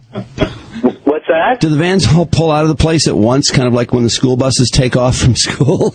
Absolutely, man. I mean, it's a day where they show up, they load up, they high-five each other. Wow, like a furniture store when they're all getting ready to distribute everything all day long. They head out and they drive, and our guys followed them, and we followed them, I mean, like all over the state. I mean, they take off, they drive 150 miles. Is that right? Yeah. And they set up shop, and I mean, it's outrageous. It's pretty incredible. How much work is it though, Rob? Before they how much time went by before they had their first victim that actually pulled over? Well, they kind of scope things out and get a feel for it, is what I would say. I mean, they do a lot of U-turns. They do a lot of flipping around. They do a lot of sitting at Wendy's watching the Kmart parking lot. What's the demographic? What's the ideal person they're looking for? 18 to 24, that sort of thing. The guy to buy, you mean? Yeah, there must be an MO of who they're kind of looking for. Yeah, I think it You guys got to have some money. Yeah. Yeah, it's younger people, but I mean they're looking for any sucker. I mean it's like any sales job. Well, like you said, they're waiting at Wendy's, or they're kind of scoping things out. It'd be interesting to know that, so that people are like, oh, gee, do I look like a sucker? You know. Well, yeah, I'm kind of offended if somebody tries to sell those speakers to me. Do they sell them to chicks too, or do they mostly target young guys? You know, now that I think about it, I don't remember them hitting up too many girls. Yeah, I think they mostly do that. I don't think big loudspeakers have that much appeal to girls. No. Well, Rob, looking forward to the story about 10:15 or so, or sometime in the 10 o'clock, somewhere early in the block. Watch 2 News at 10 tonight. You know, I mean, it'll be in the show early, and it's really good. I mean, it's a long story. I mean, it's pretty in depth and it's funny. I mean, some of the stuff they say is incredible, and then to listen to the same story kind of over and over is pretty funny. Well, we are so there, Rob. Oh, yeah, I'm really looking forward to it. That sounds great. And we may have to talk tomorrow, too. All right, sounds great, man. Thanks. Thank you, Rob. All right. 101 WRIF and WRIF HD1 Detroit. Drew and Mike. They are so arrogant that they feel now that their crap doesn't stink. 101 WRIF.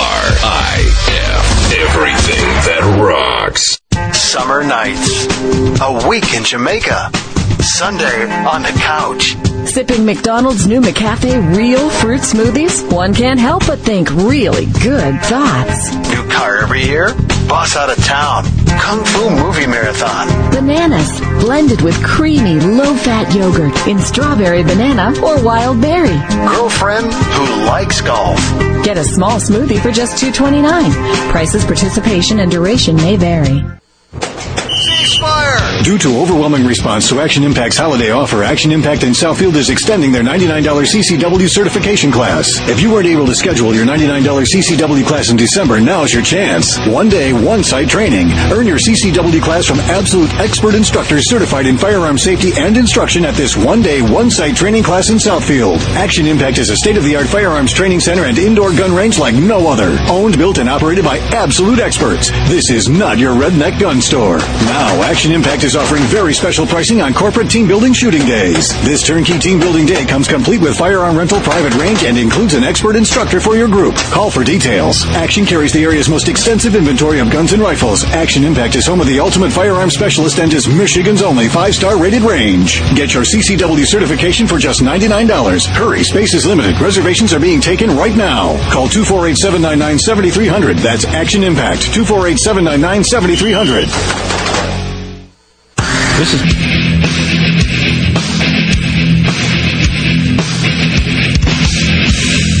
There's a really funny movie out. Well, I don't want to say really funny. This movie's funny, though. The first hour is very funny, and I felt like it was one of those movies. I don't know if you've ever seen a movie like this where you wonder if maybe the budget ran a little short or something because... the last 40 minutes just kind of tie it up in a sloppy way. Oh, yeah, I've seen that. Oh, yeah. It's called Big Fan. Patton Oswalt is... Patton's a funny guy. I got to say, as ugly as he is, because his ugliness just precedes him. I don't care what he's doing. I just never saw this guy as anything beyond a stand-up because he's a strange-looking guy. But anyway, he's perfect for this role. He works in a parking garage, basically taking people's money. I'll be $5 for 2 hours. One of those guys. Yeah. And at the beginning of the movie, he's writing in a notebook and think, what's he doing? Is this guy in school part time and doing this, to make money to get him through school, or spending money, or what's up? Anyway, he drives home, and next thing you know, you see him on the phone, and you can hear the radio. He's trying to get on talk radio. It's sports radio, though. And he gets on, and he's been writing out his script as to what he's going to blow out to the sort of Jim Rome-esque sports talk show. Yeah, right. He's got his whole script all ready to go. It's actually Farrell. Is it Farrell? Is that how you say his name? Yeah, Farrell. Yeah. Scott Farrell. He used to be on CSX. He did sports talk. It was kind of a gonzo sports talk. Lots of loud music underneath the collars and stuff. Oh, man. Talks like this, real gritty sounding. Jeez. And anyway, Patton's very funny. because he's so into being this character who calls all the time. And if you ever listen to these shows, they do have certain guys like Joey over in Richmond, and oh man, Billy in Philly will be responding to that one. Yeah. Because, your regulars, and they know each other, and they like insulting each other. Oh and God, yeah. Well, sports is just so much arguing. Yeah, Detroit Dave, and we got a tour stop in Buffalo this week. Tour stop 31. We should fill up Rich Stadium. We're hoping, and actually they do. They draw pretty big crowds. Rome came to the Palace, and did you guys go to that? No. There were like Evan wanted to go, so a lot of people. I got Evan and Alex duty. Took the kids. They could not have had a better time. There were like 17,000 people, and that was just off the fan. A little 1,000-watt little sports station that could. What's that? Didn't you meet McCarty there at that Rome one? Wasn't he part of that? He was part of it. I don't think I saw him there. I mean, I saw him on stage. Ernie Harwell was there, which was really weird because, Ernie was probably 87 at the time. And, the acoustics when you're talking on stage at the Palace like that, it was just was terrible echo. Yeah. I don't think Ernie could hear Rome. And it was one of those deals. But anyway, check out this big fan. I think if you get a kick out of, or you kind of laugh at sports talk, you'll definitely get a good laugh out of this. Brad, who's checking in from Detroit. Brad, go. I want to let you know that the Ohio State Buckeyes suck. Anybody related to the Buckeyes or visit Ohio, if I ever see any of you clowns up here in Michigan, I will spray you in the face with a full May spray. And oh yeah, Cal Ripken Jr. sucks too, and your take number Tuesday sucks. You're off your rocker. You're crazy. I should come punch. This call sucks. What do you think of that? Yeah, that's kind of how it works. Here's the movie. Patton's in his room. Leave out his Pittsburgh team owns the Rangers. In the playoffs last night, Crosby's doing his thing. It's like he's skating around. No one can stop him. They don't play defense, the Rangers. Their penalty killing is dead. They got no power. Got his notepad in front of him. Lundqvist only plays well in there. Yo, hey. Yep, third. Okay, thanks, Claire. Giants go Eli. He knows the screener. Yeah. Let's go to my boy Paul in Staten Island. He always brings the leverage. What's on your mind, brother? Hey, Sports Dog, how you doing? I'm just calling to say I can't wait for this Sunday when we finally shut these Philly clowns up once and for all. I can't tell you how sick I am of Philadelphia Phil and all these cheesesteak bozos going on about Brian Westbrook this and how we can't stop their passing game. Are you joking? You put the tiniest bit of pressure on McNabb. That guy crumbles like a cookie. Now, you guys may have put some points up against the Skins last week, and that's fine. But the G-men are a whole different story, my friend. You think you're going to throw for 388 yards with Quantrell Bishop in your face all day long? It's not easy hitting a receiver. It's his mom. Hitting a receiver laid out on your back. So listen up, Philadelphia Phil, and all the rest of you brotherly love jabronis who've been talking smack all week on this show. Get out your forks because you're going to be eating your words big time. I love his passion. Thanks, Bob. Thanks, Sports Dog. You're the man. No. Do you mind? Yes, I do. I'm trying to sleep. Hey, I'm off, okay? You try sleeping with that racket. I'm off. All night with the calls. Go to bed, Mom. What kind of thing is that for a grown man? I'm quiet. That's quiet by you? Yakking away like some... I'm quiet! I'm quiet! I'm quiet! I'm quiet! Dude, you were on fire. It's his buddy calling. We're listening to the call at home. I feel like it needed to be said. Part about how they should get out their force because they're going to be eating their words. It's fucking beautiful. Yeah, I guess I just have a gift. A little upset. I guess I just have a gift. He's arrogant about it. It's easy. For you. So what time you want to go tomorrow? I'll pick you up around 10. Cool. All right, get some sleep. Big day. Well, like they're going to be playing.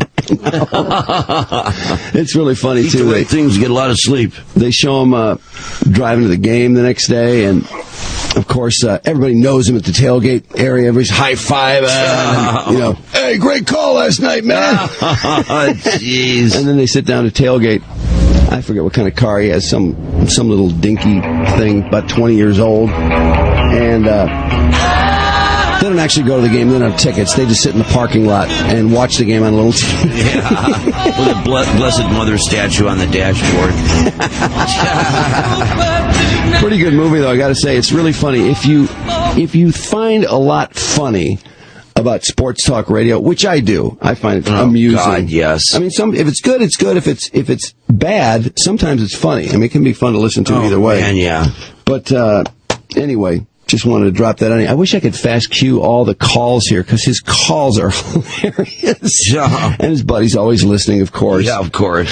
It's 9:06 at WRIF, and we've been sitting on this Tom Izzo number. Oh, boy, I just can't bring myself. But there it is. There's the number, man. We love Tom. Awesome. It's supposed to be his cell phone. Yeah. I don't know. He's not practicing right now, right? No, plus he's got to be in a great mood. You know? I mean, certainly he's got other things on his mind. All right. All right. All right. Gotta do it. I think we just. Yeah, you make it sound like do what you gotta do. Yeah, you're right. No, you're absolutely right. Yeah, we never forgive ourselves if we didn't. Heads up. Is Coach there? I'm sorry, he's not. He's at the office. Oh, shoot. This isn't his cell phone? No, this is his home number. Oh, I'm sorry. Is this Lupe? Yes. Oh, it's Drew and Mike calling on WRIF radio. We were supposed to call him on his cell phone. Oh, okay. You know what? One of his cell phone is not working. Let me see. Oh, God. Hold on. He gave me another number. Maybe you can reach him at this one. Oh, thank you. Oh, my God. You saved my life, Lupe. Okay, now wait a minute. No, Mom. Tom gave me... Rocky wrote it down someplace. Darn it. Where is it? Okay. Well, thank you, Lupe. Hey, enjoying the weekend and all the great basketball games? Oh, yeah. Yeah, at the edge of my seat, I wish it'd be a little bit more relaxing. But I know. Yeah, really. Is this guy ever going to get an ego that you can't handle? No. He seems so level-headed. No, he doesn't. He's not an eagle guy. No, he sure isn't. Wow. Thank God. We sure are having a blast with all this in Detroit, I got to tell you. Yeah, I'm glad. So are we. It's been fun. Yeah, we're getting spoiled, though. We're going to expect this every year pretty soon. Oh, you already do. Yeah, you're right. You're absolutely right. Well, thanks, Lupe. You're welcome. Have a great day. See ya. Bye. Bye. Bye-bye. Hope Tom isn't too pissed. Oh, man. Oh, what a nice gal. Set up with Lupe. Oh, man. We sure did. Oh, boy. Oh. Awesome. Well, we got to dial it up. I mean, what are we going to do? No, you got to. You have to. You have to do it. Yeah, if he's not in a good mood now, this is the best time to ever get him. He's only lost 90% of his voice. Yeah. The number you dialed is not in service. What? Lupe! God damn you! Wow, look at her setting Nice job, Lupe! Nice setting us up. Wouldn't that be funny? Here we were kissing her ass, and she set us up and knocked us down. And she's like, oh, it's those pricks from Detroit. Yeah. And then when she went, I'll show those here a-holes. it is. Here's the number right here. Wait, let's make sure I didn't miss dial. Well, hey, we talked to Lupe. That was exciting. Oh, man, did she set us up. That must have been the daughter in the background I saw him with at the... Child is not in service. Oh, nice. Nice going, Lupe. Nice going. Got to call her back now. Awesome. Dial 517. Yeah. Is it possible it's not 517? What is that? 616. Could be. This is 616 right here. Oh, maybe.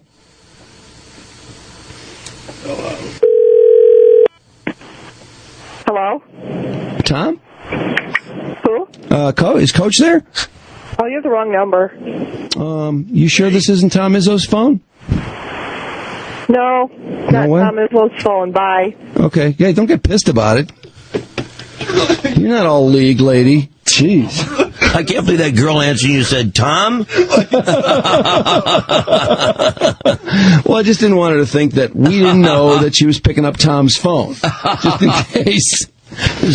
Now that chick is going to worry all day long that she sounds like a man. Well, it's not like a man. If that was me at home and someone went, Tom, I'd go, yep, Tom here. Yeah. Yeah. Well, nice getting pissed. No, this isn't Tom Izzo's phone. Like, sorry, lady. Jeez, I've never talked to you in my life. How do you know that I don't think this is Tom Izzo's phone, or I wasn't given this number by his idiot wife? Oh, man. Well, you dare call her. I'm kidding. I'm not ragging on Lupe. I love Lupe. She was really sweet. Yeah, she got an Iron Mountain phone. Well, you have to call her again and tell her it's a bum number. Oh, boy. Do we dare? That's a moral dilemma, isn't it? Yeah, it really Call is. back and say, I think I wrote down the number wrong. Because this one just is disconnected. Oh. Maybe she gave us the bad number. Didn't she say that he had a bad cell phone? Yeah. Then she proceeded to give us Sounds like that number. she gave us the wrong one. We got to call her back. Yeah, I think we do. I mean, we're this close to him. Tell her this is the number you had before that didn't work. Not just say we called it and it just doesn't work. And what's awesome? I'll just be honest. Just sort of, hey, we called it. Yeah, just be honest. It worked. We have nothing set up. Yeah. No, just be able to leave that part out. You're not being honest. You're just not mentioning it. Just omission. I mean, she literally omission. Hello? Oh, Lupe? Yes. Hey, it's Drew and Mike, WRIF again. I'm sorry to bother you. Hi.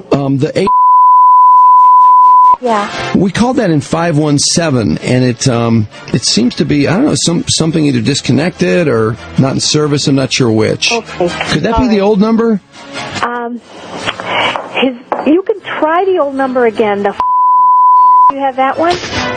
420. 7. What is it? See, I lost my cell phone. I don't have a phone. I lost it, and all my contacts are in there. Oh, no. You know what? Give me your number. Okay. I will get... Do you have Tom's... his office number? I should have it. I'm not sure I have his office number. I used to call him on a... All right, let me just make it simple, and I'll try to find him, because he'll take my call. And then I'll... give him the number that you're at. Okay. I take it. Okay. I'm not sure. I'm not sure he's expecting our call. Oh, okay. Well. I mean, I think he thinks we're going to call, but he's awful busy. I just didn't want to. And do you know Matt Larson? Yeah. Sure. Oh, okay. All right. Do you have his number? Yeah. Oh, yeah. We got his numbers. Okay. Sure. What's your number? 248. 248. Now tell me again, because everyone's been calling me from media, so... It's Drew and Mike. Drew and Mike. WRIF, and we only want... We'll use more than 3 minutes. I know his voice is hoarse, and probably half gone. Awesome. Okay. All right. I'll let you know, I promise, something soon, okay? Oh, Okay. Lupe, you're so sweet. Great. You're the best. You're the best. Okay. Thank you very much. Bye-bye. See ya. Awesome. I knew the jig was up. Yeah, the jig was up. There was no way. It was over. It is now. He might not be expecting our call. Yeah. Well, what's he going to say when she says, I need a number for Drew and Mike? He's going to go, what the? He's going to go, nah, man, you were set up, Lupe. Oh, boy. But you know what? She didn't have a problem with that. But no, she was kind of cool about it. She was totally gracious about it. She was just...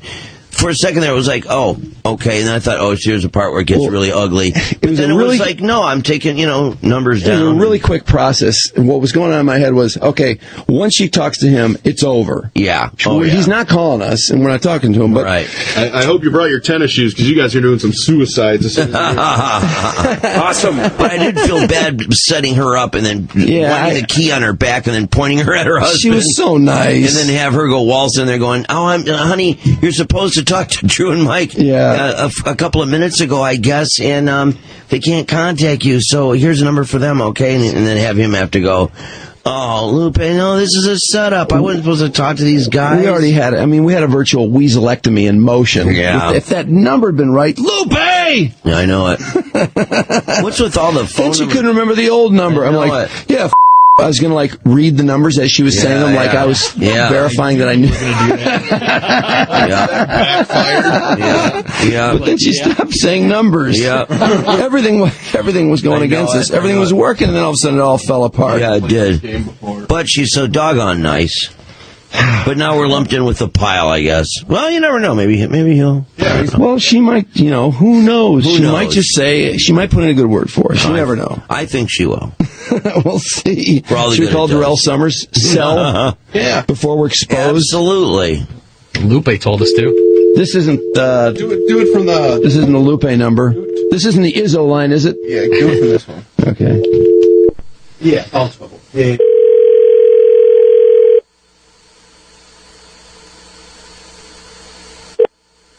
Hello? Darryl? Hello? Is this Darryl? No, I'm sorry. Oh, yes. Doesn't sound like Darryl. Is this Darryl Summers' cell phone? No, this is not his cell phone. I keep getting so many texts from people asking for Darryl, and I don't know who he is. Wow. He's a basketball player from Michigan State. Oh, well, good thing you told me, because I didn't know. I just keep You've been getting all these. Wait, you've been getting all these phone calls, and nobody has told you yet who that is? No, they just keep saying good game, and I'm just like, who is this? You guys have the wrong number, and I thought he was like a football player or something. Where do you go to school? Are you in school? Yeah, I'm just a freshman in college. And where do you go? I go to Henry Ford Community College, but I was thinking of going to Michigan State next Wait a minute, these guys are calling you, and they're hearing your voice and saying "good game," thinking it's you. No, they're texting me. Oh, okay. Awesome. Okay. Wow. Well, it's football season. Well, hey, you go to Henry Ford Community College? Yes. Well, hey, nice talking to you, and now you know who Darryl is. All right. Okay. Good game, by the way. Bye-bye. Bye. Yes, we all know that. Go on. Oh, my God. Wow, weird. What is with these phones? I don't know. Who is giving us... I mean, I'm really confused by... does this person call these numbers? Do you really think, this was his number? Yes, absolutely. Well, obviously, because people kept texting her. Yeah, it must have been. We know these two are good. Yeah, that's right. Which, hasn't Tom called back yet? Yeah, come on, Izzo Cute, let's go. You think Izzo is Lupe was so nice. Oh, my God. Got to you? It's the first time I've ever seen it get to you? A little bit, yeah. Well, I don't know, You're like, I didn't expect that. You've never done that. You folded on her. I know, I couldn't do it to her. I wonder first of all, what's funny about that whole thing is I love Tom Izzo. I just think he's the greatest guy. Yes. And, if we called him and he got really pissed, it would bum me out. Struck out on Darryl. Izzo, we got an open book here. You never know. What do you think the odds are of Izzo calling back? The odds of Izzo calling back are slim to none. I'm going to say he's so busy. I know. He's a really cool guy, but I'm going to say 20-1 against it. Yeah, probably not, just because of the busyness and the insanity of it all, but... I already know some clown in the building is going to make the hotline ring. He gets excited. Yeah, sure. That's a known, but yeah, chance of H to the Izzo being on the line. Yeah, I doubt it. Kind of remote. But then God, again, we were close though. We were so close. We were really close. Lupe, yeah, she just had that number in front of her. I tell you, she really thought she was giving us the number too. I know. She's that's a wonderful wife right there. Oh, she's handling the media really beautifully. Sweet. Keeps staying patient, staying very polite and nice, and she could have been everyone the same. She also could have been one of those real protective bitches, like, you don't get through to my husband without getting through me. Now, who the hell is this and what's going on? Oh no, absolutely. She could have been like, does he know about this? Who are you again? What? If she'd been like that, I could have cared less. I would have lied. I would have lied my ass off. Well, that's what you expect. But she's so nice. Yeah. Plus, she's going to talk to him. She's going to tell our lie to him. He's going to go, "Oh, Lupe, you idiot." Yeah. Well, he wouldn't say that. But not now, because you're honest with her. I know. We're banking on being nice for once. Yeah, paying off. The niceness and the honesty may pay off, and the guy boots in a call and throws us for a loop. Watch it not pay off and teach us our lesson. Yeah. Nice guys finish last, right? That's right. That's right.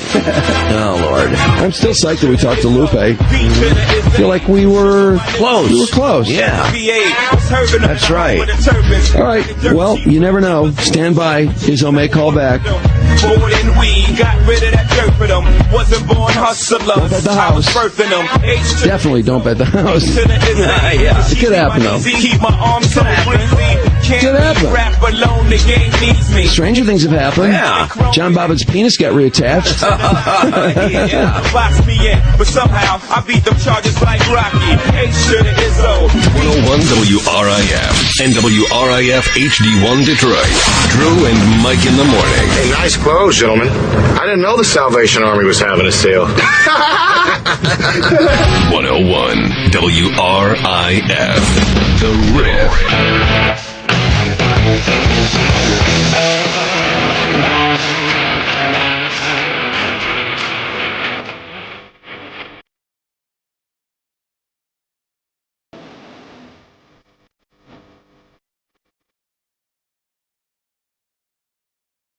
The West Stanford Chevy Cadillac in Dearborn for Truck Month. It's 0% financing for 60 months on every Chevy truck. They also have 60 hard-to-find Chevy Equinox in stock in Malibus for $167 a month.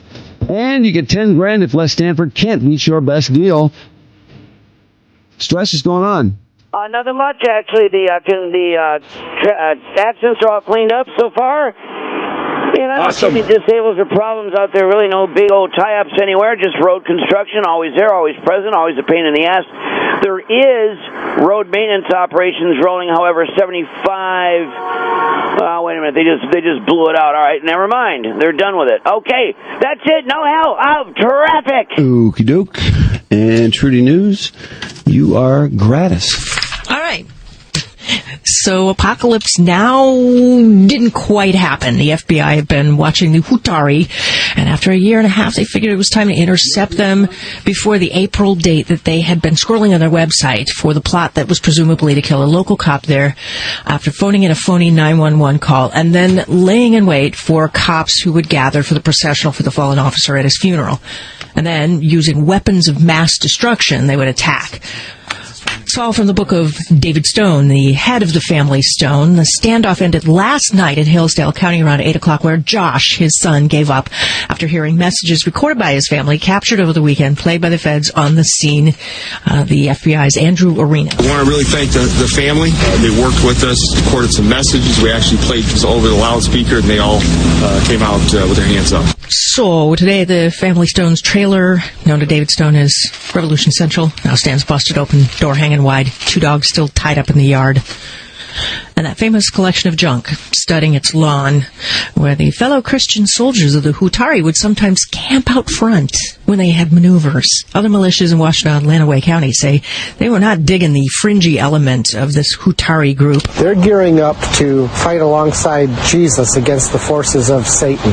And on the other hand, according to Mark Lacomere, who's kind of the unofficial spokesman now for some of the Michigan militia, he says Southeast Michigan Volunteer Militia, on the other hand, are ready to step in case of some sort of civil emergency or foreign invasion or some sort of tyranny.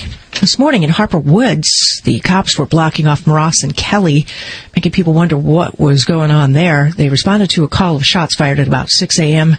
Harper Woods police now investigating a man who was shot several times near an apartment there.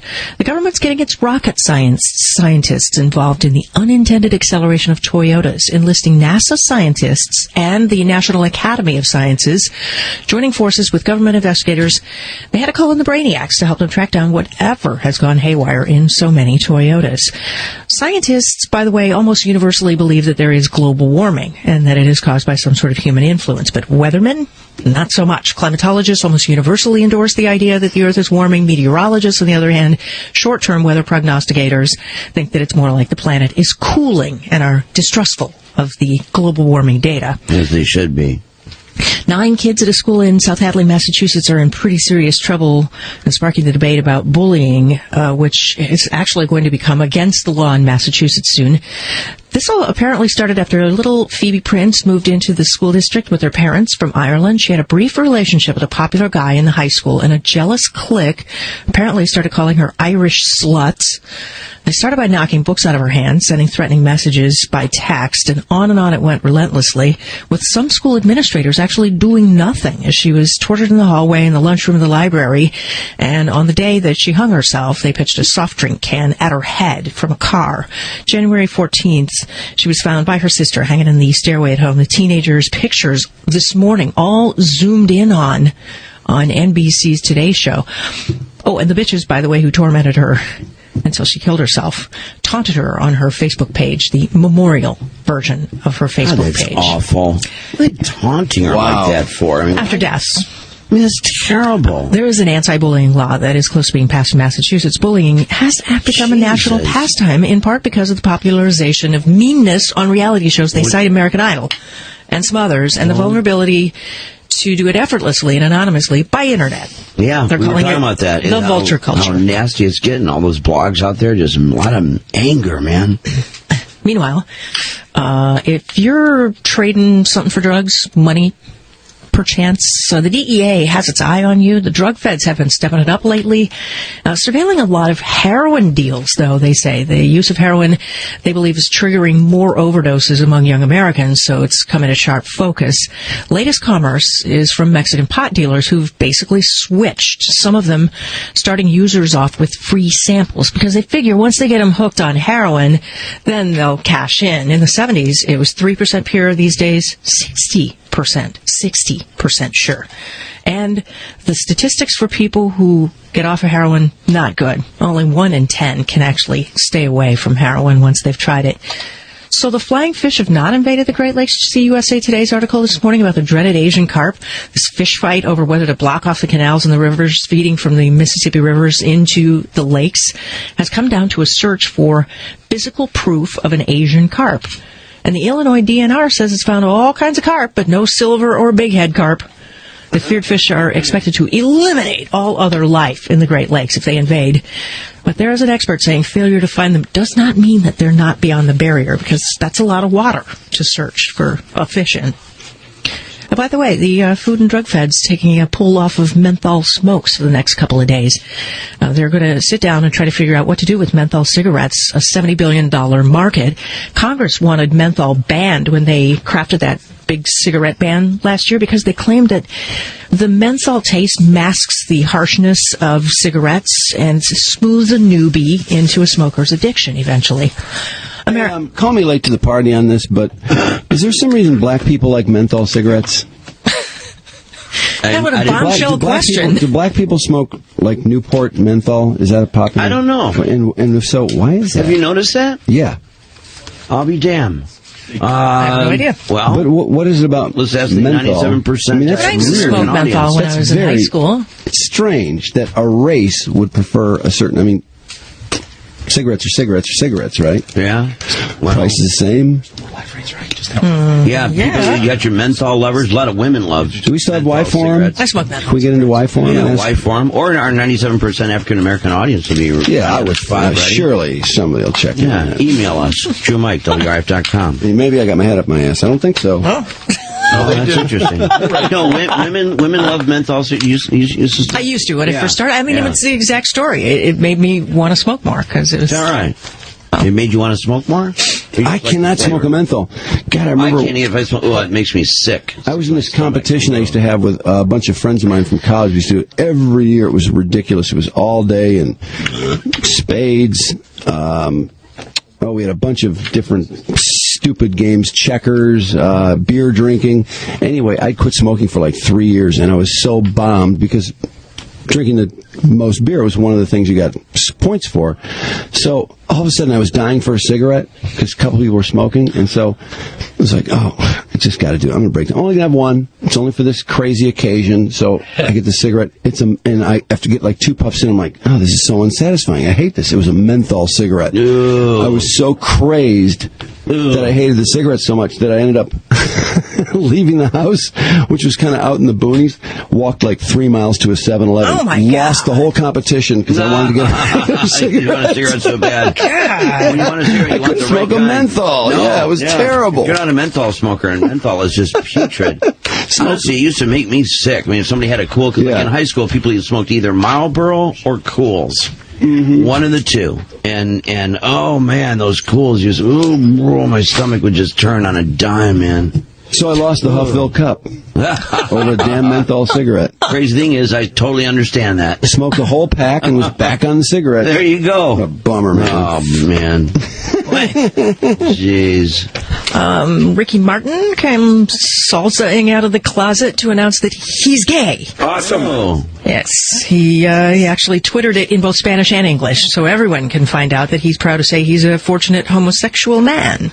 It comes as no surprise to a lot of people. They've speculated for many years about Ricky Martin's sexuality. So now it comes down to he bangs. Is he going to redo the song to he bangs? That's so funny. Thank you. By the way, birthdays today for Celine Dion, who is 42. Donna D'Errico is also 42. Wow, what a contrast. Celine Dion. MC Hammer is 47 years old today. Clapton turned 65, and Beatty is 73. No longer really the hot dude that he used to be. 65? I know. Yikes. And Men's Fitness hottest 25 guys, a sneak peek from Radar Online. Now, the first two, I don't know, because they're like sports intensive. Alexander Ovechkin is a Russian hockey player. Works for the Capitals. Great player. Really? That's one of the ugliest dudes around. I don't think you actually... Oh, my God. Can judge this survey, though. Okay, if you find you're a dude, but Cristiano Ronaldo... Hey, if you like ugly guys, go ahead. I don't know who Cristiano Ronaldo is either, but Dennis Leary is the third. Jake Gyllenhaal is also in this survey. He's actually pretty cut these days. You like guys that want to make out with Heath Ledger? Go ahead. Roger Federer, Common, the rapper. Roger Goodell, the NFL commissioner. Ryan Quanten from True Blood. Kobe Bryant. Sam Worthington, the guy from Avatar, of course. The real person, not the Avatar person. Chris Hemsworth from Red Dawn, the remake. And Jason Statham, of course, the diver / actor. Trudi Daniels for Rock and Roll Radio News. Survey question today. A lot of people answering this, too. Which of these Dancing with the Stars contestants do you think would be the biggest bitch to work with? And they've been showing a lot of video of these chicks being nasty. I mean, nasty. These professionals who are trying to help them, or so you'd think. Erin Andrews, Shannon Doherty, Kate Gosselin. It's quite a lineup of bitches, isn't it? Pam Anderson and Nicole Scherzinger. She's Pussycat Dolls. She's damn good, too. Boy, you know who else loves to dance and should win this thing? Evan Lysacek. He's been waiting his entire life to dance. Oh, yeah. The guy could not wait to dance. This is right up his alley. I mean, honestly, they can do Footloose, too, and all those scenes where Bacon has to dance by himself. He's been doing that his whole life. He knows the scene inside out because he does it for real. Yeah. Tanith's old boyfriend. Unbelievable. Kate Gosselin is running away with this thing. 69% think Kate Gosselin would be the biggest bitch. Idiot, bitch, and no talent at all. Flatfoot, oaf. And Channel 7's anchors last night were talking about Twitter during Dancing with the Stars. They said Twitter just went crazy when she was dancing with people saying how horrible she was and vote this bitch out. Terrible. And they were ragging on her for the rest of the news. I was shocked. Well, it was just absurd the way she drove her dance instructor. And this guy's like a renowned dance instructor, and he had enough for he wanted to quit. Yeah, he did quit. He's like, she nagged him off the show. Yeah, Kate Gosselin nagged another person off of a show. Yeah, well, he came back. Trudy, it was ridiculous. You know, can you cue up the scene, Mark? Yeah. For all he left. But the thing of it is, just like on her show, K Plus H, when they do the one-on-one interview with the camera, she's forever talking to the camera. I have never seen anybody do that on Dancing with the Stars. So when this guy has had enough, she looks at the camera and says, what did I do? What did I do? Well, at that point, it was time... whispering to us, talking to us constantly. It was time for her to shut up at that point, so clearly. Wish me luck. I mean, she's always us. Yeah, she thinks the moms can pull her through. I don't think so. Although... She's an idiot. There's someone that does a survey before the calls come in. They actually measure how hard it is to get through after these people dance, and they say that it's a pretty good predictor of who's getting thrown out. You know, the busiest lines being the person that's number one. They said Pam Anderson, too tough to get through after the first week, although last night she was channeling Marilyn Monroe. It was sickening. God, oh, my God, she was voguing for the camera. She doesn't look anything like Marilyn Monroe. Now, that's one who, instead of talking to the camera, you're right, it does nothing but vogue for the camera. Every blonde person who thinks that they're Marilyn Monroe needs to stop it now. There's one Marilyn Monroe and one only. And by the way, We took calls earlier this morning on the hottest older chick that you'd like to bang. And the reason you're talking about it was I saw Raquel Welch on Oprah yesterday. Did you happen to see her? Yeah, she is very much like Sophia Loren in your bangable older women category, right? She's a little younger. She's like she's 65. younger, right? Please give me credit for picking somebody younger this time. She looks great, though. Yeah? Honest to God, Raquel Welch looks fantastic. Oh, cool. Good for her. I don't know how that works with the no wrinkles. There's not a wrinkle on her face. Somehow. Camera work. I don't know. It's probably Oprah's. Was it fuzzy? Oprah has fabulous cameras. It wasn't real fuzzy. You're right, though. They do. The lighting on it. Oprah's got great cameras. Dancing with the Stars. Any of the other shows, I'm telling you. Dancing with the Stars has great cameers, too. You notice how good those people are? Okay, it is more the lighting than it is the camera, too. Yeah, you know that, right? A mix of both. Yeah, but the lighting is critical. You absolutely. Get on the foot. How can I do this? I don't know what you're doing. This week I'm doing the jive. It's a new dance. Less time to practice. It's just a whole weight load of pressure. Kick, step. I don't feel like I'm doing it. The biggest challenge with Kate and I is the fact that every time I teach her a new dance, it's literally me teaching her a whole new language all over again. You're there. Which You're there. one do I step with? Remind me. And it can get tiring because nothing in dancing is natural to Kate. No, you were fine with your feet. I can't see it in my head. Can you just show me? We don't have enough time. I'm stressed. Really? Then why don't you start paying attention to my teaching then? Well, I am. I'm trying to show you. I don't remember. You're asking me questions. Exactly, so you don't ask every time you get here, babe. I'm trying to say, why do the ladies always right? Which reminds you that it's always the right foot. But that doesn't tell me everything I need to know. So you're telling me how to teach you how to dance? That's what I do for a living. He feels like I undermined him as a teacher, and I didn't. I'm not qualified to teach, but I am qualified to know how it is that I want something to be shown to me. Like, I just want to learn. Like show me so I can get it. I love how you teach, but you're not taking into consideration how I learn. I'm with a baffled right now. I've become a world champion myself. I taught world champions. I teach teachers how to teach. So I've never been questioned on my teaching ever before.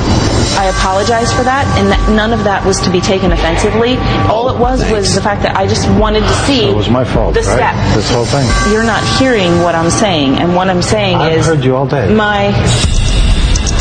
I'm done today. That's not everything. I've been Mr. Nice Guy. I'm done. Please don't make arguments where there's none.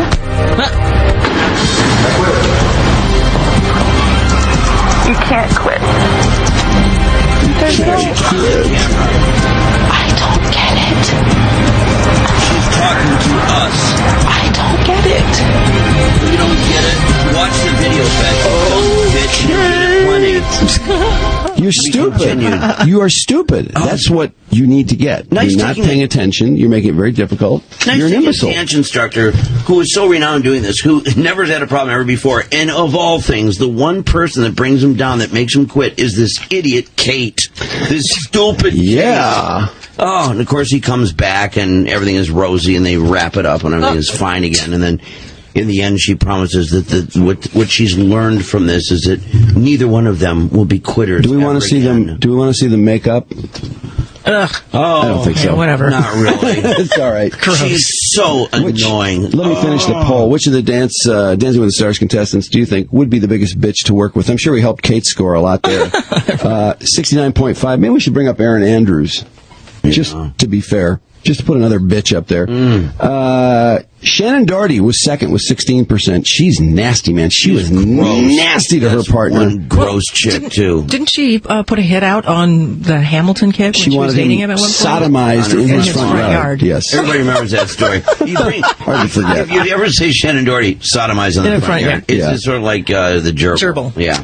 Erin Andrews, 7.6. Pam Anderson, 6.1. Nicole Scherzinger, 0.8. So, Kate Gosselin, a lot of people voting too, but feel free to jump in there. Want her gone so bad. Oh, what a damn idiot. Sports, a couple interesting stories coming up.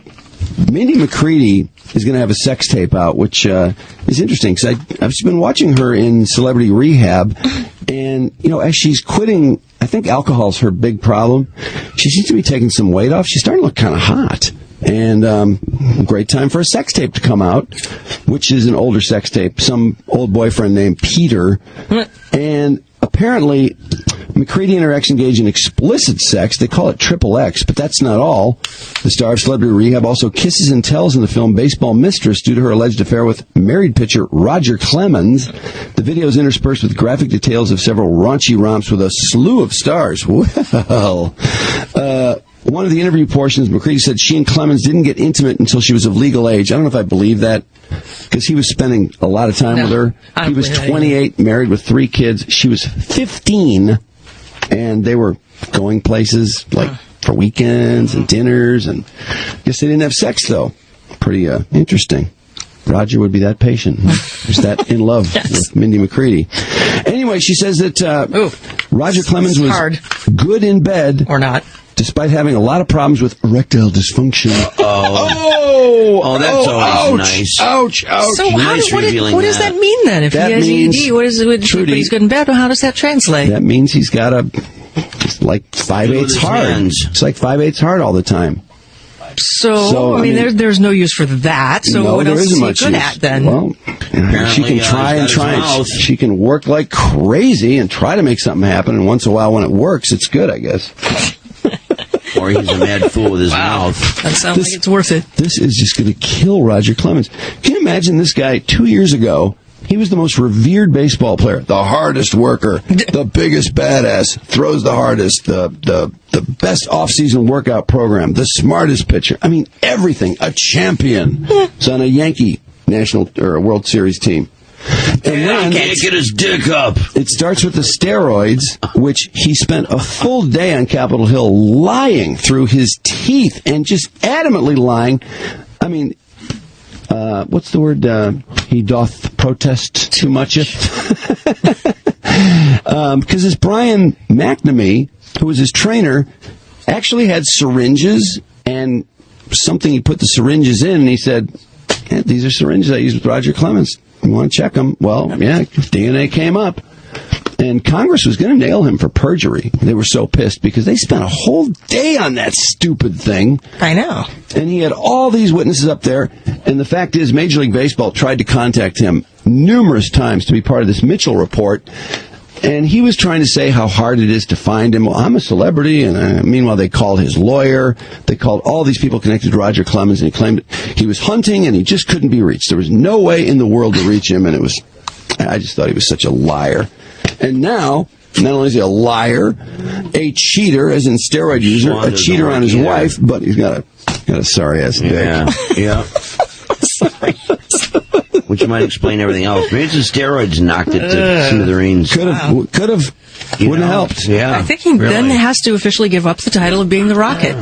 Yeah, he's in no really way. Not the Rocket. Yeah, it fell off the launching pad, didn't it? It just sort of fell off the pad. The fireworks are duds.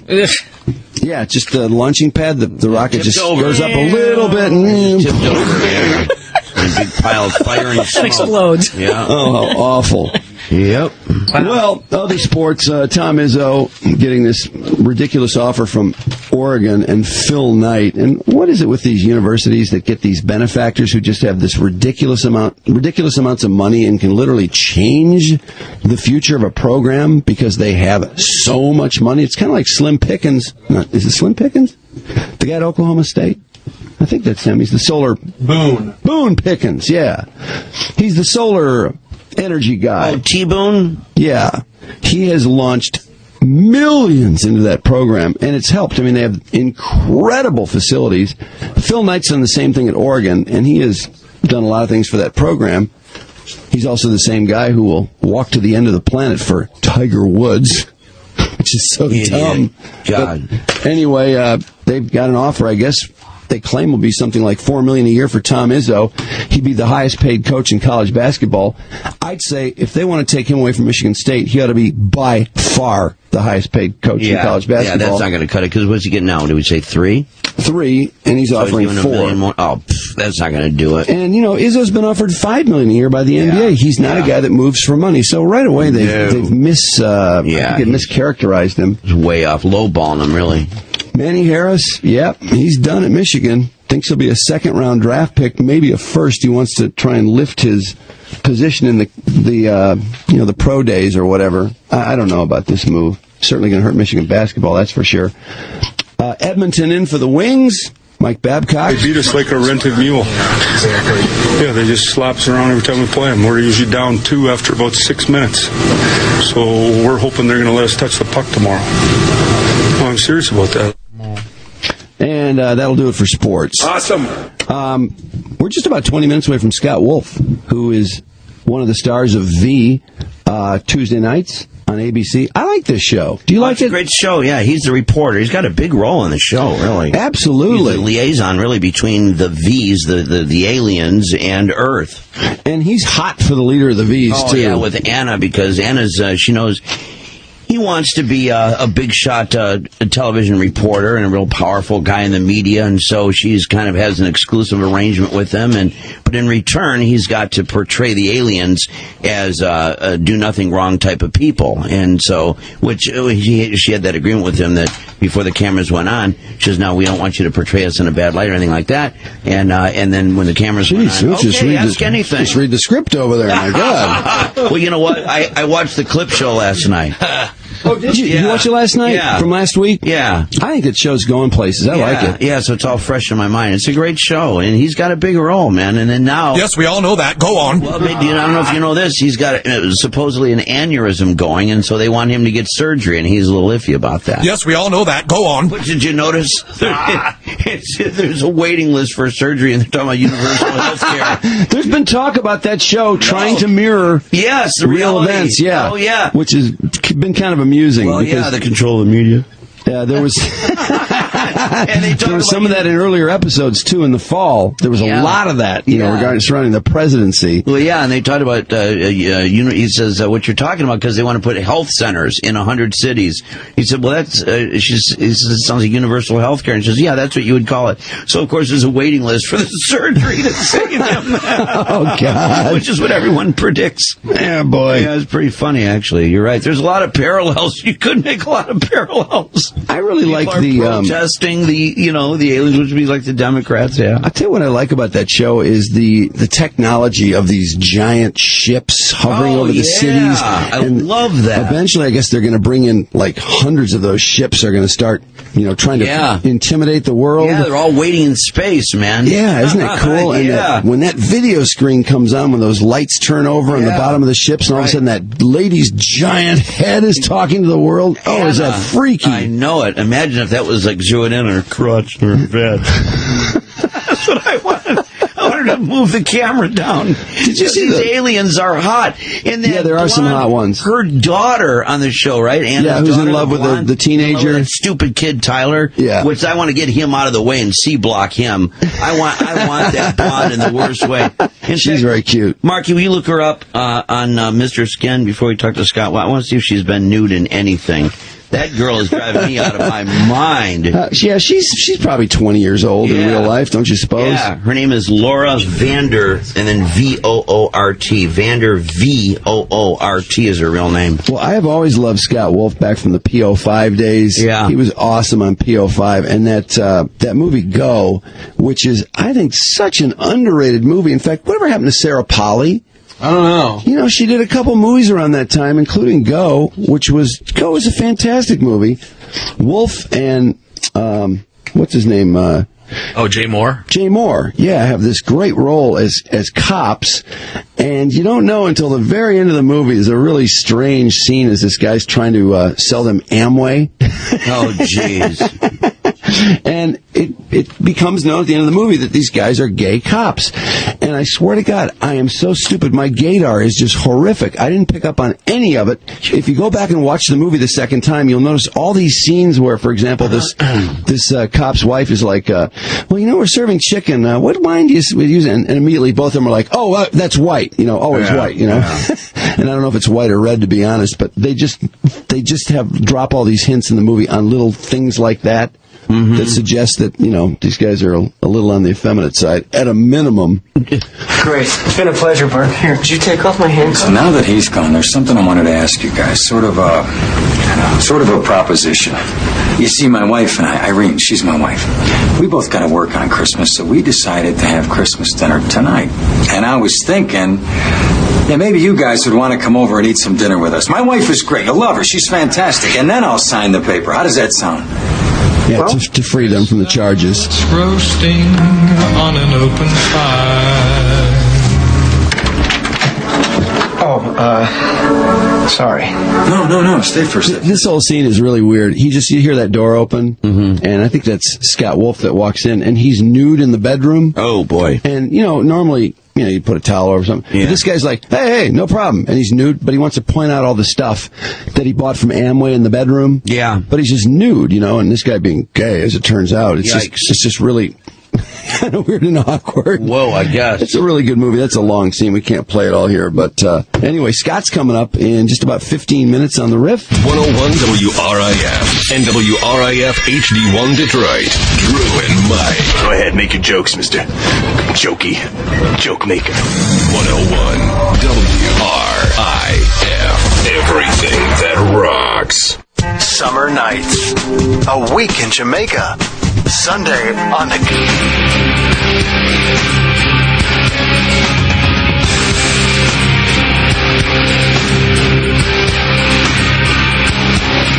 I thought we had an interesting dilemma. I mentioned that I thought menthol cigarettes were smoked primarily by black people, or maybe black people just smoke a lot of menthols. I don't know what I thought. I just thought there was a connection there. Well, it turns out you're right. Well, according to Y Forum, why do black people smoke menthol cigarettes? Seriously, not to be racist, every time I bum a smoke off one of my black friends, it's always menthol. I asked them, I've never had a good answer. Plus, fat white chicks that think they're black. What? Smoke menthols too? Yeah, but then they had that study. What was it, about 28% of the smokers, of the 28% that smoke, 75% of African Americans smoke menthol? Oh, that's racist. Where was that? I saw that somewhere. I don't know. I've only got part of that somewhere. I only have 2 pages of the Y Forum. You missed the top page. There were more pages to this somewhere. Well, anyway. Best answer chosen by one of the people in Y Forum. In the production of cigarettes, none of the tobacco is ever wasted. Cigarette producers have a standard as to what makes it first-quality cigarettes. Menthol and flavored cigarettes are a result of what happens to off-quality cigarettes. The cigarettes are sold in low-income and impoverished communities. Many of these happen to be black communities. There's also marketing involved to enhance the appeal of the cigarette as well. Yep. Over time, these cigarettes infiltrated a culture and became a part of it. Cigarette producers saw the soaring profits in these cigarettes to where they began purposely producing them at a reduced cost, of course. This is the same thing that happened in the beer and wine industry as well. The off-quality wines and beers would be sold to the lower-income black communities. No one intended on making Colt 45 or Thunderbird at the start, but the combination of the need for maximizing profits and disposing of off-quality goods created a niche that the black community is still reeling from today. Yeah, you know what? That is another racist. That's another thing as far as beer, Colt 45. That's pretty racist, but correct. Just reading what they say on Y Forum. I knew there was something to that, though, and it also reminded me of my roommate in college who smoked menthol cigarettes, and he was black. Is that right? Yeah, and all his friends smoked menthol cigarette. Yeah, pretty crazy. I'll be damned. Are we racist? I still wonder why. Well, I have nothing to do with it. You have nothing to do with it. Neither do you. But this off-brand of cigarettes that apparently they marketed heavily in urban communities, that makes sense. I could see how it would then become ingrained in the community. Yeah, do they still advertise with Blacktail? Oh, were they menthol cigarettes in Blacktail? Very big. Somebody said African Americans they love cool cigarettes. Yeah, cool menthols. Cools are still out there, right? Oh yeah, sure. God, that was a huge brand. Like I say, in high school, Burroughs or Cools, one of the two. That was it. Two brands. Pall Malls. Pall Malls.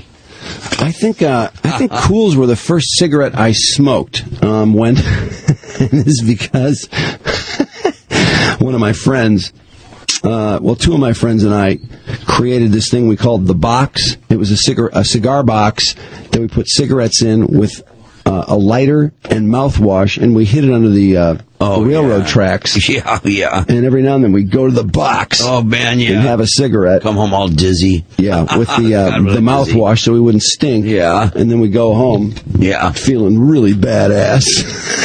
and dizzy. That was in about 8th grade. Yeah. Oh, God, we used to get the cigarettes. Awesome.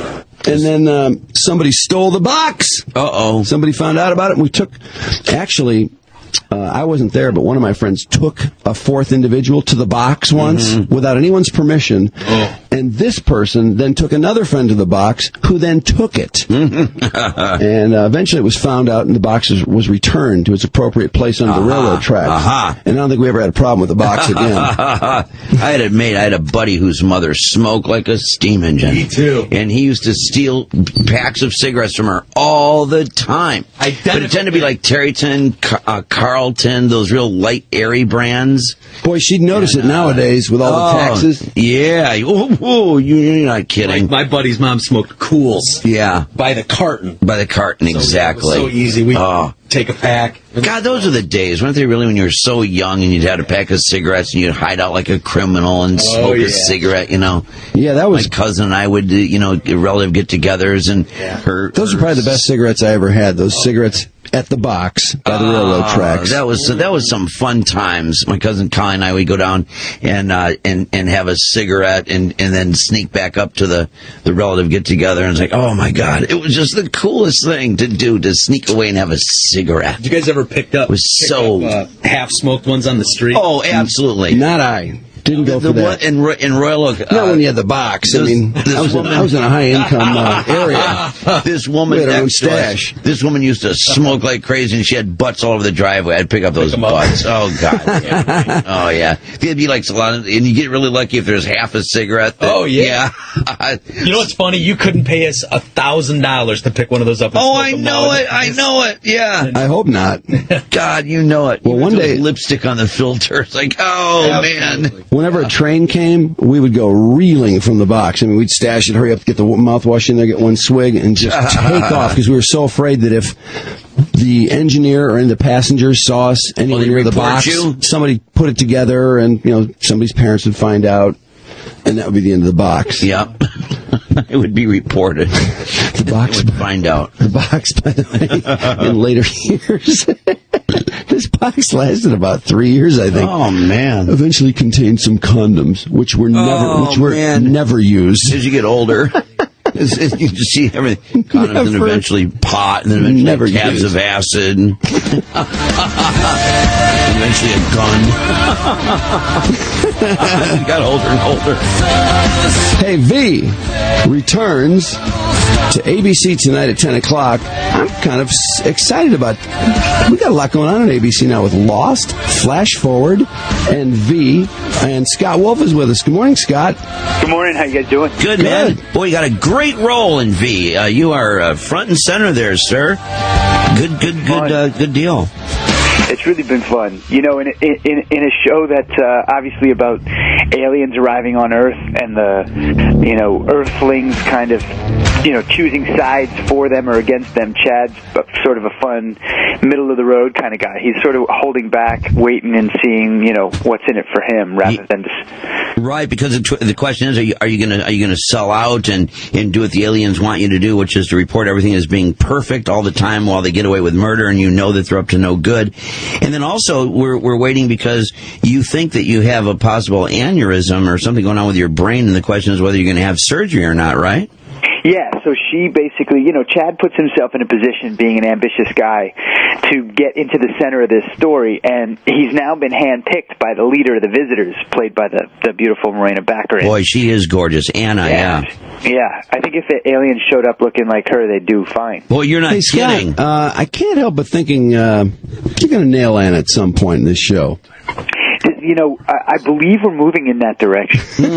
Congratulations. That's why you accepted the role, right? She is very hot. Well, you can have Anna, but I got to tell you, I want to get this stupid kid Tyler out of the way because I want Lisa in the worst way, played by Laura Vander. I think she might be a little young for you, Mr. She is so beautiful. She is spectacularly beautiful. Oh, my God. It does help to have these attractive women on shows like V, doesn't it? Scott, she must even be more... I bet she's one of those women that are even more more beautiful when you're standing next to her for real, right? She is. She absolutely is. And it's good. It's perfect casting because, you have to sort of believe that, Elizabeth Mitchell plays Erica, the FBI agent at the center of the story, and she is incredibly fearful, skeptical, believes that these aliens are